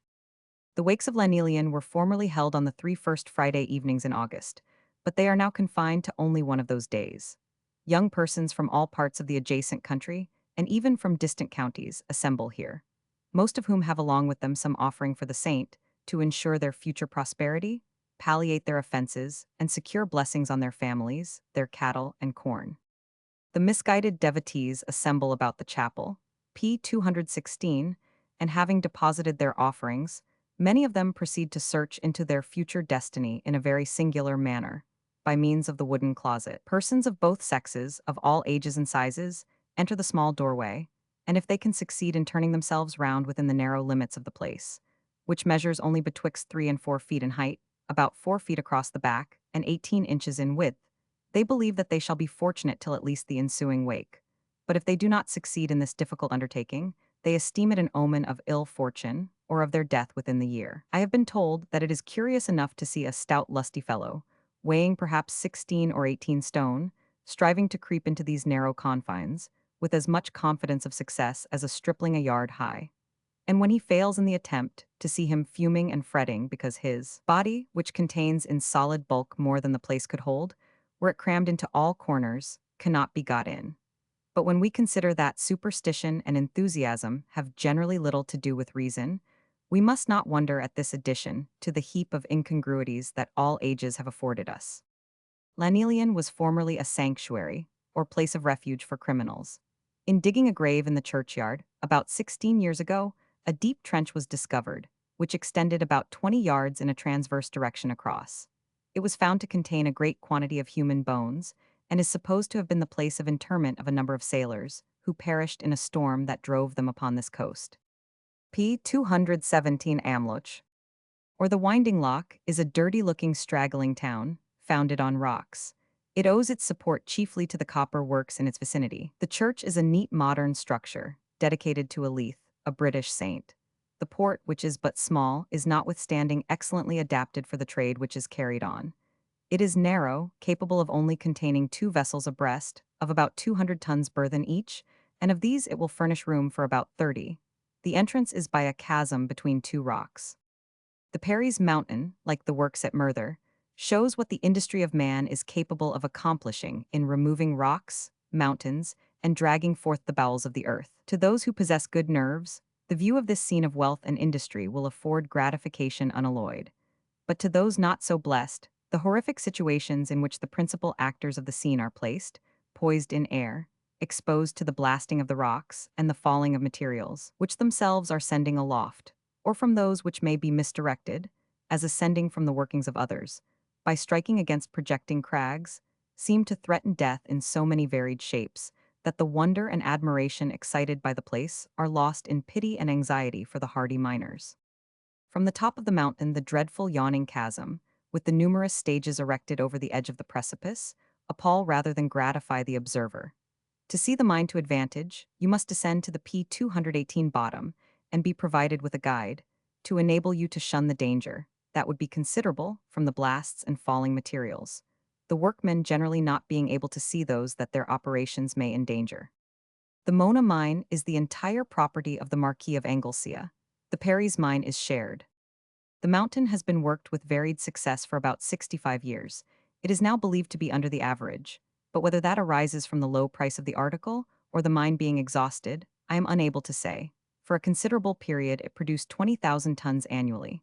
One bed of ore was upwards of 60 feet in thickness. In the blasting the rock to procure the ore, from 6 to 8 tons of gunpowder are yearly consumed. This celebrated mountain, says Mr. Evans, is easily distinguished from the rest, for it is perfectly barren from the summit to the plain below, not a single shrub and hardly a blade of grass being able to live in its sulphurous atmosphere. No grassy mantle hides the sable hills. No flowery chaplet crowns the trickling rills. Nor tufted moss, nor leathery lichen creeps. In russet tapestry, o'er the crumbling steeps. Darwin, Map of North Wales. From hence we proceeded to Holyhead, called in Welsh Caergybi, situated on an island at the P219 western extremity of Anglesea. It has lately changed its aspect from a poor fishing village to a decent-looking town, in consequence of its being the chief resort for passengers to and from Dublin. The distance across the channel is about 55 miles, and there are 4 steam packets which daily cross the channel, with the mail and government dispatches. Each vessel has 2 cabins, beautifully fitted up, light and airy, and everything appears to have been attended to that can either add to the comfort or safety of the passengers. Expense has not been spared for that which was useful and conducive to safety, and the equipment having been superintended by the late Captain Rogers, an experienced officer, on the Holyhead station, nothing has been misapplied. The passage is effected in from 5.5 to 7 hours, a distance of 55 miles, and the letters are delivered in Dublin from London in the short space of 40 hours. In short, the attention which government has evinced to facilitate the communication between the 2 kingdoms merits every praise.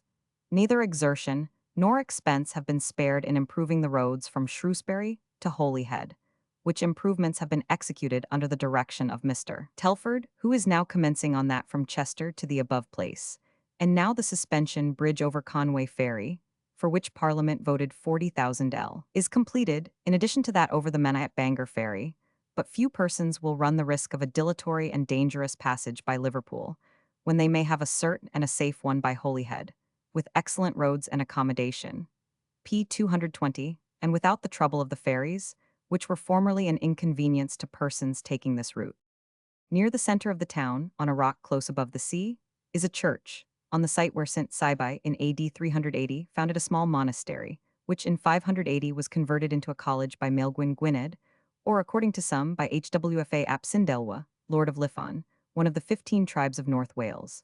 James I granted this college to Francis Morris and Francis Phillips, which afterwards became the property of Rice Gwyn-esque, who bestowed the great tithes on Jesus College, Oxford, for the maintenance of 2 fellows and 2 scholars. From that time the parish has been served by a curate nominated by the college. This church is a handsome embattled edifice, built in the form of a cross with this inscription on a pediment of the north transept, Sanct Kib, ora pro nobis. The walls of the churchyard are 17 feet high, 6 feet thick, and form a quadrangle, 3 sides of which are evidently Roman, although ascribed to Caswellyn Lawhere, a chieftain of Anglesea in the 5th century. The east side is a modern low wall on the verge of the cliffs. A fine, extensive pier is now completed, on an island called Unnyshallen, which forms the north side of the harbor, at the extremity of which is a fine lighthouse, exhibiting a brilliant light by oil gas. This grand national undertaking has already afforded an asylum to the trade of the Channel. No less than 60 or 80 vessels have entered the harbor in one day, and many more have sailed out in one tide. Before the erection of the P. 221 pier, which commenced in 1809, many valuable vessels, seeking for shelter in stormy weather, were lost with their crews on the southern shores of the harbor. From this port are sent upwards of 40,000 bushels of excellent grain every year. It contains 71 inhabitants. Under the mountain which overhangs the town, called the Head, is a large cavern supported by natural huge pillars, named the Parliament House. This, as well as several others, perforate deep into the mountain and is inaccessible without a boat. The South Slack Lighthouse, on an islet within about 20 yards of the bold cliffs of the mountain, exhibits a revolving light of the greatest utility. The islet is connected with the mountain by means of a suspension bridge, which is worthy the attention of the curious. Among these rocks, vast numbers of the peregrine falcon take up their abode, together with pigeons, gulls, puffins, razorbills, and other seabirds. In returning from Holyhead, instead of taking the old circuitous line of road by Gwyndy and Llangefni, we took the new road, formed by Mr. Telford under the direction of the parliamentary commissioners, and which cost government, exclusive of bridges and embankments, at the rate of 2,000 L per mile. The steepest part of the present line does not exceed 1 in 30, and is considered the finest specimen of road making in the kingdom, and at the same time reduces the distance from Holyhead to Bangor full 3 miles. Having again reached Bangor, we determined still farther to explore the beauties of this delightful spot and its vicinity. Having taken a hasty refreshment, we bent P222 our steps towards Aber Sedgin, near the mouth of a small rivulet that empties itself into Port Penrhyn, and from thence proceeded to Penrhyn Castle, the mansion of George Hay Dawkins Pennant-esque, which is delightfully situated on a wooded eminence between the estuaries of the Sedgin and the Ogwen, about 2 miles east of the city of Bangor. It commands a fine view of the bay and town of Beaumaris to the north. The great Orm's Head and Penmean Mawr terminate the prospect on the east, and towards the south, the scene is closed by a bold and romantic range of mountains.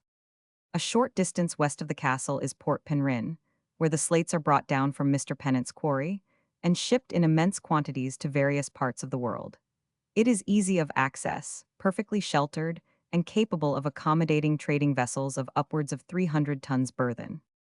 It is but justice to the successor of the late Lord Penrhyn to say that, along with the estate, he appears to inherit the same spirit for improvement. The recent extension of the quay at Port Penrhyn is one of the many instances which might be recited.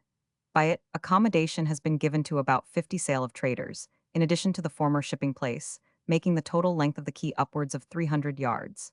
A neat stone bridge over the river Sedgin, which runs in at the head of the port, forms a complete connection between the quay, the limeworks, the seashore, and the city. Penrhyn Castle possesses a great curiosity, and Mr. P. 223 Evans's account of it, in his topography, being both judicious and entertaining, I subjoin it. It is the hurlas or drinking horn of Piers Griffith, which is perhaps the only elegant specimen of that kind of utensil elucidatory of ancient manners. It is a large bugle horn of an ox, ornamented with enchased silver, and suspended by a chain of the same metal, having the initials of his own name and family engraved at the end. In the royal court of Cambria, there were legally 3 sorts of horns, for the purpose of private or public libations. The first was y corn id ifo y brennan, or the one solely appropriated to the king's use. Second, corn sywethas, by which the domestics of the palace were summoned to duty. And third, corn y pensionid, committed to the custody of the chief huntsman. Each of these was to be of the reputed value of £1. On grand occurrences, the domestics of the palace were permitted to drink out of the sovereign's horn, and the chamberlain, or high steward, on such occasions, furnished handsome potations of the generous metheglin. The contents of the horn at these times assumed the name of the sacred potion, similar to the wassail bowl or the apostles' cup in use among the Saxons. Ulfius, when he conveyed certain lands to the Church of York, is said to have quaffed off the sparkling contents of such a vessel, drinking a health, Dio et Sancto Petro, to God and St. Peter. On festive days, the imperious custom was to empty the horn at one tip and instantly blow it as a testimony that no dereliction of draught had occurred.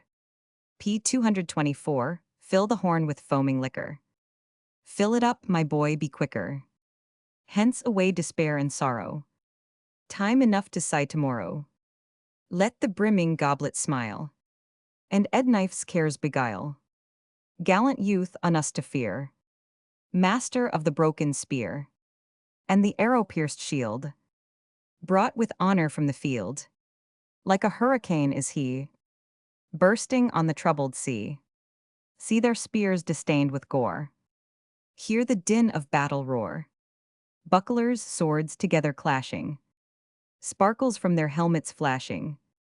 Hear ye not their loud alarms? Hark, they shout to arms, to arms.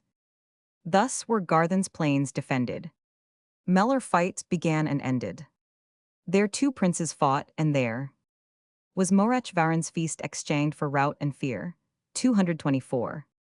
The railroad and inclined plains formed by the late Lord Penrhyn to reduce the labor and risk of bringing P-225 down the slates to the port, with numerous other improvements, are estimated to have cost his lordship £170,000.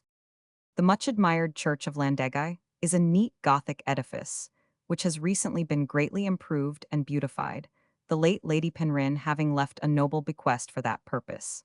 The whole interior has been renewed, viz. the seats, pulpit, communion, ceiling, plaistering, and floor, and the tower raised, in order to admit a peal of 6 bells, a legacy for which has been also left by Lady Penrhyn, as well as one for the erection of a monument to her deceased lord, which is now fixed up in the church, and is a most superb and elegant piece of work.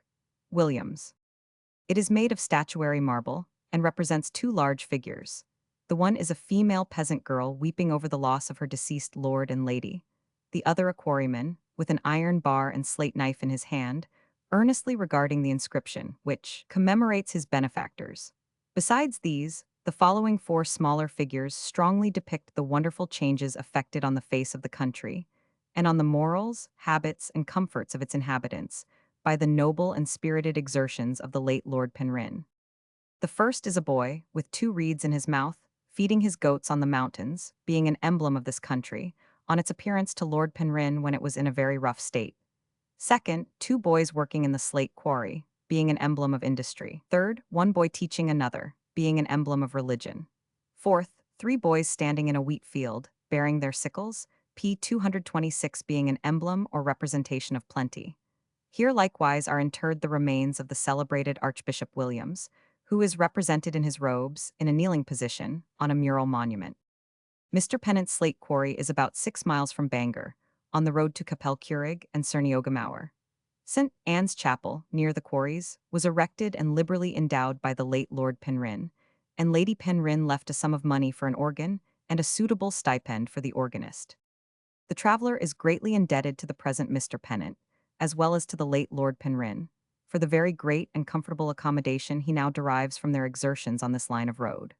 The inn at Capel Curig is now large and convenient, in addition to which, and to save time, Mr. Pennant has caused to be erected a cottage and stables, to enable parties in haste, as well as the mail and coaches, to change horses without going down to the inn. Near the slate quarry is the pretty cottage of the late Lady Penrhyn, called Ogwen Bank.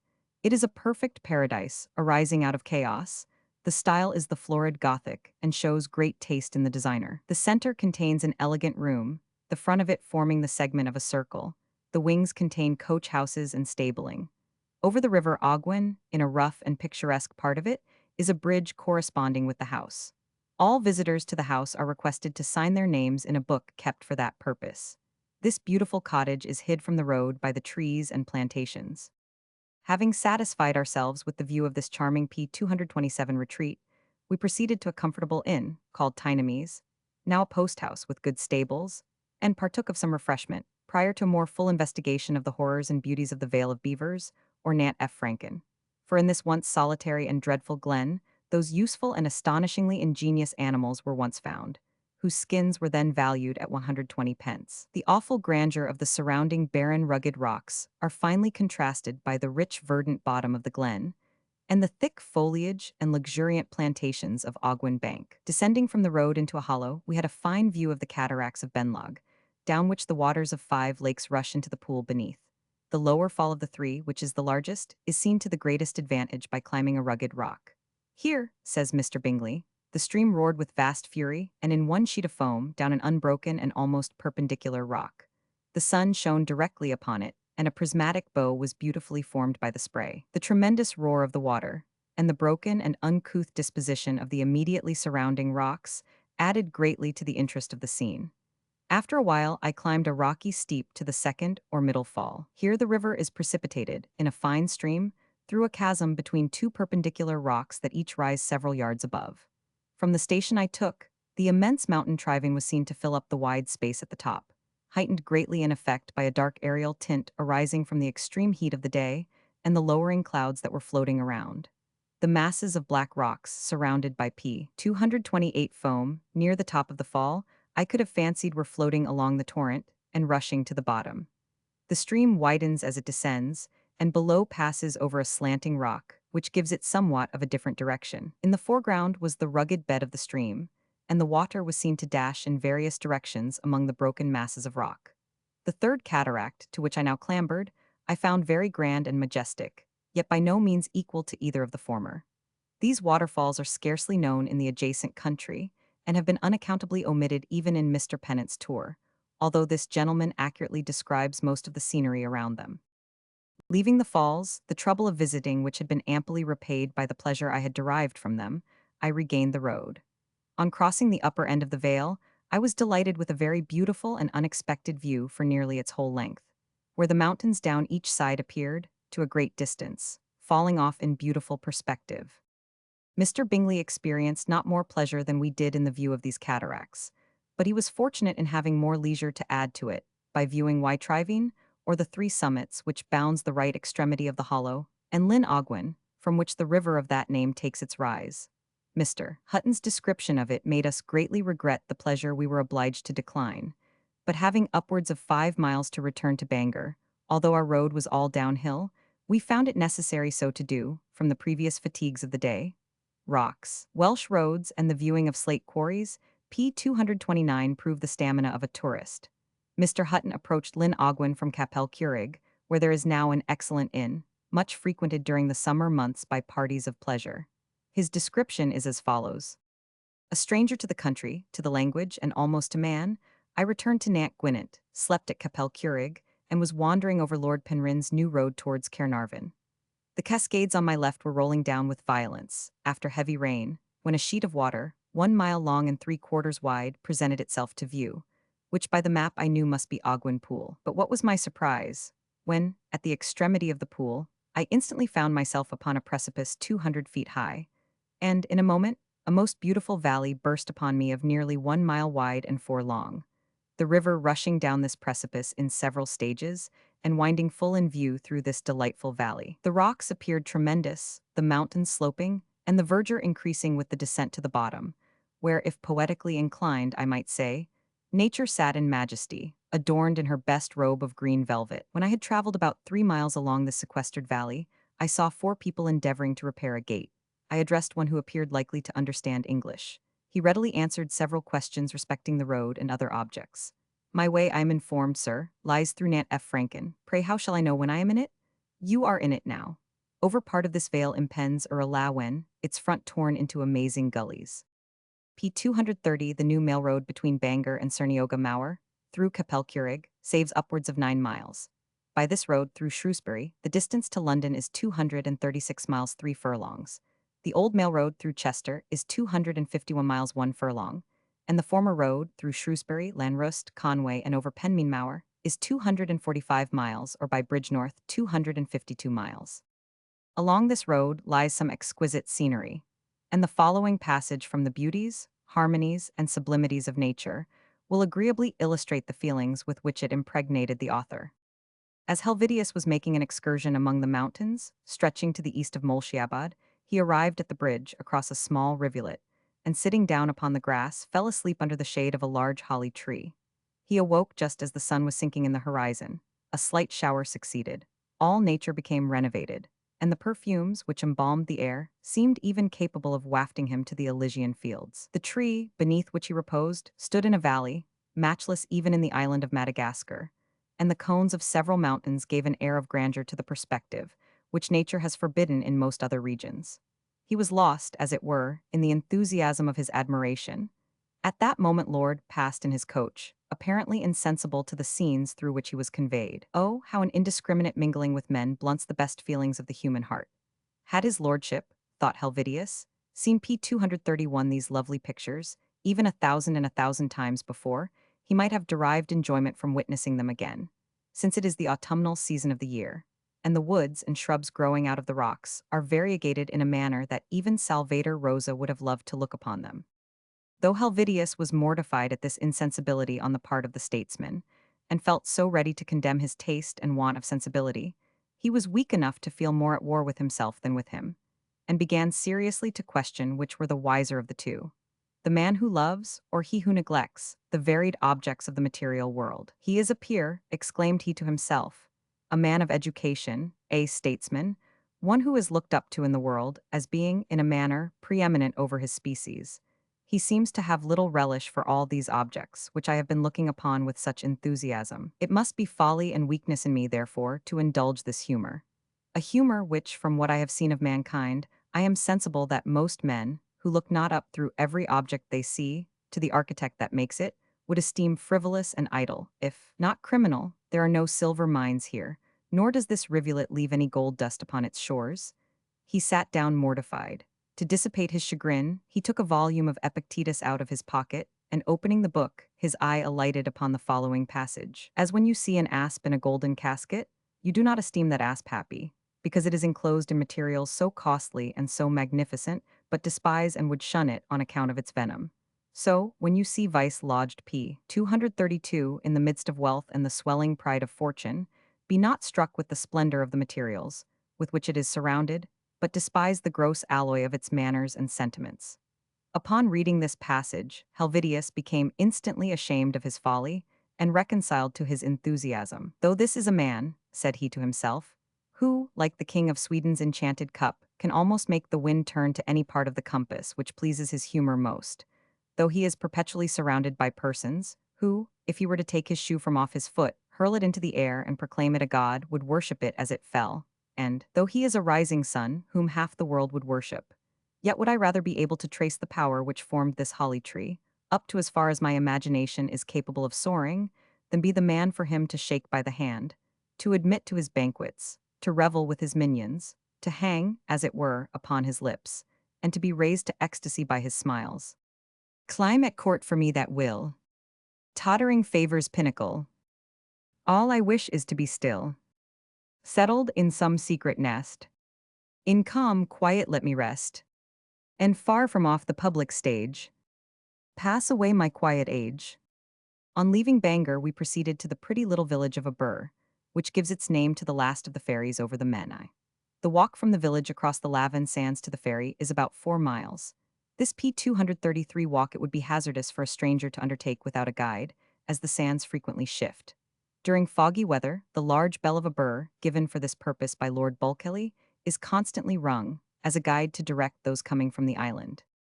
Near the bridge is a circular mount, seemingly artificial, which was the foundation of a small castle, probably constructed of timber, as many of the Welsh fortresses were. The vestiges of the moat and its feeder from the river still remain. Traces of buildings have been discovered near the spot, which were probably the remains of the prince's palace, as the inhabitants still pretend to show strangers the foundation of the old kitchen. Several memorials and appear in our Welsh histories, dated Aber Garth Selyn, which is the ancient name by which this place was distinguished. Williams. At the siege of Montgomery, in the reign of Henry III, Llewellyn ap Iorwerth took prisoner a potent baron, named William de Briouse, whom he conducted to this castle. William, who was both accomplished and handsome, gained not only the friendship of his conqueror, but likewise the affections of his wife, 233, with whom he ventured to carry on an intrigue. This not having been discovered by Llewellyn till after the baron had been ransomed, he condescended to resort to a breach of hospitality, for the purpose of getting him again into his power. De Briouse having accepted an invitation from Llewellyn P. 234 to visit him, the latter no sooner got possession of his person than he caused him to be hung on the side of the opposite hill. The next morning the bard of the palace, the princess being ignorant of his fate, accosted her in the following rhyme. Dickon, Dockin, Gireg Llewellyn. Bait a roit tea am weld Gwillem. Tell me, wife of Llewellyn, what you would give for a sight of your William. To which the princess answered, Cymru, loger a Llewellyn. Why roan I jid am weld Gwillem. Wales and England and Llewellyn. I'd give them all to see my William. The bard, thus aggravating Llewellyn's cruelty, showed him to her hanging on a tree, on the side of the hill at a place called Wern Grojdig. Upon a mountain, about a mile south of Llewellyn's castle, in a field called Cgw Lindu, is a cave where William de Briouse was interred, still called Tidden Gwillem. Aber is much resorted to during the summer season, the sands at high water affording excellent bathing. The inn likewise affords good accommodation. It chiefly belongs to Lord Bulkeley, and exhibits numerous proofs of his lordship's benevolence. Amongst the rest, a new steeple to the church, with a ring of bells. P. 235 from hence, after passing Gostanog, Mrs. Crawley's, we soon reached the dark lowering promontory of Penmaenmawr, about 8 miles from Bangor, rising perpendicularly in a massy wall to the height of 1,400 feet. Huge fragments of shattered rock are scattered by the side of the road, and a wall, scarcely 5 feet high, alone, protects a carriage from the steep precipice, which, from the slightness of the foundation, has even fallen down in many parts. In this awfully sublime situation, we remained for some time, astonished at the bold protuberance of the rocks, which seemed to project their dark sides to augment the idle roar of the waves. The difference between looking up and looking down a precipice is well marked by Mr. Jefferson, in the account he furnished the Marquis de Chastellux of the Virginian Bridge of Rocks. Though the sides of the bridge, says he, are provided in some parts with a parapet of fixed rocks, yet few men have resolution to walk to them and look over into the abyss. You voluntarily fall on your hands and feet, creep to the parapet and look over it. Looking from the height about a minute gave me a violent headache. If the view from the top be painful and intolerable, that from below is delightful in the extreme. It is impossible for the emotions, arising from the sublime, to be felt beyond what they are on the sight of so beautiful an arch, so elevated and so light, springing up, as it were, to heaven. The rapture of the spectator is indescribable. In keeping the direct line of road, the traveler leaves behind him many antiquities worthy of attention.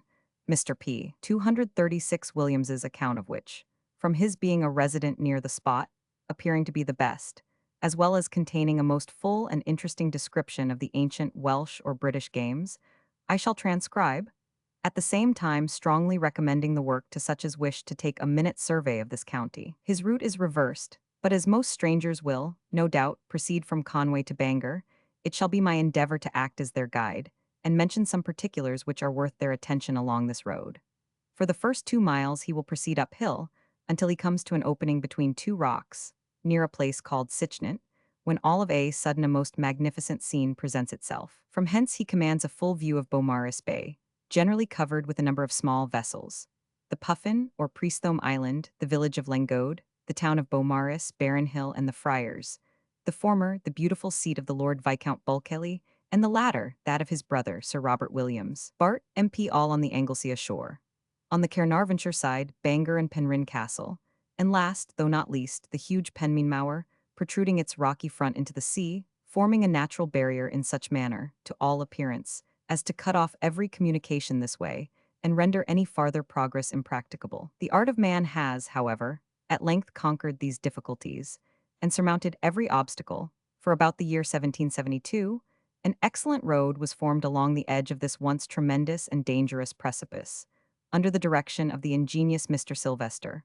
Parliament having generously P. 237 voted a grant for this purpose. Prior to this event, several fatal accidents had happened here, and 1 or 2 nearly miraculous escapes are recorded in Pennant's tour through North Wales. At that time, no carriage passed this way, and consequently all the traveling was either on foot or on horseback. Dean Swift was generally a pedestrian, and in one of his rambles he left these lines, written on a pane of glass, at the old inn, now a farmhouse, near this mountain. Before you venture here to pass, take a good refreshing glass, and when you are over take another, your fainting spirits to recover.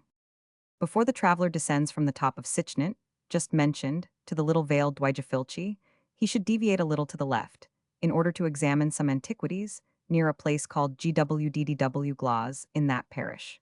Here are several circles of stones, of various diameters, and large carnadau, viz., barrows or tumuli, supposed to have been memorials of those heroes who fell in the field of battle, as cistfines or stone coffins, are frequently discovered in some of these circular heaps or collection of stones. The principal circle now consists of 10 upright stones at unequal distances. The largest is 8 feet 3 inches high. On the ground is another, 11 feet 2 inches. The diameter of this circle is 80 feet. Near this are 4 other smaller circles. In the center of one is a flat stone, the remains of a cromlech, from which it may be conjectured that it was a druidical or P. 238 bardic circle. About a quarter of a mile from these is a large circle, composed of small stones, and near it another of large stones, and not far from these another circle, composed of smaller stones. Near the last is a huge upright stone, called Mean Campiau, or the Stone of Games, and nearly contiguous is a carned, and a small circle of 12 stones. Adjoining to these are also a great number of what are now called in this country sitiau gwydalad, woodmen or Irishmen's huts, being the foundations of small buildings made of round stones, and the vestige of a road is still visible in a direction from hence towards the Conway. Some of these last might probably have been the summer habitations or encampment of a small detachment of the Roman legion, stationed at Caerune or Canovium, for the purpose of protecting their cattle. Having mentioned meanwhile Campiau, it may not perhaps be considered a digression to enumerate the 24 Welsh or British games, of which there were 10 Gyril Gampo, or manly games, viz. 1 to lift up great weights, 2 running, 3 leaping, 4 swimming, 5 wrestling, 6 riding. These 6 were styled tatogen, viz. Pertaining to fathers or grown-up persons, and required only bodily strength and activity. This last, Marchigith, is supposed to have included charioteering, or the skillful driving and management of different kinds of carriages. The other 4 were 1 archery, 2 playing with the sword and buckler, 3 playing with the cleta diadwin or two-handed sword, 4 chwaro f found didwybig, or playing with the two-end staff or P239 spear. Next to these were the 10 mabalgampo, or those more peculiarly adapted to young men, viz. 1 coursing, 2 fishing, 3 fowling, the remaining 7 were of the domestic kind, 1 barderneath or poetical composition, 2 chwaro delin or playing upon the harp, 3 reading Welsh, 4 singing with the harp, 5 singing between 3 or 4, most probably in alternate stanzas or penillion, 6 drawing or painting, particularly coats of arms, 7 heraldry. After these were 4 gogampeo, or minor games, viz. 1 chwaro gwyd biwyl, a game similar to that of draughts, 2 chwaro tal bwrdd, probably backgammon, as this word is supposed to be derived from the Welsh language, viz. Back, little, and gammon or gammon, battle, and talbird means the toss on the table, 3 chwaro f fristiel, or the game of the dice box. In what manner it was played is not known at present.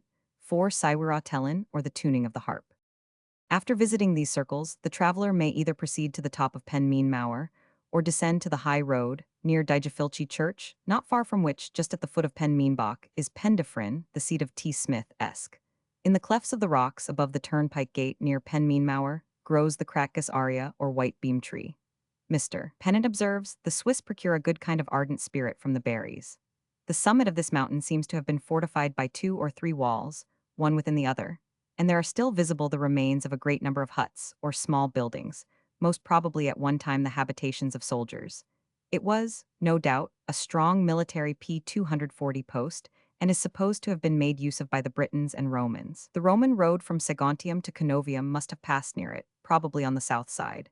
And this high mountain, so conspicuous and so easily distinguished at a distance, formed a kind of link, no doubt, in the military chain of communication between this county and Denbighshire, as it is very visible from Dinorwick, now called Pendinas, a Roman encampment in the parish of Llandainiolan, near Caernarvon on the west, and from many fortified eminences in the other county, on the east. The usual signals in ancient times were fires by night, and a particular kind of flag by day. Having examined the immense ruins of Brachwydinas, we now proceed along the high road through the parish of Llanfairfetchin, and leaving that small church on an eminence a little to the left of the road, and on the right, Bryn Wynewad, an old neglected family seat, at one time the property of Humphrey Roberts, Esquire, and afterwards conveyed to the winds of Plasnewid, near Denbigh, by the marriage of his daughter to a son of that family. We soon pass Gordonog and C. Williams. Pursuing a good turnpike road from Mrs. Crawley's, we presently came in sight of the towers of Conway Castle, standing on a rock, so picturesquely alluded to in the Bard of Grey. On a rock whose haughty brow frowned o'er old Conway's foaming flood, robed in a sable garb of woe, with haggard eyes the poet stood. Conway Bridge and Castle. P241, the castle, built by Edward I, is a magnificent fortress, in the form of a parallelogram. An air of proud sublimity, united with singular wildness, characterizes the place. The evening was far advanced, and part of the ruins were shining with the purple glow of the setting sun, whose remaining features stood in darkened majesty, when we entered this monument of desolation. Passing over a plank, originally the site of the drawbridge, we came into the outward court, strongly defended with battlements. From thence we examined the grand entrance of the castle, with its several projecting abutments, similar in style to those of Caernarvon. On the south side of the court is the grand hall, measuring 130 feet by 32, with 8 light Gothic arches, 5 of which are still in good condition. At one end is the chapel, with a large window, a beautiful specimen of Gothic architecture. It was founded on the solid rock by Edward I. In the year 1284, the walls are from 11 to 15 feet thick. All the towers are defended by small round turrets, projecting 2 or 3 feet over, with a regular communication round the whole castle by galleries, on the same plan as at Caernarvon. The steps are decayed and broken, and the looseness of the stones rendered a footing very insecure. But, impelled by an irresistible curiosity, we ascended the most perfect tower, and an extensive prospect presented itself to our view. The foundation of one of the principal towers, looking towards a small river, which here joins the Conway, has lately given way and torn down with it part of the building. The remainder now hangs in an extraordinary manner. The P-242 whole town is enclosed with strong walls and defended by a number of towers, which communicate with the castle by a gallery. There are likewise several gateways at certain distances. The ancient church next attracted our attention, but did not detain us long, as the monuments for the winds are the only things worthy of inspection, except the following inscription, which is engraved on a flat stone, in the nave of the church. Here lieth the body of Nicholas Hooks of Conway, Gent, who was the 41st child of his father, William Hooks, Esquire by Alice, his wife, and father of 27 children, who died the 20th day of March, 1637. Few districts in the world can, perhaps, produce a record similar to the preceding. From thence we surveyed the remains of the college, which in the reign of King Edward I was intended for the instruction of youth. It is now in complete ruins, the workmanship curious, with several sculptured arms. In this town is an ancient house, built in the form of a quadrangle, by the Winds, in the time of Queen Elizabeth, now inhabited by poor families. The house is adorned after the fantastical fashion of the times in which it was erected. The roof is singularly carved, and the front decorated with the arms of England, with several curious crests, birds, and beasts. It bears the date of the year 1585. The arms of Elizabeth are carved over the door, fronting the street. The River Conway has been celebrated from the earliest period of British history for its pearl fishery. Pliny asserts that Julius Caesar dedicated to Venus Genetrix, in her temple at Rome, a breastplate set with British p. 243 pearls, and other authorities go so far as to assign the desire to get possession of these jewels as one of the reasons of his invading the British Isles. The shell in which they are found is called the pearl mussel, and is the same which by Linnaeus is termed Mya margaritifera.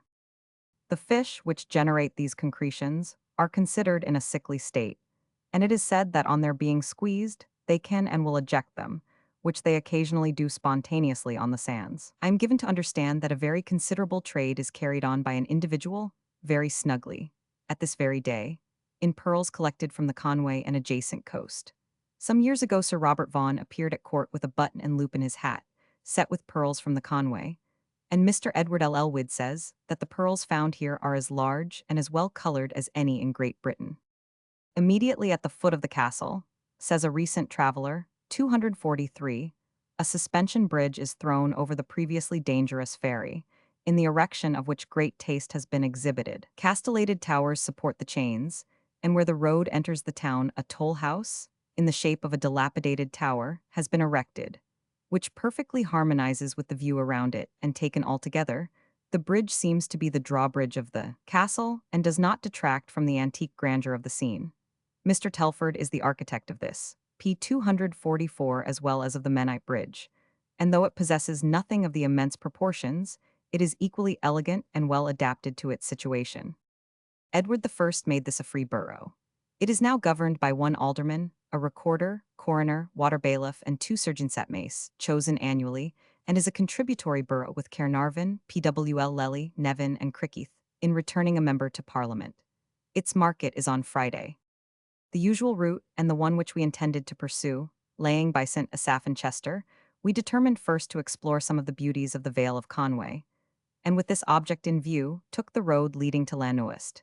It possesses the charming varieties of wood, water, and a richly cultivated country, backed by mountain scenery. We soon reached Caerhun, the site of the ancient Canovium of the Romans, where the 10th Legion were stationed. The late Rev. Hugh Davies Griffith, vicar of the parish, and a gentleman well known for his antiquarian researches, traced out here the remains of a Roman pottery. Many utensils of various sorts had previously been found, mostly imperfect, some well-designed and very curious. Amongst other things found here was a small brazen circular shield, of curious workmanship, embossed, a little more than a foot in diameter, and with a projecting pike of wrought iron, of about 4.5 inches placed in the center. It had circles of brass studs and appeared to have been lined with leather and stuffed with hair. Numerous Roman coins were likewise found, and near this is a hill, called Mynd Caerleon, or the Hill of the Legion.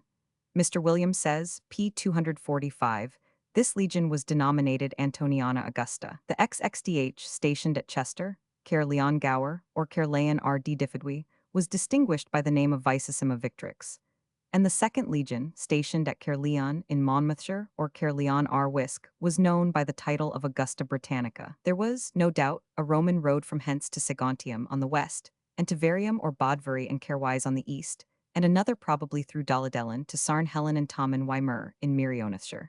Pen Y Street, Dalgeley, Castle Wybury, near Tal Wylyn to Penal near Machynlleth, where there was a Roman encampment, and where very considerable remains were discovered.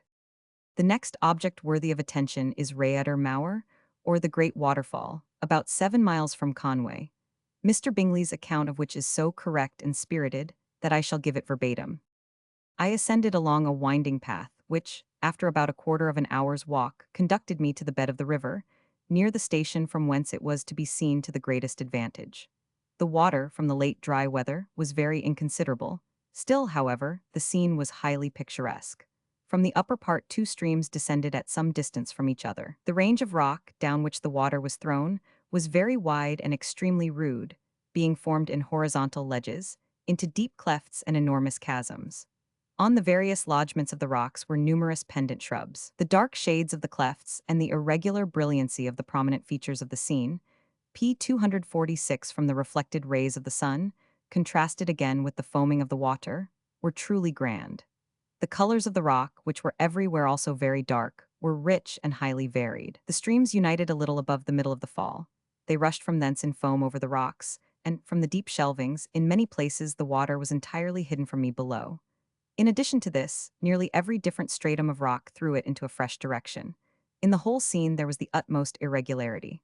On the right of the cataract the enclosing rocks were nearly perpendicular, very lofty, and crowned with pendant foliage. Those on the left were very high and towering, adorned on the lodgements with grass and ferns.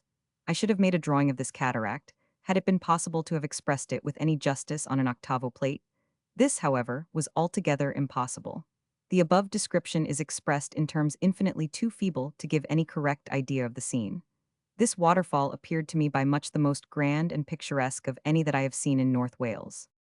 In descending to the road, I had an extensive view along the whole vale of Conway.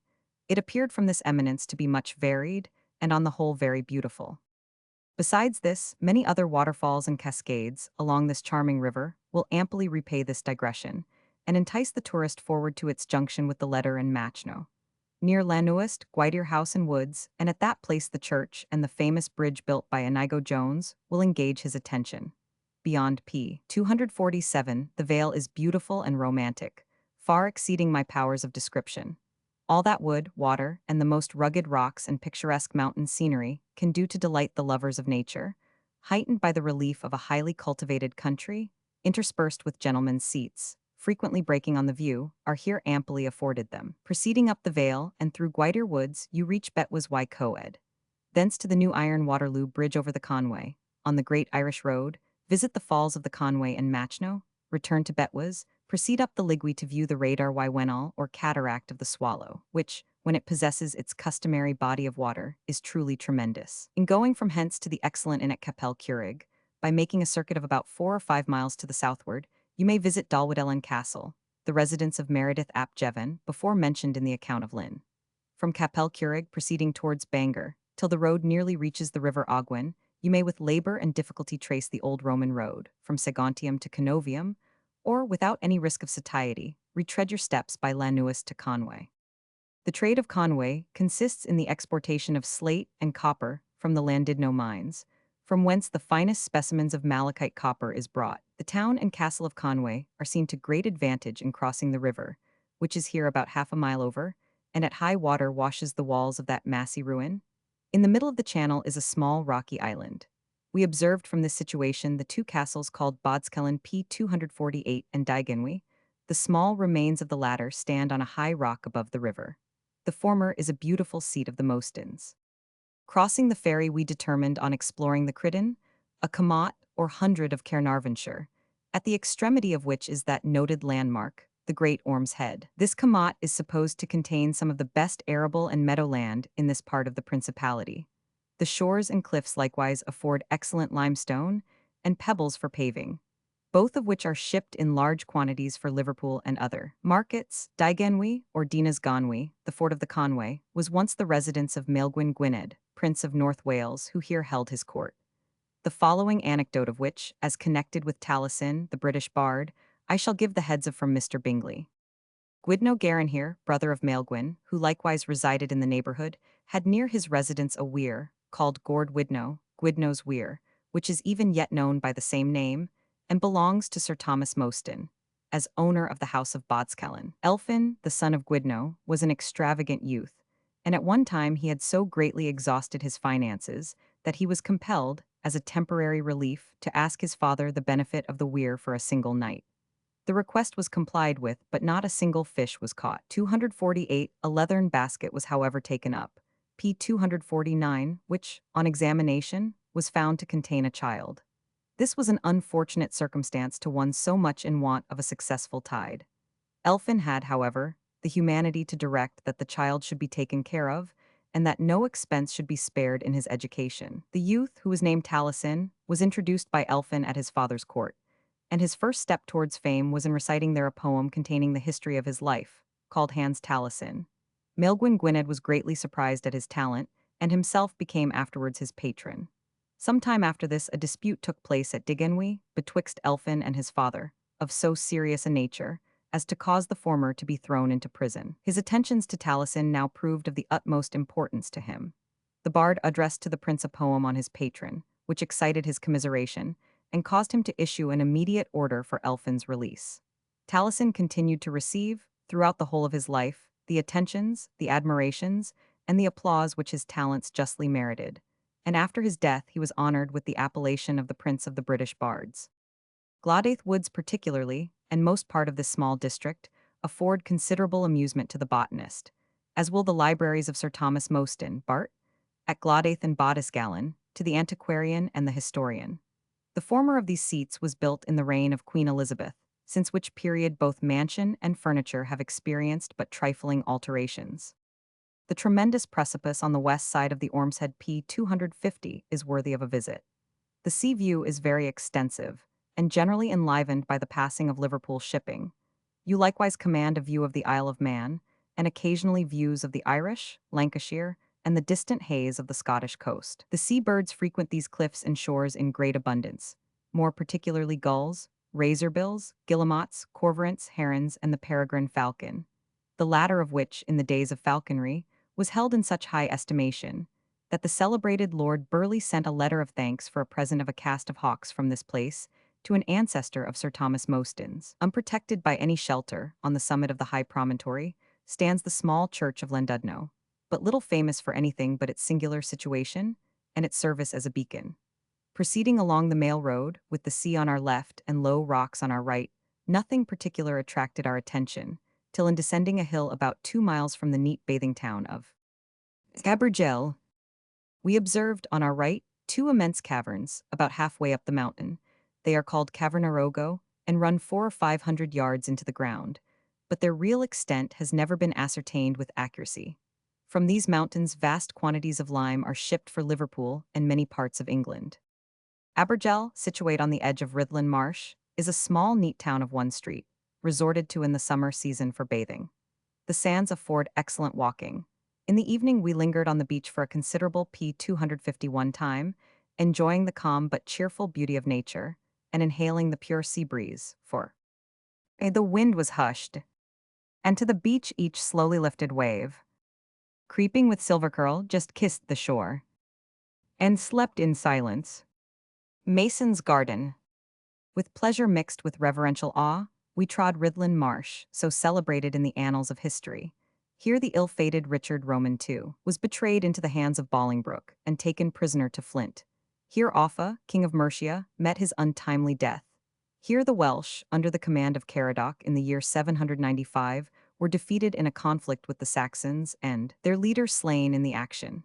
This memorable and tragic event is handed down to posterity by an ancient, celebrated, and affecting ballad called Morva Rhuddlan, or the Marsh of Rhuddlan, composed by the bards on the death of Prince Caradoc. The ground we trod, connected with so many events, revived in our minds the memory of past ages. a series of historical events came to our recollection, events that are now so distant as almost to be obliterated from the page of history. Passing over a bridge of two arches, thrown over the River Clwyd, we entered Rhuddlan, once the largest and most respectable town in North Wales.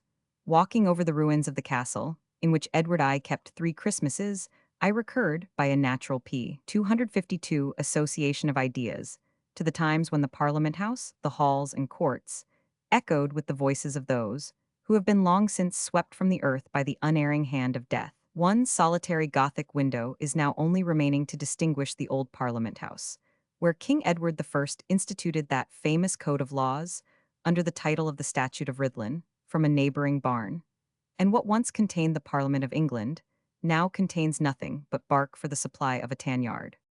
The old castle is built of red stone. It consists of a square area, strongly fortified with a wall. This court we entered through the grand gateway, between two round towers. The opposite side corresponds. The whole is encircled by a deep entrenchment faced with stone on the river side, with 2 square towers, one of which still remains. The Bishop of St. Asaph, says Mr. Evans, distributes among the farmers of the parish of Rhuddlan 5 guineas for the best crop of turnips, and 3 guineas for the best crop of wheat upon a fallow, manured only with lime compost. All the competitors partake of a feast on the day of decision, and the victors, beside their premiums, have the honorable distinction of being crowned with the garland of Ceres by some of the ladies present. This stimulus has had great effect in exciting a spirit of improvement. The road from hence to St. Asaph affords a most rich and beautiful walk, extending along P 253, the celebrated Vale of Clwyd. This rich tract of land, called the Eden of North Wales, extends in length about 25 miles and in breadth about 8. The neighborhood of Rhuddlan affords the best view of this vale, though it is by no means so interesting and romantic as the Vale of Glamorgan, yet its high cultivation, and the picturesque but moderate height of the hills, rising on each side of the River Clwyd, renders the scenery pleasing. Its chief produce is corn. Both these vales claim the attention of the traveler, and both have to boast of particular beauties. 1 mile from St. Asaph we passed, on our right, the elegant seat of Sir Edward Lloyd. We still followed the banks of the Clwyd, and at the farthest extremity, a light, elegant bridge of 7 arches, with the dark tower of St. Asaph's Cathedral rising on an eminence just over it, gave a picturesque effect to the whole scenery. The town itself is built on a hill, in one straight line, with a few neat houses. The cathedral naturally demands attention. The inside is remarkably neat and elegant, entirely Gothic, with the ceiling of chestnut, and open ribs like the skeleton of a ship. The monument of David ap Owen, bishop of this diocese, was particularly pointed out to us. The bishop's palace has been entirely rebuilt by the present diocesan. The choir consists of a bishop, dean, 6 canons, 7 prebends, and 4 vicars. There are no monuments in the churchyard, and few of any importance within its venerable walls. St. Asaph receives its derivation from its patron, who established a bishop's see here, in the year 590. But in P 254 British it is named Llanelwy, on account of the conflux of the Elwy with the Clwyd. It is singular that the cathedral is not used as a parish church as all the other Welsh cathedrals are, and that the bishop's jurisdiction extends over no entire county, but includes part of Flintshire, Denbighshire, Montgomeryshire, Merionethshire, and Shropshire. From St. Asaph to Holywell, the distance is about 10 miles. The first part of the road, continuing through the Vale of Clwyd, affords prospects of agricultural riches rarely excelled. The latter part is rocky and rugged, but pleasant. On the one side you enjoy the distant view of Denbigh, with its ancient castle fast mouldering to decay, and on the other that of Rhuddlan, backed by the distant sea view. The whole of this tract of country abounds in lead mines and calamine. Between this road and the sea stands Downing, late the residence of the celebrated Mr. Pennant, to whom the world was so much indebted for his numerous and laborious literary publications. On the summit of a lofty hill called Carriage, in the parish of Whitford, about 2 miles to the left of the road, is an ancient circular building, which Mr. Pennant believed to have been a Roman ferrous, constructed to assist in the navigating the difficult channel of Setia Portus to and from Deva. This appears the more probable, as it still forms a prominent landmark, highly useful to the small Welsh sloops and coasting vessels, which in fine weather drop along with the tides from the Lime Rocks, between Llandrillo and Llandiulas, to Parkgate, Liverpool, and C, in one of which I witnessed the rising sun just as we opened the rich and beautiful vale of P 255 Clwyd. A scene so preeminently fine and impressive that the lapse of 5 and 20 years has not effaced it from, or weakened it in, my recollection. Faliwell is a place of considerable trade and bustle, with easy access to the sea. It is pleasantly situated on the side of a hill, possessing many good houses, but is chiefly famous for its well, which, although only little better than a mile from the sea, furnishes a sufficiency of water to work 11 mills and factories, viz. 1 corn mill, 4 cotton mills, and 6 copper and brass mills and forges. The quantity of water thrown up is, on an accurate calculation, proved to exceed 84 hogsheads in a minute. It is covered by a small Gothic building, the canopy of which is of most delicate workmanship. For its origin, miracles, and see, I must refer the reader to the life of St. Winifred or some of the numerous authorities that have particularized them. Suffice it to say that the devotees of the saint, whose head was cut off, and so effectually replaced on her shoulders that she survived it 15 years, were very numerous, and in the last age the well was so noted that, according to Mr. Pennant, the prince, who lost 3 kingdoms for a mass, paid his respects on the 29th of August, 1686, to our saint, and received as a reward a present of the very shift in which his great-grandmother, Mary Queen of Scots, lost her head. The church being situated below the town, the sound of the bell can be heard but a short distance. To summon the inhabitants to their devotions, therefore, a person P. 256 parades the town with a large bell, suspended from his neck. 256a. The supply of water from this well is scarcely ever perceived to vary, and it has never been known to be frozen, a circumstance of far greater importance than its miraculous qualities. The stage from Holywell to Flint is only 6 miles, and, like Flint itself, affords little subject for observation or remark. Flint is a small market town, created a free borough in the reign of Philip and Mary, and confirmed in the 12th of William Roman III. It, in conjunction with Caerwise, Ridlin, Caergillette, and Overton, sends a member to Parliament, elected by such inhabitants as pay parochial taxes. The castle, begun by Henry Roman II, and finished by Edward I, stands upon a rock, in a marsh upon the south bank of the Dee, the channel of which once ran in considerable depth under its walls, which, even at the present day, are washed at high tides. By whom, and when it was founded, is uncertain.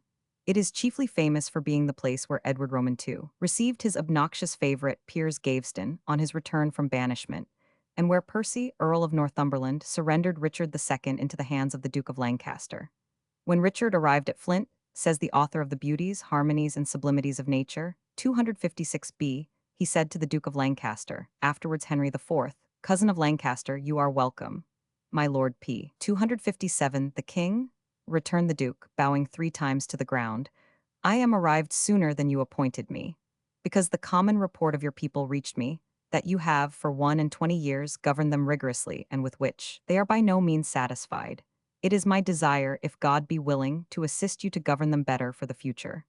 Fair cousin, returned the wounded monarch, assuming an air of cheerfulness, fair cousin, since it pleases you, it pleases me also. The king and the duke soon after made their entry into London, which Shakespeare has described so beautifully. Richard resigned his crown, and, as a recompense, was soon after murdered in Pontefract Castle. In the reign of Charles I, the castle was repaired by Sir Roger Mostyn, and sustained a lengthened siege till all the provisions were exhausted, when it made an honorable surrender in December 1646.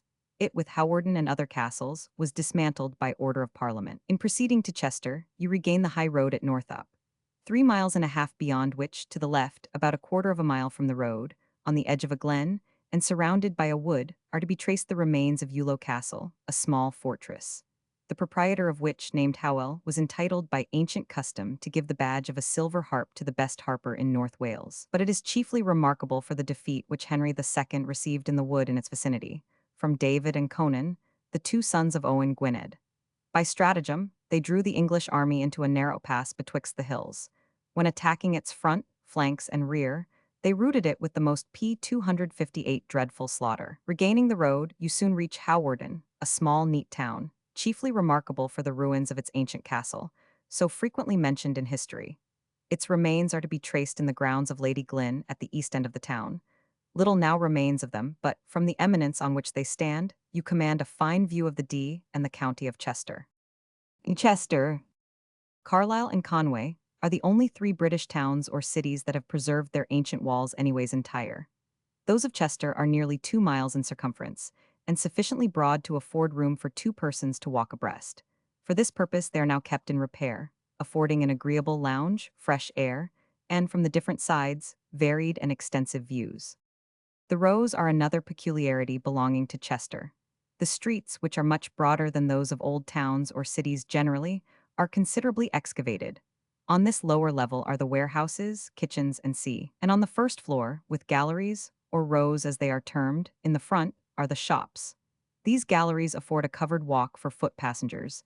They are inconvenient, particularly for ladies, as at every crossing you have to descend and ascend the different steps. They give an air of great singularity to the city. Chester was formerly termed Caerleon or Vower, and was, during the time of the Romans, the station of the 20th Legion. Numerous Roman antiquities have been found here, such as altars and and a hypocaust, or P259 furnace for heating a sudatorium, was a short time back to be seen at the Feathers Inn. The castle is situate at the northwest extremity of the city. It was founded by Hugh Lupus in the reign of William the Conqueror, and has within these few years undergone considerable alterations. In it was confined the beautiful but unfortunate Mary Queen of Scots, after her defeat at Langside. The cathedral is a heavy, irregular pile of building, affording little either within or without worthy of observation. It is built of bad stone, on which the workmanship bestowed was quite good enough. It stands on the site of the ancient abbey of St. Werburgh. The altarpiece is a fine specimen of tapestry, representing the history of Elymas the sorcerer, taken from one of the cartoons of Raphael. The bishop's palace in the abbey court is a handsome modern stone building. The exchange, or town hall, is an elegant and useful fabric, standing in the middle of the city. It is supported on columns, and contains, as well as the common hall, assembly rooms, with every convenience for the corporation meetings and entertainments. The Shire Hall is a handsome stone building, with one of the most complete and elegant courtrooms in the kingdom. The new jail is likewise a well-constructed edifice, having 5 yards and all the necessary conveniences for a separation of prisoners. Anxious to view the superb seat of the Earl of Grosvenor, Eaton Hall, we did not afford that time to examine this ancient city which it merited. It will not, therefore, be right for the tourist to be satisfied with this as a guide P260 to its antiquities, but rather to purchase the local one, which will afford every information. Eaton Hall, the seat of Earl Grosvenor, recently erected by the present noble Earl, is a splendid Gothic mansion, standing on the site of the ancient fabric, in an extensive park, surrounded with fine and venerable timber.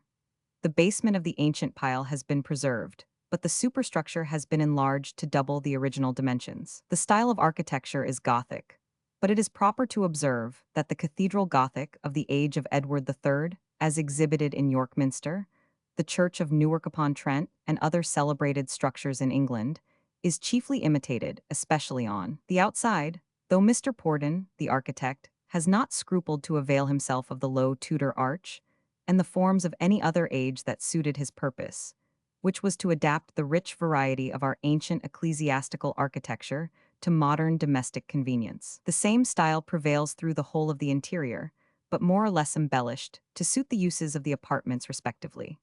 Round the turrets, and in various parts of the balustrades, are Gothic shields, charged in relievo with the armorial bearings of the Grosvenor family, and of other ancient families, that by intermarriages the Grosvenors are entitled to quarter with their own. The windows, which are rich in tracery, are of iron, cast from models in wood by the iron founders of Chester, and are perhaps the first that have been made of that material, molded on both sides and grooved to receive the P261 glass. The walls, balustrades, battlements, and pinnacles are of stone, brought by land carriage about 16 miles from quarries near Fordsham. It is of a light and beautiful color, which harmonizes with the hues of nature in the landscape. The park is flat, but the distant country is elevated and various. To the west, the mountains of Wales with Molfama rise directly in front, and to the south and east the hills of Shropshire and Cheshire, with that remarkable knoll on which Beeston Castle is situated. The city of Chester lies on the north. From various parts of the park and grounds, this noble mansion is seen to much better advantage than by the regular approaches from Chester and sea.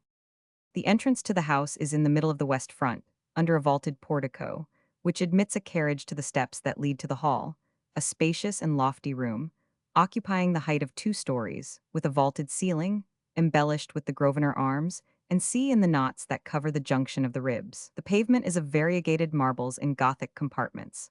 On each of the sides is an ornamented marble chimneypiece, and 4 niches with pedestals and canopies. The niches, it is probable, will hereafter be filled with statues, and the walls covered with historical paintings, for which no family can furnish more ample materials, as the heads of it were engaged in most of the military transactions of the English in the chivalrous ages. At the end of the hall, a screen of 5 arches supports a gallery that connects the bedchambers on the north side of the house with those on the south, which are separated p. 262 by the elevation of the hall. Under this gallery, 2 open arches to the right and left conduct to the grand staircase, the state bedroom, and the second staircase. And opposite to the door of the hall is the entrance to the saloon. The grand staircase is highly ornamented with niches and canopies, and with tracery under the landings, and, in the principal ceiling, which is crowned with a double skylight of various colored glass. The steps of the second staircase, with its tracery and balustrade, are all of cast iron. The state bedroom is lighted by 2 painted windows, with tracery and armorial bearings, and contains a magnificent bed. On entering the saloon, the eye is struck with the splendor of 3 lofty painted windows, which contain in 6 divisions the portraits of the Conqueror's nephew, Gilbert le Grosvenor, the founder of the Grosvenor family and his lady, of William the Conqueror, with whom Gilbert came into England, the Bishop of Bayeux, uncle to the Conqueror, the heiress of the House of Eaton, and Sir Robert le Grosvenor, who distinguished himself in the wars of Edward III, and more particularly by his legal contest with Sir Richard le Scroop, for the family arms azure one bend, or in which Sir Richard gained his point. Sir Robert being obliged to add to them unborger argent, objecting to which he was allowed to bear the arms of his relation, Hugh Lupus, 1st Earl of Chester, azure, a garb, or which is the family coat to this day. These windows are from cartoons by Mr. Tresham and others. The saloon is a square of 30 feet, formed into an octagon by arches across the angles, which give the vaultings a beautiful form. The chimney-piece is of statuary marble, and p. 263 opposite to it is an organ, both richly decorated. On the left of the saloon is an anteroom, that leads to the dining room, and on the right another that leads to the drawing room, both decorated, but in a subordinate degree to the state rooms, with which they communicate. The windows of these rooms are glazed with a light mosaic tracery, and exhibit the portraits of the 6 Earls of Chester, who, after Hugh Lupus, governed Cheshire as a county palatine, till Henry III bestowed the title on his son Edward, since which time the eldest sons of the kings of England have always been Earls of Chester. The dining room, situated at the northern extremity of the east front, is about 50 feet long and 30 feet wide, exclusive of a bow containing 5 arched windows, the opening of which is 30 feet. In the middle window is the portrait of Hugh Lupus. This portrait, with the 6 Earls of Chester in the anteroom windows, are the work of Messrs. Davenport of Staffordshire, from cartoons by Mr. Singleton. The ceiling is of bold and rich tracery, with coats of arms in proper colors, and a large ornamented pendant for a chandelier. At the end, opposite to the entrance, is an arched recess, containing the sideboard, and on each side of it is a large niche with its pedestal and canopy. The opposite end of the room has a similar recess, under which is the door from the anteroom, and similar niches on each side of it. Other niches and canopies of smaller size ornament the jambs of the arched recess and the bow. The drawing room, which is at the southern extremity of the east front, is of the same form and dimensions p. 264 as the dining room, with the addition of a large window that looks to the south and commands a view of the groves and fertile meadows of Eton, with the village and spire of Oldford above them. All the windows of this room are adorned with heads and figures of the ancestors of the family, among which are the portraits of the present Earl and Countess, in a beautiful brown chiaroscuro, executed by Messrs.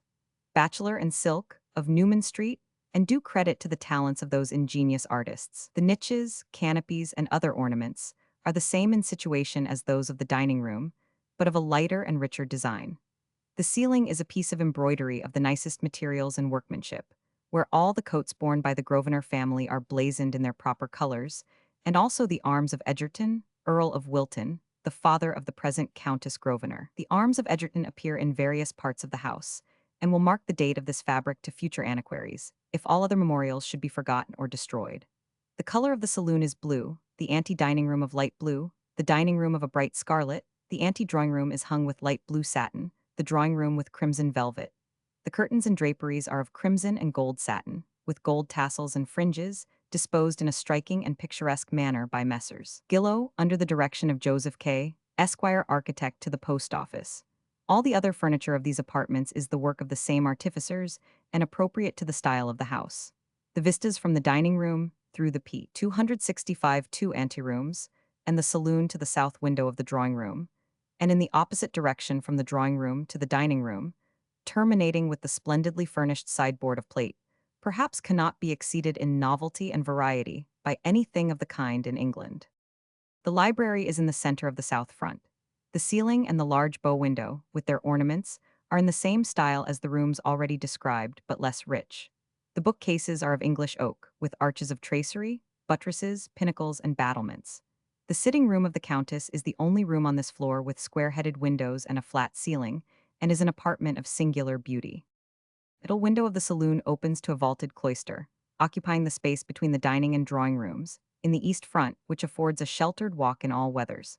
A flight of steps leads from the cloister to a spacious terrace, 350 or 60 feet long, laid out in gravel walks and beds of flowers, from whence other steps at each end and in the middle descend to the garden and pleasure grounds, which are disposed with much taste. The view from the terrace is rich and various. Our limits will not admit of a particular description of the offices and stables, though both are deserving of attention. The latter surround a court of 160 feet by 100 and are decorated with battlements and turrets, and a clock tower, supported by flying buttresses, in a style of Gothic architecture plainer than that of the house. Eaton Hall and the buildings here described, with p. 266 their furniture, were designed by and executed under the direction of Mr. Porden, of Berners Street. 266. Having been highly gratified with the inspection of this noble edifice and grounds, we returned to Chester by the side of the Dee, a pleasant walk of about 3 miles, amply prepared to do justice to the hospitable board of a kind friend. Finding but little conversation to be obtained from us, but on the subject of Eaton Hall, he kindly furnished us with the preceding account, which he assured us had been corrected, and was the best extant. Hugh Lupus, before spoken of, was appointed by William the Conqueror, first Earl of Chester, which was erected into a county palatine, enjoying a sovereign jurisdiction, having parliaments and distinct courts of law. There is still kept in the British Museum the identical sword with which Lupus was invested with his dignity, by virtue of which the Earls of Chester were created sword-bearers of England, and as such were accustomed to officiate at the coronation of the kings of England. On the blade of this sword is the following inscription: Hugo cum sestri. Chester is famed for the elegant manners of its inhabitants, and no city in the kingdom can, I believe, boast of more polished or agreeable society. Our regret at leaving it was so great that I should recommend the tourist who carries with him letters of introduction to p. 267 Chester, to make arrangement for 3 or 4 days or a week's stay at this engaging place. From Chester to Mold there is but little worthy of remark. The distance is about 12 miles. Part of the road lies over an extensive flat, called Saltney, a rich and well-cultivated tract of country. Mold is a small, neat town, situate in a pleasant valley, surrounded by gentle acclivities. Here the assizes for the county of Flint are held. It formerly possessed a strong castle on the north side, built on a mount called the Bailey Hill, of which but few vestiges are now remaining. It is famed in history for the sieges it sustained. The church is a handsome structure, worthy of attention, built in the reign of Henry VII, and contains some fine monuments. In the vicinity of Mold are large cotton spinning mills, belonging to a company at Manchester. The 2 Leasewoods, one the residence of the Rev. Hope Wynne Iton, the other of Mr. Garner, formerly of Sir George Wynne, are more remarkable for the gardens, grounds, and more particularly the beautiful iron gates at the entrance of the lawn of the latter, than for size and architecture. Tower, the residence of the Dowager Mrs. Wardle, is a specimen of the ancient border houses on the confines of Wales and Scotland. It is a square tower, consisting of 3 stories.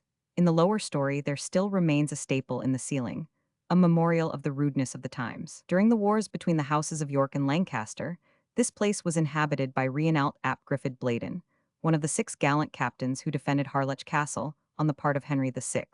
He and his people were in continual feud with the citizens p. 268 of Chester.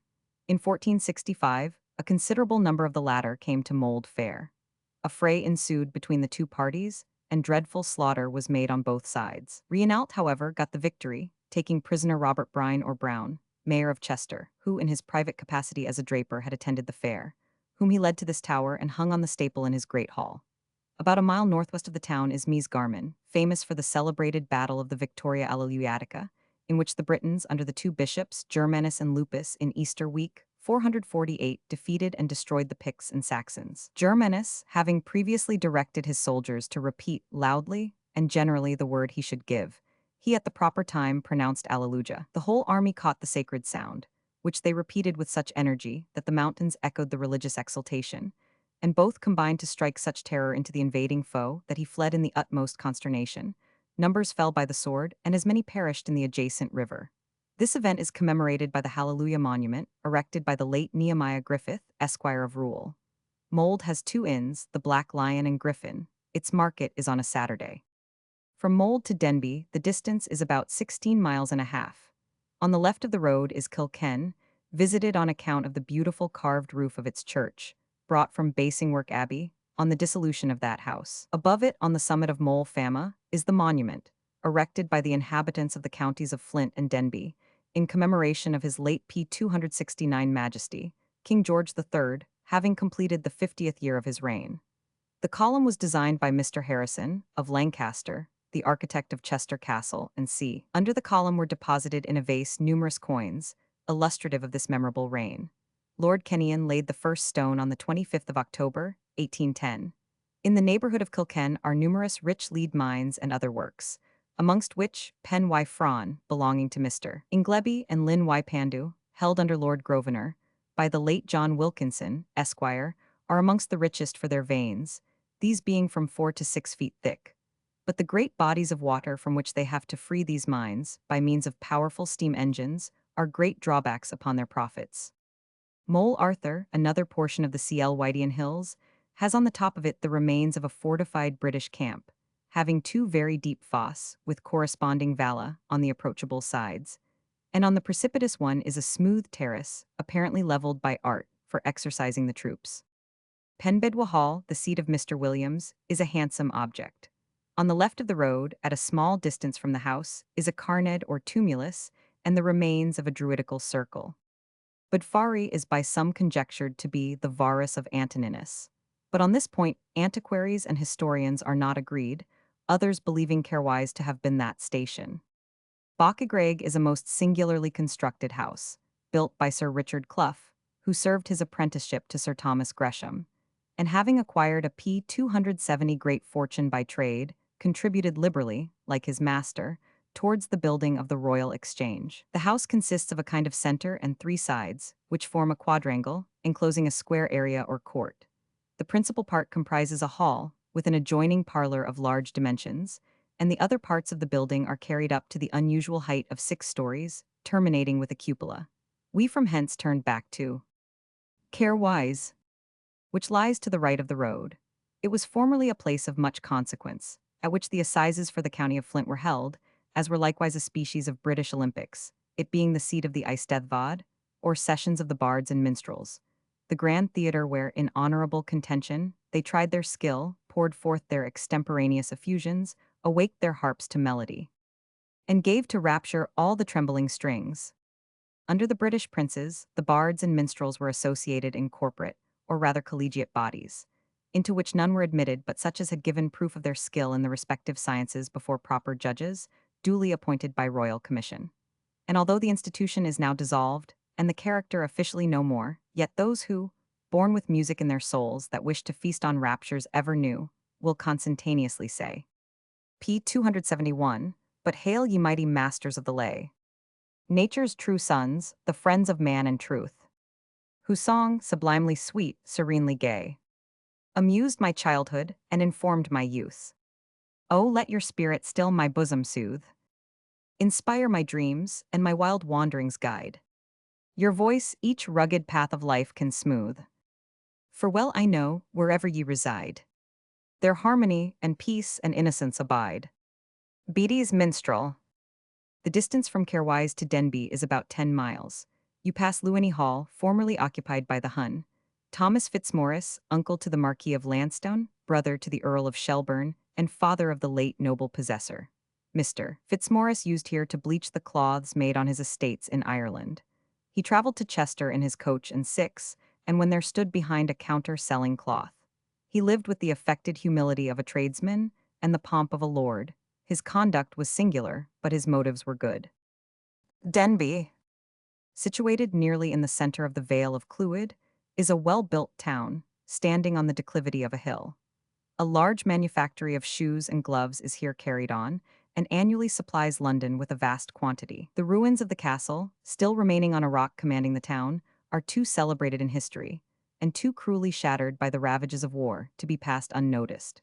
The principal entrance forms a fine Gothic arch, with the statue of King Edward I, its founder, above it, in an elegant niche curiously carved, encircled with a square P272 stone frame. No part of this castle is perfect, but the huge, thick fragments, which are scattered in the most extraordinary and fantastical manner, seem to tell its former magnificence. And a present view of things, such as they are, with a retrospect of what they originally were, spreads a gloom over the mind and interrupts the pleasure of contemplation. Yet still the singular character of this ruin is particularly interesting. Masses of wall still remain, the proud effigies of sinking greatness, and the shattered tower seems to nod at every murmur of the blast and menace the observer with immediate annihilation. Amongst these ruins we lingered till the whole was silvered by the pale rays of the moon. To form a conjecture on the extent of its apartments is now impossible, but it is thus described by Leland in his itinerary. The castle is a very large thinge, and hath many tours in it, but the body of the work was never finished. The gatehouse is a marvellous strong and great piece of work, but the fastage of it were never finished. If they had been, it might have been counted among the most memorable pieces of workies in England. It hath divers wards and divers portcullises. On the front of the gate is set the image of Henry Lacy, Earl of Lincoln, in his stately long robes. There is another very high tower, and large in the castle, called the Red Tower. Some say that the Earl of Lincoln's son fell into the castle well, and there died, whereupon he never passed to finish the castle. King Edward IV was besieged in Denbigh Castle, and there it was pacted between King Henry's men and him that he P273 should with life depart the realme, never to return, if they had taken King Edward their debulatum fuiset. After the restoration of Charles Roman II, it was blown up by gunpowder. The parish church stands within the walls of the original town. Below the castle are the fragments of an old church, which, for particular reasons that cannot now be ascertained, was never finished. It contains 9 windows on 2 sides, with a large and handsome one on the east. In this town was born the famous Sir Hugh Middleton. The market is held on a Wednesday. Its distance from London, through Mold, is 218 miles. In conjunction with Ruthin and Holt, it sends a member to Parliament. The principal inns are the Bull and the Crown. The Vale of Clwyd still retains the character of luxuriant fertility. About 2 miles from hence, in our way to Ruthin, Denbigh, fair empress of the Vale, with its tottering towers, formed a most beautiful landscape, whilst the neat little hamlet of Whitchurch peeped from among the pomp of groves. At the small village of St. Finan Dyfnog, this curious inscription over a door. Near this place within a vault, there is such liquor fixed. You'll say that water, hops, and malt were never better mixed. P274 invited the weary-way wanderer to partake of the good things within. This inclined us to be better acquainted with the author of this extraordinary stanza, and we entreated the landlord to be our director to the much-esteemed well of St. Dyfnog. Passing through the churchyard, and from thence through the passage of an almshouse, we reached a plantation of trees, with a broad gravel walk, almost concealed from day's garish light by the thick foliage. This brought us to the fountain, enclosed in an angular wall which forms a bath of considerable size, and so far retired among the windings of a woody vale, by solitude and deep surrounding shades, but more by bashful modesty, concealed, that the lovely young Lavinia might here plunge into the flood, secure from the intrusion of palemen. Many wonderful qualities are attributed to this fountain, but it is more particularly celebrated for the cure of the rheumatism. The water has no peculiar taste. We returned by a subterraneous path under the road, which led to the pleasure grounds adjoining the seat of Major Wylan. Several seats were beautifully dispersed on each side of the vale, among which Lord Bagot's and Lord Kirkwall's formed the most prominent features in the landscape. Ruthin is a large, neat town, only divided from the parish of Lanruth by a strong stone bridge. The church P. 275, which is beautifully situated, is a handsome modern edifice. and the site of the old chapel is now converted into a bowling green. Owen Glendower, as an act of revenge on Lord Grey, plundered the town in the year 1400 during a fair and then retired among the mountains. In the last century, the Loyalists fortified the castle and sustained a long siege in the year 1646. We still continued skirting the rich Vale of Clwyd, but winding up a steep hill, overlooking the whole of it from one extremity to the other, we were reluctantly compelled to bid a final adieu to all its vistas, hamlets, steeples. The whole prospect, glowing with luxuriance, seemed to assume fresh beauties at this our farewell view. The cattle, which were grazing in the shorn meadows and beautifully contrasted with the ripening corn, appeared more animated, and we discovered, or thought we discovered, an additional number of villages, peeping from the woody skirts of the sloping hills. From this point the vale is certainly seen to great advantage. To give a still greater effect, a thunderstorm came rolling on, and the clouds were silent, borne along, heavy and slow, with the big stores of steaming oceans charged. This storm compelled us to seek for shelter in a miserable pothouse, but the civility of the landlady fully compensated for its want of accommodations. The effects of the storm rendered the remainder of our journey much more agreeable, and the heat less oppressive. A dull, uninteresting P-276 road continued till we arrived within 4 or 5 miles of Wrexham. The contrast was too striking to escape our notice, but having climbed a steep eminence, the eye commanded an almost boundless range of land, and the faint color of the hills, retiring in the distance, was beautifully combined with the mellow green of nearer woods. The counties of Cheshire, Shropshire, and a considerable part of Wales were extended like a map for our inspection. The town of Wrexham, rising in the bottom, animated the scene, with its noble tower overtopping the numberless little steeples near it. Close to the road, we observed several coal and lead mines, and a melting house for forming lead into pigs. These works belonged to Mr. Wilkinson. The dirty outskirts of Wrexham by no means prepossessed us in favor of the town, but, viewing it more leisurely, we can safely affirm that it is not only the largest but the best-built town in Wales. A friendly clergyman conducted us to the church, an elegant building of the reign of King Henry VII, and called one of the 7 wonders of Wales. The tower is 140 feet high, and esteemed a beautiful specimen of the florid or reformed Gothic which prevailed about that time. All the figures and ornaments are well designed, and still in high preservation. The inside is not less elegant. It has lately been neatly repaired with a good gallery and organ. The painted P-277 altar piece is well executed. On the left, facing the altar, is a very handsome monument by Robiliac, to the memory of Mrs. Mary Middleton. Both the design and execution reflect the highest credit on the sculptor. The subject is the last day. At the sound of the trumpet, a tomb of black marble bursts open, and a beautiful female figure, clothed in white, appears rising from it, just awoke from the sleep of death. Her form dignified, candor, innocence, and celestial joy shine in her countenance and give it the most feeling and animated expression. In the background, an obelisk, supposed to be erected to her memory, is rent asunder. Above, an angel, enveloped in a cloud, is pointing to brighter scenes. In this church are 2 other monuments, executed by the same celebrated master, in memory of some of the Middletons. Their designs, though striking, cannot be compared to his last day. The altarpiece was brought from Rome by Elihu Yale-esque, whose tomb bears the following inscription: "Born in America, in Europe bred. In Afric travelled, and in Asia wed. Where long he lived and thrived, in London died. Much good some ill he did, so hope all's even. And that his soul, through mercy, 's gone to heaven. You that survive and read this tale, take care for this most certain exit to prepare. When blessed in peace, the actions of the just smell sweet and blossom in the silent dust." P-278, our worthy conductor, perceiving we were great amateurs of painting, and careful that nothing of consequence should be passed unnoticed by us, particularly wished us to examine the performance of a young artist then at Wrexham. A copy, amongst others, of a painting of Rembrandt's, taken by Mr. Allen from a celebrated picture in the possession of Lord Craven, was most ingeniously executed. The subject is an old man instructing a young boy, the attention of the latter most admirably preserved, the head of the former, and the hand particularly, most highly finished. Without any exaggeration, this painting would do credit to the most scientific painter, and be esteemed invaluable. It is therefore to be hoped, from the hands of so young an artist as Mr. Allen, that this performance will be disposed of where judges of painting may view it with a critic's eye. and recommend its merits to those who can afford to encourage industry and ingenuity. Our friend's invitation to his hospitable parsonage and agreeable family was too kindly urged possibly to be refused, and, in our way to March Wheel, we visited the seat of P. York-esque.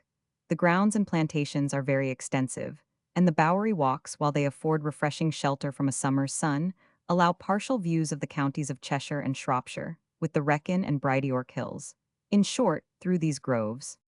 P. 279, how long soe'er the wanderer roves, each step shall wake fresh beauties, each short point presents a different picture, new and yet the same.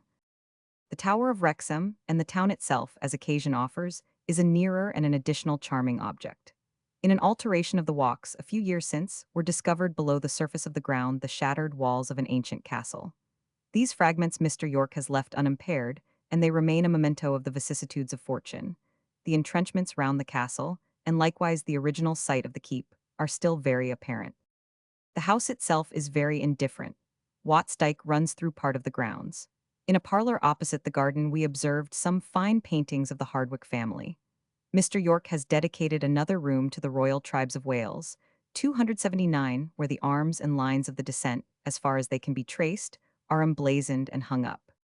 In the coolness of the evening, our hospitable host conducted us to the neat and elegant little country church of March Wheel, lately cased with stone, and in the year 1788 ornamented with a new painted window, by Mr. Edgington, near Birmingham. The 21 compartments contain the arms and crests of the Middletons and Yorks, with rich transparent borders.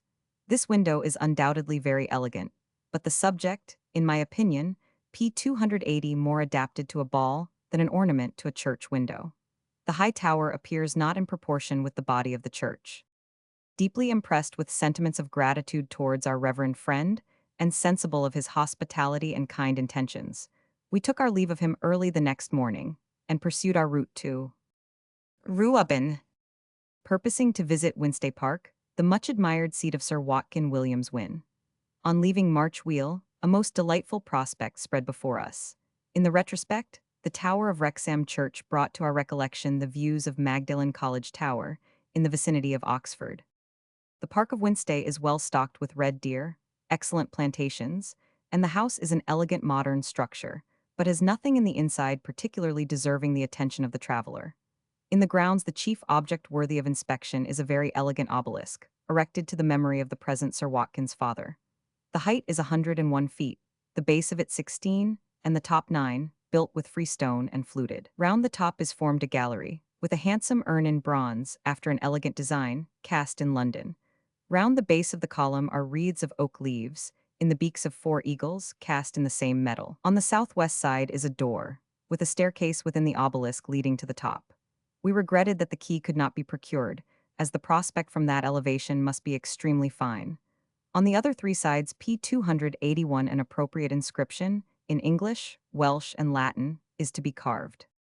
Through this park runs Offa's Dyke, thrown up by the great King of Mercia, from whence it derives its name, to check the eruptions of the Welsh, mark the confines of each country, and give greater security to his own.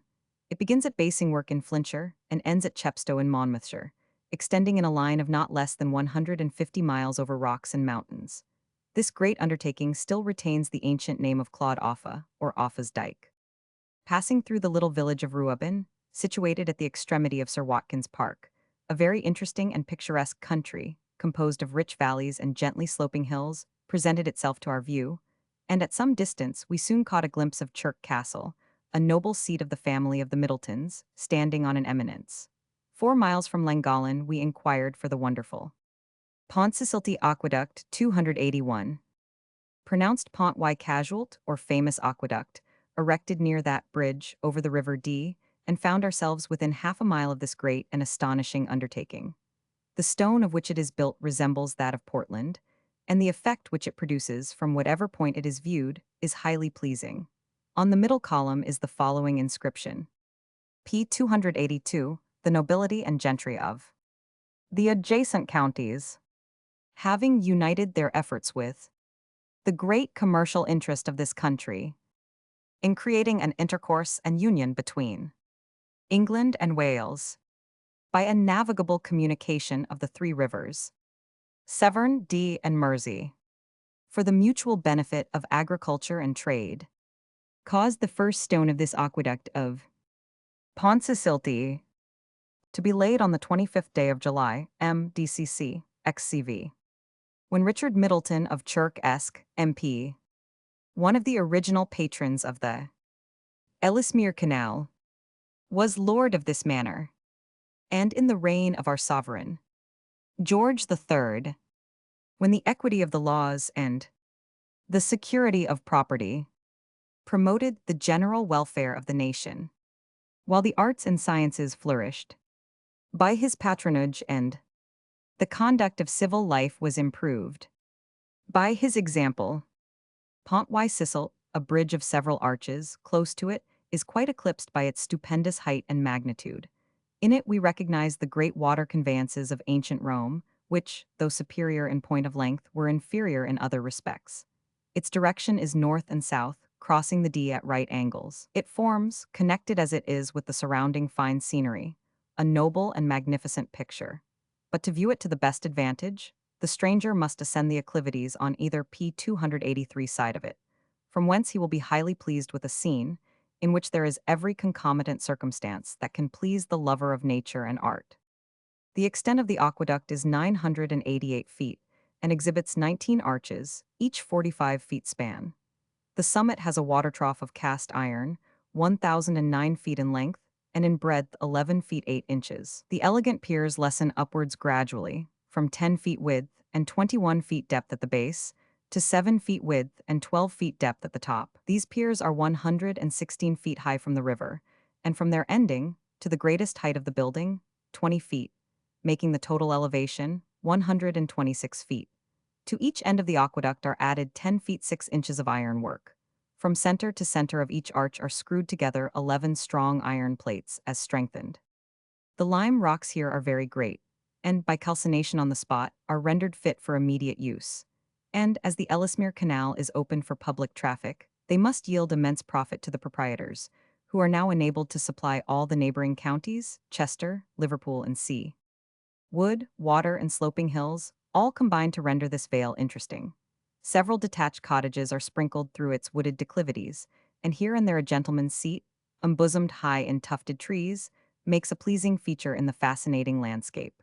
Returning to the turnpike road, a short saunter soon brought us to the romantically situated town of P284 Llangollen, pronounced Th Llangollen, completely environed with mountains, with a high hill to our right, bearing on its narrow peak the small remains of Castle Dina's Bran. The bridge, adjacent to the town, thrown over the rapid Dee, consisting of 6 arches and formerly esteemed one of the principal wonders of Wales, by no means answered our expectations. Some difficulty, no doubt, attended its first erection, as the foundation is built on the solid rock. The elegant description of the valley in the Kingdom of Amhara, by Dr. Johnson, is very applicable to Llangollen, for all the blessings of nature seemed here to be collected, and its evils extracted and excluded. Without a sigh of regret, not like the discontented Rassellas, I could here pass the remainder of my days, in full conviction that this vale contains within its reach all that art or nature can bestow.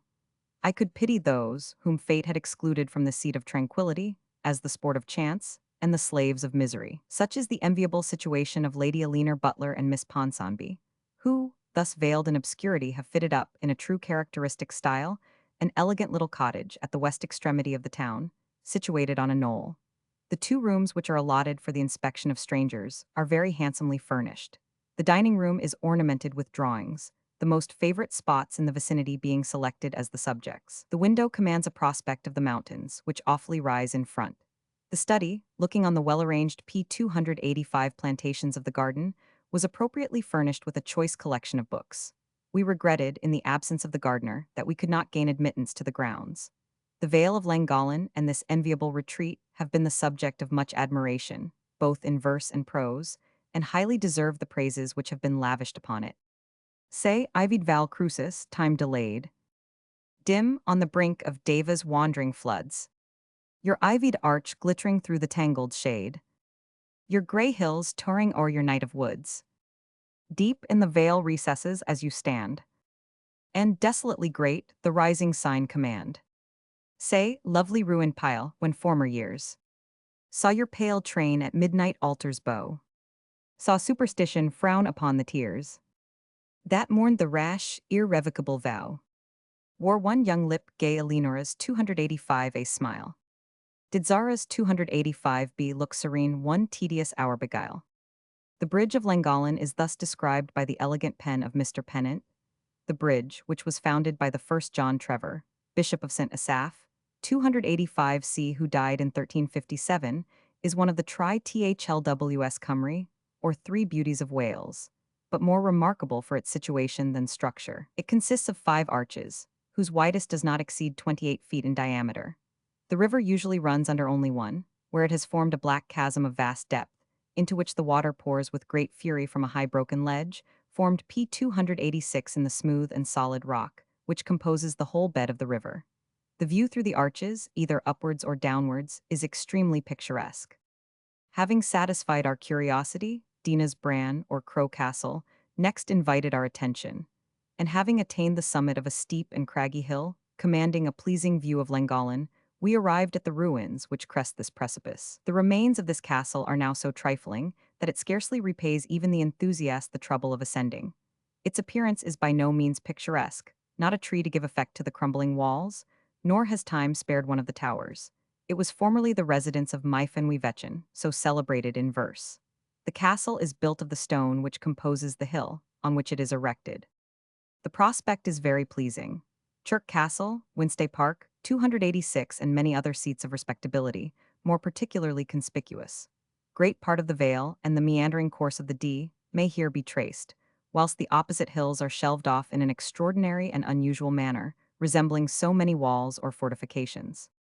The author of the beauties, harmonies, and sublimities of nature thus describes his ascent up this mountain. The sun was shooting its evening rays along the vale, embellishing everything they touched. It p. 287 having rained all the morning, the freshness with which spring had clad every object gave additional impulse to all our feelings. Arrived at the summit, the scene became truly captivating, for nature appeared to have drawn the veil from her bosom and to glory in her charms. The season of early spring, which, in other countries, serves only to exhibit their poverty, displayed new beauties in this. Nature had thrown off her mantle of snow, and appeared to invite the beholder to take a last look of her beauties, ere she shaded the cottage with woodbine, or screened with leaves the fantastic arms of the oak. The clouds soon began to form over their heads, and a waving column lightly touched their hats. Around was one continued range of mountains, with Dinas rising above the river. Immediately below lay a beautifully diversified vale, with the Dee, Milton S. Wizard Stream, combining all the charms of the Arno and the Loire, winding through the middle of it, while on the east side of the mountains several villages seemed to rest in calm repose. This beautiful scene was soon converted into a sublime one, for the clouds assuming a more gloomy character, the tops of all the mountains around became totally enveloped, and our heads were now and then encircled with a heavy vapor. A more perfect union of the beautiful and magnificent it were difficult to conceive. No object was discernible above, but below how captivating. Their feet were illumined by the sun, their heads, as it were, touching the clouds.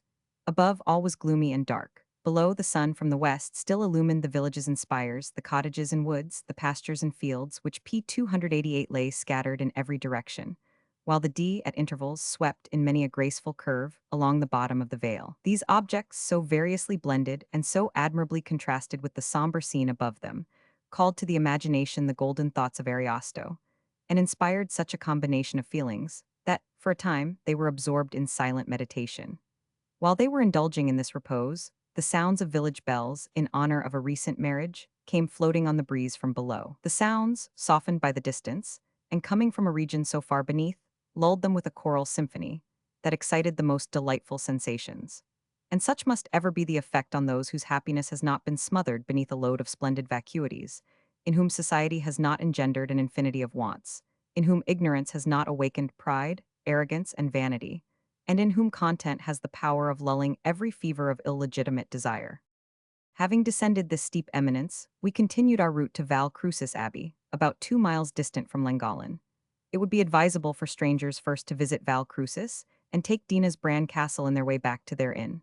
The transmutations of time are frequently ridiculous. The long aisles of this monastery, which were once only responsive to the slow-breathed chant, now repeat the rude dissonance of cows, ducks, and all manner of poultry. Instead of these emblems of rusticity, the mind's eye is more accustomed to appropriate these antique edifices to the midnight procession of monks issuing from their cells to perform the solemn service. P. 289, these neglected walls are too deeply shrouded by the melancholy grove of towering ash, contiguously formed, to be seen to advantage. An axe, judiciously used, would be of service to the ruin, as the elegant window of the chapel is completely concealed by the luxuriant vegetation around. Still, however, a pleasing melancholy pervades the whole scene. The abbey is beautifully screened on all sides by woody hills, which entirely protect it from the inclemency of the winter. This ancient Cistercian monastery was founded by Madoc ap Griffith Mailer in the year 1200 and is sometimes called Lenegwest or Lenegwest. In this vale was the pillar of Eglwysig, but the country people appeared quite ignorant of its situation. Returning to Llangollen, we pursued the turnpike road to the neat village of Jurg. For some way we followed the straight and formal course of a canal. Near this, communicating with the Pont Wysisselt, we again paused to survey this wonderful design. The vale, on our left, was indescribably beautiful, and over the whole was diffused the purple glow of the evening. The prospect was composed of the miniature parts of the immense landscape we had viewed from Dina's Bran Hill, each of which we now contemplated separately as a scene. The moon's checkered gleam besilvered the walls of Chirk Castle, just as we entered the Hand Inn, where, after the fatigues of a long walk, we met with excellent accommodation, when considered as a village. P. 290, after breakfast the next morning, we endeavored to obtain admission to see the inside of Chirk Castle, but without success, though now only inhabited by servants, who were peremptorily commanded to admit no strangers. It is situated on an eminence, surrounded by a park and fine plantations, which are very judiciously laid out. This elegant mansion has been in the possession of the Middleton family ever since the year 1614. Having gratified ourselves with a survey of this noble park, we returned to the Oswestry Road. Leaving the village of Chirk, we crossed a new bridge of one arch, elegantly constructed. Near it is another aqueduct, of considerable extent, now erecting over this river and valley, which, though very inferior to the Pont Wysisselt, is still a great undertaking. It is several hundred yards in length, and the brick piers rise 50 or 60 feet above the level of the water. Near this is a rich coal mine, lately discovered. From hence to Oswestry, we traversed a rich enclosed country and enjoyed a scene particularly pleasing. All the inhabitants were collected to gather in the produce of the ripened field, and, through their cheerful band, the rural talk, the rural scandal, and the rural jest, fled harmless. To the traveler and the poet, such scenes afford an ample field for amusement, but waving corn is ill adapted to the canvas of the painter. About 2 miles from Oswestry, we passed through the little town of P. 291, Whittington. At this place was fought the battle between Oswald, the Christian king of the Northumbrians, and Penda, the pagan king of the Mercians, in which the former lost his life. An easy walk soon brought us to Oswestry.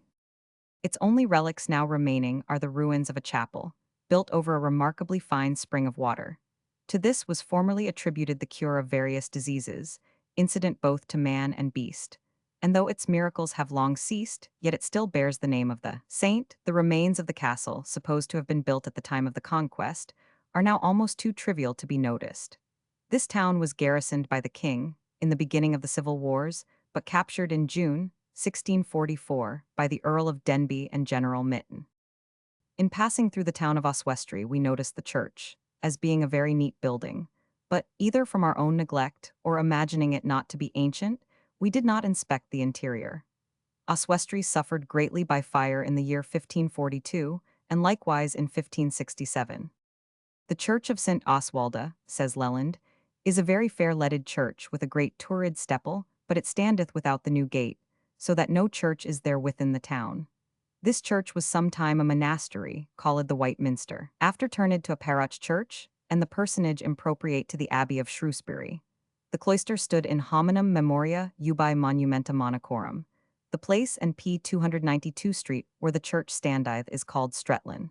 From this place to Llanimynach, situate on the north bank of the Evianwy, a continuation of the rich enclosed country, showing to advantage the agriculture of these parts, attended us till we reached the foot of the hill of Llanimynach. From the summit of this, we enjoyed a most beautiful and boundless prospect, commanding the whole dome of the sky. All individual dignity was overpowered by the immensity of the whole view, which consisted more particularly of the rivers Vyrnwy and Tanid, joining their waters with the Severn, the lofty waterfall of Pistol Rhaeadr, the Bredon Hills, and the Firwin Mountains. The geological observations on Llanymynech Hill, by Mr. Aikin, are so accurate that to attempt any further description would be deemed highly presumptuous in me. I shall therefore avail myself of an account so ably delineated. The hill of Llanymynech is not only remarkable for the fine prospect from its top, it is still more worthy notice, as containing by far the most extensive lime works of any in this part of the country. The lime of Llanymynech rock is in high request as a manure, and is sent by land carriage as far as Montgomery, Newtown, and even Llanidloes. It sells at the kilns for 7 pence a bushel, and from 30 to 36 bushels are reckoned a wagon load. The coal with which it is burnt is brought partly from the neighborhood of Oswestry, and partly from Sir Watkin Williams Wynn's pits near Reuben. The lime lies in strata, parallel to the horizon, varying p 293 in thickness from 3 inches to 5 feet.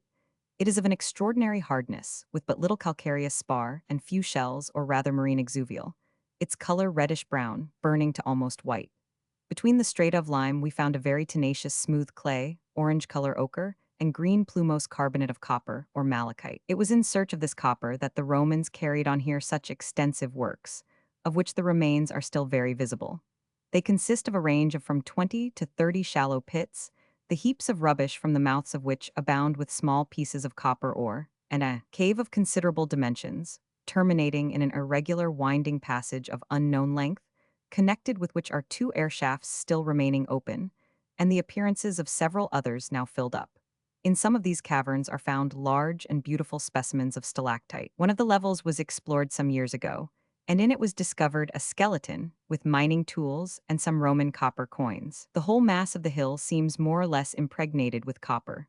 Wherever the surface is uncovered, there are evident marks of the presence of this metal, and the stones composing the rampart of Offa's dyke, which encompasses 2 sides of the hill, are in many parts covered with cupreous efflorescences. Between the village and the rock passes a branch of the Ellesmere Canal, which, when navigable, will add much to the value of these works, by rendering them more accessible to the surrounding country, and may induce some spirited adventurer to recommence a search after copper, p. 294, which, it is evident, was formerly prosecuted with considerable success. This description of Llanymynech Hill we pronounce, from our own observation, to be very accurate, so that the length of the quotation will be readily excused. Leaving the pretty village of Llanymynech, situated on the banks of the Vyrnwy, we resumed our journey to Welsh Pool. The face of the country was pleasing, and we soon reached the Bredon Hills, on whose summit a column is erected to commemorate the victory of Admiral Lord Rodney over the French, in the year 1782. Not far from hence we passed a handsome aqueduct, admirably constructed over the river Vyrnwy, of great strength and stability. The vale of the Severn affords much picturesque scenery, and we at length arrived at Welsh Pool Quay, about 3 miles from that place. Several vessels were lying here, which carry on a constant traffic with Worcester and the towns situated on the banks of this noble river. Before our entree into Poole, Powys Castle appeared on an eminence, immediately rising behind the town and beautifully backed by a large plantation of trees. Welsh Pool derives its name from a black pool in its neighborhood, its Welsh appellation signifying a quagmire or pool, and is one of the 5 boroughs in Montgomeryshire, which jointly send a member to Parliament. The town is by no means neat. It stands on a low hill and consists of one principal street, in which are situated the new county hall and marketplaces. The Severn is p. 295 navigable within 3/4 of a mile of this town, which is computed at not less than 200 miles from its junction with the British Channel.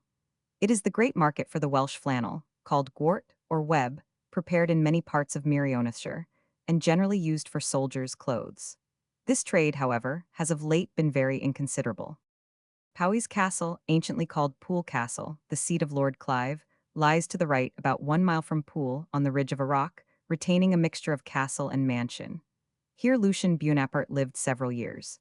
It is built of red stone, and originally contained within its walls 2 castles. The entrance is between 2 round towers. There are several family portraits in a long gallery, measuring 117 feet by 20. The gardens still retain that stiff formality so much in vogue many years ago, but the curious waterworks, in imitation of the wretched taste of St. Germain's-en-Laye, are now destroyed. The prospect from the castle is very extensive, comprehending a view of Welsh Pool, Vale, and Freyden Hills. From hence to Montgomery.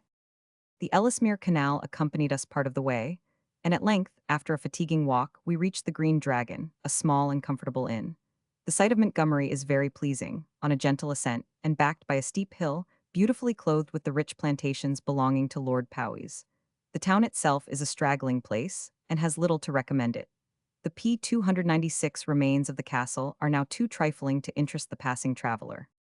In the year 1094, this castle was gallantly defended by the Normans, but the Welsh, at last, finding means to undermine the walls, took it by storm, and after putting the garrison to the sword, leveled it to the ground. It was rebuilt by King Henry Roman III in the year 1221 as a check to the incursions of the Welsh, but a second time razed to the ground by Llewellyn the Great, Prince of Wales. It afterwards became the seat of the ancestors of the Lord Herbert of Cherbury, who was born here, and continued in possession of his descendants, till reduced to its present ruinous condition by the civil wars. The road to Bishop's Castle brought us through a very rich country, and, on ascending a hill about 5 miles from Montgomery, a retrospect of the far distant mountainous country of Wales, to which we were now bidding a last adieu, irresistibly brought on a train of serious reflections. In a retrospect like this, where the subject and the scene must inspire serious thoughts, such traces are not unpleasing. They tend to promote one general effect, the love of contemplation. We enumerated the little incidents which had taken place, indulging reflections on scenes forever past. We erected on the spot which we esteemed most adapted to retirement, the visionary cottage. Our schemes were instantly arranged. Fancy fashioned its ornaments, adapted its appendages, and fancy will P-297 ever exceed realities. But all our air-built plans of future happiness soon vanished, and alas, when fancy scatters roses all around, what blissful visions rise, in prospect bright, a while they charm the soul, but scarce attained.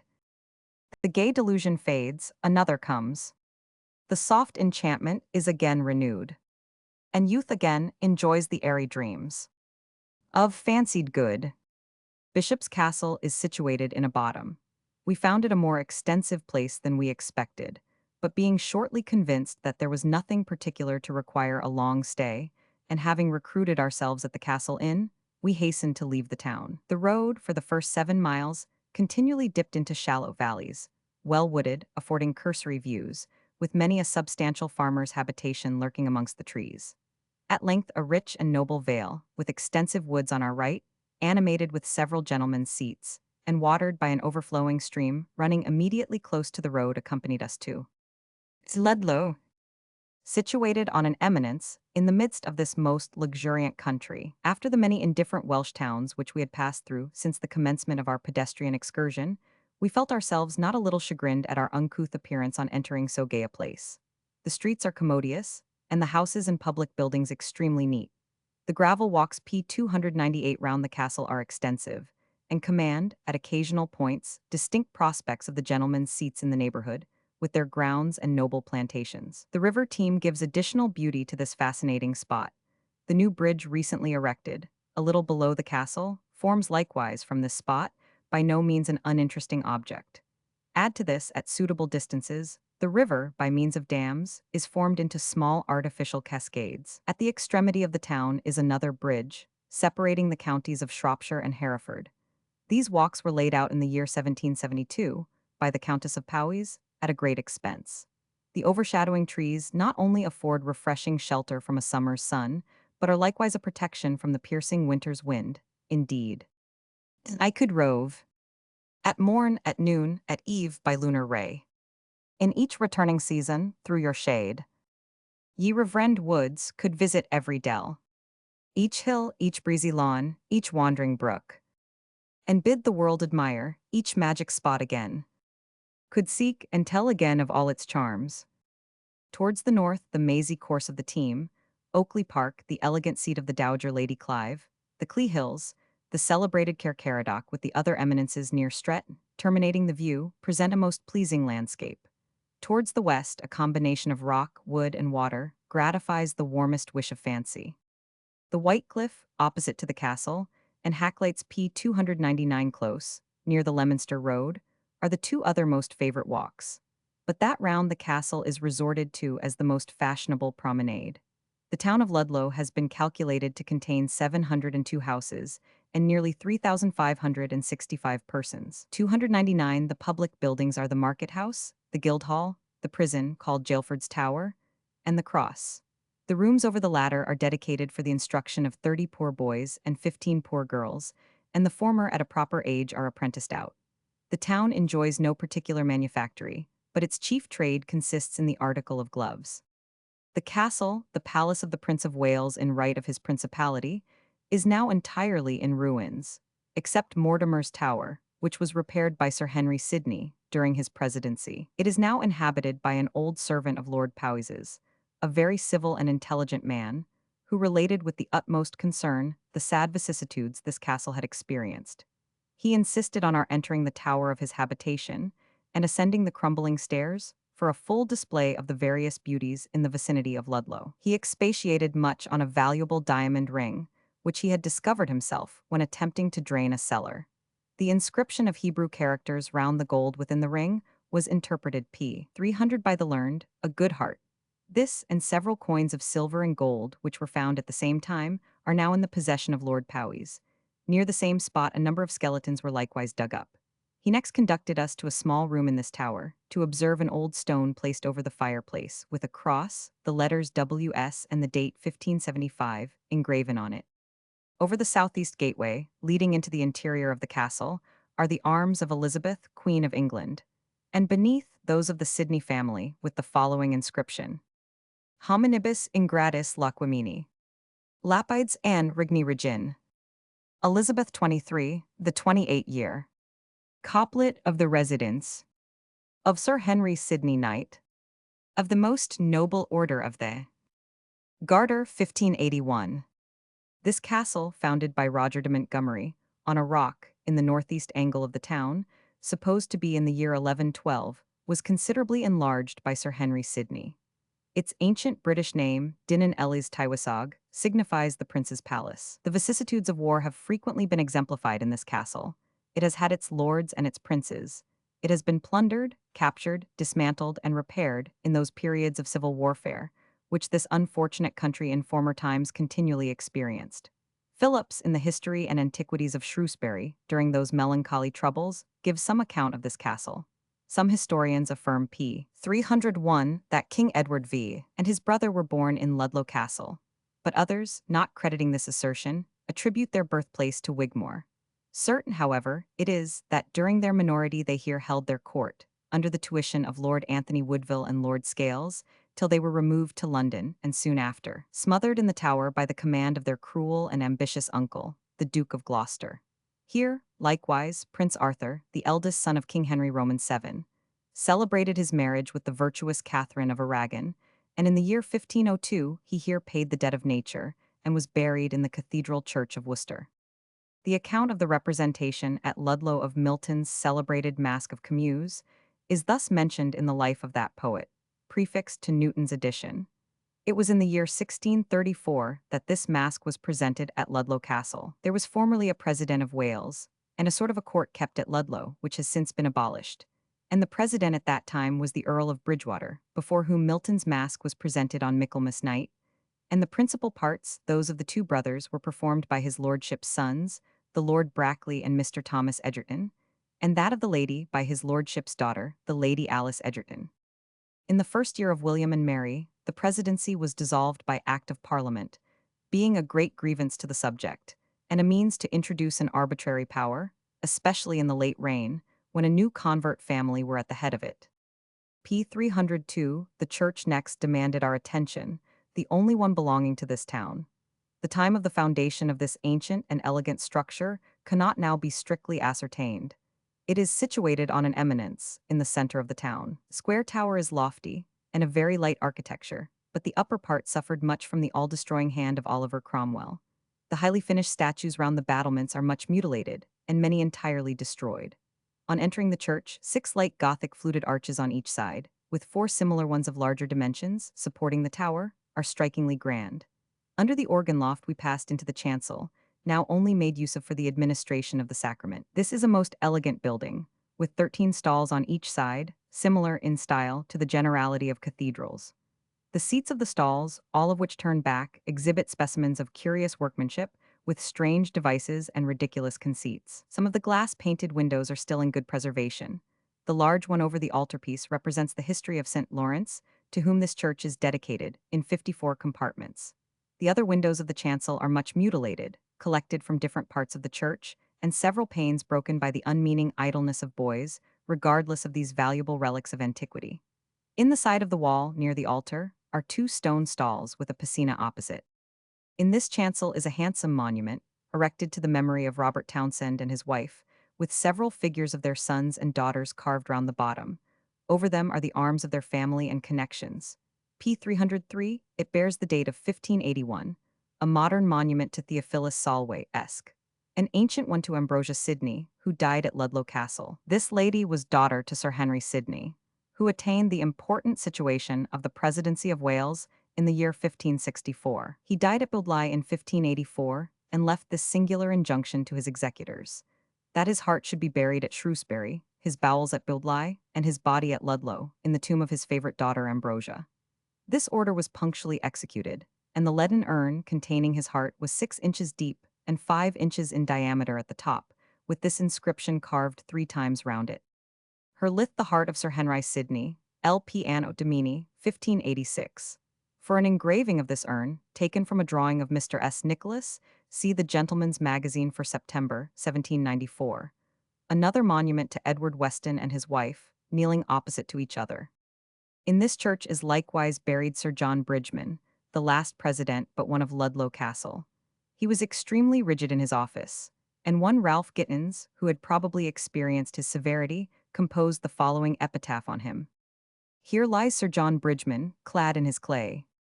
God said to the devil, Sirrah, take him away.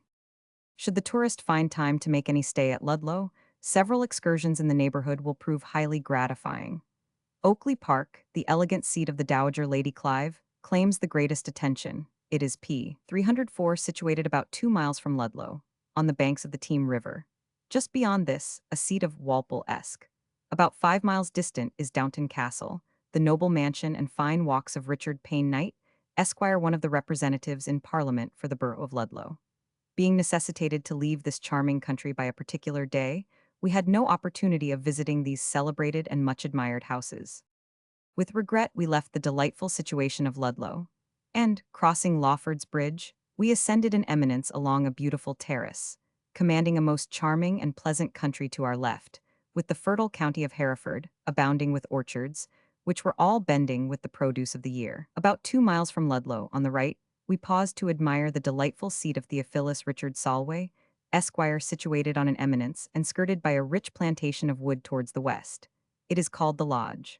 Descending into a bottom, a rich country, studded with farmhouses, soon brought us to the town of Leominster, consisting of one long street. The marketplace in the center, bearing a very old date, and likewise the church, are both deserving of the traveler's notice. It is situated in a flat, and the country round it is not particularly interesting. From hence a turnpike road, showing to advantage the rich culture of the country, soon brought us within sight of the venerable cathedral of P. 305 Hereford, backed by a sloping eminence just rising behind, and beautifully clothed with wood. Being under a particular engagement to meet a party at Ross, to accompany us down the Wye the following day, time would not allow us to investigate this respectable city so minutely as it deserves.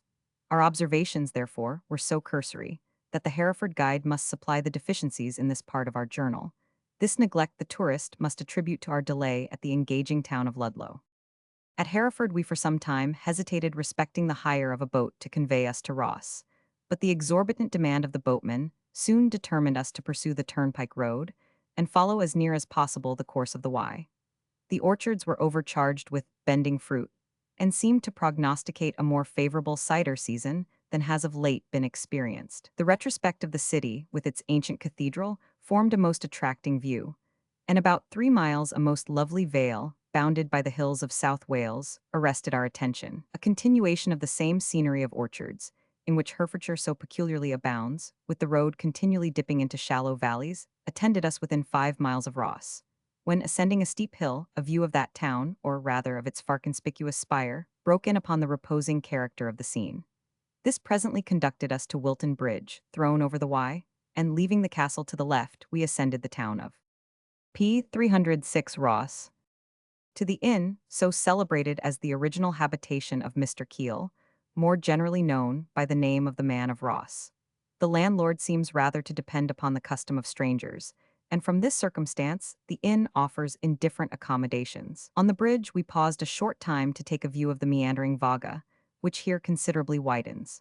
Several pleasure boats of various constructions were riding at anchor, and united to enliven the watery scene, whilst its smooth, tranquil surface reflected and reverted every object situated on the banks. The life and character of Mr. Keel has too often been insisted on, and too frequently celebrated in verse, to be again repeated, unless to point out its moral to the heart, teaching us that self-approbation can confer an inward happiness superior to all worldly applause. For what nothing earthly gives or can destroy, the soul's calm sunshine and the heartfelt joy, is virtue's prize.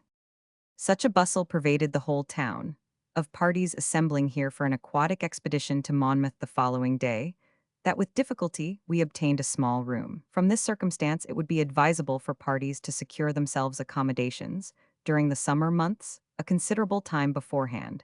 Such is the continued assemblage of parties forming for the Wye. A boat likewise should be hired, and by mentioning the p. 307 number of your party, the landlord will be a proper judge respecting the size. Strangers may pass with pleasure the greatest part of a day in surveying the views in the vicinity of Ross, views which must gratify the most superficial observer, but more particularly from the churchyard. A walk may be preferred through the latter place to the prospect, so called from the profuse variety of objects in the beautiful and the sublime, which are presented from this spot. The sudden bursts of such a collection of beauties the eye, indeed, cannot contain without gratification. The river below bends itself in the whimsical and fantastical shape of a horseshoe. This singular wind of the river, the ruins of Wilton Castle, the luxuriant counties of Hereford and Monmouth, and the beautiful Chase woods, all combine to promote one peculiarly grand and striking effect. To enter into a minute description of objects so various and extensive is impossible. In fine, to delineate the beauties of the Vaga, with all its accompaniments, would be enumerating every object that is interesting in nature. Having sufficiently contemplated the view from the prospect, a ramble through the meadows will next prove highly pleasing. The situation of Ross, though exceedingly beautiful, has nothing in itself to detain attention. The streets are narrow, dirty, and inconvenient. The castle of Wilton, situated on the banks of the Wye, was founded in the reign of King Henry I. It was formerly a nunnery, from whence the Greys de Wilton derived their title. Early in the morning, we congratulated each other on the favorable state of the weather, and with good spirits provided all the necessaries requisite for our water expedition. P. 308, the enjoyment of which depends much upon the season. The hire of the boat to Monmouth by water is £1 11 shillings and sixpence, not including 10 shillings for provisions for the men, who likewise expect an additional small sum, after the fatigues of the day. The boat, navigated by 3 men, will contain 10 or 12 people without any inconvenience, and is properly protected by an awning from the heat of the sun. The distance from Ross to Chepstow, by water, is more than 40 miles, which strangers occasionally accomplish in one day. But this hurrying method will not allow them an opportunity of inspecting, with proper attention, the various objects which deserve to be noticed. And they cannot possibly find time to leave their boat and climb the rugged steep banks of the Wye in search of views, which, though visited by the discerning few, yet merit the regard of every amateur of nature's landscapes. And here it may not be improper to mention that the boatmen, too, frequently suffer these most interesting spots to be passed unnoticed by strangers, merely from laziness or to avoid the delay of a few minutes. Gilpin, in his excellent treatise, Observations on the River Wye, thus analyzes in the second section the beauties of the echoing Vaga, and divides its constituent parts into the steepness of its banks, its mazy course, the ground, woods, and rocks, which are its native ornaments, and, lastly, the buildings. To this he might with propriety have added its echoes, the variety of views from its banks, the fishing caracals, which are continually on the river, for all these contribute to form one pleasing and interesting effect. P. 309, we embarked on board our boat a little below the town, and the first object which drew our attention was the ivy-mantled walls of Wilton Castle. The annual growth of the few trees which encircle it will in time render it a more picturesque object. It is at present so sufficiently seen from the water as not to require the stranger to disembark for farther inspection. A few yards below we passed under Wilton Bridge, an elegant structure of several arches. From hence, for 4 or 5 miles, the banks are tame and uninteresting, and so high above the river as to prevent a prospect of the adjacent country. But a group of cattle, some ruminating on the brink, some browsing on the ashlings which overhung the stream, and others. From their sides, the troublous insects lashing with their tails, returning still, formed a rural confusion. The velocity of the stream shortly brought us to that noble scenery, about 4 miles from Ross, which so eminently distinguishes and constitutes the beauty of the Wye. Before us the noble remains of Goodrich Castle, cresting a steep eminence, enveloped with trees, presented themselves. Behind, the thick foliage of Chase woods closed the picture. The happiest gradation of tints and the liveliest blending of colors were here conspicuous. On the right hand we landed on the shore, in order to make a minute investigation of the castle. It is certainly a grand ruin, and stands on an eminence, naturally so steep as to render it p. 310, in former times capable of some resistance against a formidable enemy. On our first entrance into the ruin, we naturally indulged reflections on past scenes, contemplated the traces of ancient splendor, and, connecting what remains with what is destroyed, we pondered on the vanity of human art and the ravages of time, which exhibit in this ruin their completest triumph. The warrior who strove to preserve its original grandeur against the attacks of Cromwell is buried in Walford Church, situated on the opposite side of the river, and seen from the castle. The different parts of the building bear evident marks of its having been erected at various times. From a seat in the castle yard is the most advantageous spot for surveying, in one view, the whole of this ruin. 310, an octagon pillar of light and elegant workmanship, is seen to great advantage through the gateway, and adds considerably to the magnificence of this ancient pile. It now belongs to Dr. Griffin, of Hadnock, the lord of the manor. To return to our boat, we took a different and more circuitous route, for the purpose of inspecting the remains of Goodrich Priory, now converted into a farm. The chapel has experienced the same vicissitude, and those walls, which formerly re-echoed with the chanting of voices and the solemn peal, now repeat the continued strokes of the flail. In many parts of the walls, the initials of names of persons who have long since paid the debt of nature, and left behind no other memorial, are p. 311 carved with characteristic rudeness, showing to every passing stranger the prevalency of that universal passion, the love of fame. The Gothic windows, and the cross erected on each end of the building, show evident marks of its former purpose. The boat usually meets the passengers at another reach of the river, but it is a plan by no means to be recommended, since by missing a circuit round the castle, its different tints and variety of attitudes, occasioned by one of the boldest sweeps of the Wye, are entirely lost. A short time after we had taken our last retrospect of Goodrich Castle, the spire of Ruridian Church 311 appeared in front, just peeping from among the woody skirts of the Forest of Dean. A little below Courtfield House, belonging to Mr. Vaughan, was seen in a very picturesque point of view, with the ruins of the chapel forming the background. In Courtfield House, tradition reports, the warlike King Henry V was nursed, and in the church of Welsh Bicknor, situated to the right in a noble amphitheatre enclosed with rocks, first embraced the Christian religion. A busy scene of craft loading and unloading, and coals shipping for various parts from the quay at Lidbrook, p. 312 presents a picture of cheerful activity, and forms a pleasing contrast to the quiet, rich, and retired spots we had left behind us. Such spots as were well adapted to form the mind of Britain's glory, the virtuous Henry. The banks now became richly clothed with wood, from the summits of the highest rocks to the water's edge, and a hill in front, called Rosemary Topping, from the mellow luxuriance of its sides, closed the prospect. Almost every sweep presents a new object to strike the admiration of the spectator. The transitions are sudden, but never so harsh as to disgust. Even the contrast between the embellishments of art we had just left and the wild rocks which here exhibit nature in her most striking attitudes gave an additional impression to each other. We now reached the fine mass of rocks called Coldwell, one of which, Simmons' yacht to the left, it is customary for company to ascend, in order to view the mazy and circuitous course of the river and the extensive prospect around. The Forest of Dean, the counties of Monmouth, Hereford, and Gloucester, were extended before us, studded with villages, diversified with clusters of half-visible farmhouses, with many a gray steeple, embosomed high in tufted trees. In painting the several views from the summit, the happiest description would fail. The impression can only be conveyed by the eye. The river here makes a most extraordinary winding round the promontory, and having completed a circuit of more than 5 miles, flows a second time immediately under Simmons Yacht.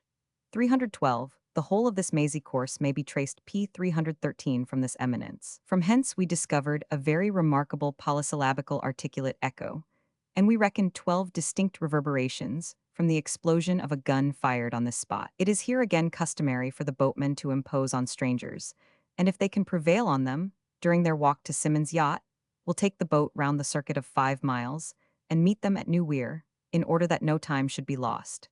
But this laziness we by no means encouraged, and the whole course of this extraordinary and romantic sweep proved highly gratifying. Goodrich Spire, which we again wound round, presented itself. Huge fragments of massy rocks which have rolled down from the precipices opposite Manuk Farm, here almost choked up the course of the stream. The changing attitudes and various hues of Simmons' yacht, lifting its almost spiral head high above p. 314 the other rocks, as we receded and drew near it, supplied a combination of tints surprisingly gay and beautiful. And having accomplished a sweep of 5 miles, we reached, within a quarter of a mile, the spot where we began our ascent to this steep eminence. The view of New Weir next unfolded itself, but a disagreeable scene here generally occurs and interrupts the pleasure of contemplation. A large assemblage of beggars, men, women, and children, on the banks, barefooted and scarcely a rag to cover them, followed our boat, imploring charity, and several almost throwing themselves into the water to catch your money, which every now and then the bigger sees from the less. But I have omitted to mention that before we reached the New Weir, the spire of Honton-on-Wye, cresting a hill at the extremity of a long reach, and a fantastic barren rock, jutting out from the green foliage which encircles it, presenting itself bold and conspicuous, formed prominent and interesting features in the landscape. This is called Bearcroft, receiving its appellation from the very respectable and learned counsellor of that name. Several rocks, indeed, particularly in this part of the river, are named by the council, who have long made it a practice of exploring the rich and bold scenery of the Wye on their assize circuit. Gilpin, considering New Weir as the second grand scene on the Wye, thus describes it. The river is wider than usual in this part, and takes a sweep round a towering promontory of rock, which forms the side screen on the left, and is the grand feature of the view. On the right side of the river the bank forms a woody amphitheater, following the course of the p. 315 stream round the promontory. Its lower skirts are adorned with a hamlet, in the midst of which volumes of thick smoke, thrown up at intervals from an iron forge, as its fires receive fresh fuel, add double grandeur to the scene. But what peculiarly marks this view is a circumstance on the water. The whole river at this place makes a precipitate fall, of no great height, indeed, but enough to merit the name of a cascade, though to the eye above the stream it is an object of no consequence. In all the scenes we had yet passed, the water moving with a slow and solemn pace, the objects around kept time, as it were, with it, and every steep and every rock which hung over the river was solemn, tranquil, and majestic. But here the violence of the stream and the roaring of the waters impressed a new character on the scene. All was agitation and uproar, and every steep and every rock stared with wildness and terror. The accuracy and elegance of this description, drawn by so masterly a pen, I hope will amply compensate for the length of this quotation.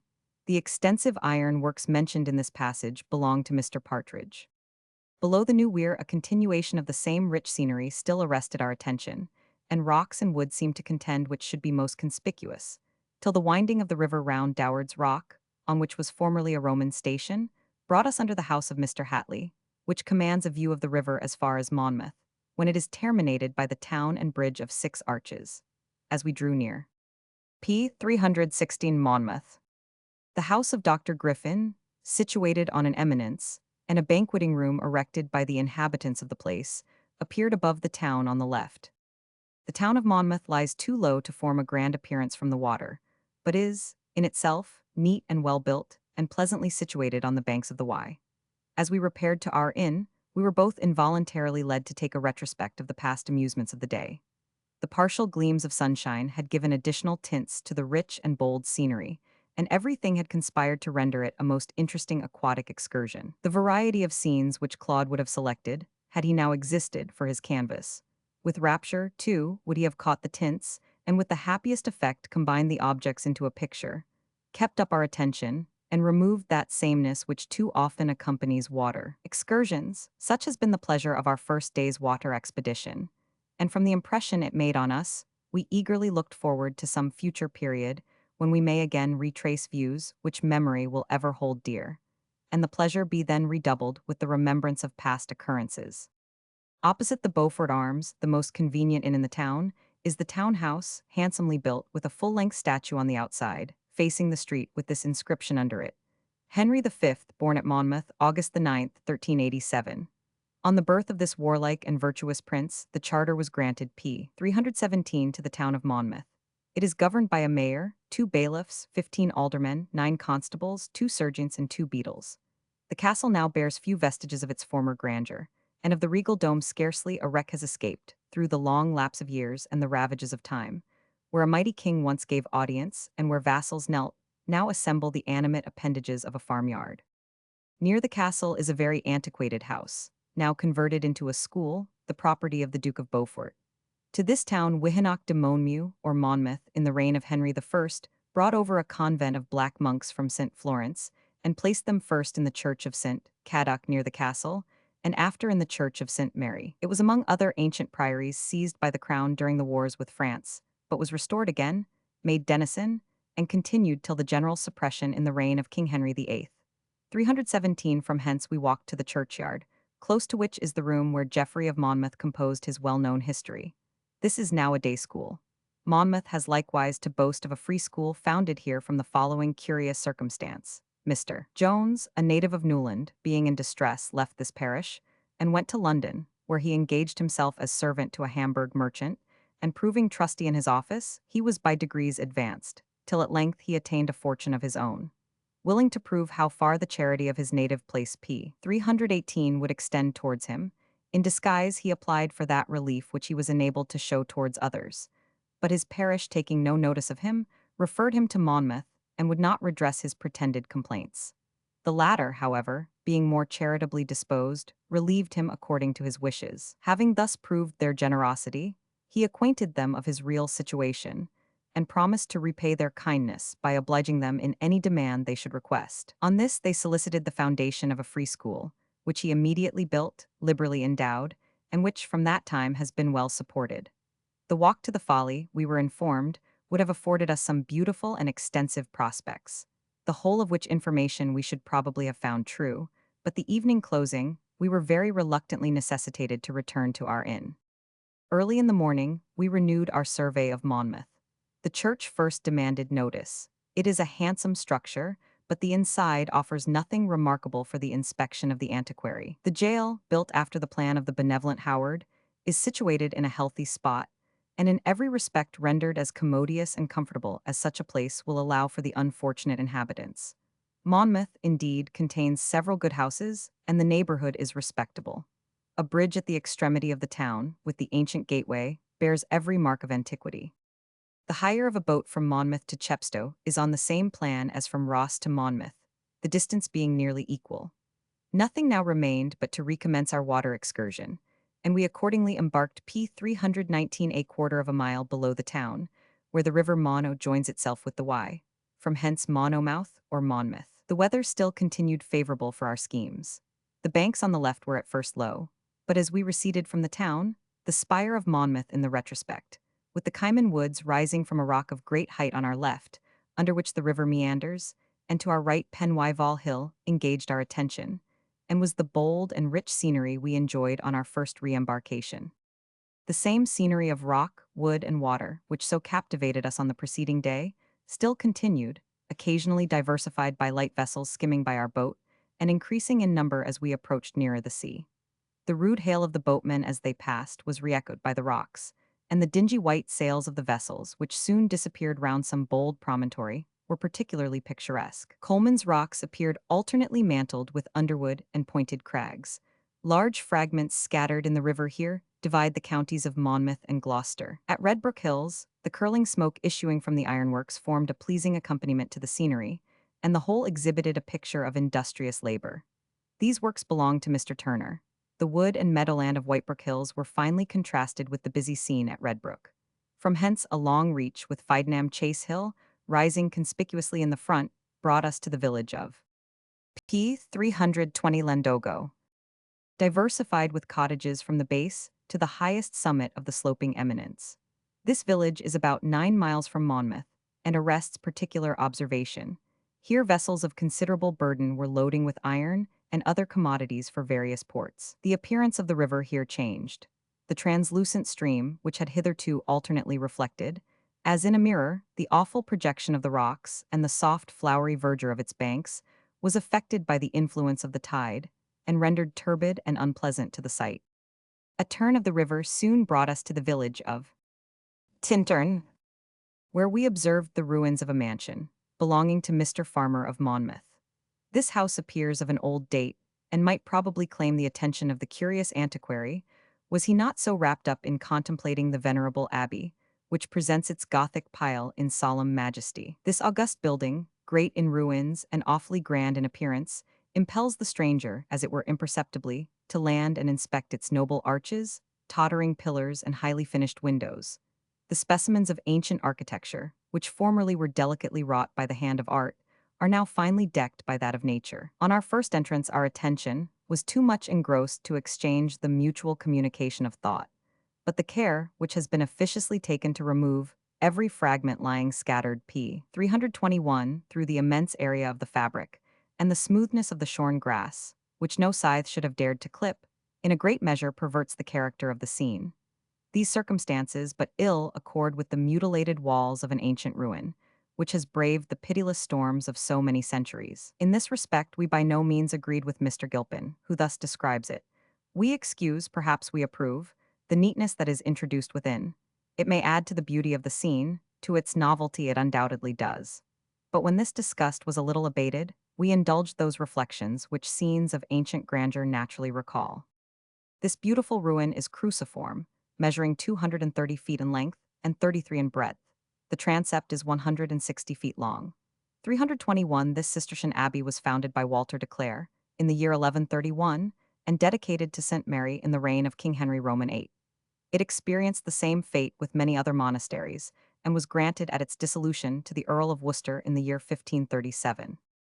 As the Abbey of Tintern, says the author of the Beauties, Harmonies, and Sublimities of Nature, is the most beautiful and picturesque of all our Gothic monuments, so is the situation one of the most sequestered and delightful, one more abounding in that peculiar kind of scenery, which excites the mingled sensations of content, religion, and enthusiasm, it is impossible to behold. Their every arch infuses a solemn energy, as at p. 322 were, into inanimate nature.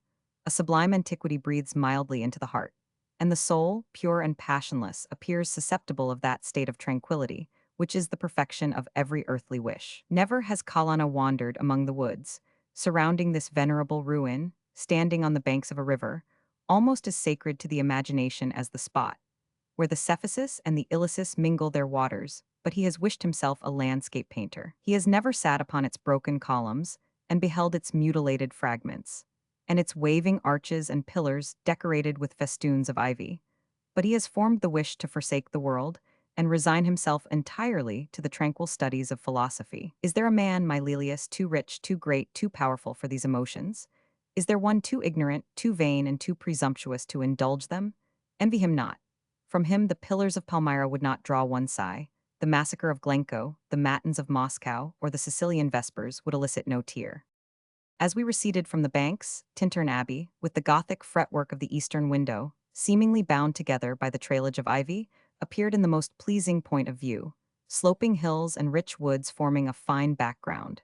As we drew nearer, Jepsto, some most noble rocks, nature's proud bastions, opened upon us to the left, grander than any we had hitherto admired, and which we had previously determined were inconceivably fine, and surpassed any idea we had formed of the channel of this romantic river. To p. 323 add to the magnificence of the whole, the setting sun tinged the rocks with the most resplendent colors, and the dewy freshness of the evening improved the charm of the scene, the one enchanting the sense, the other refreshing it. The lofty wind cliff to the right, and Piercefield with the curious projecting rocks called the 12 Apostles and Peter's Thumb, heighten, to the very extent of beauty, this noble view, gratifying beyond measure to the admirer of nature. Another reach brought us in sight of Chepstow Castle, on a prominent rock, of which it seemed to form a part. noble in situation and grand in appearance. The handsome new bridge, the rocks, and the scarce visible town here made a most charming picture. This we enjoyed exceedingly, but regretted a few more minutes would set us on shore and conclude our excursion on the Wye. An excursion which, the farther we proceeded, the more we were interested, and so much so as to determine a renewal of this pleasing tour another summer. The former wooden bridge over the Wye at this place was a very singular construction. The boards forming the flooring were all designedly loose, but prevented by pegs, fastened at the extremities of them, from being carried away by the tide, and by that ingenious contrivance they gradually rose and fell with it. The tide is here frequently known to rise to the extraordinary height of 70 feet. Not having visited the church in consequence of the bad weather at the commencement of our tour, we determined now to inspect it. The entrance through the western door is an elegant specimen of Saxon architecture, richly wrought, with 3 arches. In the inside is p. 324, the monument of Henry Martin, one of the regicides who presided at the condemnation of King Charles I, and was confined in the castle 20 years. It contains also a cenotaph to the memory of the Marquis of Worcester, and a tomb dated 1620, to the memory of Mrs. Clayton and her 2 husbands, who are both represented as kneeling. This church originally belonged to the alien Benedictine Priory of Strigul, but was converted at the Reformation into the parish church of Chepstow. Admittance to the celebrated walks of Piercefield can only be obtained on Tuesdays and Fridays.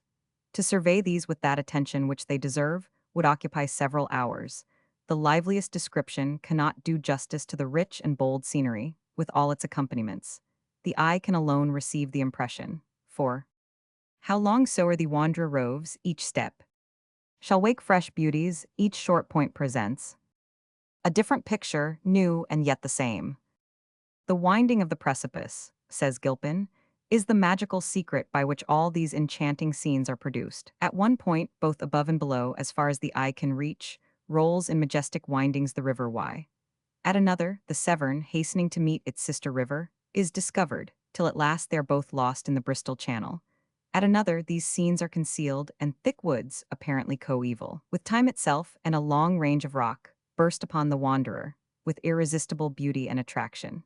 The occasional recurrence also of the rude beach, overshadowed p. 325 by some umbrageous tree, and concealed from the steep precipice below by thick underwood, allow only glimpses of the surrounding scenery. I have thus brought my tour to a conclusion, a tour which has been productive of much amusement, and I hope not entirely devoid of advantage. It only remains, therefore, for me to add that the 2 friends, having completed a pedestrian circuit of near 800 miles, parted with mutual regret, jointly exclaiming, "Cambria, as thy romantic vales we leave, and bid farewell to each retiring hill, where fond attention seems to linger still. Tracing the broad bright landscape, much we grieve, that mingled with the toiling crowd, no more. We may return thy varied views to mark." p. 327 Sonnets. Sonnet I to Friendship. Addressed to the companion of my tour. O balmy comfort through this varied maze of life, thou best physician to the breast, with deep afflictions venomed sting oppressed. 1,000 arts, 1,000 winning ways are thine to smooth the rugged brow of care, and mitigate misfortune's keenest hour. Yes, partner of my Cambrian tour, friend of my heart, how gladly do I share thy confidence, whate'er my part may be, hereafter on this shifting stage of life, this busy theatre of jarring strife. May health and happiness attend both thee and thine, on one thy heavenly guardian trust, nor doubt protection, all his ways are just. p. 328 Sonnet Roman 2. The contrast of yesterday and today. Supposed to be written on the summit of Snowdon. How gay was yesterday, no storm was heard. To mutter round thy steep, yon sun arose, with golden splendor and in still repose. Nature majestic through her works appeared. Today how changed, loud howls the hollow blast. The thin mists undulate, thy towering height is veiled in tempest and eternal night. So tease with man, contrasting prospects past, with dreams of future happiness, today. In gallant trim his little bark may glide on the smooth current of the tranquil tide. Tomorrow comes, the gathering storms display A sad vicissitude, the whirlwind's sweep, grasps at its prey and whelms it in the deep. P. 329, Sonnet Roman 3. On leaving Wales. Why bursts the tear, as Cambria now I leave?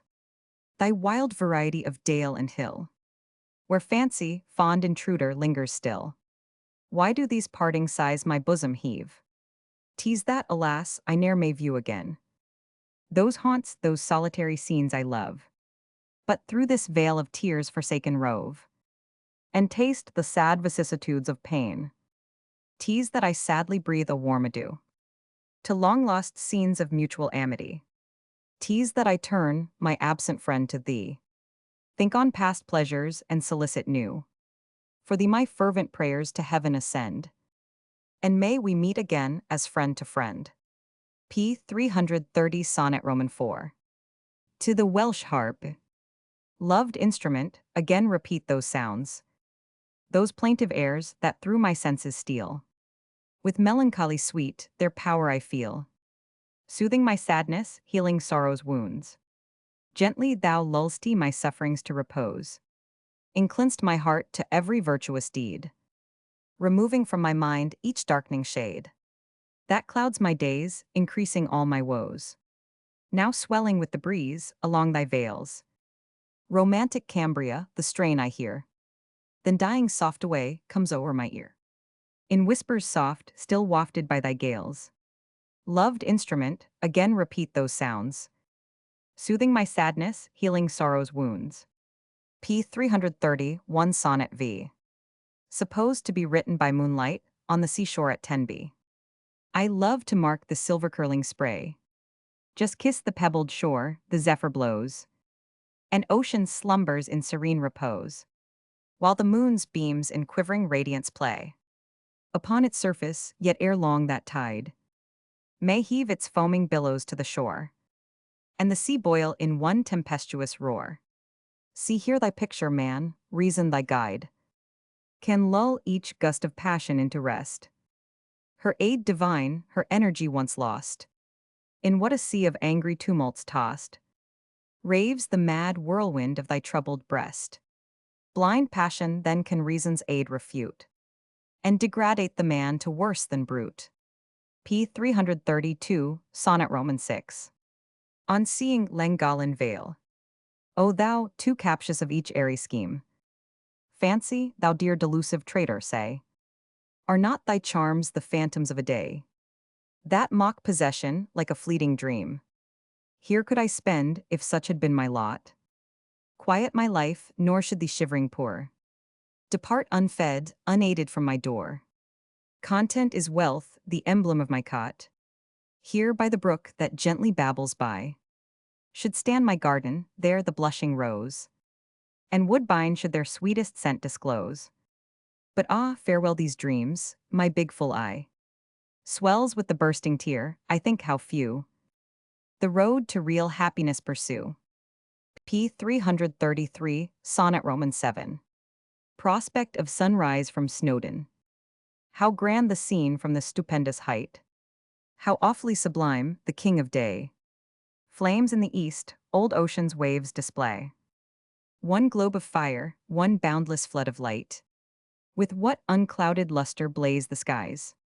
While Mona's flats tinged with a golden hue burst with transcendent beauty on the view.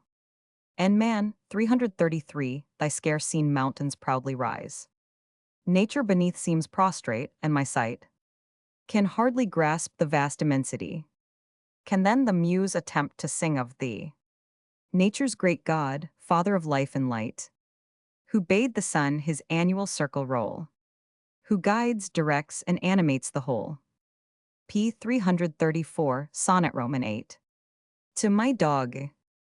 Yes, thou hast been companion of my tour, and partner of my toils, hast roved with me through Cambria's rude and wild variety, and often soothed the solitary hour.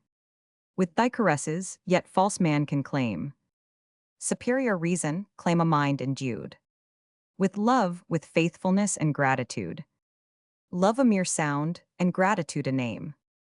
Yes, faithful creature, and when thou art gone, With fond attention shall thy bones be laid, and a small tribute to thy memory paid. In these few words, engraven on thy stone, here let in peace the faithful Silvio lie. The truest picture of fidelity,